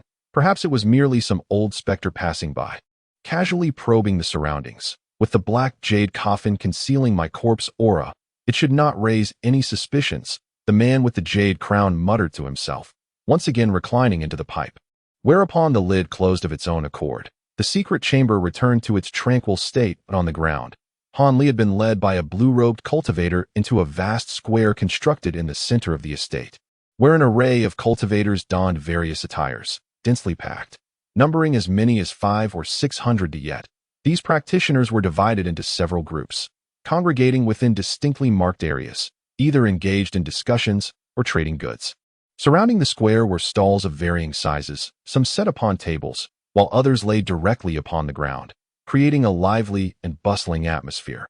Han Li smiled knowingly at this scene, reminiscent of his initial foray into the world of cultivation when he participated in the Tainan gathering. Reflecting upon it now evoked a profound sense of nostalgia. However, Han Li was somewhat taken aback by the sight of a large, temporary tent erected in the very center of the square. Shimmering with white light, revealing itself to be a magical artifact, the tent was enormous, spanning over 100 yards, and individuals were seen entering and exiting its entrance. Shifting his gaze, he noted that on either side of the square stood similar halls crafted from azure stone, glowing with spiritual light. Although cultivators moved about within, they were far fewer in number compared to the bustling square and the central tent. Some practitioners lingered uncertainly at the entrances of the halls, whispering conspiratorially to one another. Those permitted entry here, aside from some lower-tier disciples from the three families, were naturally cultivators at the foundation establishment stage or higher, with even a dozen or more at the core formation stage detectable by Han Li's keen senses. This scale, aside from the Yuanying practitioners, rivaled that of the foremost sects in Tiannan. Yet, this was merely a trading event organized by certain local aristocratic families in Dejin. Contemplating this, Han Li couldn't help but feel a sense of wonder. Prior to entering, he had been informed by the welcoming disciples that the morning was designated for free trading, with the auction commencing in the afternoon. Any rare materials or magical artifacts could be submitted for the auction in advance. The scheduled trading event was set for 3 days, and it was now the second day. The grand finale, featuring the legendary Millennium Ginseng King, would take place on the third day. It was likely that the core formation practitioners attending were drawn here specifically for that item. After casting a few more glances, Han Li strolled into the square, blending in seamlessly as a newly arrived foundation establishment cultivator, his unfamiliar visage unnoticed by others. Once amidst the throng, Han Li instantly transformed into an ordinary practitioner. As he surveyed the stalls surrounding him, they indeed contained nothing of particular interest. While there might be some allure for those at the foundation and core formation stages, for Han Li, who had dealt with countless rare materials, his curiosity was understandably diminished. The only stalls capable of halting his steps were those adorned with peculiar artifacts or materials. However, such items were scarce, and after a meticulous examination, Han Li recognized most of their origins. Although he had never encountered the remaining few, they held little research value. After spending considerable time wandering about, Han Li found himself empty-handed and was about to approach the central tent to inspect the goods offered by the sect when, suddenly, he felt a shift in his senses that he turned alertly, only to behold an elderly man with pointed ears and a simian visage standing 2 zhang away, gazing at Han Li in mild astonishment. Revealing the initial stages of foundational cultivation, esteemed friend, it seems you have been following me for quite some time. Might you be acquainted with Han? Han Li's eyes glinted coldly as he spoke in a frigid tone. Please do not misunderstand. I, Jin Yuan, harbor no ill intentions towards you. I am merely curious, the old man replied with an awkward smile, quickly adding, this is our first encounter, yet you appear to possess an extensive understanding of various matters, which I find most admirable. Han Li remained impassive, observing, I did not expect you to be so perceptive. However, having followed me for such a duration, you surely desire more than just to convey this to Han. Haha, it appears you are indeed astute. In truth, aside from my curiosity, I have a request to make, the old man said. What is it? Speak freely. Han Li replied, crossing his arms, his expression unyielding. That I possess a rare treasure whose purpose and origin I have been unable to ascertain. And I would like you to appraise it. Of course, should you recognize its value, I would not mind selling it to you, the old man proposed, his eyes narrowing with a smile as he assessed Han Li's spirit beast pouch and storage bag, adding, I am certain, given your stature, you can afford such a rare treasure. Han Li's brow furrowed slightly as he scrutinized the old man for a moment. Very well, since you have followed me with such sincerity, I shall take a look. Let us find a private chamber to converse. I too have matters I wish to discuss. Han Li nodded and suddenly pointed to a side hall, saying, a private chamber? That requires a spirit stone. Is that not rather extravagant? The old man hesitated momentarily at this remark. No matter, I shall cover this modest expense, Han Li replied with a hint of a smile. I merely hope that your rare treasure does not prove to be a disappointment. With a seemingly amused gaze, Han Li fixed his eyes on the old man, expressing, Chapter 903, The House of Heavenly Secrets. This item was procured through considerable risk, and it is certainly extraordinary. Jin Yuan chuckled awkwardly. Han Li nodded, choosing not to elaborate further, and promptly led the old man toward a nearby hall.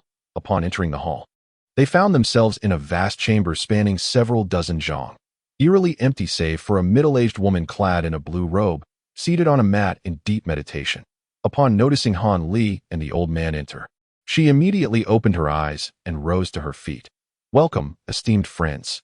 Have you come to peruse the collection of mystical techniques and spells housed within this hall, or do you require a private chamber for the exchange of cultivation insights? She inquired with a smile after surveying the two men. A private chamber for the two of us will suffice, Han Li responded. Han Liping spoke, his heart devoid of any interest in perusing the ancient texts, for it was evident that the secret techniques accessible to ordinary cultivators were rather mundane. It required a spirit stone, and once one exited this hall, the hidden chamber would reclaim it. The middle-aged woman smiled as she spoke. Subsequently, she reached to her waist and produced a miniature stone house, merely a few inches in size, which appeared in her hand. Han Li was momentarily taken aback by this object, but soon composed himself, retrieving a spirit stone to hand to her, and then curiously examined the item. Is this your first encounter with a Tianji house? The middle-aged woman inquired, noticing Han Li's expression of intrigue. Indeed, I have never before laid eyes upon such an object. Is it a magical artifact? Han Li replied, weighing the item in his hand, which felt as light as a feather, seemingly devoid of weight. The Tianji house can be classified as a magical artifact. Though it is somewhat of a stretch, it is incredibly convenient. One only needs to infuse it with spiritual energy to enhance its use. Naturally, the lower-tier Tianji houses can merely enlarge or shrink in size and possess no other effects, making the label of magical artifact somewhat tenuous. However, higher-tier Tianji houses can incorporate formations and impose restrictions, even rivaling the status of true magical treasures. Of course, the one we are providing you is merely a more ordinary model, offering soundproofing and protection against prying eyes, with no additional functions, the woman elaborated. Upon hearing this, Han Li felt a surge of astonishment. Although he had been informed upon his arrival that there were hidden chambers available for rent, he had not anticipated the existence of such a peculiar item. Such things were non-existent in Tiannan. Thank you for your guidance. Han Li expressed his gratitude. He then followed the woman's directions toward a side hall. Jin Yuan trailed closely behind Han Li, but after a moment, he could not restrain himself from commenting. It truly surprises me that you are encountering a Tianji house for the first time, my friend. However, it is not entirely unexpected. Such items are typically sold by the Tianji Pavilion specifically for scattered cultivators and high-tier practitioners who frequently traverse long distances. Given your youthful appearance and remarkable cultivation, it is clear you are a disciple meticulously nurtured by some sect. Such flashy yet impractical items would hardly be acquired by one in your position, especially considering their exorbitant prices if one possesses spirit stones. It is far more prudent to purchase magical artifacts or spiritual medicines that how much does a relatively ordinary Tianji house cost? Are they all shaped like this? Han Li casually inquired. For lower-tier models, a mere 100 spirit stones will suffice, while high-tier ones depend on the accompanying formations and restrictions. However, they are generally much pricier than artifacts of the same tier. As for their shapes, they can vary widely, including tower-like, pavilion, and courtyard designs. I have even heard that the highest-tier Tianji houses are essentially miniature caves, remarkably convenient. The elder explained, perceiving Han Li's interest and divulging all he knew about a miniature cave. Han Li paused, startled by this revelation. Brother Han, it would be wise not to entertain such fanciful notions. The simplest cave-type Tianji house costs no less than several thousand spirit stones, far beyond what cultivators like us can aspire to. The elder remarked, a hint of self-deprecation in his tone. Han Li's expression returned to normal as he nodded in agreement. At this moment, they had arrived in the side hall, where 5 or 6 stone houses appeared sparsely scattered throughout the chamber, each identical to the miniature house in Han Li's possession when magnified. The surfaces of these structures shimmered with a faint white glow. A thought crossed Han Li's mind, prompting him to casually probe one of the houses with his spiritual sense. As expected, the moment his spiritual awareness made contact, it was obstructed by a layer of restrictions. This prohibition was remarkably simple.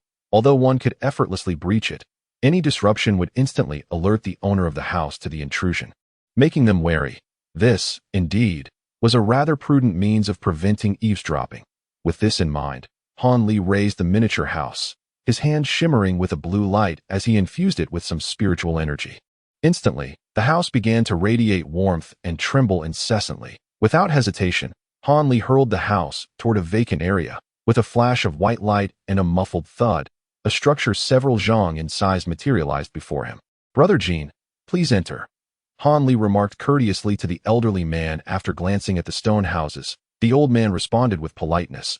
I must say, although I have seen the heavenly machine house before, I have not had the opportunity to enter it many times. Jin Yuan stroked his sparse beard, chuckling, and took a few steps forward to open the stone door. Stepping inside, Han Li smiled and similarly entered the house, closing the door behind him with a casual gesture. The interior was not large, but rather exquisite, featuring not only a stone table and chairs, but also a long bed of blue stone. The old man had already taken a seat in one of the stone chairs with an air of casualness. Han Li placed his palm against the wall, instantly activating the house's restrictions before moving to sit across from the elder. I heard from my fellow Taoists that you had matters you wished to inquire about. Might I ask what they are? The elder inquired suddenly, his expression turning serious. Nothing of great consequence. I intend to remain in Guaning Prefecture for a while. Yet I am not well versed in the local families, sects, and certain taboos that I noticed your accent suggests you are a local. Thus, I hope to seek your guidance, Han Li replied, maintaining an impassive demeanor. So that is the matter at hand. Not to boast, but there is scarcely anything in Guaning Prefecture, or even the entirety of Liaozhou, that I am unaware of. What would you like to know first, Brother Han? The elder's expression relaxed, and he spoke with a smile. Since the local lords are the 3 great families of Guaning, let us begin with these families. It would be beneficial for me to learn about the significant events that have transpired in recent years, so that I may broaden my understanding. Han Li responded, his demeanor relaxed and amiable. The cultivation families of Guaning Prefecture. How shall I put it? This region fundamentally falls within the domain of the Confucian school. Hence, the numerous families here predominantly stem from various sects of the Confucian tradition. However, the 4 great families of Guaning do not conform to this pattern. Aside from the Kong family, the other 3 possess their own distinct lineages. The 4 great families. I thought there were only 3 in Guaning. Han Li inquired nonchalantly, a smirk playing at the corners of his mouth. The 3 great families of Guaning are merely a recent development. 10 years ago, it was still recognized as the 4 great families. However, the Feng family somehow offended the other 3, leading to their complete eradication in a single night. All direct descendants were thoroughly eliminated. It is said that at that time, the Feng family was deliberating on a significant matter, and all the direct descendants happened to be gathered together. The elder began to recount the events of the Feng family in great detail. Han Li sat quietly, attentively listening to the elder's narration, comparing it with the accounts provided by the one known as Fengshen, in hopes of uncovering any discrepancies. After discussing the family's affairs, the elder transitioned to recounting the various sects and factions, large and small, within Guanning. This venerable figure, known as Jin Yuan, evidently had traversed numerous places and experienced a variety of events. He appeared to possess an intimate knowledge not only of Jiangning Prefecture, but also of other prefectures. Han Li listened with great satisfaction, gaining a clearer understanding of the immortal cultivation world in Liaozhou, a far more intricate picture than the information he had gleaned from Chao Mengro. However, this elder seemed to be quite loquacious, speaking incessantly and animatedly, often expressing his own opinions. This discourse consumed a quarter of an hour, and when the elder finally closed his mouth, still seeming somewhat reluctant to cease, Han Li smiled and said, "I am grateful, my friend, for your extensive narration. However, may we discuss Brother Jin's extraordinary treasures now? Might you present them for my perusal?" "Extraordinary treasures, certainly. I was hoping Brother Han could assist me in appraising them," the elder replied enthusiastically. Then, under Han Li's watchful gaze, he mysteriously extracted a jade box from his waist storage pouch and placed it upon the table. Han Li cast a glance at the box, enveloping it with his spiritual sense. Yet, he was taken aback to find that an unusual repulsive force emanated from within, preventing any penetration into the box. This piqued Han Li's interest immensely.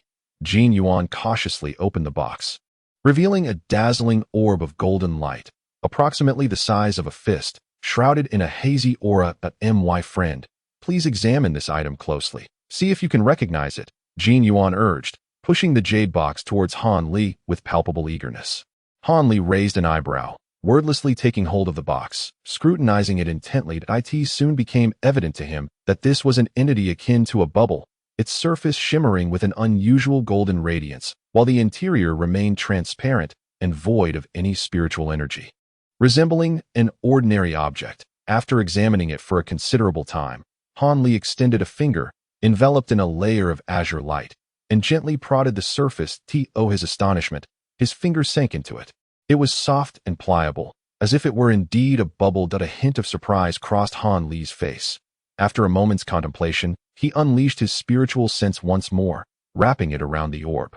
What unfolded next was extraordinary. The surface of the bubble shimmered with golden light, and its volume began to alternately expand and contract, resembling a vigorous beating heart. "What is this, Senior Dian? Have you ever encountered such a thing?" Han Li inquired, his brow furrowed in contemplation. You truly believe that I am unaware of all matters? I have never laid eyes upon such an object, but the fact that it can resist your spiritual intrusion certainly qualifies it as an extraordinary treasure. The elder replied, "Inquire in detail how the other party came into possession of this item. As for whether to accept it, that is entirely up to you," the Dian Divine Lord said with a hint of annoyance. Upon hearing these words, Han Li couldn't help but smile inwardly, remaining unperturbed. Instead, with a flicker of his gaze, he retracted his spiritual sense, allowing the bubble to return to its normal state, and placed the jade box back on the table. "So, what do you think of this item? Do you recognize it, my friend?" Jin Yuanqi inquired. "I apologize. My experience is quite limited, and I truly cannot identify this object," Han Li replied, displaying a sincere expression of regret. "You don't recognize it either, Han brother? I thought you might know its purpose, especially since I observed some peculiar changes in it earlier." The old man's face revealed a tinge of disappointment, laced with a hint of suspicion.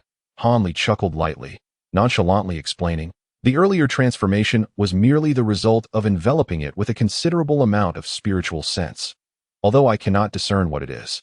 Referring to it as a rare treasure would suffice, though." "Is that so?" The old man seemed somewhat skeptical, his gaze fixating on the golden bubble within the box, as he extended his own spiritual sense toward it. Observing the old man's expression remain unchanged, Han Li quietly watched his actions. After a brief moment, the bubble indeed began to shimmer with golden light, subtly expanding and contracting. The old man exhaled deeply, displaying a hint of weariness on his face. After resting his eyes for a moment, He opened them once more that I am but a humble individual, and I apologize for any amusement I may have caused you, my friend. Yet, Han brother, your spiritual sense is truly extraordinary, far beyond the ordinary, Jin Yuan remarked, his face reflecting envy that he believed that although their cultivation levels were similar, the ease with which Han Li had performed earlier was due to his innate prowess and spiritual sense, marking him as a disciple deserving of special cultivation within any sect, with an immeasurable future ahead. Han Li smiled faintly, not disputing the statement. Brother Jin, from where did you acquire this item? It indeed appears remarkable. I wonder if it has any special origins. Of course, if you feel it inappropriate to share, that is perfectly acceptable, Han Li stated calmly, presenting an indifferent demeanor. There is nothing secretive about the origin of this item. However, I fear that once I reveal it, you may not believe my words, for the truth is rather astonishing. Jin Yuan hesitated momentarily, then chuckled wryly. If you do not speak, how can I know whether I will believe you? Moreover, knowing its origin might inspire me to contemplate its significance. After all, it is quite challenging to fathom the background of an inanimate object, Han Li said with a carefree smile. The tone of the other party suggested that this item indeed held some intriguing backstory. In truth, there was nothing to conceal about its origin. Rather, it was a matter of the friends I had lost in pursuit of this object, which made me reluctant to mention it. Jin Yuan sighed before continuing. Han Li was taken aback by these words, yet recognizing the contemplative expression on the old man's face, he understood that more was to come and remained silent. You should be able to guess that I am a lone cultivator. Specifically one who practices earth-attributed techniques, that my other abilities are rather ordinary, but I happen to possess a natural affinity for the earth element, which grants me some proficiency in earth escape techniques. Were it not for my fundamentally inferior spiritual root, I dare say many esteemed sects would have clamored to accept me as their disciple at this juncture. The elder's countenance was awash with a profound sense of regret. Hence, after achieving a modicum of cultivation, I frequently ventured into desolate mountains and uncharted territories in search of ancient practitioners' hidden abodes, hoping to stumble upon some vestige of a spiritual site that could turn my fortunes overnight. However, such ancient sanctuaries and spiritual treasures are not so easily uncovered. While I cannot claim to have returned entirely empty-handed, the time squandered in this endeavor renders any gains rather insignificant, until 3 years ago. The elder's voice faltered momentarily, before he continued in a grave tone. 3 years prior, at the behest of a dear friend, I was invited to explore what was believed to be a colossal ancient tomb of a practitioner, and was to employ my earth escape technique to accompany him. Should we indeed uncover treasures, a share would naturally be allotted to me. Upon hearing this, I was elated and promptly accepted the invitation. To my surprise, several other familiar companions also joined us. It was then that I sensed the tomb might be extraordinary. Indeed, upon our entrance, we soon discovered. The elder's voice quivered slightly. We found ourselves within the tomb of a renowned emperor from ancient times. This individual, known as the ruthless Xian Yi Wang, was indeed a legendary figure. We were all disheartened, believing our journey to be in vain. For while this man may have been formidable among mortals, what value could he possibly hold for us cultivators?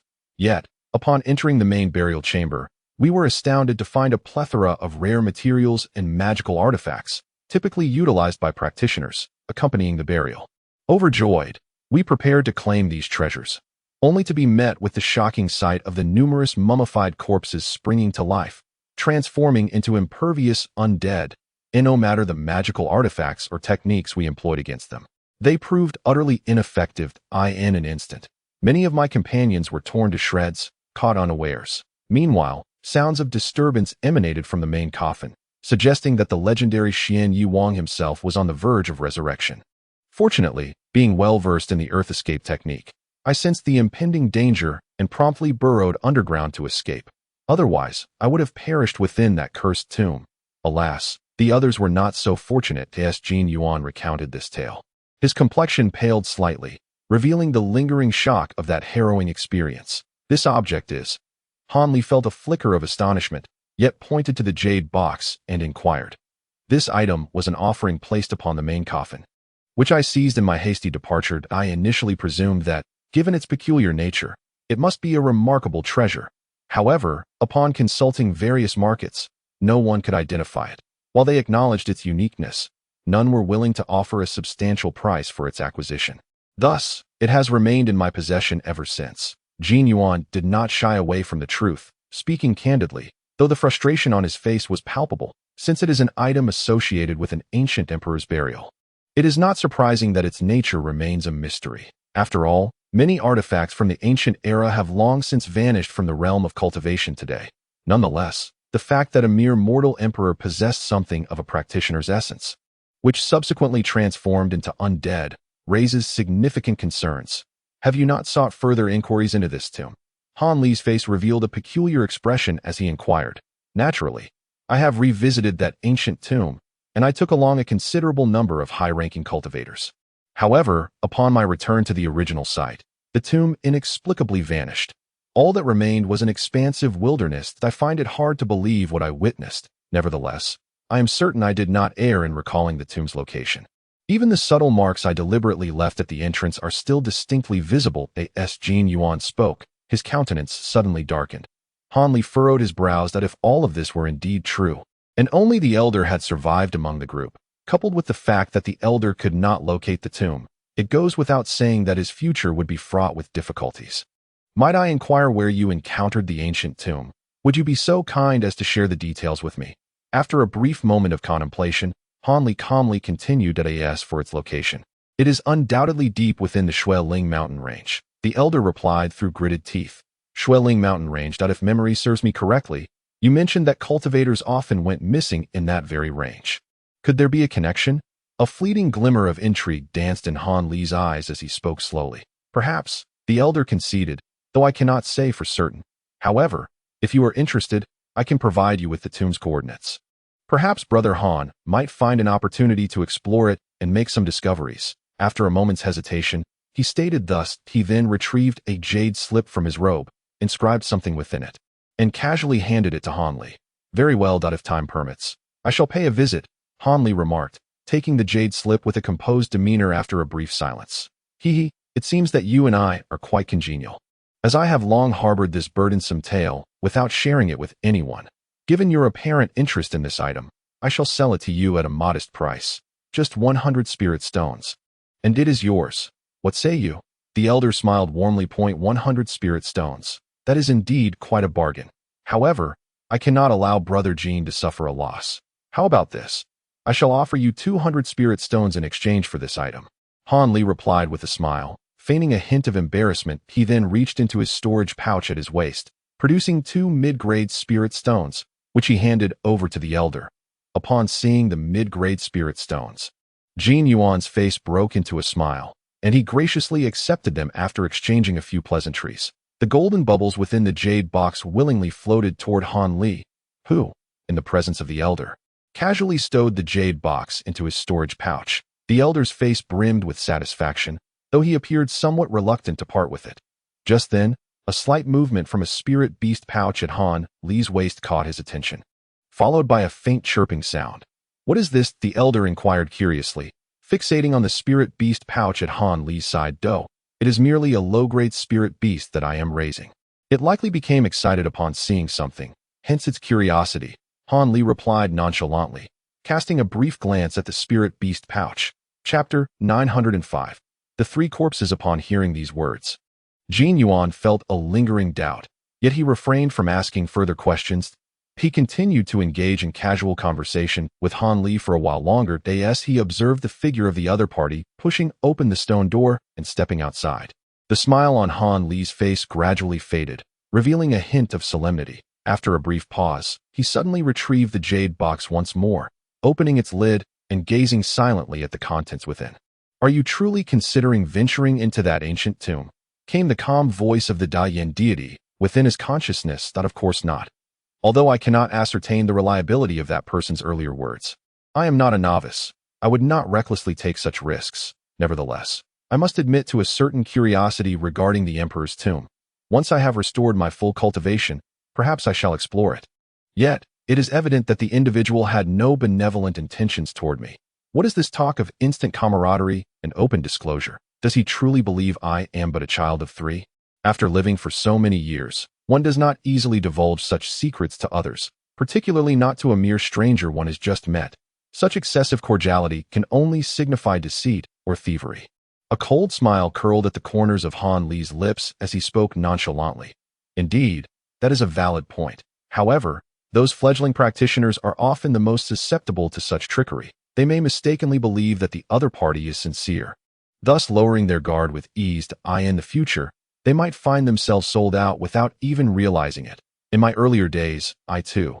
The Dayan deity sighed, his voice growing somber as he spoke of his own experiences, only to abruptly fall silent. So even you, esteemed elder, once fell victim to such cunning schemes, Han Li remarked, momentarily taken aback, before stifling a chuckle. I was young once, and it is not surprising to have been deceived, replied the Dayan deity, a hint of embarrassment evident in his tone. Very well, I shall refrain from probing into the elder's past misfortunes. However, it seems this artifact has piqued the interest of the Taihan beast. There must indeed be something peculiar about it. Han Li's expression grew serious as he deftly patted the spirit beast pouch at his waist that a streak of dark light shot forth from the pouch, landing on the table and transforming into a diminutive monkey, no taller than an inch, with glossy, jet-black fur. As soon as the little monkey appeared, it began to sniff the air, its gaze fixed intently on the golden bubble, its face revealing a moment of hesitation. Han Li, intrigued, silently observed the Taihan beast while establishing a mental connection with it. From the sensations relayed through their bond, it seemed that the Taihan was somewhat apprehensive of the golden bubble. Yet, simultaneously, there was an undeniable yearning emanating from it. Before Han Li could ponder this further, the dark, ominous energy enveloping the Taihan beast surged forth, and with a sudden leap, it plunged headlong into the golden bubble. In an instant, the surface of the bubble radiated a brilliant light, and gray flames began to materialize from within, enveloping the beast entirely. The expression on the Taihan beast's face contorted with pain. Yet it continued to emit a relentless stream of pitch-black energy, intermingling with the gray flames, rendering its form motionless within the golden bubble. Han Li's brow furrowed in concern, although he was uncertain about the events unfolding. It was evident that the Taihan beast was not poised to emerge anytime soon. It appeared to be utilizing the gray flames for self-cultivation. What intrigued him further was that, at the moment the flames appeared, the golden bubble suddenly became suffused with vibrant spiritual energy, emanating astonishing waves of spiritual force as if conjured from nothingness. Wait a moment. Such a scene seems familiar, as though I have encountered it before, leaving a distinct impression upon me. Suddenly, a soft exclamation escaped the lips of the grand divine monarch of the great Yin, as if he had made a connection. What has the elder recalled? Han Li inquired, taken aback. Let me ponder for a moment. It appears to be a matter from long ago, the grand divine monarch replied, his tone becoming slightly grave. Upon hearing such a statement, Han Li refrained from pressing for further details, quietly observing the weeping soul beast within the golden bubble, while he too fell into deep contemplation. After a considerable interval, the grand divine monarch's voice resonated once more. That I have remembered this object during my travels in the past. I once encountered it on the body of a millennial corpse king. It seems that this corpse king was a high monk during his lifetime, and upon becoming a corpse king, he transformed his relics into a formidable protective treasure. It is exceedingly powerful. Once unleashed, it becomes nearly impervious for a brief period, and I have suffered considerable losses due to it. However, that was a long time ago, and the shield released by that individual was silver. I momentarily failed to recall this detail. Nevertheless, such an item should rightly be concealed within the corpse king's body. How did it come to be in the possession of a foundation establishment cultivator like Jin Yuan? The grand divine monarch's words were laden with astonishment. Even you have suffered significant losses. This item is indeed extraordinarily formidable, worthy of being considered a treasure, regardless of how that individual acquired it. The pressing concern now is whether the weeping soul is in any danger. Han Li's expression shifted from surprise to concern as he posed the question. Have you yet to comprehend the situation? Your spirit beast is currently absorbing the corpse flames from the relics. It is remarkable that not only are you an anomaly, but your spirit beasts are equally peculiar, possessing the ability to specifically counteract ghostly entities. In my many years of existence, I have never heard of such a creature as the weeping soul beast, the grand divine monarch mused, absorbing corpse flames. Upon closer inspection, Han Li indeed observed that the malevolent energy emitted by the weeping soul beast was gradually consuming the gray flames. A sense of relief washed over him, yet he could not help but smile wryly at the grand divine monarch's subsequent comments. To speak the truth, This creature has long diverged from its original nurturing methods. After several evolutions, it is uncertain whether it can still be classified as a weeping soul beast. Hanli expressed with a hint of resignation. This creature has undergone a form of aberration. It is no wonder that there exists a demonic pattern upon its back. These corpse flames have transformed into a grayish-white hue, undoubtedly representing the purest essence of corpse fire accumulated over millennia. Any ordinary cultivator's spirit beast would perish upon contact. Yet this spirit beast dares to consume them. Truly remarkable. However, it appears this treasure has yet to be fully refined and has not recognized its master. Otherwise, the Corpse King's consciousness would return immediately, regardless of the distance, the Grand Divine Monarch remarked, a note of intrigue in his voice, not yet recognized as a master. So, once the corpse flames are completely absorbed by the Weeping Soul Beast, I shall have acquired a treasure without any effort.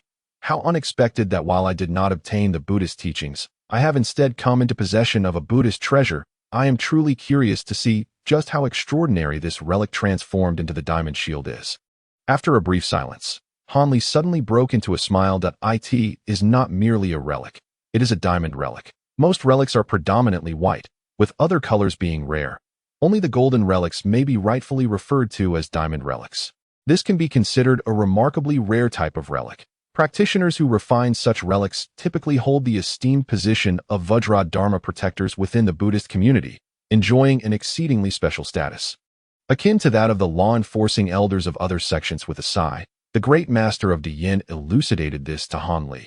Thus, the protective shield formed from this type of relic should be even more formidable than the one you encountered previously, he remarked. Hanli's gaze flickered, and he inquired, "Is that so?" "It should be," he replied, albeit with a hint of uncertainty. After all, the reputation of the Vajra relic is indeed illustrious within the Buddhist realm. However, I have not truly compared them, so I cannot say for certain. Hanli chuckled softly, poised to convey further thoughts through his spiritual sense when, suddenly, a tremor coursed through the golden bubble atop the stone table, and a small green light, akin to a grain of rice, shot forth, racing towards the ceiling of the stone chamber. Startled, Hanli's focus sharpened on the glowing orb, his contemplative thoughts coalescing in an instant. The green light seemed to collide with an unseen barrier, stumbling back and being repelled from the air. This was none other than the wall of consciousness formed by Hanli's spirit manifestation technique. At that moment, the crying soul beast snorted, unleashing a burst of rosy light from below, which swiftly enveloped the green light, drawing it back into the golden bubble and swallowing it whole. Hanli furrowed his brow, his gaze fixed on the golden bubble, as a vague suspicion began to take shape within him. Meanwhile, thousands of miles away, in a vast tomb chamber, 3 stone coffins lay side by side. The chamber was extraordinarily expansive, measuring over 100 feet across. The walls were adorned with numerous ancient murals, and in each corner stood a massive bronze cauldron, within which blazed a tumultuous emerald flame, casting a dim, eerie glow throughout the tomb. Suddenly, a pained cry erupted from the leftmost coffin, followed by a thunderous crash as the heavy coffin lid soared several feet into the air before crashing back down. A dark, swirling mist enveloped the space, and a towering figure abruptly emerged from the coffin. "Wang Er, what has transpired? Why such fury?"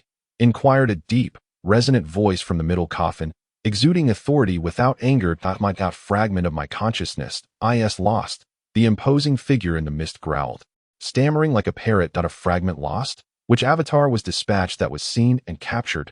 No matter, it is hardly a grave matter. That fragment can be restored in no time if you continue to cultivate the Ming He Tian Shiju passed down by your father. There is no need for such rage.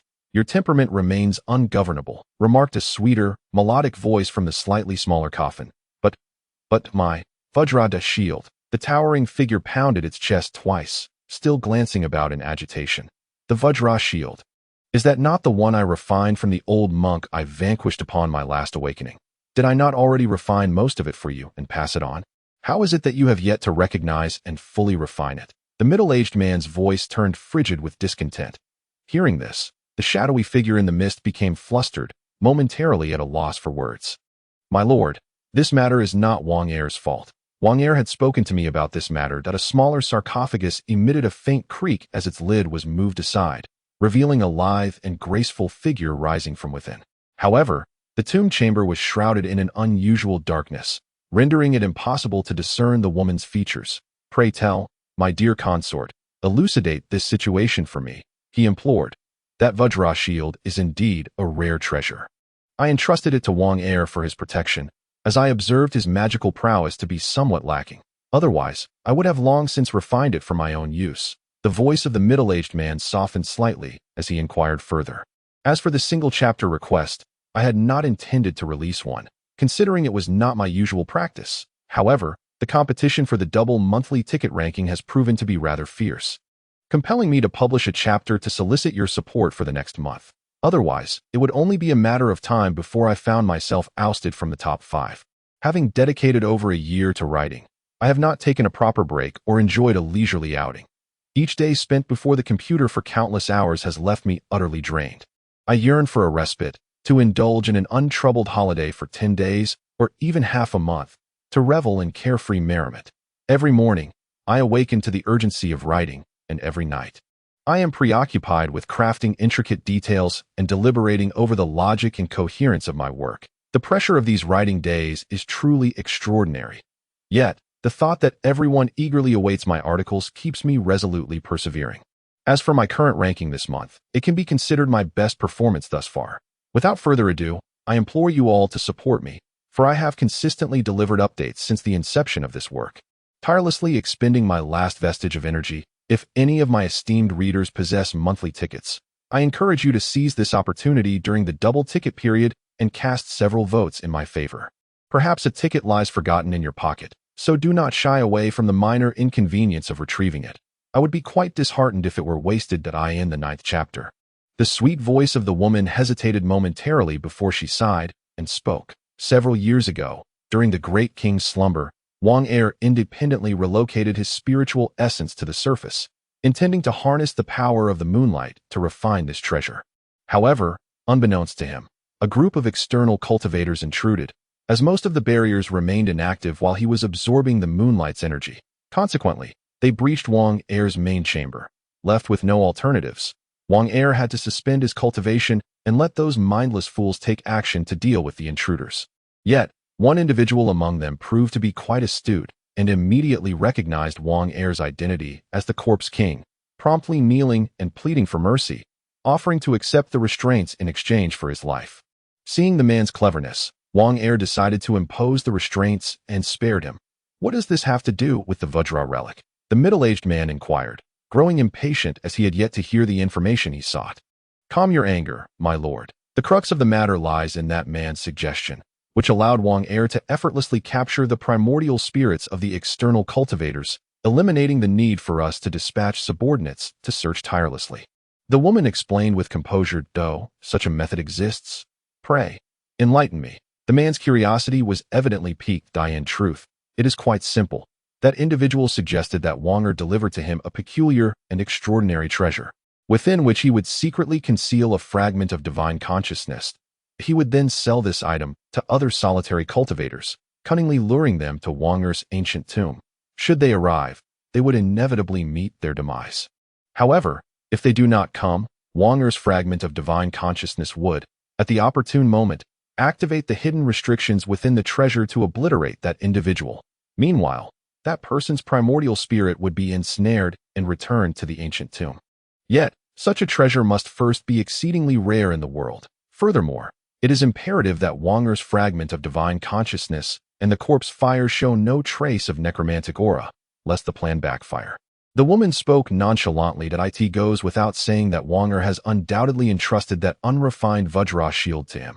Only the relic's Buddha nature could mask Wang Er's necromantic essence. The man interjected her words coldly. "Indeed, it aligns with what the great king envisioned. Once the ownership is fully established, even the Vajra shield would fail to conceal the necromantic aura. At that time, Wang Er was in urgent need of a substantial amount of cultivators' souls. Thus he risked entrusting this object to that individual. However, I specifically cautioned him to avoid provoking cultivators of the golden core stage or above, to prevent any exposure of vulnerabilities that in previous years. Several individuals had unwittingly presented themselves, and no mistakes occurred. Yet, it seems this time he did not heed my warning, resulting in the loss of this treasure and damage to Wang Er's fragment of divine consciousness. When the time comes, I shall activate the restrictions to seize his primordial spirit and thoroughly interrogate him. The woman's voice turned icy. Humph. With such trifling schemes, how many cultivator souls can we truly acquire? I have already instructed General Gu to devise a plan. Once it comes to fruition, we shall have a steady stream of cultivator souls at our disposal, without drawing the attention of those Buddhist and Taoist practitioners. After a scoff, the man spoke coolly. Is this the reason why, a few years ago, the great king took General Gu away from the ancient tomb for a period and then returned alone? The woman expressed mild surprise. Indeed, the current General Gu has long since Tianfeng Jinjuan. This individual is no ordinary character. How could he possibly have the benevolence to divulge his secrets to the king? I wonder if he harbors ulterior motives. The woman's voice shifted slightly, revealing her growing concern. Ulterior motives? Indeed, he certainly has them. Merely through the art of persuasion, he has extracted the Sonly blood-heart pill from me. The man's tone grew increasingly irate. Nevertheless, my dear, I still find myself somewhat uneasy. The reputation of the Shuang Ma of Fongjin Mountain is hardly commendable. He may be attempting to lure the king away from the tomb. We must remember that the three of us have our very souls intertwined with this tomb. As long as we remain here, there are few who could harm us in this world. The woman still bore a worried expression. Your words hold merit, my beloved. Vigilance is indeed warranted. During our endeavors, I shall deactivate all the prohibitions within the tomb and exercise utmost caution when venturing outside. I will ensure that the Shuangyao remain oblivious to my movements. After a moment of contemplation, the middle-aged man appeared more solemn. As long as the king remains vigilant, that suffices. In truth, there is no need for the king to act personally. Any matters can be entrusted to me and the other incarnations. After all, as long as the king remains unharmed, I believe that even the most formidable adversaries will afford him some degree of respect. The woman's voice transformed into an enchanting melody. Ha! My dear, you may not be aware that to execute this plan, it is essential to have control over all the prominent families in Jiangning Prefecture. Previously, in dealing with that old monster, I sustained some minor injuries due to my inability to damage his corpse, which is why I refrained from taking further action, although the other two prominent families no longer house any nascent soul cultivators. Their legacies are formidable, possessing several extraordinary treasures that precisely counter our kind. It is likely that the sects behind these families are aware of my presence here and have deliberately sent disciples to establish these families, hoping to monitor me. Now that I have not emerged for over 1,000 years, they probably have long forgotten this matter. I shall seize this opportunity to capture them all in one fell swoop. By the time these sects realize what has happened, it will likely be many years hence that I should have utilized the essence of human cultivators to break through the final barrier and refine my body into that of a heavenly corpse long ago. The man appeared to dote on the woman, patiently elucidating his thoughts. Then, allow me to be the first to congratulate the king. Once you have refined your body into that of a heavenly corpse, you will be liberated from this tomb and no longer bound by its confines. Upon hearing this, the woman seemed exceptionally joyful.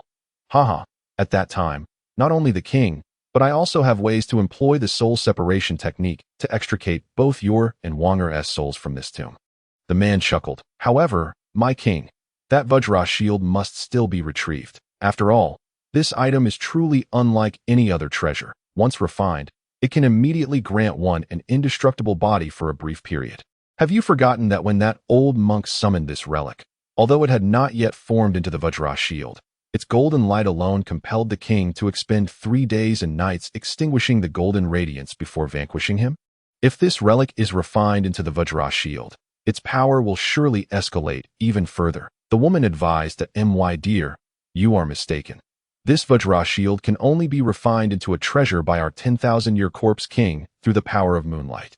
Human cultivators can only dream of such an endeavor in this world. Among the myriad of eternal corpse kings, aside from this king himself, there exists only the deputy lord of the myriad demons valley. That ancient corpse bear human cultivators dare to venture into the myriad demons valley. With the presence of the towering myriad demons banner, it is likely that not a single soul from the 10 great righteous sects or the 10 great demon sects would dare to approach this valley. The man spoke with a tone laced with mockery. Indeed, however, such treasures are precisely the rare artifacts suited for us. Let us wait until we ascertain who has laid claim to this treasure before dispatching someone to reclaim it. The woman lamented. My beloved need not voice it. I shall send someone regardless.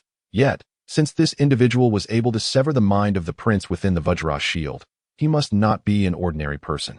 Once we have located this first-rate treasure, I will send the two avatars to act in unison as long as he is not a cultivator above the mid-stage of the nascent soul. He shall come to no harm. The man declared with exceptional confidence. I also wish to go. The towering shadow shrouded in black mist, which had remained silent since the conversation between the middle-aged man and the woman, suddenly spoke up. How do you intend to go out? Your entire being is suffused with corpse energy, which you cannot conceal. Any cultivator would discern your true nature. How do you expect to leave? Enough with the idle chatter. Quickly enter the pavilion and commence your cultivation. The man's voice deepened, reprimanding without courtesy. Upon hearing this, the towering figure immediately wilted. Reluctantly, he extended an arm covered in green fur and waved it towards the distance before lying back down once more. Yet, a pair of blood-red eyes suddenly recalled something, flashing with a hint of ferocity. With a whoosh, the stone coffin lid soared from the ground, returning to seal the stone sarcophagus, thousands of miles away. Han Li remained blissfully unaware that after extinguishing a mere wisp of divine consciousness, he had inadvertently stirred up such a tumult. He was currently gazing at the wailing soul beast within the golden bubble, his expression dark and uncertain, lost in contemplation. Meanwhile, having just returned to his quarters from the plaza, Jin Yuan was suddenly enveloped by a plume of gray flames with a soft pop in an instant. His body transformed into a wisp of blue smoke, vanishing without a trace. Yet his primordial spirit appeared within the flames, alarm etched upon his face, surprisingly unscathed. However, as if drawn by some unseen force, his primordial spirit coalesced into an inconspicuous ball of light, the size of a fist, and shot out through the slightly ajar window, ascending rapidly into the sky, disappearing in the blink of an eye. Throughout this entire episode, not a single person noticed the elder's disappearance. Chapter 907. Fire-melting crystal within the celestial mechanism pavilion. Han Li observed that the wailing soul beast was not likely to consume the corpse fire in a short span of time. After careful consideration, he eventually placed both the wailing soul beast and the Vajra shield into his spirit beast pouch and exited. Returning to the main hall, he returned the celestial mechanism pavilion to the middle-aged female cultivator before making his way back to the plaza.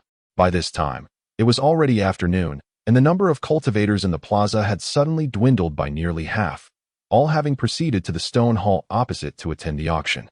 Without hesitation, Han Li strolled directly towards the other side. Standing at the entrance of the grand hall were two white-robed cultivators, who, upon noticing Han Li's approach, one of them immediately clasped his hands in greeting, "Esteemed friend."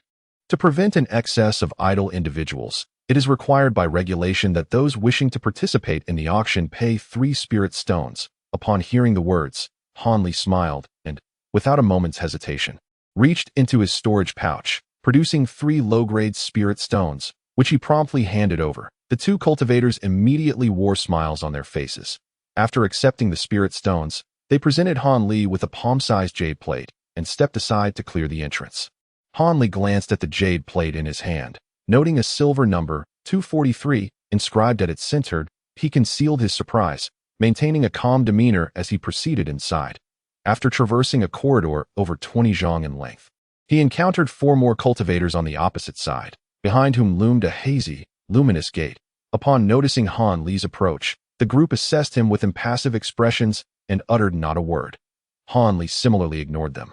Pushing through the grand door to enter the main hall soon as he entered, he was greeted by the booming voice of a man declaring, 500 years of phoenix tail flower, 790 spirit stones. Very well, no other friends are bidding higher. This spirit herb belongs to this esteemed friend. Please, friend number 130, proceed to the back to pay the spirit stones and collect the herb. At that moment, Han Li observed that the hall was densely populated, filled with 200 to 300 individuals. Each person had a similar jade plate before them, adorned with faint silver numbers, easily discernible to anyone. At the forefront of the stone hall stood a middle-aged man in a blue robe, his face marked by a vigorous expression, holding an open jade box while announcing loudly. Inside the box lay a remarkably vibrant purple spirit flower. The buyer of this prized herb was a plump elder seated among the crowd, who, upon the middle-aged man confirming the auction's result, rose with a beaming expression and hastily made his way toward a side door. Exuding impatience. Maintaining his usual composure, Hanli cast a casual glance around before heading toward an adjacent vacant seat. The chairs and tables, as white as snow and seemingly made of jade, piqued Han Li's curiosity. Upon sitting down and touching the surface of the white table, he was taken aback by its surprisingly warm sensation. After pondering for a moment, Han Li realized he had never encountered such a material. Prompting a slight smirk of astonishment to grace his lips, "Is this your first encounter with a warm stone?" Suddenly, a woman's voice broke in, seemingly laced with a hint of laughter. "Warm stone?" Han Li turned to look, only to discover that the cultivator seated next to him was one of two remarkably similar young female cultivators, appearing as if they were sisters. One clad in yellow and the other in green. Both possessed a beauty that, while not overtly stunning, was nonetheless striking. The one who spoke was the green-clad woman, who, observing Han Li's curious action of touching the table, teased him lightly. "Sister, do not speak so frivolously. Esteemed friend, please do not take offense that my cousin is embarking on her first journey and may have spoken inappropriately. I hope you will pardon her." The other woman, slightly older in appearance, quickly interjected with an apology. "Cousin, it was unexpected that they were not actual sisters, but given their youth and successful foundation establishment, their talents must indeed be extraordinary." With such thoughts in mind, Han Li smiled lightly and remarked nonchalantly, "It's nothing much that I have only heard of warm jade before. Indeed, this is the first time I have encountered such a warm stone. Do you, my friend, know the detailed origins of this item? It must not be a common material. For otherwise, even though I have been cultivating in a remote area, I would not be entirely oblivious. Naturally, the warm stone cannot be compared to warm jade. It is not surprising that you were unaware of this item before, as this peculiar stone is a specialty of the Snow Ridge Mountains, not found in other places. However, aside from its unusually pure white color and warmth, it bears no remarkable differences when compared to ordinary stones. Nonetheless, in the secular realm, it is indeed a tad more expensive than ordinary jade." A woman in a yellow robe smiled as she explained to Han Li. "I see. Thank you for enlightening me," Han Li said, his eyes revealing a hint of realization as he nodded. He then composed himself and sat upright, observing a high-grade magical tool being auctioned by the middle-aged man on stage. Han Li's actions elicited a slight glance from the woman in green, her lips curling in what seemed to be disdain. She appeared to want to say something, but was silenced by a stern look from her older cousin, compelling her to close her mouth. Han Li remained oblivious to all this, silently witnessing the auctioning of various magical tools and spiritual herbs. Although such an auction held by aristocratic families was not particularly high-end, one might even describe it as rather low-tier, Han Li was intent on understanding the prices of spiritual herbs and magical tools in the Great Jin, as well as the disparities compared to Tiannan, to better prepare for his future quest for rare materials. After observing for a while, Han Li finally reached a conclusion that it was evident that both spiritual herbs and magical tools in the Great Jin were significantly more expensive than in Tiannan, with even those slightly rarer items commanding exorbitant prices. Reflecting on this, he soon understood. Although the Great Jin boasts a land area 10 times that of Tiannan, its cultivation system is well established, and the number of cultivators is likely far greater than tenfold, which has resulted in a notable scarcity of spiritual tools and herbs compared to Tiannan. Nonetheless, the vastness of the Great Jin still holds many rare items that have never been seen in Tiannan or even the chaotic Star Sea. Especially noteworthy were some medicinal herbs and crafting materials. Within this brief moment, 3 or 4 unfamiliar items had already appeared. This brought a sense of delight to Han Li. It seemed that if he were to frequent several of the top-tier markets in the Great Jin, gathering the rare materials he needed might not be an impossible endeavor. While Han Li was deep in thought, the middle-aged man on stage suddenly called for someone to bring out a tray, upon which lay 3 deep crimson crystals. The radiant red light emanating from these crystals resembled fiercely burning flames, captivating the eye. 3 fire-melting crystals, an exquisite material for crafting high-tier fire attribute magical tools. Starting bid at 500 spirit stones. Interested friends may place their bids, the middle-aged man in blue announced with a smile, detailing the item's name, purpose, and price. Han Li cast a casual glance at the crystals, intending to withdraw his gaze, when suddenly his attention was drawn back, and he let out a soft exclamation. "What's this, Han kid? With your wealth, could it be that you are actually interested in these few crystals?" Came the languid voice of Da Yin Shunjun. "Crystals? Could it be that even the esteemed elder is prone to misjudgment? Han Li conveyed a light-hearted thought through his spiritual sense, while simultaneously declaring a price of 600 spirit stones, thus entering the auction for the 3 crystalline stones. What is it about these 3 stones that makes them so special? The Diyin Divine Monarch remarked with a hint of skepticism.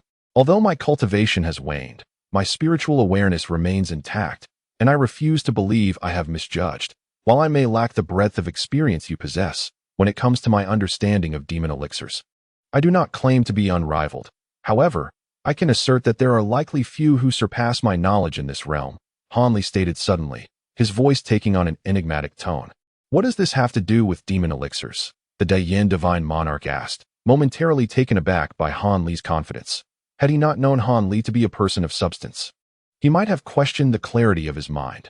Nevertheless, since you speak with such conviction, I assume you have your reasons. However, without compelling justification, it remains difficult for me to believe there is anything amiss with these 3 fire-melting crystals.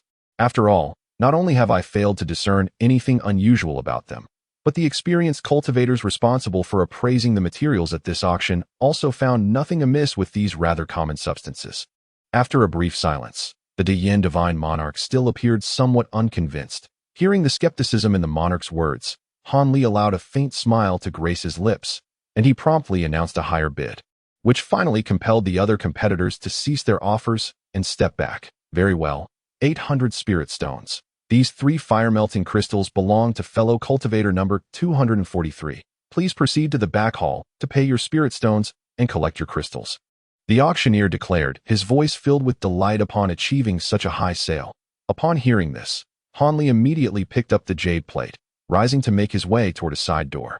There, a white-robed Qi refining period cultivator awaited him. Upon Han Li's arrival, the cultivator promptly guided him through several turns until they reached a small hall in the rear palace. Shortly thereafter, a female attendant resembling a cultivator presented him with a cup of spirit tea before departing. Han Li observed the tea but did not partake. Instead, he calmly surveyed the hall's decor. Before long, an elderly man with deep-set eyes and a bald head entered. My apologies for keeping you waiting. Esteemed cultivator, please see if this is what you have purchased, the elder said with a smile, extending the jade box he had previously shown during the main hall's proceedings. Han Li accepted the box without hesitation, lifting the lid to reveal the 3 fiery crystals, glowing with a vibrant red hue. He maintained a composed demeanor as he delicately picked each one up to inspect it, remaining silent for quite some time. Are there any issues with these fire-melting crystals? The elder inquired cheerfully. No, these are indeed the crystals, Han Li replied, nodding while maintaining his expression. He then took possession of the crystals and, with a respectful clasp of his fists, took his leave. The elder watched Han Li's departing figure, glancing back at the now empty jade box, his brow furrowing slightly as a flicker of doubt crossed his eyes. At this moment, Han Li returned to his seat in the auction hall, a flicker of brilliance igniting in his hand as a fire-melting crystal materialized before him. A smile graced his lips as he gazed upon the gem, a glint of pride flashing in his eyes. 800 spirit stones for 3 fire-melting crystals. My friend is indeed quite generous, remarked the woman in the green attire beside him, unable to contain her words upon witnessing Han Li's demeanor. Indeed, I have long desired this crystal. To procure it for 800 spirit stones makes this trip worthwhile, Han Li replied nonchalantly after casting a glance at the lady, effortlessly making the crystal vanish from his palm. The woman in green felt a spark of brilliance in Han Li's eyes, causing a shiver to run down her spine. The words that had been on the tip of her tongue suddenly eluded her, leaving her speechless. The woman in yellow, observing the scene, changed her expression slightly, as if sensing something amiss. Yet, with a swift glance, she chose to remain silent. Having unexpectedly acquired such a treasure, Han Li began to anticipate the auction that lay ahead. At that moment, the Diyin Divine Monarch finally spoke. Young Han, what connection does the fire-melting crystal have with the demonic core? Surely you owe me an explanation. Senior, you must have surmised part of it. Han Li replied calmly. One of the fire-melting crystals is, in fact, a core from a 7th-level demonic beast, though it has been left undisturbed for countless years, completely crystallizing. It appears identical to an ordinary fire-melting crystal. And even the most powerful of divine senses would struggle to discern the difference. A 7th-level demonic core? If both the appearance and divine sense fail to reveal it, how did you come to such a conclusion? The De Yin divine monarch, while not overly astonished, still bore an expression of skepticism. Heh. It relates to the malevolent aura that clings to me. Han Li continued that in my youth, I personally slew thousands of high-level demonic beasts, which has imbued me with a profound aura of malice, rendering me particularly sensitive to demonic cores. The moment I laid eyes on this 7th-level core, my aura instinctively reacted. Furthermore, having handled a multitude of demonic cores in my past, I possess certain distinguishing methods that I see. The De Yin divine monarch mused, if you truly have slain such a multitude of demonic beasts, the weight of your malevolent aura would indeed enlighten me. However, your ability to vanquish so many beasts has piqued my interest. It seems you harbor many tales yet untold. He chuckled, his tone ambiguous. Nothing much, merely some fortuitous encounters from my past, Han Li replied. Yet, Senior, you may not be aware of the peculiarities of crystallized demonic cores. Not wishing to broach the chaotic matters of the Starry Sea from years past, he deftly shifted the conversation to a topic of interest to the elder. Oh, this is the first time I have heard of crystallized demonic cores. What purpose do they serve? As Han Li's words reached him, the De Yin divine monarch's curiosity was instantly piqued, causing him to forget his inquiries about the demonic beasts. In truth, crystallized demonic cores can no longer be considered true demonic cores, and if used in alchemy, they contain a peculiar poison. This toxin, while not among the 10 deadliest, could still spell doom for ordinary cultivators. Nevertheless, such materials are the finest for crafting flying needle-type magical artifacts. It is said that the flying needles crafted directly from this material are not only astonishingly swift in their flight, capable of inflicting harm upon adversaries with a mere flick of the wrist, but what is even more terrifying is that the very essence of these needles is extraordinary. When launched, they become nearly imperceptible, almost as if cloaked in invisibility. They are indeed the optimal weapon for a surprise attack. However, the crystallized demon cores required for their creation are exceedingly rare, and among the few cultivators who can discern their formation, even fewer possess the ability to recognize them. Were it not for the aura of malice surrounding me, I too might have struggled to identify this treasure at once. Han Li stroked his chin and spoke with a seemingly calm demeanor. Yet within, he recalled the jade slip that detailed the crafting of flying needles from crystallized demon cores.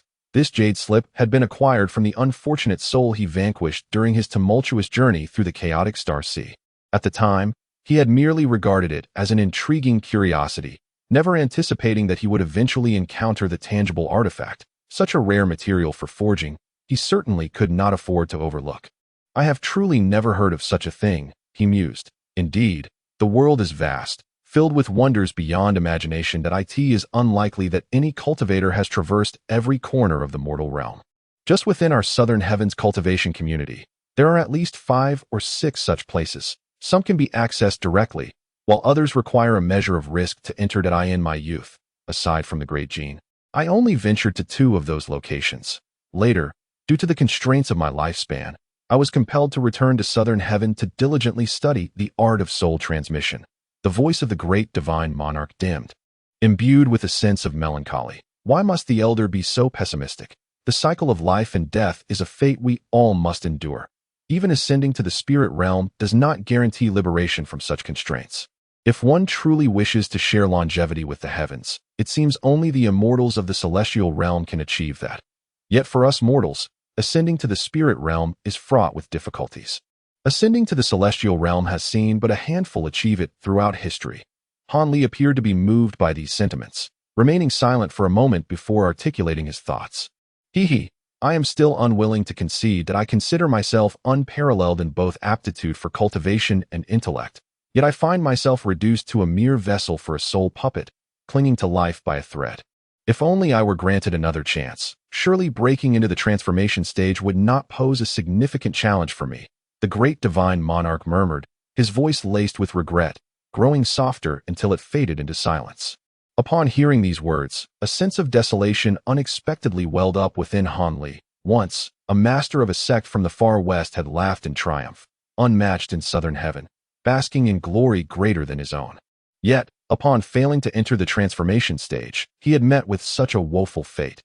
This realization weighed heavily upon Han Li's heart. The current plight of the great divine monarch could very well serve as a grim reflection of his own future. As this thought crossed his mind, Han Li's expression darkened slightly. and he found himself lacking the inclination to say much more. The auction continued as usual. The items being sold below were considerably more precious than those earlier. Yet none caught Han Li's discerning eye. When the auction reached its final few treasures and elixirs, he felt no desire to linger any longer. Thus, amidst the astonished gazes of the two women beside him, he rose and gracefully departed from the auction house. Stepping out of the grand hall, he did not cast a glance at the various stalls any longer. Exiting the square, he meandered slowly through the corridors of the lofted estate, appearing rather absent-minded. Occasionally, he encountered other wandering cultivators and some youths from the trading event, yet none paid him any heed. However, Han Li gradually made his way toward a more secluded area, moving at a leisurely pace. After strolling for a while, he abruptly halted, coming to a standstill. His gaze shifted, and he suddenly noticed a foundation-building cultivator in a white robe standing in the shadows before a loft, glancing about as if awaiting someone. Han Li maintained an impassive expression, yet his consciousness swiftly swept the surroundings. Within several dozen yards, no other cultivators were present, nor were there any concealed formidable restrictions. The nearest cultivator was over 100 yards away and would hardly notice this place. Without hesitation, Han Li altered his course and approached the cultivator. "Do you have business, friend?" inquired a burly man, his face adorned with rough features, taken aback at Han Li's approach. "Are you a cultivator from the Kong family?"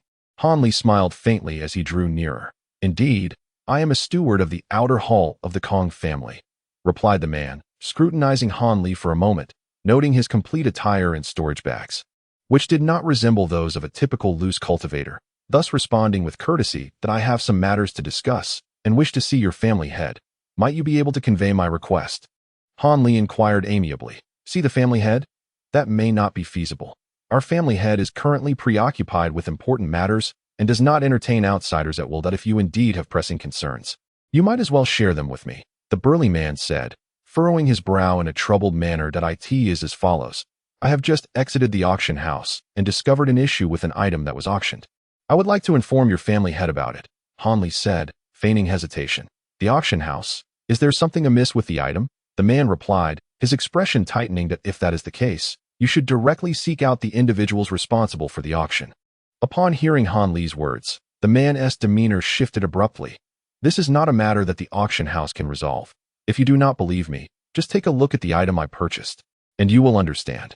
Han Li sighed, casually reaching for his waist. The man, sensing danger from years of experience, instinctively placed a hand on his own waist, adopting a wary stance. However, when Han Li flipped his hand, he revealed a gleaming red crystal and offered it forth.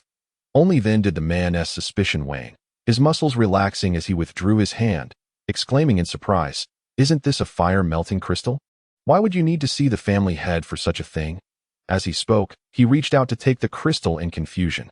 Yet, the moment his fingers made contact with the crystal, a flash of blue light shot forth from it in an instant. At such a close distance, the man had no time to evade.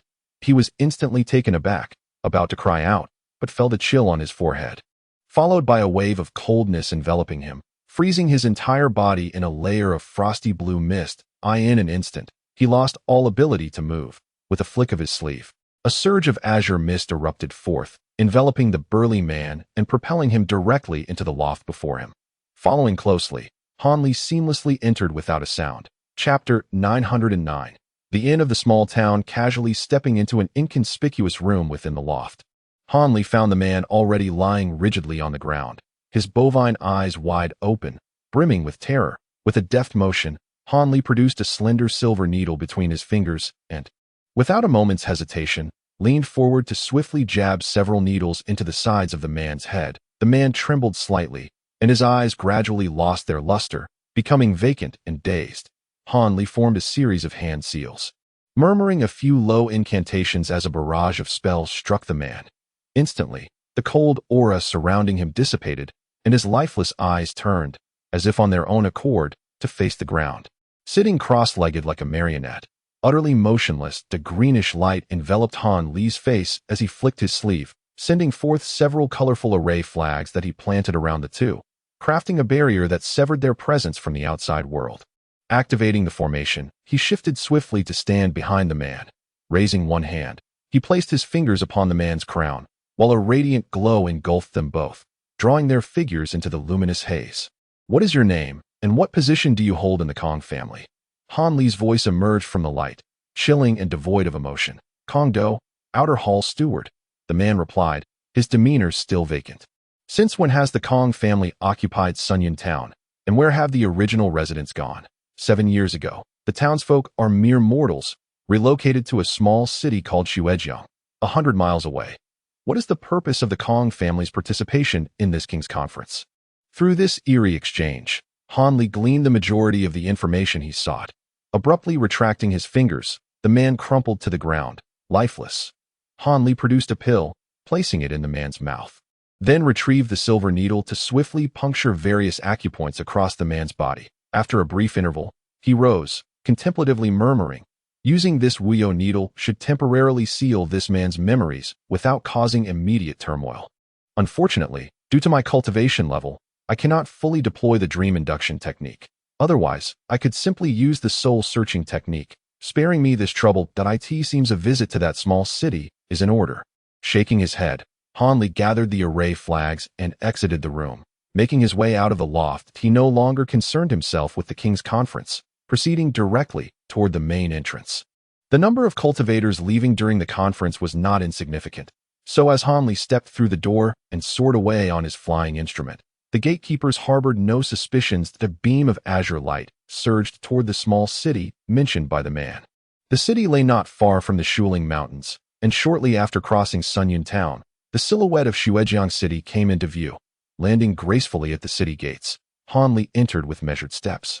Xuejiang City was 3 or 4 times larger than Sunyan Town, yet it could barely be deemed a small city. As Han Li entered, night had fallen, shrouding everything in darkness. Thus, the streets were sparsely populated.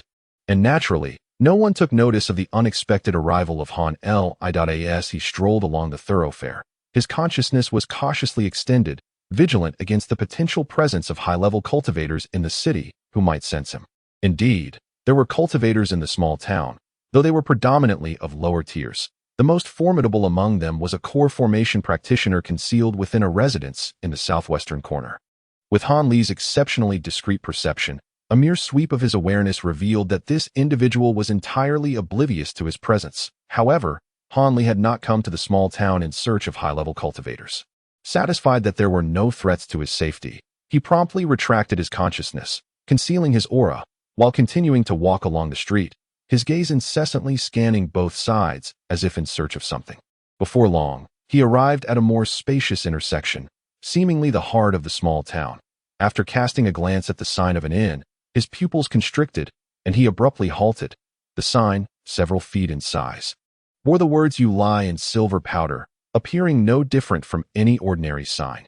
Yet, in Dejin, there were likely hundreds, if not thousands, of inns with such a commonplace name. Han Li, however, was fixated on a symbol resembling a teapot in the lower right corner of the sign, his gaze unwavering.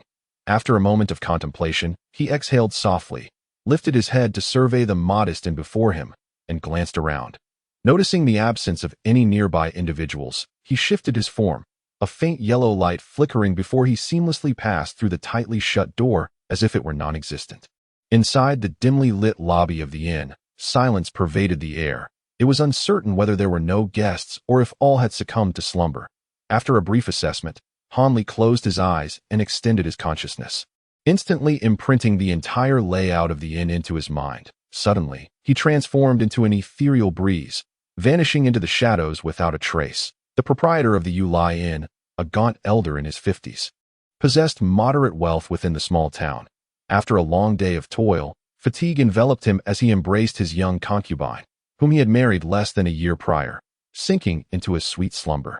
However, he was abruptly stirred by a chilling draft that swept across him, icy to the core, causing him to awaken with a start. Upon opening his eyes, he was met with a dark silhouette standing at the foot of his bed, a pair of glimmering eyes coldly scrutinizing him. He was about to shout, but a flash of silver silenced him, rendering his throat numb and his voice entirely absent. Do not raise your voice. Although there are no other cultivators in the inn, I prefer not to disturb anyone else. First, take a look at this. The figure raised a hand, revealing a shimmering silver key before the innkeeper's eyes.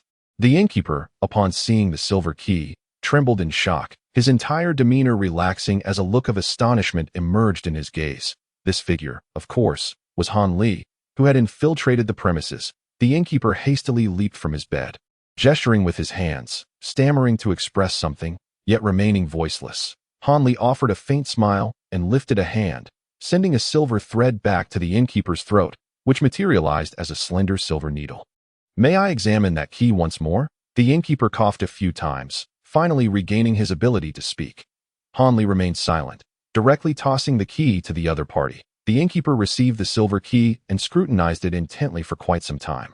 Before a look of reverence crossed his face, with both hands, he returned the key to Han Li, simultaneously bowing deeply and inquiring, "You must be the young master, am I correct? You have already verified the key. Is there anything else you wish to question?" Han Li did not respond directly. Instead, he replied coolly, "No matter, since the young master has found this old servant and possesses the key, your identity is undoubtedly genuine." However, the innkeeper instinctively glanced back at his young concubine. "Fear not, before awakening you, I had already cast a spell to render her unconscious. Even if you were to shout in her ear, she would hear nothing," Han Li said, his gaze flickering but his expression unchanged. "That is reassuring. The master has not contacted this old servant for several years. As a mere mortal, I am oblivious to the circumstances that I dare not heed idle rumors, lest I attract the attention of other cultivators. Now that the young master has arrived with the key, I can finally breathe a sigh of relief. Had it not been for the master's warning that the young master would return in a different guise, I would have hesitated to recognize you," the innkeeper stated earnestly. "Indeed, the Feng family has encountered some troubles, which is why I must unlock the secret chamber to retrieve certain items. Aside from the head of the family, there should be a backup map of the chamber's location in your possession. Please present it to me," Han Li commanded without preamble. "Of course, with the key to the secret chamber, the young master is indeed qualified to access it." "Please wait a moment," the innkeeper, devoid of any doubt, responded promptly. He hurriedly donned several articles of clothing and led Han Li out of the room, heading straight for the inn's backyard. Eventually, in an inconspicuous corner of the backyard, the innkeeper retrieved a rusty pickaxe he had found. After a brief excavation, he cautiously felt around until he extracted what appeared to be an ordinary blue brick. Wiping the sweat from his brow, he turned to Han Li. "The location of the secret chamber is sealed within this object, which bears a restriction. This old servant cannot unlock it and has never laid eyes upon it. Surely, the young master has a means to do so?" the elder inquired hesitantly, handing the blue brick to Han Li. "Of course, I have my methods. Furthermore, once I take this item, you need not remain in this city any longer. Depart immediately and conceal your identity," Han Li replied as he accepted the blue brick, examining it for a moment before nodding in satisfaction. "Thus, it is true that the Feng family is in peril. Fear not, young master. I will leave this place within a few days. I will ensure that your affairs remain confidential," the innkeeper assured, his expression turning somber. "Understanding the gravity of the situation is sufficient.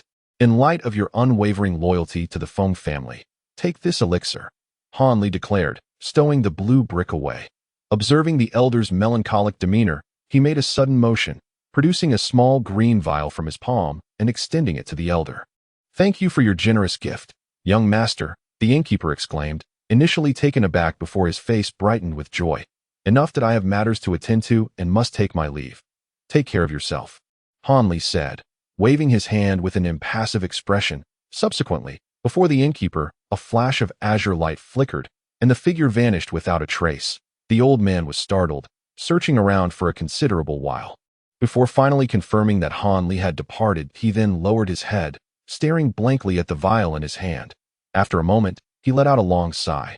The moment Han Li exited the inn, he soared away from the small town, casually seeking out an unnamed desolate mountain nearby, where he landed gracefully. Then, with a flick of his wrist, the azure brick manifested in his palm. In Chapter 910, The Killing Intent, wishing everyone a joyous National Day. One hand lifted the brick, examining it closely once more, while the other extended a finger, its tip shimmering with azure light. Instantly, a layer of misty spiritual radiance rippled outward like waves. A smile spread across Han Li's face as he nodded in approval. According to Feng Zhan, this brick was not an ordinary item, but rather a magical artifact akin to a storage pouch. However, it required a specific incantation to unlock. Otherwise, any forceful attempt to open it would reduce its contents to ashes. Naturally, Han Li had acquired the incantation from Feng Zhun just before his demise. Immediately, a series of low incantations escaped his lips. As he opened his mouth, a burst of azure light containing runes shot forth, striking the brick and enveloping it.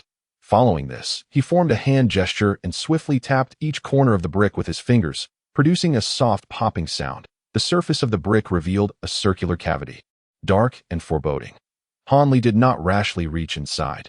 Instead, he slapped the bottom of the brick, causing radiant light to shimmer, and two objects flew forth from the cavity. One was a jade slip a few inches in size, and the other was a neatly stacked collection of documents resembling accounts. With a single hand, he effortlessly seized both items. After stowing the brick away, Han Li did not immediately examine the stack of documents, but rather focused on the jade slip, immersing his consciousness within it. Before long, Han Li's expression morphed into a peculiar one, his countenance darkening. What? There is no address for the Feng family's secret cavern? The De Yin Divine Monarch inquired. Observing Han Li's demeanor, no, it indeed contains the address for the secret cavern, clearly marked. Exhaling slowly, Han Li withdrew his consciousness from the jade slip, speaking softly, though his brows furrowed. Why, then, the troubled expression? Is there some danger associated with the secret cavern? This individual, having lived for nearly 10,000 years, quickly deduced fragments of the truth after a moment's contemplation. Perhaps there may be some troubles ahead. The Feng family's secret cavern is surprisingly located deep within the Shui Ling mountain range. Han Li sighed lightly, a hint of helplessness crossing his features. How could the Feng family choose such a perilous location for their secret cavern? Are they not aware that peculiar occurrences lead to the frequent disappearance of cultivators in this mountain range? The De Yin Divine Monarch also appeared somewhat astonished. Who can say? Perhaps the ancestor of the Feng family who selected this site believed that the more treacherous the location, the safer it would be. Han Li shrugged, offering this speculation. Since the Feng family has continuously utilized this secret cavern, it suggests that the area should not pose significant danger. There is no need for excessive concern. The De Yin Divine Monarch remarked thoughtfully. One can only hope. Now that the map has been acquired, it would be foolish to abandon the journey due to a minor, unknown risk if all proceeds smoothly. We shall discover this hidden chamber in a day. Han Li let out a self-deprecating chuckle as he spoke thus. He then stowed away the jade slip and casually picked up a stack of documents, flipping through them slightly, exclaiming in surprise, "Oh, these are the deeds and proof of assets belonging to the Feng family in the mundane world. There are quite a number of them, sufficient to make one immensely wealthy." Han Li's expression was one of astonishment. What is there to find peculiar? The great families of Dejin differ from the celestial clans of Tian Nan in that they regard engagement with the secular world as commonplace, not viewing associations with the powerful and affluent as disgraceful. In fact, it is not uncommon for wandering cultivators to seek refuge among them.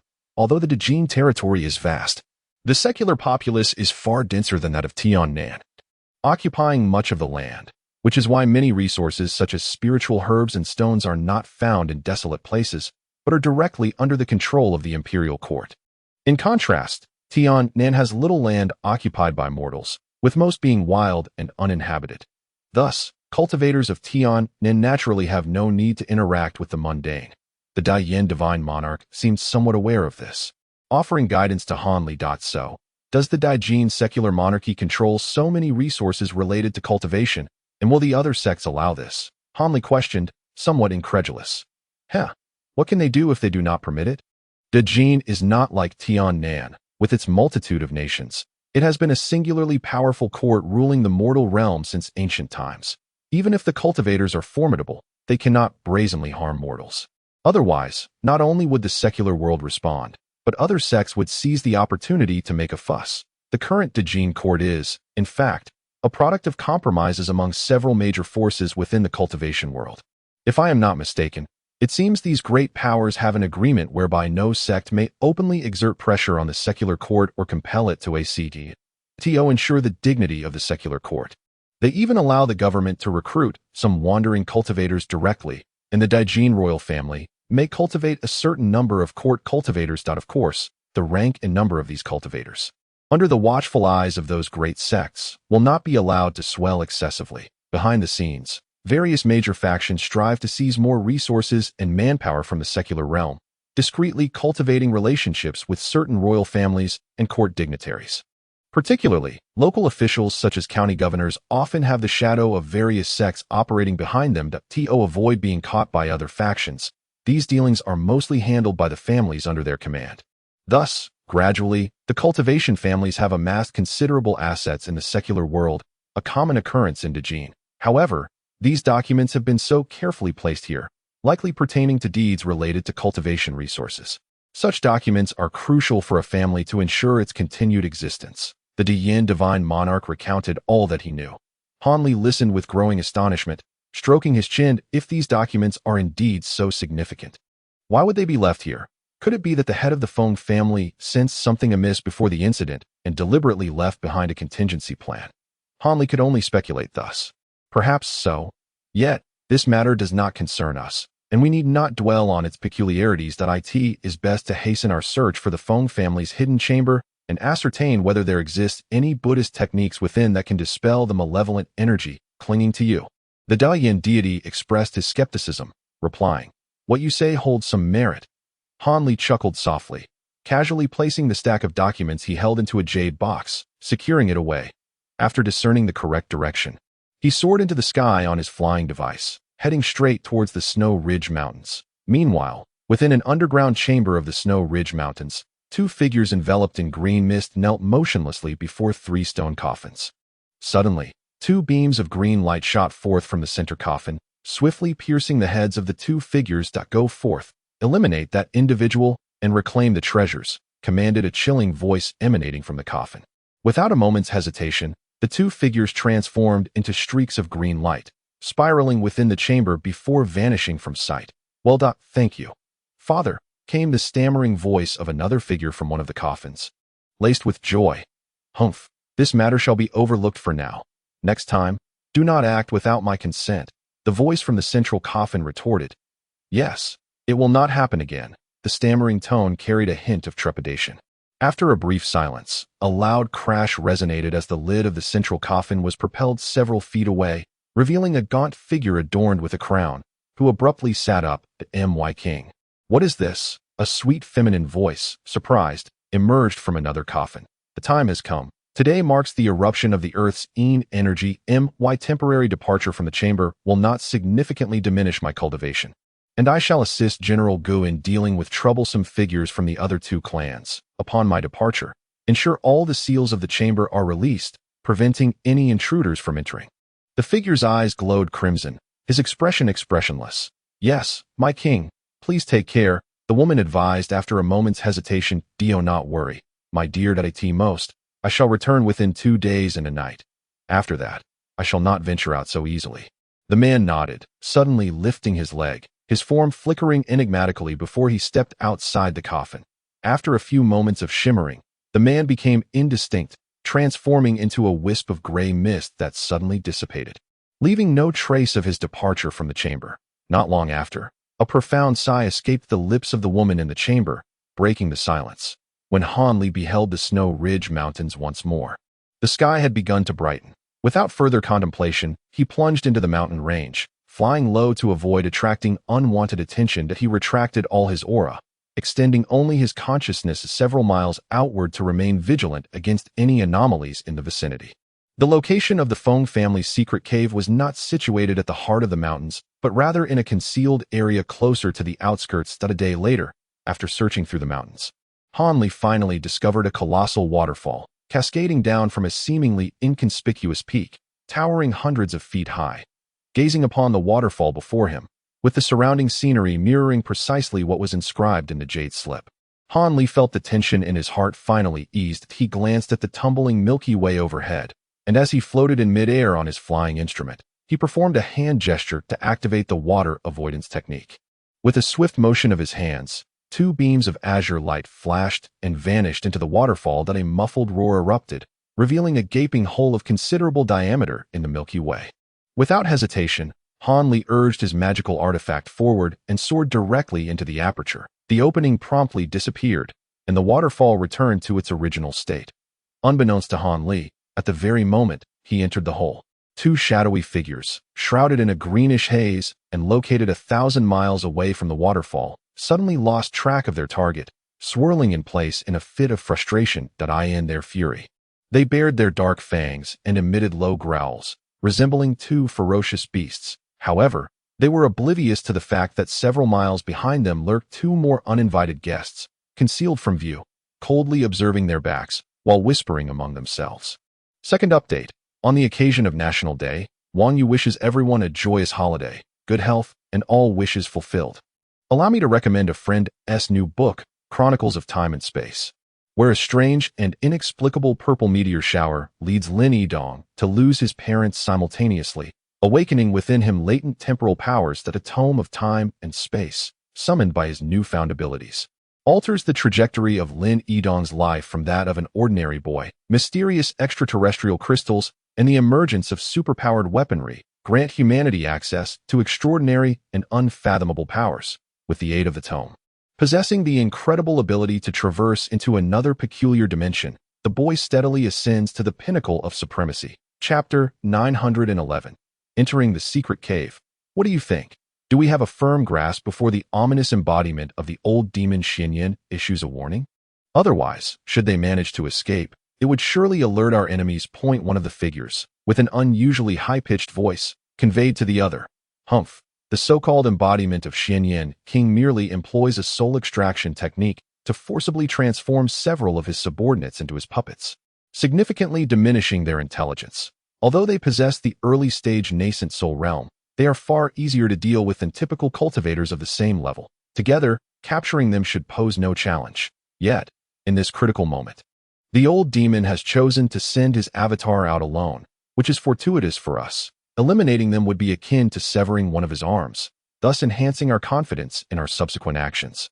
A deep, sinister voice responded. Brother Tianfeng makes a valid point.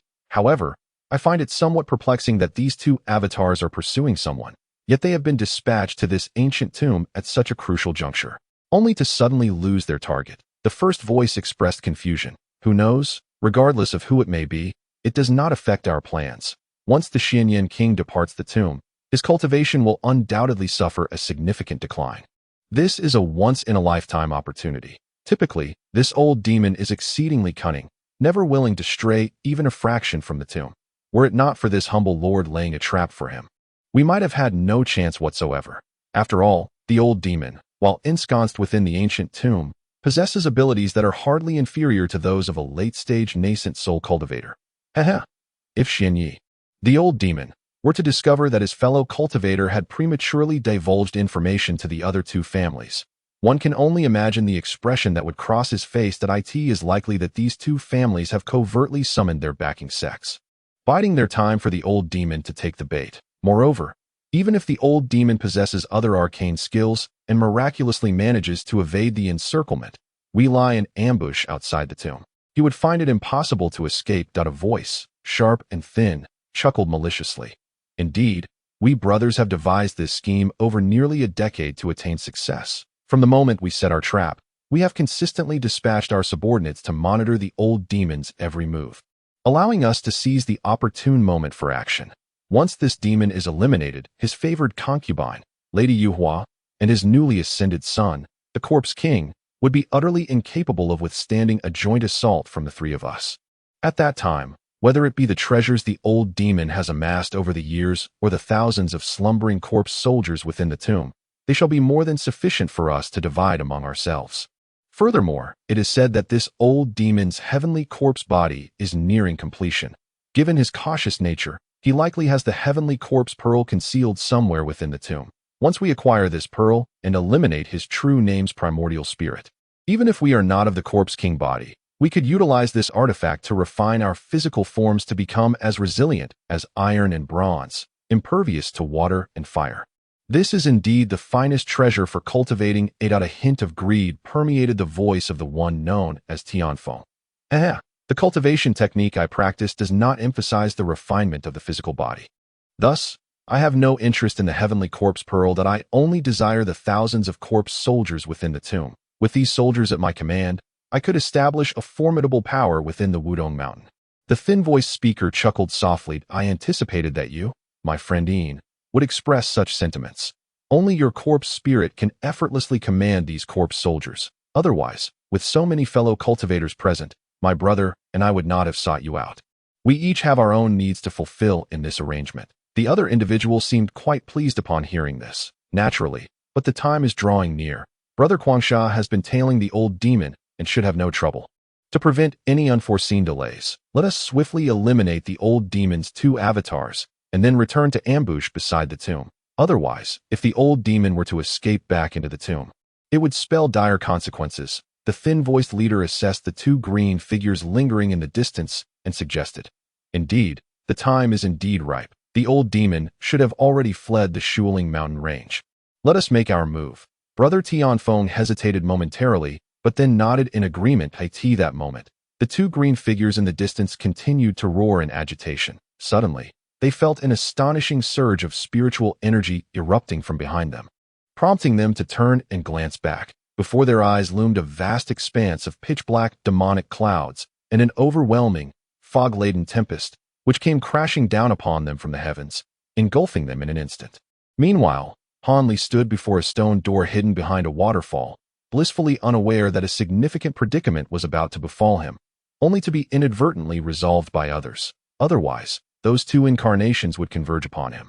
Although Han Li could easily slay formidable foes, the final opportunity to unseal his magical powers would undoubtedly be exhausted. Presently, his gaze was fixated on the lower right corner of the stone door, where a slight bulge revealed a small hole, approximately an inch in diameter. With a flick of his hand over his storage bag, a shimmering silver key materialized in his grasp. The gentle flick of his fingers sent forth a beam of silver light, which precisely penetrated the hole. The front half of the key was of a fitting size, smoothly inserting into the aperture, leaving only the rear half of the handle exposed. Observing this, Hanli smiled subtly and extended a finger to lightly tap the key.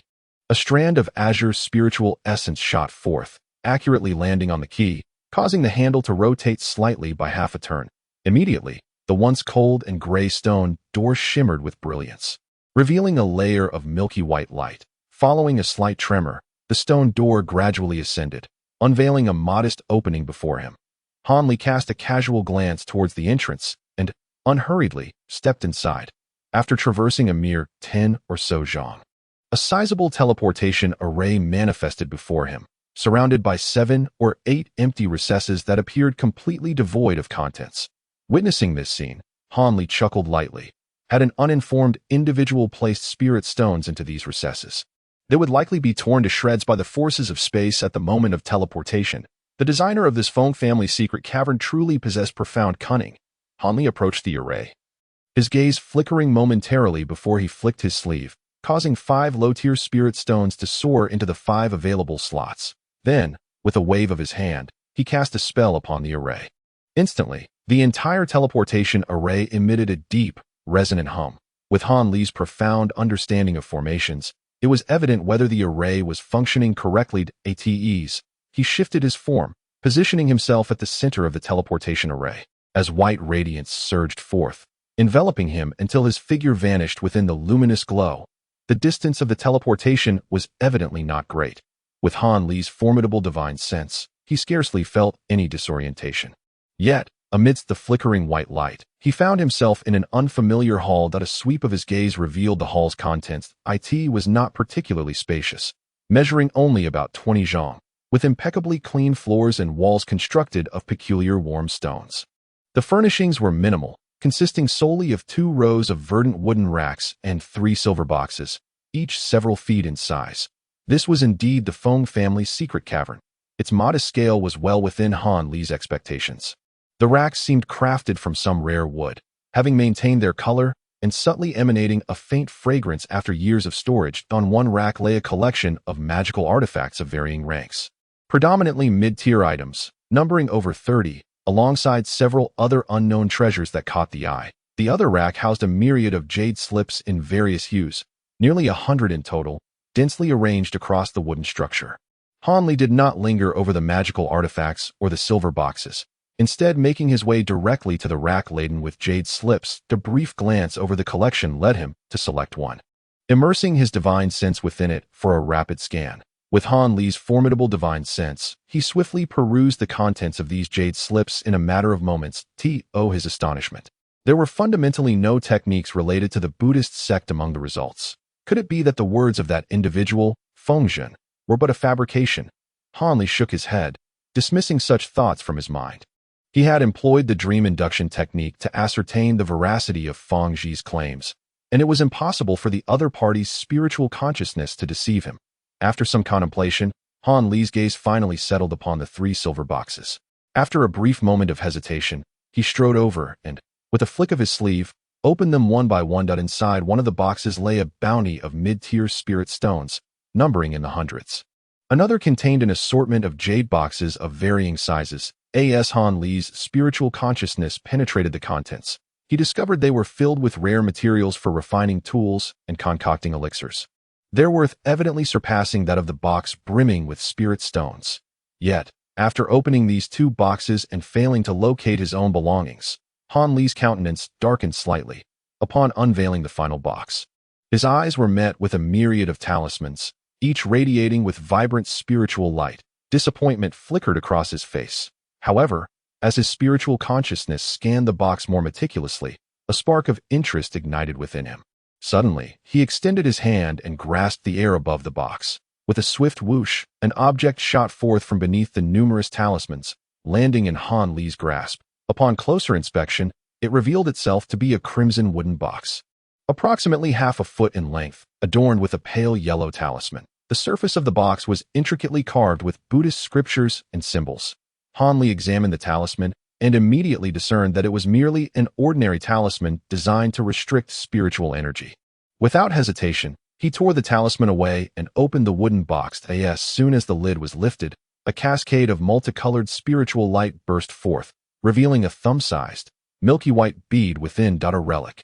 Han Li exhaled softly, a look of delight spreading across his face. Alongside the relic, the box also contained 2 Buddhist artifacts and a yellow jade slip. The artifacts included a Dharma wheel and a string of faintly golden prayer beads, both shimmering with a subtle spiritual glow.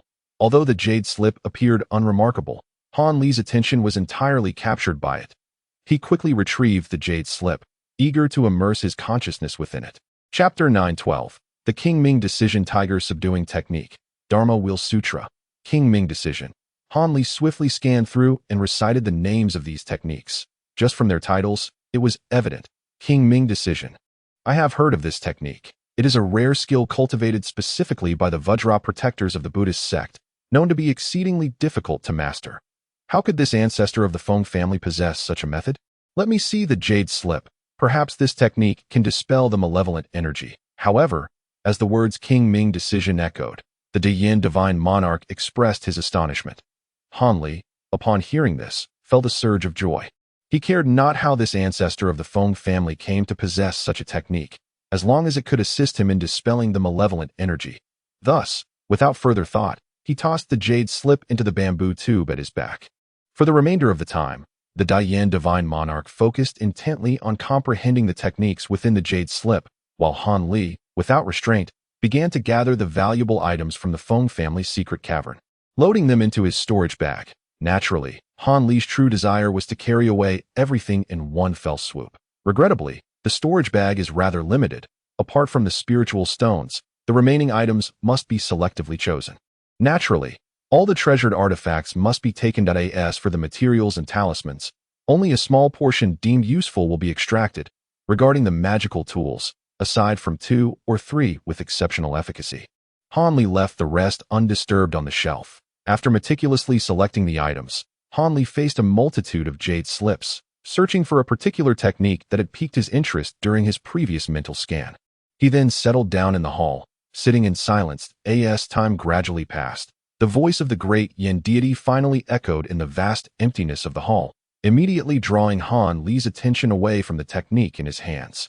This Ming Wang Ju possesses a certain enigmatic quality. Although it is classified as a Buddhist technique, its cultivation method is exceedingly domineering, bordering on demonic practices. The great Yin deity remarked slowly. Demonic practices? What does that imply? Can this technique truly dispel the malevolent energy surrounding me?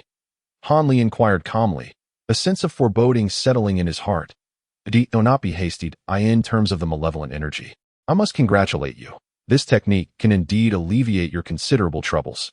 However, It does not simply expel or dissipate the malevolent energy. Rather, it resembles a demonic approach, refining the malevolent energy for one's own use. Yet, from the cultivation method, it appears somewhat perilous. After all, malevolent energy is not a mere trifle to be easily manipulated. You may wish to consider whether to seek other Buddhist techniques, weighing the pros and cons for yourself. The great Yin deity mused, articulating his thoughts and tossing the jade slip out from the bamboo tube to refine the malevolent energy for personal use. Will such cultivation ultimately lead to the ancient demonic path? Han Li caught the jade slip, his heart tightening as he asked warily. There is no need for concern on that front, since this Mingwang Ju is a technique cultivated by the Buddhist protectors. It will not genuinely intertwine with demonic paths. Although its means of cultivation may be somewhat extreme, it is vastly different from the typical demonic techniques that manipulate malevolent energy to harm foes. It retains the inherent dominance of the malevolent energy while largely eliminating its adverse effects, the great Yin deity assured. Remarkable, there truly are formidable individuals within the Buddhist realm, capable of creating such a technique that integrates demonic aspects into Buddhism. Their intellect likely surpasses mine, if not equal to it. This technique is indeed comparable to the great Yin Ju, a significant divine power, the great Yin deity expressed with a hint of admiration. Upon hearing the great Yin deity liken this technique to the great Yin Ju, Han Li felt a mix of skepticism and intrigue. He promptly immersed his consciousness back into the jade slip, scrutinizing the Mingwang Ju once more. However, after only a brief moment, he exclaimed in astonishment, "Ah, this technique seems familiar. I feel as though I have encountered it before." "You have seen it?" the great Yin deity responded, equally surprised. "Indeed, that I remember now. This technique bears a striking resemblance to the demonic techniques of the..." After pondering for a moment, Han Li suddenly recalled something that he reached into his storage bag, and a palm-sized copper plate materialized in his hand. It was the long-forgotten Fan Sheng Zhen Pian. Without uttering a word, Han Li meticulously compared the demonic inscriptions on the copper plate, carefully discerning their meanings. After a brief moment, he realized that this so-called Mingwang Ju and the techniques within the demonic script, though differing in content, evidently stemmed from the same lineage. It was apparent that the Mingwang Ju was considerably shallower than the techniques inscribed on the copper plate, yet both bore an uncanny resemblance that left Han Li perplexed and somewhat bewildered. What exactly was this copper plate? Seeing Han Li alternate between examining the jade slip and gazing at the copper plate, Diyin Xinjun's expression turned peculiar, prompting him to inquire, "Why not take a look yourself?" "Esteemed elder, my limited aptitude prevents me from discerning the connections within. Perhaps you could enlighten me." After a moment's hesitation, Han Li sighed softly and tossed the copper plate into the bamboo tube behind him. While he crossed his arms and fell into contemplation. This is demonic script. Thus, this technique must hold significance among the demon clan. "I shall take a look." Diyin Xinjun muttered a few words before his voice faded into a deep silence. Clearly engrossed in examining the incantations inscribed on the copper plate, this time, Diyin Xinjun did not take long. Merely a quarter of an hour later, he provided Han Li with a definitive answer. At last, a glimmer of understanding. It is evident that the Buddhist Mingwang Ju has been adapted from this set of demonic techniques, specifically modified from the foundational aspects lacking in the copper plate. Indeed, Han Li mused. However, the final portion of the Mingwang Ju seems unable to align with the techniques on the copper plate, indicating that another segment is missing. Unexpectedly, young Han, you have discerned this as well. Diyin Xinjun affirmed. You are correct. The entire set of demonic techniques should be divided into 3 parts. The Mingwang Ju derives from the most fundamental body refinement section, while the copper plate records the final incantation for manifesting divine powers, leaving out the crucial segment of form transformation in between. This technique is indeed extraordinary and rather intriguing. 3 heads and 6 arms. Does this not bear resemblance to the divine powers wielded by that ancient demon? Diyin Xinjun chuckled lightly. Seemingly amused, it has long been said that the demon clan was the first to encounter the ancient demonic realm, and it appears this claim holds true. Thus, this technique must have been imparted by the demon clan to the demon race, and subsequently, the Buddhists adapted the foundational elements into the present-day Mingwang Ju. It is remarkable that this set of techniques has garnered the attention of demons, and Buddhists alike, indicating a profound lineage and unique attributes. However, regardless of the power this technique may possess, The 5 ghosts within me may soon become incapable of containing the malevolent energy that I cannot afford to dwell on these matters any longer. I must first cultivate the Ming Wang Ju to resolve the immediate crisis. Han Li reflected after considerable contemplation, letting out a resigned sigh. Indeed, your point is valid. Spending additional time searching for those other techniques could prove perilous. Moreover, while the Ming Wang Ju may pose challenges for others, given your inherent abundance of malevolent energy, the cultivation process should prove smoother for you. The Yin Xinjun concurred thoughtfully. Let us hope so. However, it appears that this technique requires a Vajra relic for cultivation. Will I encounter any issues if I attempt to cultivate it directly without one? Han Li recalled a certain matter and hesitantly inquired. The Vajra relic, did you not just acquire a piece? It seems to be a fortuitous coincidence for you.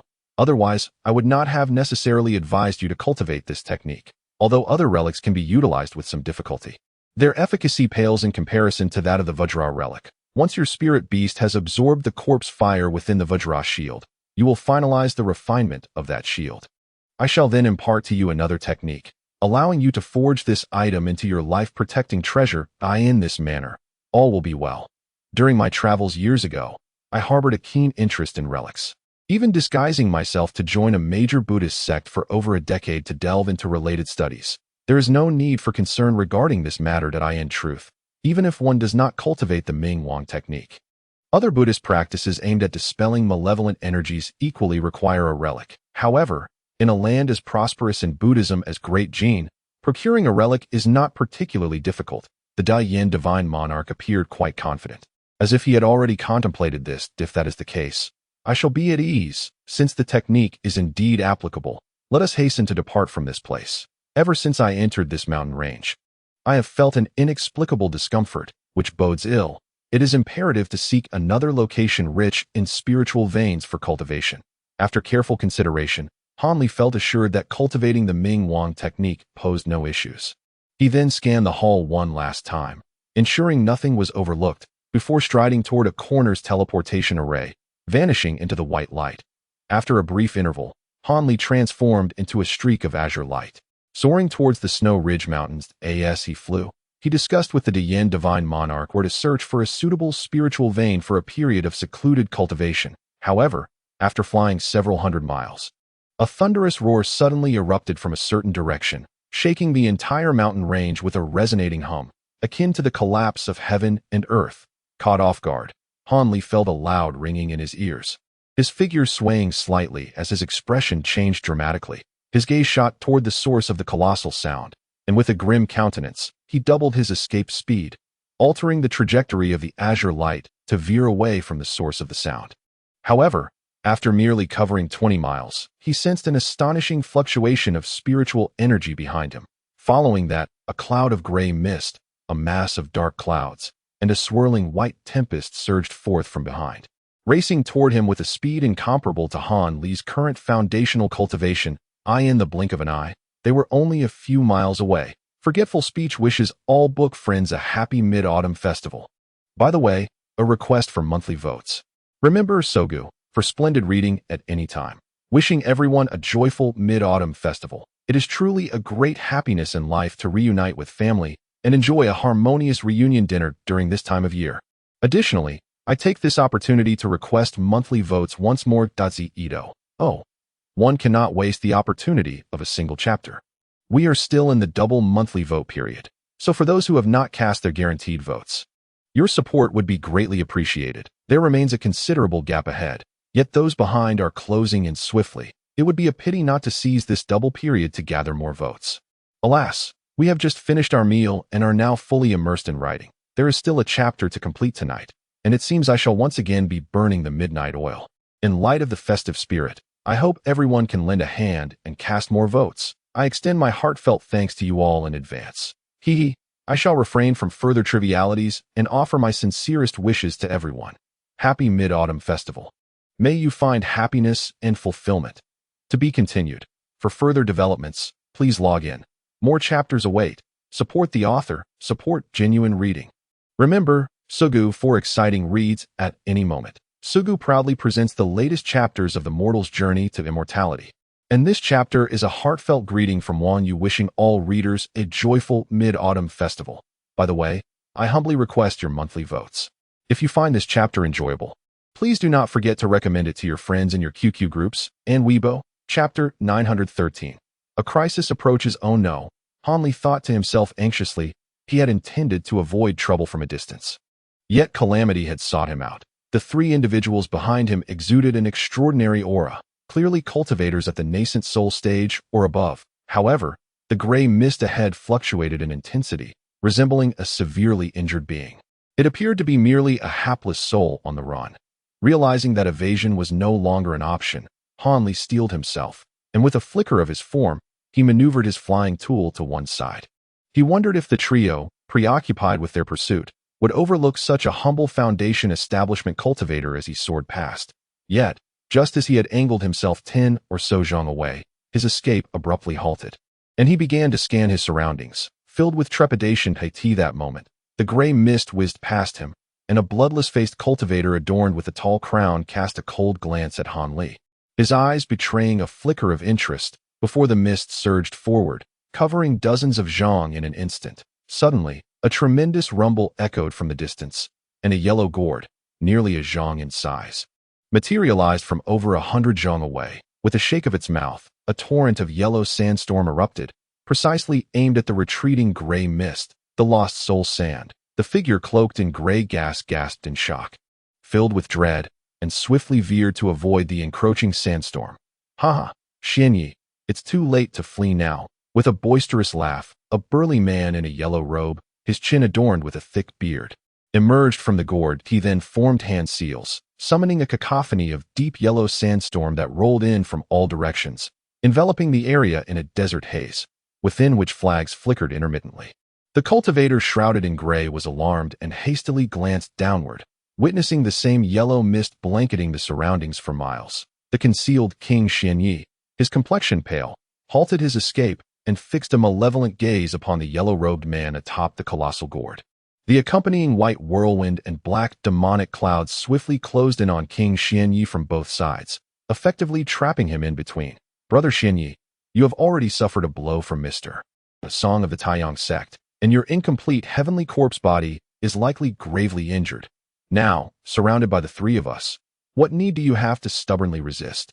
If you honestly relinquish the heavenly corpse pearl and allow us to impose a restriction, it is not beyond reason to spare your life. After all, I have known Brother Xinyan for quite some years. It would indeed be a pity to see him perish so suddenly."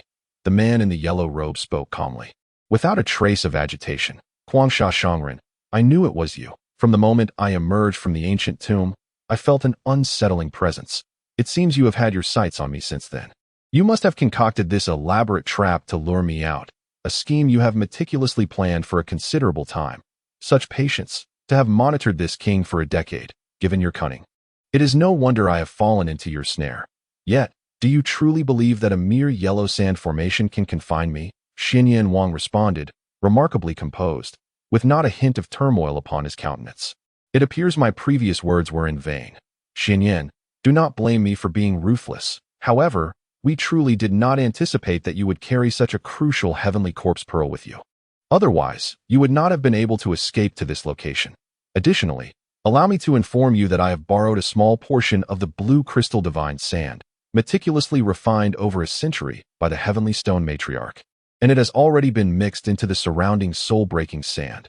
Should you harbor hopes of fleeing through earth escape techniques, you are sorely mistaken." The yellow-robed man, for reasons unknown, nonchalantly revealed this information. "Blue crystal divine sand. This divine sand is regarded as the matriarch's lifeblood, yet you dare to borrow even a fraction of it. Your arrogance knows no bounds," Xinyan Wang retorted, his expression shifting momentarily before a look of disbelief and mockery took hold. "Heh."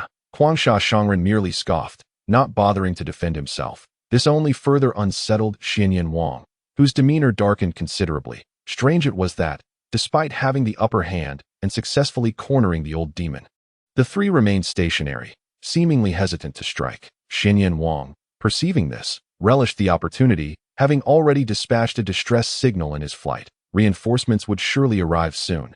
Any delay would be advantageous. The tense silence enveloped the four. Yet an unseen fifth individual, caught unawares within the same formidable formation, was also ensnared. Hanli. Internally vexed, Han Li remained silent, hoping to avoid drawing the attention of the three, biding his time to escape once the conflict ensued. However, his plans were abruptly thwarted as a sharp voice emerged from the swirling black demonic clouds nearby. "This young one is rather bothersome. Let us dispose of him before proceeding with our affairs." The unidentified old demon concealed within the clouds harbored murderous intent towards Han Li. "Very well. Better to rid ourselves of him now than to have him impede us later." The yellow-robed man cast a disinterested glance at Han Li, expressing no further interest. Upon hearing this, Han Li's heart surged with indignation that it appears that this final unsealing must be utilized, for otherwise, my life may be in jeopardy. Truly, I have suffered an unwarranted calamity this time. I can hear a faintly excited cackle emerging from within the ominous clouds, followed by a gentle rolling of the dark mist, as if it is preparing to strike. Han Li hesitated no longer. With a swift gesture of his hands, he uttered a low incantation, and a ghostly visage of vibrant green materialized upon his countenance. This eerie face quickly transformed multiple times, unleashing 5 orbs of green light, each the size of an egg, that vanished into thin air in the blink of an EYEAT. That moment, the ancient demon within the clouds had also made its move, as a portion of the dark mist coalesced and morphed into a massive obsidian serpent. With a gaping maw, it lunged ferociously towards Han Li. Neither the yellow-robed giant upon the gourd nor the celestial master concealed within the tempest showed any interest in the demise of the mere foundation-building cultivator. However, upon witnessing this scene, the Radiant King exhibited a flicker of intrigue, his brow slightly raised in surprise that the serpent loomed above Han Li, poised to strike. He raised a hand without hesitation, releasing a golden arc that struck true within the beast's cavernous mouth. The serpent convulsed violently, its colossal form rolling before it disintegrated into nothingness. Subsequently, Han Li summoned his spiritual energy, radiating an astonishing aura that enveloped him in a resplendent azure glow, brimming with vitality. The 4 companions engaged in combat were free to pursue their own endeavors. Why should they involve me, who merely happens to be passing through? After dispatching the serpent, Han Li cast a composed gaze upon the ancient demons, speaking with an air of nonchalance. The yellow-robed giant and his companions were taken aback, their expressions shifting dramatically as they focused intently on Han Li. They could no longer discern that this coincidentally ensnared cultivator was indeed their equal in rank. Earlier, he had somehow eluded their perception through some arcane means. What were his true intentions? Was it mere coincidence? Or did he have ulterior motives for tracking them? Each of the 3 ancient demons harbored their own suspicions. Momentarily frozen in place, the Radiant King was equally shaken. He had immediately recognized Han Li as the cultivator who had claimed the indestructible shield. He must possess some considerable prowess. Yet, he was equally astonished to discover that the true depth of Han Li's cultivation was far greater than he had anticipated. His expression shifting from one of intrigue to uncertainty, Han Li quickly scanned the nearby sandy restrictions with his divine sense, furrowing his brow slightly. These sandy barriers indeed held a certain mystique. To forcibly breach the array would require considerable effort. Contemplating this, Han Li addressed the yellow-robed giant with calm resolve. "I trust my previous remarks have been understood that I shall not interfere in your grievances. But I implore you to grant me passage and allow me to depart." The yellow-robed giant hesitated briefly before inquiring, "May I ask your esteemed surname, and what brings you to the Snowy Ridge Mountains?" "My surname is Han, and I am merely passing through these mountains. This answer satisfactory to you?" Han Li's tone grew cold, revealing a hint of impatience. His window for unsealing was limited, and he had no time for pleasantries. "Releasing the restrictions and allowing you to leave may not be feasible. Our sandy array is intricate. Loosening the barriers would likely permit the other party to escape without a trace. It would be prudent for you to endure a moment longer. Once we have vanquished the old demon, we shall release our companion." The burly man in the yellow robe displayed a look of hesitation, and after a slight turn of his eyes, he spoke thus. "Heh. If Brother Han places his trust in the 3 of them, he is merely courting his own demise. Should these 3 succeed in eliminating this king, in order to conceal their disgraceful deeds, they will undoubtedly turn their hands against our esteemed friend in the next moment. If you are a wise individual, it would be prudent to join forces with this king to break the array. This location is quite close to my cave abode. Once you assist me in dismantling this formation, we shall escape to safety. These individuals will pose no further threat. I can also vow to the heart demon that I shall generously reward you. Esteemed friend.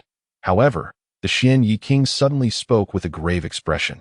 Han Li's demeanor remained unchanged, his brows slightly raised, yet upon hearing this, the burly man's expression darkened abruptly. It would be wise for you to carefully consider the implications before making your decision. Should you choose to assist this old demon, you will be opposing the three of us.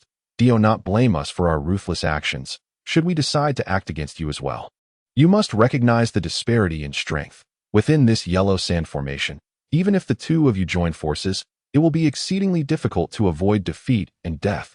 Surely you wouldn't wish to perish alongside this old fiend, would you? My terms are quite simple. As long as you, Brother Han, remain here for just a brief moment without taking any action, I shall ensure your safe departure. I can also issue a solemn vow to the heart demon. The burly man spoke with a mix of threat and persuasion. Chapter 914. Entering the fray, there is no need for you to be coerced by them. My reinforcements shall arrive shortly. As long as you can protect me for but a moment, the Xian Yi King, a millennia-old corpse king, declared. The unexpected emergence of Han Li has evidently been perceived by this old demon as a lifeline. At this moment, Han Li stood with his arms crossed, a contemplative expression on his face. Observing this, the burly man's eyes flashed with a fierce light, but he quickly suppressed it. Although this seemingly youthful cultivator had yet to reveal any further abilities. The earlier arc of lightning that shattered the massive serpent formed from demonic clouds made him wary of underestimating his opponent. As his thoughts raced, he could no longer conceal his original intentions and spoke plainly. Brother Xian Yi, have you not noticed that the demonic Wind 7 and the Yellow Dust 3 fiends are not by my side? The moment you exited the tomb, I instructed them to set up a great formation elsewhere, effectively sealing off your tomb. While it is unlikely they could breach the burial chamber due to their strength, they can certainly delay for a day or so. Moreover, the burly man began to chuckle coldly. Moreover, what? The Xian Yi King felt a sudden heaviness in his heart, his gaze fixed intently on the burly man, his hands clenched into fists. Furthermore, it is now nearly noon. The malevolent energy from the Earth's veins is weakest at this time of day. Your heavenly corpse's power, Brother Xian Yi, is likely diminished significantly now. The savage Sandman looked up at the sky, a strange smirk playing at the corners of his mouth. Upon hearing this, the Xian Yi King's complexion turned ashen, but a hint of dark energy began to surface. Very well, I did not anticipate that you would delve into the study of my heavenly corpse to such an extent. Even being well aware of the Earth's malevolent energy. However, no matter how much you know, it is merely the surface of the matter. The unique prowess of the celestial corpse shall be unveiled before your very eyes today, proclaimed the Xian Yi King, his laughter echoing menacingly towards the heavens. With no hope for reinforcements, he was consumed by a tempest of anger and fear, refusing to succumb to a passive fate. Simultaneously, he realized that if he did not demonstrate some semblance of strength, he would fail to impress Han Li, who stood nearby. Without hesitation, the Xian Yi King opened his mouth, expelling a surge of black blood that transformed into a fist-sized black rune, vanishing in an instant as it shot towards his forehead. Where it manifested distinctly, the rune then emitted a bizarre black radiance, causing the grayish-white corpse aura enveloping the old demon to writhe violently, accompanied by a feral roar that erupted from his mouth. Upon witnessing this scene, the burly man clad in yellow, although unaware of the Xian Yi King's intentions, was determined not to allow him to execute his abilities unchallenged. Without a moment's thought, he bellowed, "Attack! There is no need for further delay." The man from the desert sands then forcefully kicked the enormous gourd beneath him. The gourd trembled slightly, unleashing a torrent of yellow sand that coalesced into a gigantic sand serpent several feet long, lunging ferociously towards the Xian Yi King. Simultaneously, the other two figures sprang into action. From the billowing, white gusts of wind emerged the sound of slicing air, as over 100 colossal wind blades, each approximately a foot in size, shot forth, radiating a blinding white light and emitting a piercing shriek. This was no ordinary technique of wind blades. Amidst the swirling demonic clouds, a dozen dark, glistening flying daggers were launched, initially no larger than a mere inch. They swiftly transformed into 10-foot-long black rainbows, silently advancing under the cover of the wind blades. As the crisis approached, the Xian Yi King completed his incantation in a timely manner. With a furious roar, his high crown soared away, and his hair danced wildly in the wind. growing exponentially longer and shifting to a deep purple-black hue. Simultaneously, the old demon crossed his arms, his form suddenly elevating several feet. As dense green fur erupted from his body, his fingers sprouted sharp, purple-black claws, while his face rapidly shrank and hollowed, revealing a pair of prominent tusks that gave him an exceedingly fearsome appearance. The Xianyue king had unveiled the true form of the ancient corpse king that moment. The sand serpent, wind blades, and black rainbows closed, and a flash of malice flickered across the Xianyue king's face as he opened his mouth, expelling a golden orb the size of a fist. The orb spun rapidly before transforming into a colossal golden hand that reached out to seize the sand serpent. Meanwhile, the Xianyue king himself began to wave his arms in a phantom-like manner, conjuring countless green claw-like projections that coalesced into a protective net around him. This old demon intended to confront the incoming assaults with nothing but his own formidable claws. The wind blades and black rainbows collided fiercely with the claw illusions, intertwining in a dazzling display of white and black light that momentarily engulfed the Xianyue king's figure. With a thunderous crash, the green radiance surged from the spot where the Xianyue king stood, and the wind blades and black rainbows were forcefully repelled as though struck by immense power. The Xianyue king, having revealed his true form as the corpse king, possessed claws that surpassed the hardness of gold and iron, proving to be threefold more resilient than ordinary magical artifacts. With a single blow, he shattered the combined assault of the wind blades and flying daggers that moment. The golden hand, born from the golden orb, engaged in a fierce struggle with the sand serpent, ultimately seizing its neck and temporarily subduing it. Han Li cast a cold glance at the scene before him, his expression subtly shifting. The figure before him, exuding an overwhelming aura of death, displayed an unexpected ferocity despite being gravely injured. This turn of events was indeed beyond his expectations. However, the burly man in the yellow robe, upon witnessing the sand serpent ensnared by the golden hand, reacted not with anger but with delight, pointing a finger at the struggling creature. The sand serpent, enveloped in a shimmering yellow light, suddenly halted and transformed into a pool of scattered sand, evading the golden hand's grasp. It subsequently reformed, encircling the golden hand within its embrace. The man did not relent. After casting a cold glance at Wang Xianyue and Han Li, he silently formed hand seals. The surrounding yellow mist stirred, and suddenly, towering waves of sand surged towards the center, accompanied by eerie, ghostly wails that rose and fell, rendering listeners disoriented. He was initiating a grand formation, intending to utilize the array's restraints to crush Wang Xianyue caught in the middle. Yet, in that fleeting moment when the yellow-robed man glanced at him, Han Li discerned that this man, the master of the wild sands, likely had designs on him as well, that he realized that any hesitation on his part would lead to the formation closing in, with the man intending to ensnare him alongside Wang Xianyue.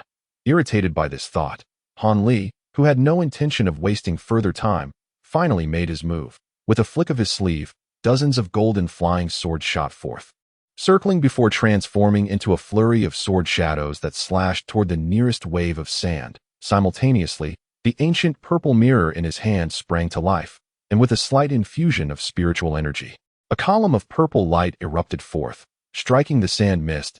An uncanny scene unfolded as the violet flame, designed to dispel fog, plunged into the dust, seemingly vanishing without a trace. Han Li furrowed his brow, a hint of wariness crossing his face. The luminous trails of the flying swords subsequently collided with the massive wave of sand, creating a gaping breach. Be cautious. The soul-contaminating sand taints flying swords. Avoid contact with those sands. Wang Xianyue, besieged by several magical artifacts, felt a surge of joy upon seeing Han Li finally take action to break the formation and urgently called out a warning. Soul-contaminating sand.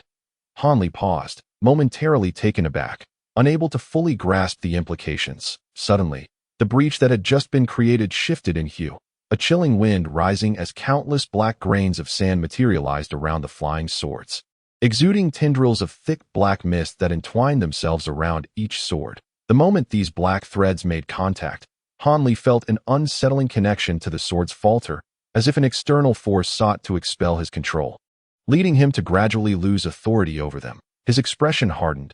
Pointing towards the flying swords, he uttered a single word. Explode.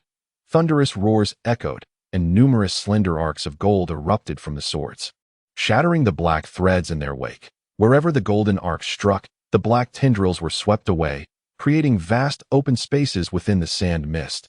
Hanli narrowed his eyes, peering deeper into the mist, his demeanor darkening. There, amidst the swirling sand, countless grains hovered in the air. Though they appeared to be mere yellow sand, their sheer quantity suggested that breaking through them would require more than just a fleeting effort. As he hesitated, a sudden shadow crossed his face, and silver wings unexpectedly soared towards. In the ensuing thunderous roar, he vanished from his spot, appearing abruptly a dozen zhang away, the crimson long spear, resembling a magical artifact, pierced through the very spot where he had just stood. Despite the distance, Hanli felt an intense heat emanating from it, igniting a surge of rage within him. After a brief spiral, the spear shot back towards him, but he coldly raised his gaze towards the direction from whence the spear had come, his pupils shimmering with blue light. Although the demonic clouds were exceedingly dense, under the scrutiny of his keen spiritual vision, they appeared as nothingness. Every movement of an elderly man clad in blue robes within was laid bare before him. This elder, equally astonished, gazed back at Hanli, evidently startled by his lightning evasion technique.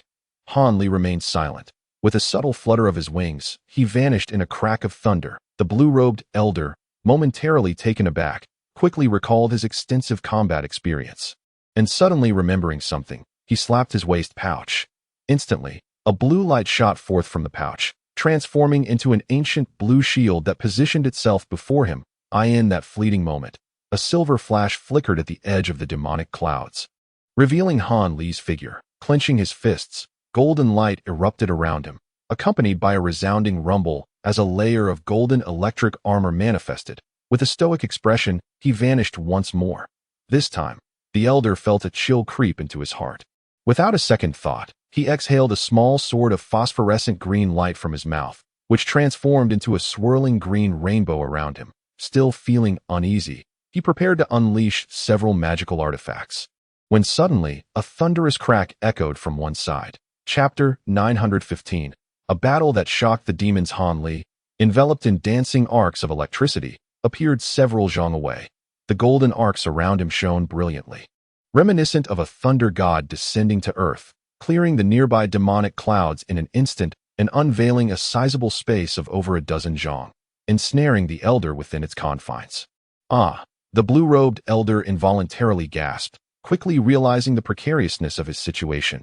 Immediately, he activated the spiritual light surrounding him, preparing to flee in haste. However, since Hanli had risked using his lightning evasion to arrive here, he would not easily allow his opponent to escape. In a swift motion, Hanli closed in before the elder, leaving behind a series of phantoms. With both hands raised, a violet flame and a streak of golden light shot forth simultaneously. The blue-robed elder, taken aback by Hanli's incredible speed, abandoned all other thoughts and quickly exhaled a cloud of white mist towards his ancient shield. A shimmering wall of azure light emerged from the shield, positioning itself between Hanli and the elder. The violet flame flashed and struck the light wall without reservation. With a soft crackle, an astonishing scene unfolded before the elder's eyes. The chilling violet energy rapidly spread across the light wall, swiftly encasing it in a thick layer of ice, sealing the blue shield within. What kind of technique is this? How can it be so domineering? The elder found himself involuntarily aghast. Following this, another streak of golden light surged forth. With a soft pop, the golden light vanished in an instant upon contact with the ice wall. Yet, almost immediately, a glimmer of golden radiance reappeared before the elder. The elderly man in the azure robe felt a sudden jolt, his body instinctively darting to the side in a desperate evasion. In an instant, a chilling sensation coursed through his shoulder, followed by an unbearable, excruciating pain. Alarmed, he cast a hurried glance over, only to discover that one of his arms had been severed by a beam of golden light. Had he not reacted swiftly, his head would likely have met a similar fate. The golden beam spiraled upwards before shooting into the sky, revealing itself to be a diminutive golden sword, scarcely a span in length. Upon turning back, he noticed a small hole had appeared in the ice wall before him. The sharpness of that golden light was astonishing, effortlessly piercing through both the ice wall and the barrier formed by his ancient shield, an act that seemed almost beyond belief. Yet, the old man had no time for astonishment. He was consumed by a profound rage. Swiftly, he inscribed a talisman upon himself, staunching the bleeding momentarily, and glared forward, intent on exacting a brutal vengeance upon Han Li for the pain of his severed limb. However, as his gaze swept across the area, he found it utterly vacant. Han Li had vanished without a trace. A wave of dread washed over him. A chill surged from the depths of his heart. Ignoring the need to search for Han Li's whereabouts, he hastily reached into his storage pouch, desperate to retrieve a treasure to shield himself. But it was already too late. That a barely audible thud resonated from behind him, and before he could react, his protective aura was shattered by an unseen force. The hand enveloped in purple flames pierced through his chest in the blink of an eye, and the purple frost swiftly engulfed his entire being, encasing him in a living tomb of ice. The old man felt an agonizing sting pervade his body, rendering him immobile, as terror surged within him. Meanwhile, the enigmatic Han Li had circled behind him, showing no intention of holding back. With a deft flick of his sleeve, a golden electric net descended, and where the arcs of electricity crackled and burst, the purple ice shattered into countless fragments. From the ruins of ice, a shadowy infant cloaked in dark light burst forth, attempting to flee in a frantic teleportation. Yet Han Li, ever prepared, issued a cold command, and the electric net flared to life. The old man's primordial spirit, in its desperate escape, plunged straight into the golden net. Unable to extricate itself, that a glimmer of coldness flashed across Han Li's lips as he formed a hand gesture, causing the net to constrict suddenly before erupting with a thunderous blast. The old man's primordial spirit was thus obliterated amidst the radiance of golden light. From the moment the old man launched his ambush on Han Li to the latter's merciless retaliation that annihilated the azure-robed elder, merely a fleeting moment had passed. The hulking man in yellow and the two demons from Fongjin Mountain had no time to intervene. Witnessing Han Li so effortlessly dispatch a mid-stage primordial spirit elder of the same rank left them both astounded, their faces paling in disbelief. The yellow-robed elder, caught off guard, murmured a few words in a whisper, and together with the tempestuous Tian Fongjinjuan, they no longer dared to continue their assault on Xian Yuang. In an abrupt retreat, they both shot back into the sandstorm, their forms vanishing from sight. Though Xian Yuang had been at a disadvantage moments before due to his severe injuries, his resilient corpse king body withstood several attacks from magical treasures, allowing him to endure unscathed. However, at that moment, the old demon cast a peculiar glance at Han Li, a hint of unease creeping into his heart amidst his astonishment.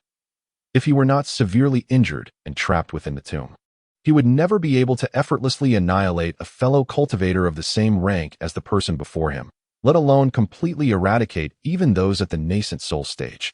The extraordinary prowess and tactics displayed by Han Li sent a chill through the heart of the old demon. Could it be that this individual had attained the late nascent soul stage?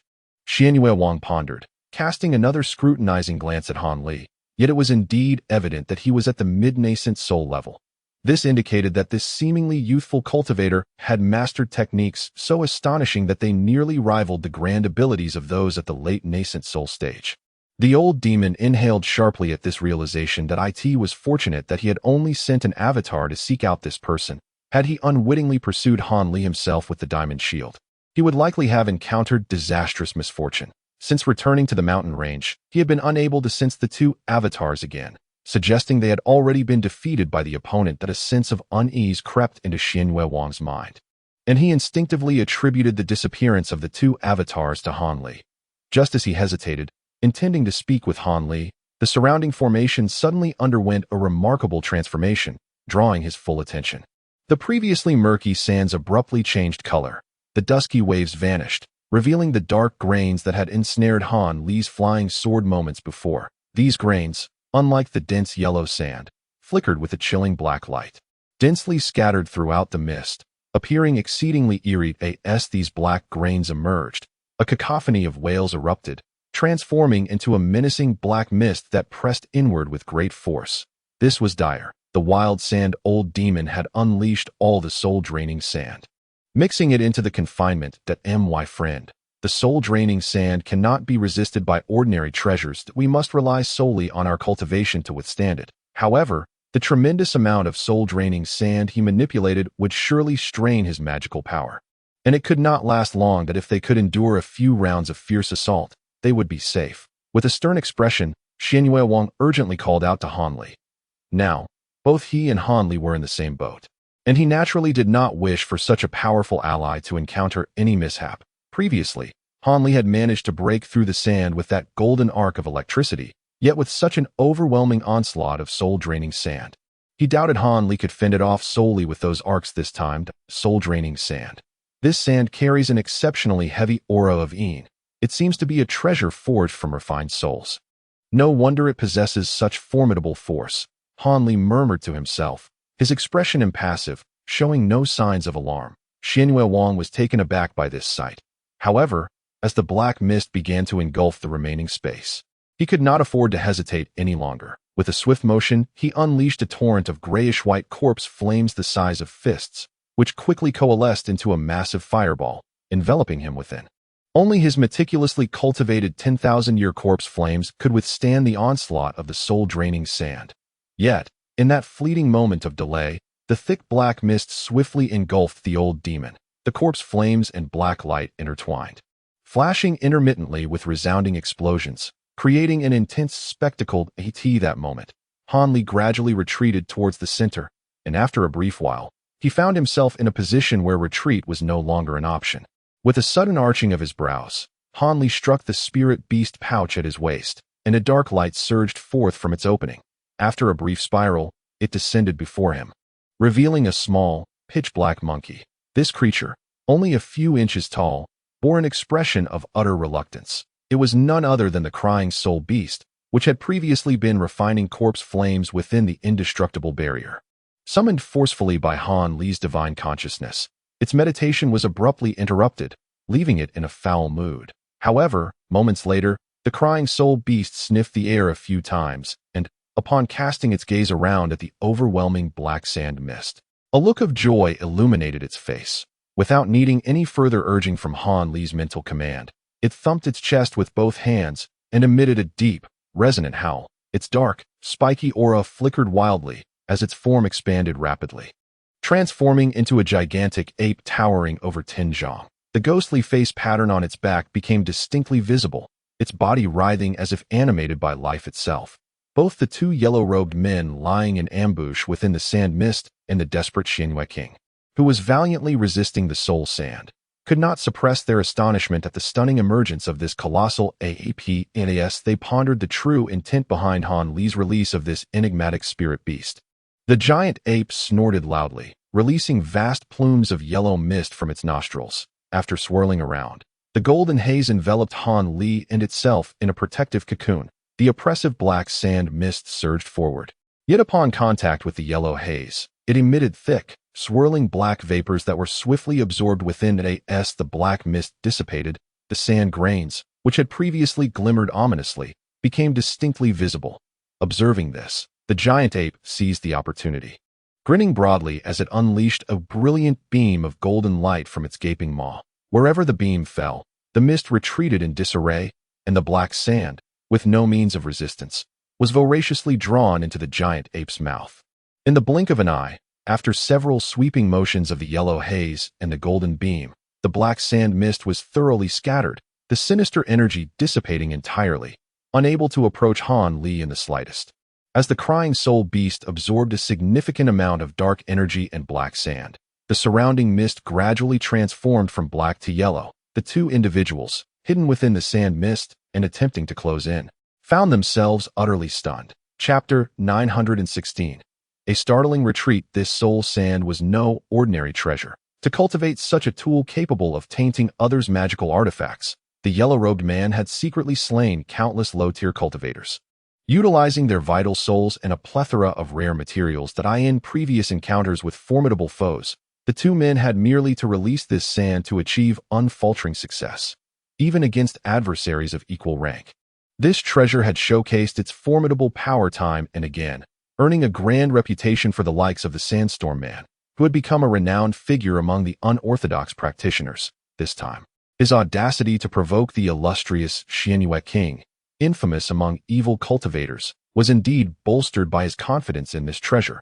Yet now, having released this sand into the fray against an unknown cultivator, not only did it fail to harm the enemy, but the giant ape summoned by the opponent swiftly devoured a significant portion of it. This naturally filled the yellow-robed man with deep regret, and he no longer dared to command the sand mist to assault the foe. Instead, he hastily formed hand seals to retract all the black sand surrounding Hanli. This incident caused him to hesitate, and a sliver of retreat began to blossom in his heart. Brother Sandstorm, did you not borrow the blue crystal divine sand? Why not utilize this treasure to deal with that individual? Although the gigantic ape is an unknown spirit beast, it is evident that it can merely restrain the malevolent specters. That blue crystal divine sand is a pure Taoist treasure, which the adversary will undoubtedly find insurmountable. Once this person is vanquished, everything can proceed according to the original plan. The speaker of these words is none other than the remarkably unattractive Tianfeng Jinjuan, an elderly man with a dark complexion and small eyes. For this undertaking, he has expended immense effort and energy, and now that success is within reach, he is loath to see it all come to naught. The blue crystal divine sand is a life-saving artifact I painstakingly procured as a precaution. The Tian Stone Granny, with whom I have a significant connection, lent it to me that I have repeatedly promised that this treasure would be used solely for self-preservation. Should any mishap occur, I would find it difficult to account to her. Upon hearing this, the Guangsha Shangren immediately shook his head vehemently, outright rejecting the proposal. However, the cultivator before them possesses extraordinary artifacts and spirit beasts, all of which are exceedingly formidable. Without this sand, it would be impossible for us to contend with him. Would all our previous efforts have been in vain? Other items could be set aside, but the old demon's Tian Corpse Pearl is a rare treasure essential for our breakthrough to the next level. Upon hearing this, Tianfeng Jinjuan could not help but feel anxious. The Tian Corpse Pearl is important, but the blue crystal divine sand is not. This sand is not something that can be reused. It is a one-time item. Once employed, I will be left with none. Even though Tian Stone Granny has some connection with me, acquiring a second portion would be out of the question. Moreover, the powers of the individual before us are indeed unfathomable. The blue crystal sand may not necessarily guarantee victory. If it were to be countered, it would only exacerbate our predicament. The Guangsha Shangren snorted, still not agreeing. However, although Tianfeng Jinjuan found the other's words reasonable, he felt a deep sense of unwillingness and wished to persuade him further. Just then, a sudden flash of fire shot down from the heavens, spiraling above the sand mist before plunging into it, landing in the hands of a burly man clad in yellow robes. The man held the firelight, transformed from a communication talisman, with some surprise, and without hesitation, immersed his consciousness within it. Mere moments later, the man's expression darkened, and with a single wave of his hand, the flames vanished without a trace. Let us depart. It is already too late to employ the blue crystal divine sand, the 7 sons, and the 3 fiends. Those inept fools have been compelled by Madame Yuhua to breach their blockade with the aid of corpse soldiers. They are now rushing this way with a multitude of high-level spirit corpses. If we do not leave now, we shall find ourselves in peril, the Guangsha Shangren said coldly. Upon hearing this, Tianfeng Jinjuan was taken aback, extinguishing the last flicker of hope, and could only acquiesce with a resigned tone. Subsequently, the two did not dare to delay, hastily casting their spells. The black sand mist surged violently before suddenly soaring into the sky, coalescing into a mass, and then rolling away towards the distance. Throughout the encounter, the two men had not revealed themselves even once. Hanli stood upon the shoulder of the gigantic ape, his gaze coldly fixed on the retreating figures. Time was of the essence. Should the adversaries persist in their entanglement, he might have to resort to the Void Heaven Cauldron once more. The last time, the Void Celestial Cauldron autonomously collected the spiritual sand of the Celestial Orchid Maiden to deal with these sand mists, which should pose no challenge. However, the Void Celestial Cauldron is, after all, a heavenly spiritual treasure. Although the cultivators from the Chaos Star Sea might be few and far between, he was still reluctant to reveal it lightly. For if it were to be recognized by someone, it would lead to significant troubles. Even with his formidable powers, achieving peace would likely be a distant dream. Friend, your prowess is truly remarkable, capable of dispelling even the soul-vanishing sand. You have opened my eyes, and I sincerely thank you for saving my life. As the King of Radiance observed the yellow-robed man and his companions retreating amid the swirling sand, ultimately vanishing beyond the horizon. He felt an immense sense of relief. Yet, he did not immediately extinguish the corpse flames enveloping him. Instead, Amidst the flickering firelight, he clasped his hands towards Han Li and spoke directly. Upon hearing these words, Han Li's gaze finally settled upon the ancient corpse king. The dispersal of the sand mist was swift, yet the condition of this corpse king was far from favorable. The spiritual energy emanating from him had diminished by more than half compared to when he had just transformed into his true form. It seemed that expelling such a vital essence as his corpse flames to fend off the soul-vanishing sand had indeed taken a severe toll on the old demon's vitality. Han Li's expression remained indifferent, devoid of any emotion as he regarded the ancient sorcerer. Despite the King of Radiance not being an ordinary cultivator, witnessing Han Li's earlier display of power sent a chill down his spine, prompting him to exercise utmost caution and vigilance, fearing that he had just faced a tiger at the front, only to encounter a wolf at the back. Meanwhile, the colossal ape beneath Han Li stood motionless, its massive eyes half closed since the sand mist had dissipated, as if savoring the abundant black sand it had just ingested that moment. Upon perceiving the slight hostility emanating from the King of Radiance towards Han Li, the beast, which shared a mental connection with Han Li, immediately focused its gaze on the ancient corpse king. Its eyes shifted, revealing an almost human-like expression, its mouth opening and closing in a continuous smacking motion. As if it had encountered an enticing delicacy, it exuded an aura of gluttony that sent shivers down the spine of the King of Radiance, who had once been an ancient emperor. Having witnessed the ease with which this ape had collected the soul-vanishing sand, he was acutely aware of its terrifying nature. In the presence of this beast, he felt an innate sense of dread, albeit not overwhelming. The King of Radiance surmised that the creature might possess some inherent counter to him, causing him to inwardly lament and feel greatly unsettled. Though this encounter was indeed a consequence of their own actions, it remained a fact that he had saved the king's life. "What do you mean by your profound gratitude?" Han Li inquired slowly, finally easing his expression amidst the tense atmosphere. He was not a paragon of virtue, and with the malevolent energy within him increasingly rebounding, he could not suppress a burgeoning desire for bloodshed upon realizing that only the severely injured corpse king remained.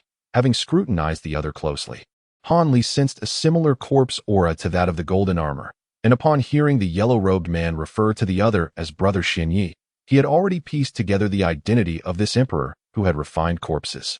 To encounter him so swiftly was indeed an unexpected turn of events. However, he forcibly employed the Great Yin technique, and after regaining clarity of mind, he briefly estimated the duration of his own seal. The probability that the opponent possessed several desperate secret arts, and considering that the wind and thunder wings, as well as the ice flame divine abilities, had already been revealed, it was no longer possible to achieve a surprising effect. Therefore, even with the assistance of the crying soul beast, the chance of taking down this 10,000-year corpse king, who was no ordinary corpse refiner, in a short time was quite slim. Thus, after a moment of deliberation, Han Li suppressed the killing intent that surged within him. However, after saving the other party once, he naturally would not miss any opportunity to benefit. Hence, he spoke without any reservation. This king lacks many things, but I still possess some spirit stones and materials.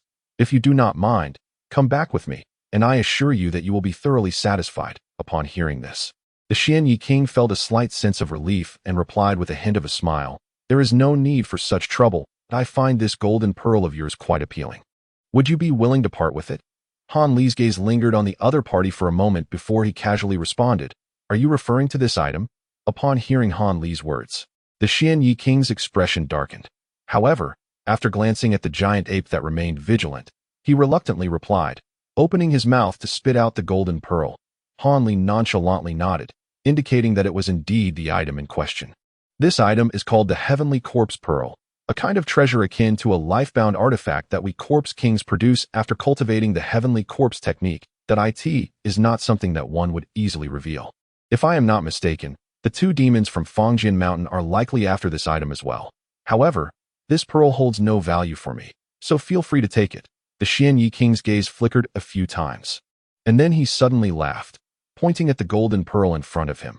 Instantly, the pearl shot towards Han Li. Han Li was taken aback, yet his movements did not falter. He swiftly grasped the pearl that was hurtling through the air, revealing a large azure hand that snatched the golden pearl from the low sky. The old demon truly did not tamper with the pearl. Han Li encased the pearl in azure light, scrutinizing it with narrowed eyes. There was no deception. It was indeed the same golden pearl that the old demon had summoned earlier. His request for this item was initially motivated by a desire to negotiate.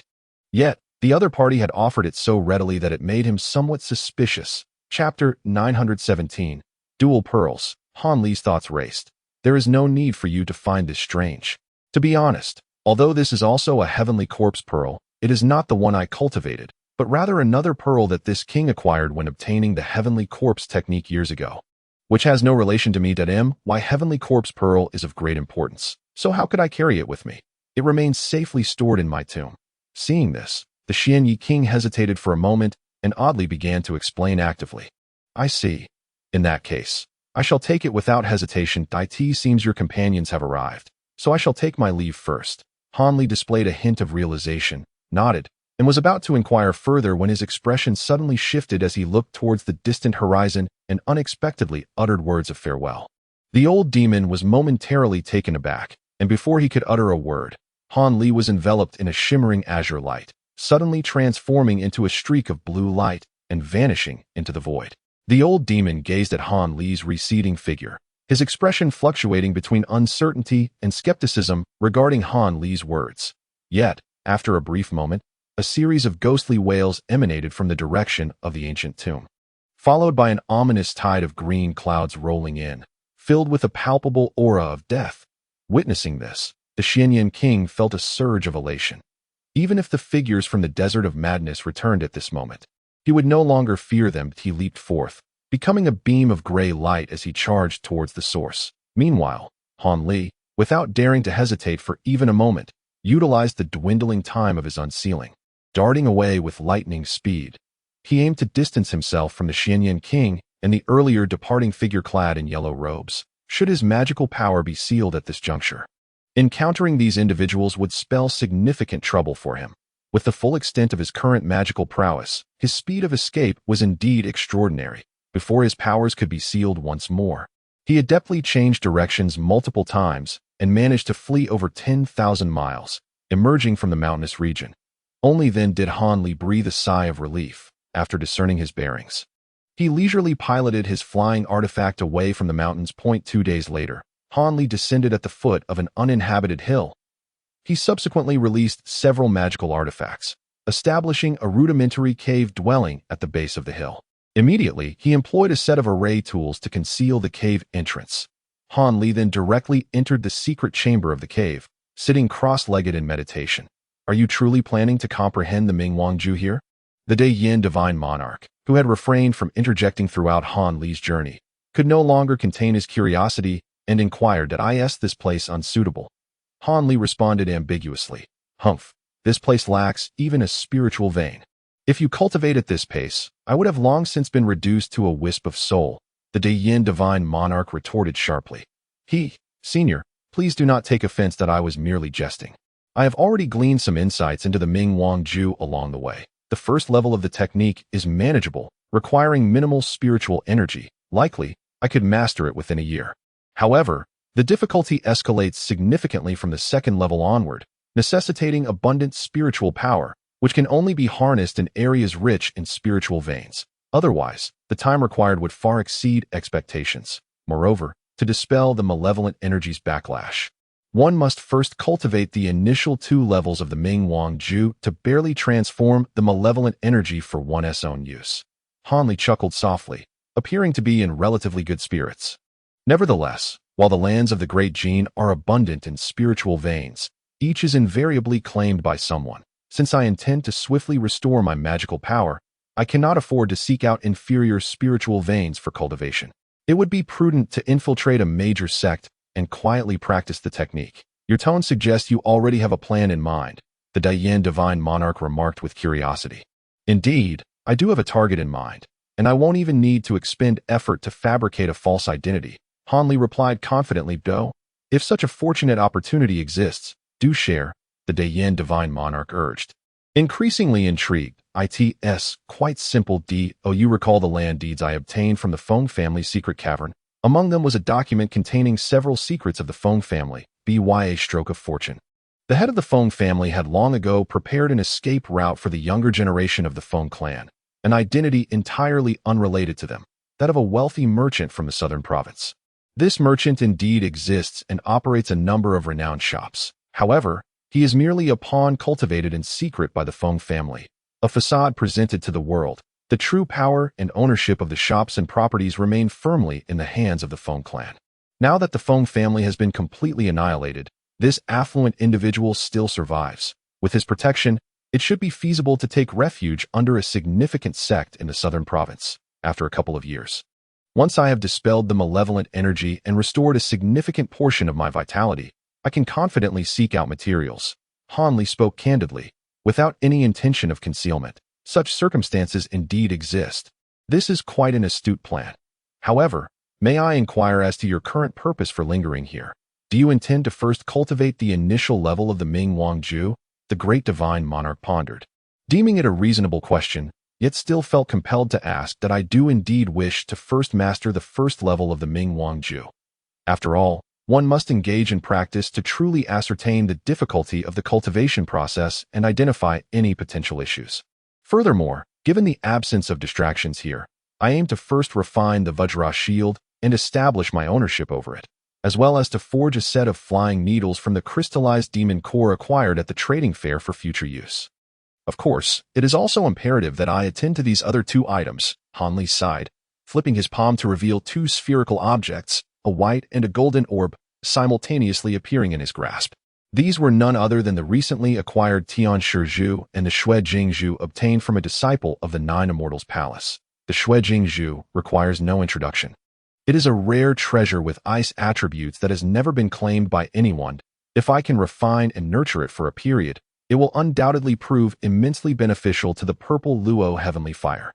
As for the Tian Shizhu, given the lengths to which many have gone to possess it, even mid-stage Yuanian cultivators resorting to murder for it, it seems equally remarkable. Elder, are you aware of its purpose?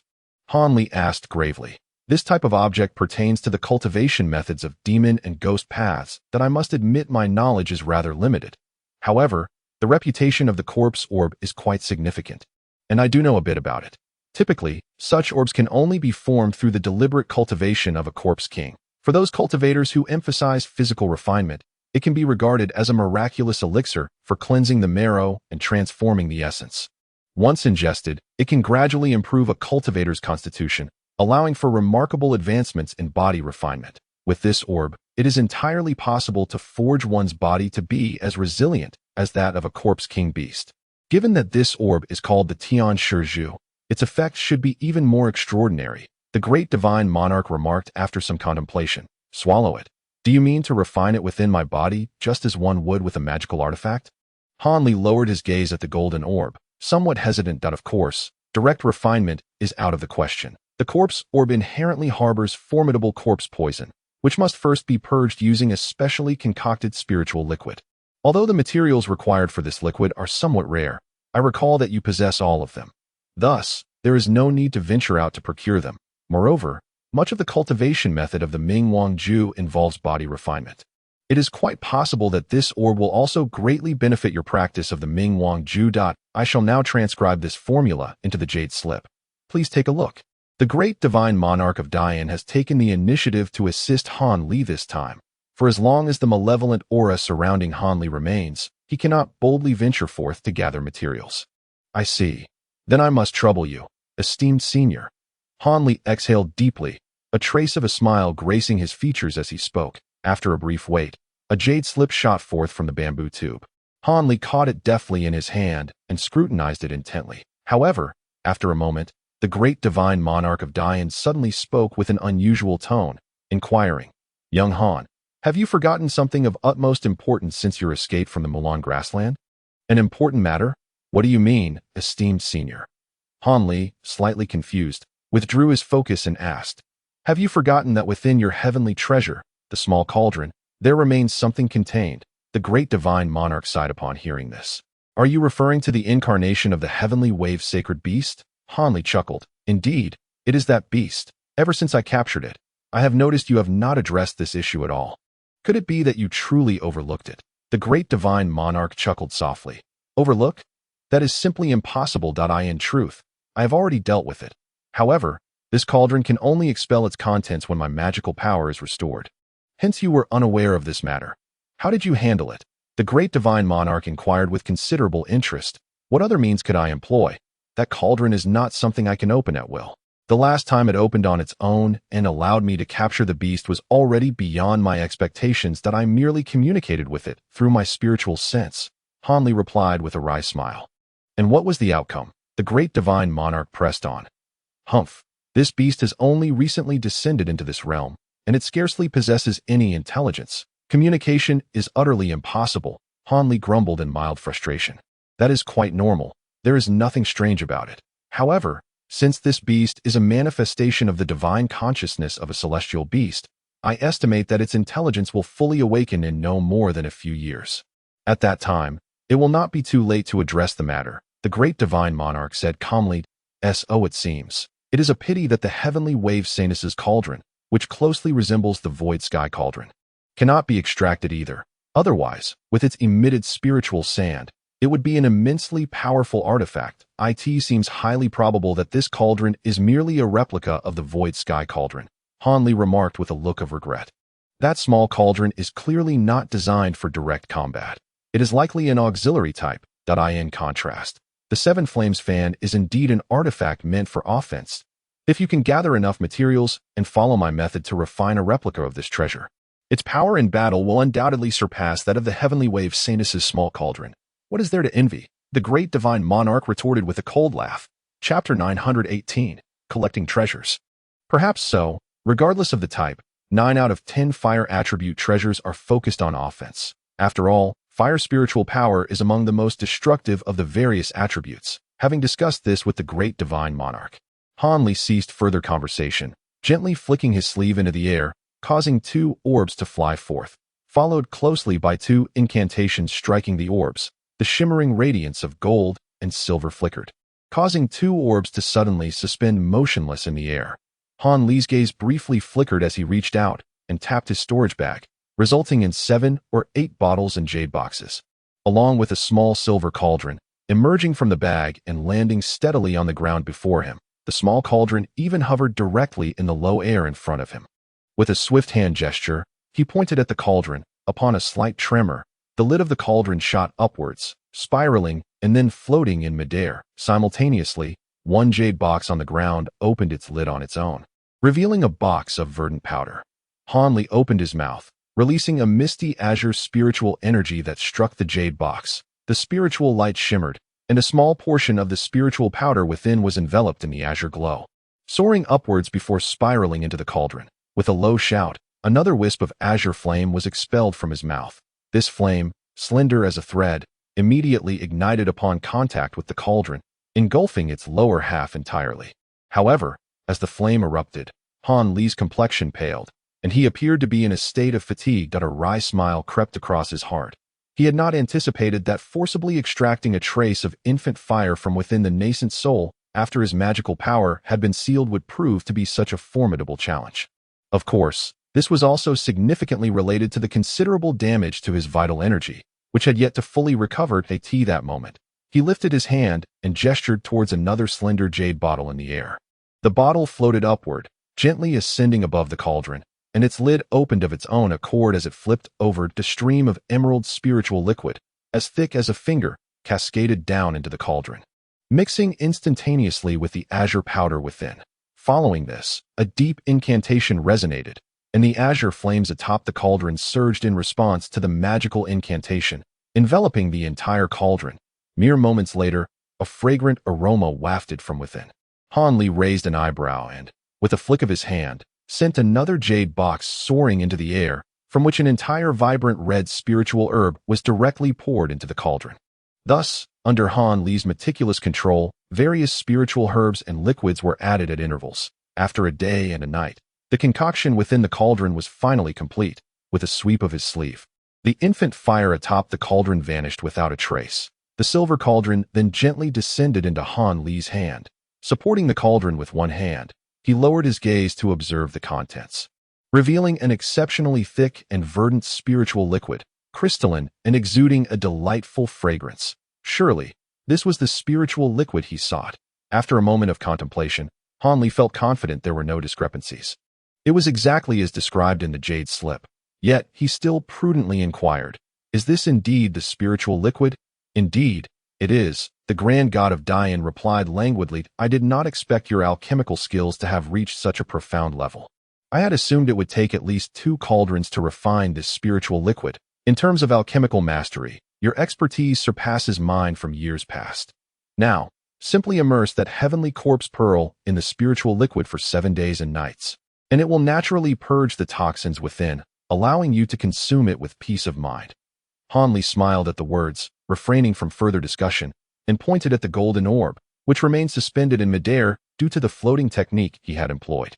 In an instant, the pearl transformed into a beam of golden light, which shot directly into the small cauldron.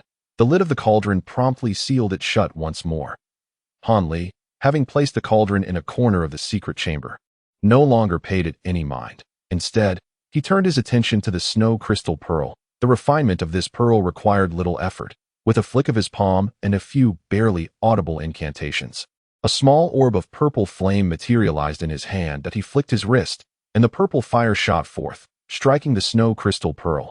Instantly, the surface of the pearl flickered with white spiritual light and purple radiance, merging harmoniously with the purple flame.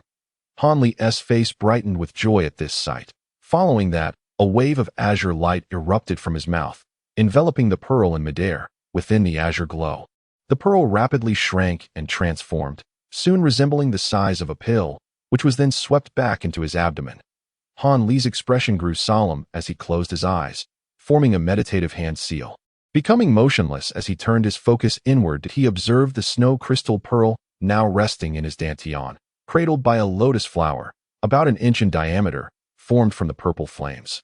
Spinning ceaselessly, beneath this pearl, his nascent soul sat obediently, also forming a hand seal, reflecting a mysterious interplay with the purple flame pearl. Seeing this, Hanli felt a slight relaxation in his heart. Given his current foundation-building cultivation, he could not directly refine the treasure. However, the overwhelming nature of his purple flame allowed him to first absorb the pearl into his body for preliminary training.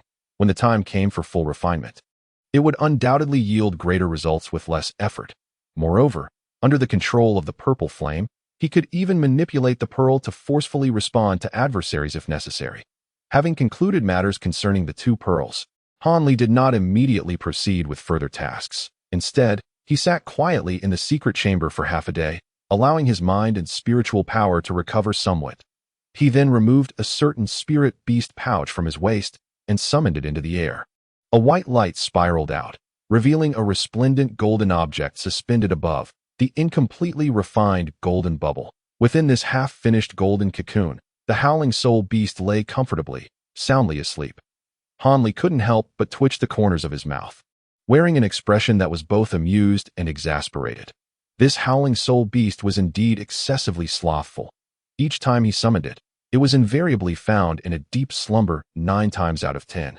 With a wry smile, Hanli reluctantly flicked his finger at the golden bubble, sending forth a small orb of azure light that struck the surface of the golden cocoon. That a faint ripple of golden light undulated, causing the light orb to be rebuffed without a sound. Yet the howling soul beast felt this disturbance and groggily opened its eyes, upon realizing it was outside the spirit beast pouch. It let out a series of cries, and with a swish, it transformed into a streak of black light, darting out of the golden bubble. After a graceful arc in the air, it obediently settled onto Hanli's shoulder, nuzzling its furry head against his neck affectionately. After years of companionship, this beast had come to regard Hanli as family, displaying immense warmth towards him. Hanli smiled gently, tilting his head to affectionately stroke the beast's head before turning his gaze back to the golden bubble still hovering in the air. With a flick of his sleeve, a swirling mist of azure light erupted forth, immediately enveloping the golden bubble within its embrace. Radiant streams of light danced around this treasure, spiraling incessantly, yet the golden bubble remained utterly unresponsive. As inert as a lifeless object, Hanli was momentarily taken aback.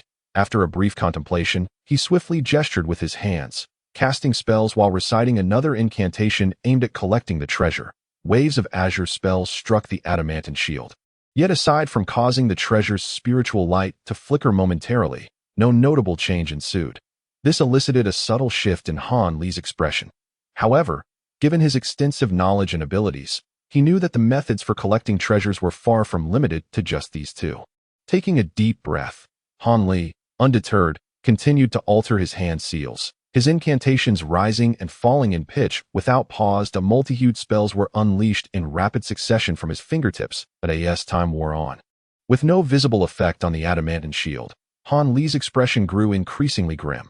After haltingly uttering the last of the collection techniques he knew, his voice abruptly fell silent. Yin, what on earth is happening?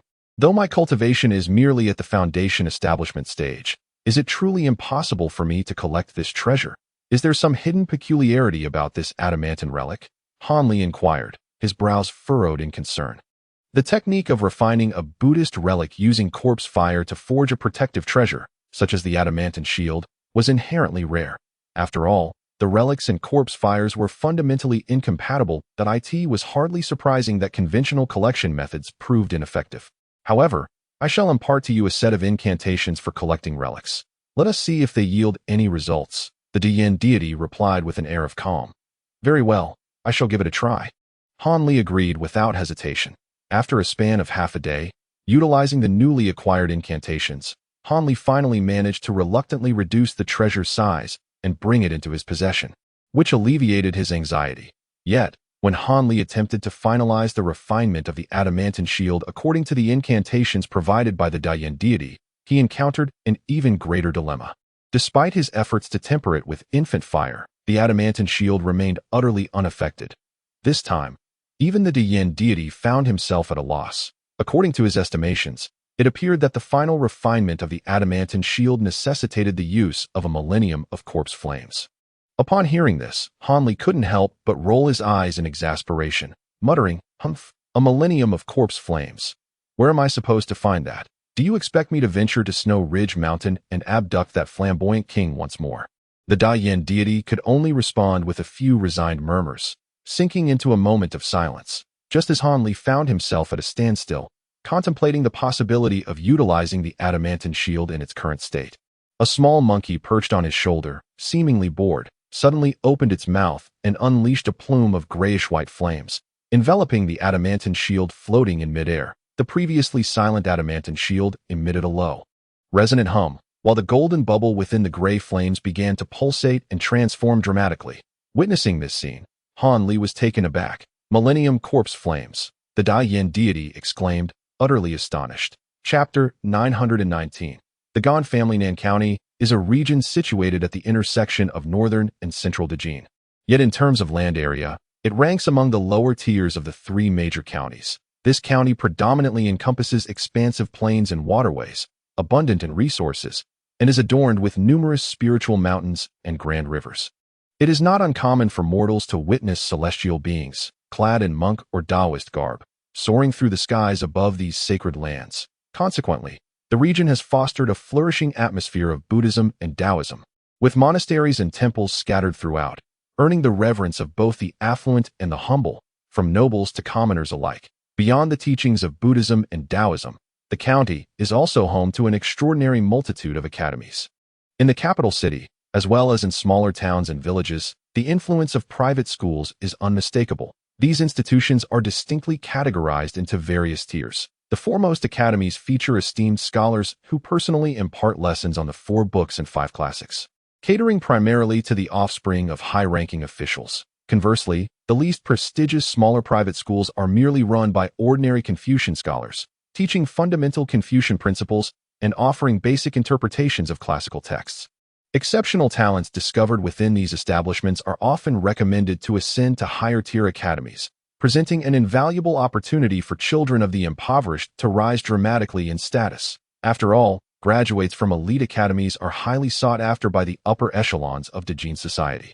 The most prestigious academies produce scholars who are fervently courted by regional officials and noble families alike. The capital city of Taichung Prefecture, Taichung City, stands as a grand metropolis replete with academies. While it may not rival Wuguang City in terms of fame, it is the city within Nan County that houses the greatest number of dignitaries, wealthy merchants, and affluent individuals among the noble families. There are no fewer than 3 or 4 prominent households, and the multitude of ordinary citizens engaged in various trades is incalculable. Situated in the western part of Taichung City, the Gan family is one of the wealthiest among the prosperous merchants. With nearly 20 taverns scattered throughout Taichung Prefecture, such affluent merchants would be deemed as local magnates in smaller cities. However, in this city, they merely occupy a position within the upper middle class of the affluent. Nevertheless, the Gan family possesses a sizable estate located in a district teeming with wealth, boasting a residence substantial in size, with 30 to 40 servants and maids at their disposal on a sunlit afternoon. A young scholar dressed in a Confucian robe ambled down the street. Though in his 20s, he appeared weary, carrying a large, rough package wrapped in gray cloth upon his back, exuding an air of travel-worn fatigue. As he entered the street, his eyes darted left and right as if searching for something. Moments later, he finally spotted the large Saigon mansion hanging from the dark, polished door of the Gan residence. Prompting a smile to grace his face, he stepped forward, scrutinized the entrance once more, and without hesitation, gently rapped twice on the iron door knocker. The sound echoed lightly, and almost immediately, hurried footsteps could be heard from within. The youth paused, seemingly taken aback by the unexpected response. Yet, moments later, the door swung open a fraction, revealing the respectful visage of a middle-aged man clad in servant attire. Upon beholding the young man before him, the expression of deference on the man's face momentarily faltered, only to swiftly vanish. "Whom do you seek, sir?" he inquired, straightening himself from his previously stooped posture, a hint of skepticism lacing his voice as his gaze flitted up and down the youth. Attempting to glean some insight from his demeanor, "Is this the residence of Uncle Gan Chi?" the young man asked with a courteous salute, a smile gracing his lips. "Uncle Gan Chi? Gan Chi is indeed the name of my esteemed master. And you are?" The man at the gate, having scrutinized the young man's attire, initially displayed a trace of disdain, yet was taken aback upon hearing the youth's words, his tone instantly imbued with greater politeness. "I am Han Li, a distant relative of Uncle Gan Chi. I have come specifically to pay my respects to him." This moment, the young man before him was indeed Han Li, who had just concluded a year of seclusion and cultivation. After diligent practice, aided by the powers of the heavenly corpse pearl and the diamond relic, he had finally mastered the first level of the Ming Wang Ju, subsequently calming the restive malevolent energy within him. This brought Han Li great joy, prompting him to set out without delay towards the Gan residence, as previously planned. "It is young Master Han. How unfortunate, but my master has gone out early this morning to meet with friends.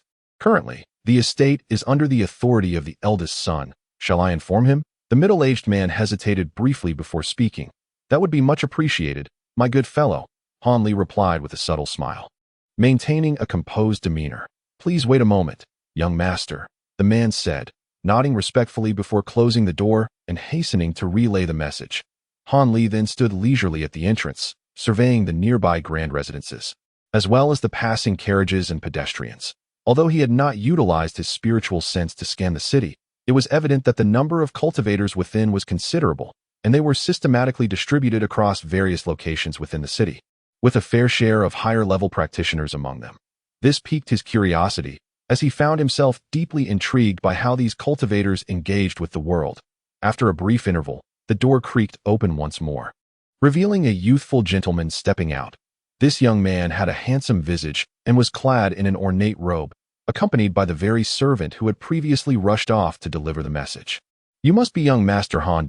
I am Gan Yu. I have heard that brother Han is a distant relative of the Gan family. Though I am not familiar with you, it would be remiss of me not to extend my hospitality. If you do not mind, may I invite you to the parlor for a chat?" Gan Yu said, sizing up Han Li with a courteous demeanor. "So you are the eldest son of Uncle Gan.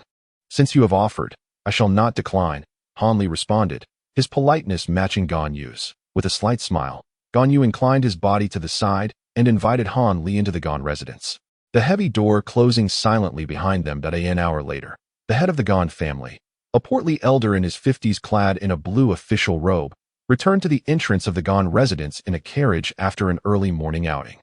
"Is there something amiss at the estate?"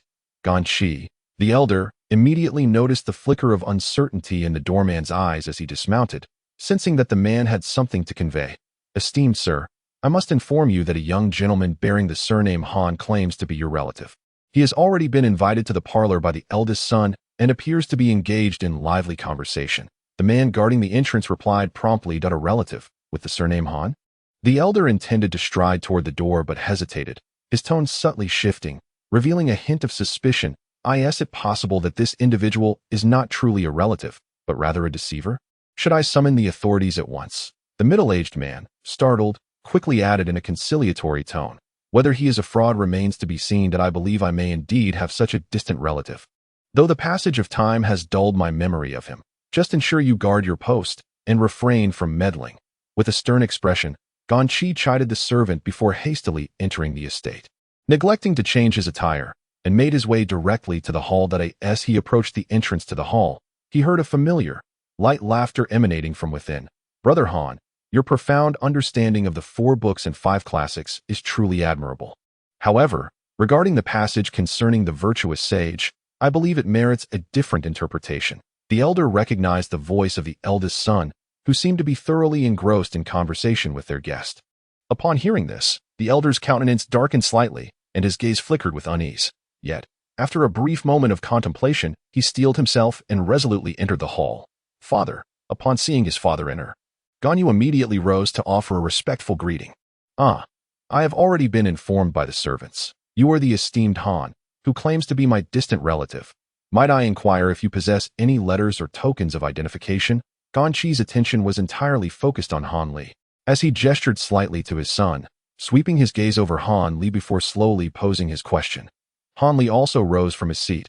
Upon hearing the inquiry, he smiled faintly and, without uttering a word, discreetly reached into his sleeve, producing a gleaming half-section of a jade pendant, which he then extended toward Ganqi. The moment Ganqi beheld the pendant, his expression shifted, revealing a flicker of emotion. He solemnly accepted the jade piece, examining it with great care, and then, with a dawning realization, remarked, "So you are indeed a descendant of Brother Han. Come with me to my study. I wish to inquire in detail about my late aunt." The elder grasped Han Li's wrist with palpable excitement and promptly led him away from the hall, making a beeline for his study. "Aunt, does the Gan family truly have such a distant relative?" Ganyu stood in the hall, lost in thought, feeling somewhat bewildered. Once inside the study, after carefully closing the door, Ganqi's demeanor shifted dramatically, and he bowed deeply to Han Li with utmost respect. "Rise. There is no need to inquire in detail about my lineage. Simply know that from this day forth, I am the designated liaison for your matters." Han Li spoke with a calm demeanor, and with a flick of his sleeve, a surge of azure light enveloped the elder, lifting him effortlessly. Indeed, the previous liaison who managed communications with the Gan family vanished without a trace 10 years ago. And I feared the worst. Your arrival is truly fortuitous. As Ganqi observed Han Li manifest his spell, the last vestige of doubt in his heart dissipated, and he spoke with even greater reverence. "My visit to your Gan family this time is merely incidental. I am, in fact, preoccupied with other pressing matters." Han Li nodded in satisfaction and, with an air that brooked no refusal, instructed him accordingly. Chapter 920. The Bailu Academy. Nestled on the outskirts of Taichung City lies the Bailu Academy, an unassuming establishment among the many academies of Nanjun. To the outside observer, if one were to discern any particularity about this academy, it would be that it is not situated within a grand city, but rather constructed upon the renowned Yutian Mountain in Nanjun. This mountain is celebrated as a spiritual peak in Taichung Prefecture, boasting over 10 peaks of varying heights. While it may not be deemed perilous or majestic, it enjoys a perpetual spring, adorned with rare and exquisite blossoms. Certain precious spiritual herbs and fruits can only thrive in this mountain's embrace, thus earning it a place among the 13 sacred mountains of Nanjun. The Bailu Academy is established on the ethereal Yun peak of this mountain, extending from the mountainside to the summit, encompassing vast pavilions that could comfortably accommodate over 1,000 individuals. However, given the mountain's illustrious reputation, this inconspicuous Bailu Academy seemingly lacks the credentials to reside here. After all, the neighboring peaks are home to renowned temples and grand monasteries, which exist on an entirely different echelon. Curiously, since its establishment over a millennium ago, the Bailu Academy has never incurred the displeasure of these temples and monasteries. On the contrary, the monks and Taoists within those sacred halls treat the students who occasionally frequent the academy, regardless of their age, with utmost courtesy, a phenomenon that has left many astonished. Another peculiar aspect of the Bailu Academy is the stark disparity in the ages and backgrounds of its enrolled students. Among them are the sole heirs of noble families alongside impoverished youths hailing from farmer and vendor backgrounds. with ages ranging from 6 or 7 to over 20. Furthermore, the timing of student admissions is rather erratic. Sometimes, a batch is recruited every 3 to 4 years, while at other times, 8 years may pass without any sign of activity. Yet, those who gain entry into this academy seldom emerge from its gates, lending an air of mystery to the institution. Of course, this enigma is only known to the local inhabitants residing at the foot of Ution Mountain. The secular world beyond remains oblivious to these peculiarities, and the Bailu Academy continues to exist in relative obscurity within the entirety of Nanjun, rarely attracting attention. On this particular day, at the foot of Yun Peak, two figures ascended the mountain at a leisurely pace. One was a middle-aged scholar with a dignified appearance, while the other, a young man in his 20s with slightly darkened skin and an ordinary visage, was none other than Han Li, who had made his debut at the Gan residence a month prior.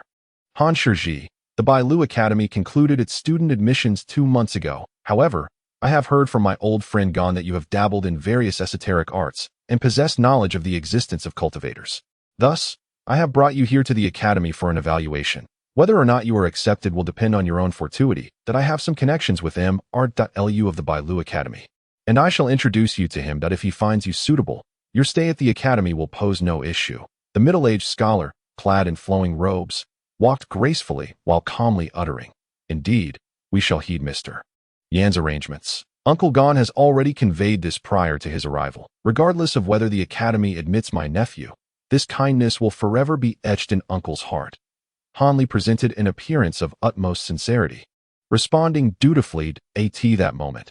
His aura only suggested a cultivation level of the 3rd or 4th tier of qi refinement, rendering it impossible for ordinary cultivators to discern the true depths of his abilities. On that day, he had approached Gan Shi, a covert agent of the Feng family, proposing to assist him in gaining entry into a prominent local sect of cultivation, be it Buddhist, Taoist, or Confucian. The reason for his forthrightness lay in the fact that, despite Gan Shi being an ordinary mortal, the Feng family had once instructed him to cultivate amicable relations with those worldly cultivators for future contingencies. Thus, upon hearing this request, Gan Shi, although taken aback, did not find it overly burdensome. His sole concern was the fear that Han Li might infiltrate these sects with ulterior motives, potentially dragging the Gan family into peril. Nevertheless, all of Gan's business dealings were clandestinely overseen by the Feng family. Should Han Li present the relevant property deeds, he could obliterate everything the Gan family possessed overnight. Furthermore, while Gan Shi possessed some knowledge of cultivators, he remained in awe of the enigmatic origins and standing of the Feng family. Hence, under Han Li's assurance that his infiltration into the sect would not provoke any incidents that might endanger the Gan family, he reluctantly acquiesced to comply. After a few days of careful deliberation, Gan Shi ultimately selected the middle-aged scholar surnamed Yin as a bridge to facilitate Han Li's admission into the Bailu Academy. This choice was predicated on the fact that, relative to the Buddhist and Taoist sects, the academy exhibited a markedly more lenient approach to admissions, as long as one was not affiliated with a malevolent sect. Even those with a known background could be accepted if their lineage was untainted. Moreover, Gan Shi had previously conferred a significant favor upon Mr. Yin, who, hailing from a Confucian background, placed great importance on matters of gratitude and would undoubtedly strive earnestly to assist in this endeavor. Although other avenues existed, the likelihood of success was considerably diminished. After all, while the cultivation sects of Dejin were not as impenetrable as those in Tiannan, they were still not easily accessible to a low-tier loose cultivator. Upon hearing the name Bailu Academy and upon learning of its location on Yutian Mountain, Han Li discreetly journeyed there one night to observe the spiritual vein from a distance, finding himself quite satisfied. Although this spiritual vein paled in comparison to the numerous spiritual eyes set up in his cave dwelling in Tiannan, it was nonetheless a commendable vein, far superior to the others near Taichung City. Were it not for the frequent movement of the spiritual eye trees and similar items, which would compromise the purity of the internal spiritual energy, he could make do with a subpar spiritual vein for his cultivation. Why then would he need to go to such lengths to infiltrate a major sect for his practice? Thus, Han Li transformed his identity, presenting himself as a distant relative seeking refuge with Gan Shi.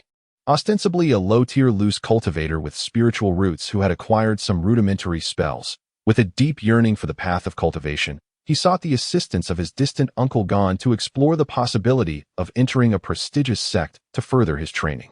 Ganqi discovered a renowned Confucian scholar with the surname Yin, who was teaching at a prestigious academy within the city. Motivated by a sense of gratitude, he readily agreed to assist. Thus, the two embarked on their journey together. It seems that Brother Gan has indeed invested considerable effort on behalf of his cousin. Yet, this is hardly surprising. Individuals blessed with spiritual roots are exceedingly rare among mortals. Naturally, one would shower you with more favor. Even I, lacking any spiritual root, have longed to enter the Bailu Academy to diligently pursue the path of immortality, the scholar expressed, a hint of sentimentality in his voice. Han Li smiled knowingly. Refraining from interjecting further, the middle-aged scholar ceased to elaborate and led Han Li upward as they neared the mountainside. The melodious chime of a bell resonated from a distant peak, its sonorous tones invigorating the spirit. The Qingchan bell of Baoling Temple is indeed a rare treasure, yet the monks there seem somewhat ostentatious with their thrice-daily tolling. The scholar paused, glancing at the towering mountain that surpassed even the Huanyun Peak. Murmuring to himself, upon realizing that this mountain was a site of the Buddhist sect, Han Li's eyes gleamed with insight, revealing a contemplative expression to his understanding. This so-called treasure was merely an upper-tier magical artifact. Far from extraordinary. Adjusting the cumbersome package on his back, he continued to follow the scholar upward. Before long, they arrived at a platform midway up the mountain, where a vibrant scene unfolded before them. Lush greenery surrounded them, with a vast bamboo grove coming into view, and amidst the verdant foliage, one could discern the outlines of red walls and white buildings, an elegant tableau. Several white stone paths led deep into the bamboo, culminating in a massive vermilion gate that towered several zhang high. Let us proceed. The main entrance is typically not opened. Follow me through the side entrance, the middle-aged scholar instructed, surveying the bamboo grove. He guided Han Li along a narrow path into the thicket. After winding through a series of turns, they arrived at a towering, pitch-black wooden door. The scholar exhaled softly and approached, knocking gently. The door opened silently, revealing a young man clad in a white robe. It is Mr. Yin who has arrived. You are here to see Master Lu, I presume. The young man, exuding a palpable aura of spiritual energy with a cultivation level of the third tier of Qi refinement, treated the entirely mundane Yin with remarkable courtesy. This spectacle did not escape Han Li's notice, and he couldn't help but marvel inwardly. Such deference would be unthinkable in Tian. It appears the Confucian school maintains strict decorum, allowing a cultivator to bow to a mere mortal. However, this scenario likely unfolds only among lower-tier practitioners. Higher-tier cultivators would never exhibit such behavior. Han Li mused with a silent scoff. Yes, I have come to meet Brother Fong. Is Master Fong available at the moment? The middle-aged scholar inquired with a composed demeanor. A distinguished guest has recently arrived at the academy, and Master is currently attending to him in the study. Allow me to inform Mr. Yin, the young man replied after a moment's contemplation. Very well, I appreciate your assistance, Mr. Yin responded, a smile gracing his features. The young man in the white robe was acutely aware that, despite the individual before him being merely a mortal, he held significant connections with the esteemed Mr. Fong, and thus he dared not to treat him with anything less than utmost respect. After exchanging a polite remark, he hastily produced a communication talisman, murmuring a few words into it. With a swift motion of his hand, the talisman burst forth in a flash of fire, shooting backward until it vanished from sight. Before long, Han Li suddenly sensed a formidable presence of spiritual awareness sweeping toward them from afar. It brushed over the group before retracting almost immediately. Han Li's heart stirred, realizing that this was likely the esteemed Mr. Lu. Judging by the intensity of his spiritual awareness, it appeared he possessed the cultivation level of an early-stage Jedon, surpassing the anticipated mid- to late-stage foundation establishment realm by a considerable margin. This revelation took him by surprise, as he had hoped for a lower level of cultivation in this individual, which would render it less likely for him to see through his concealment techniques. Moments later, above the spot where Han Li and the others stood, the spiritual waves rippled, and a faint voice of a man resonated through the that you, Brother Yin, you arrive at a fortuitous moment.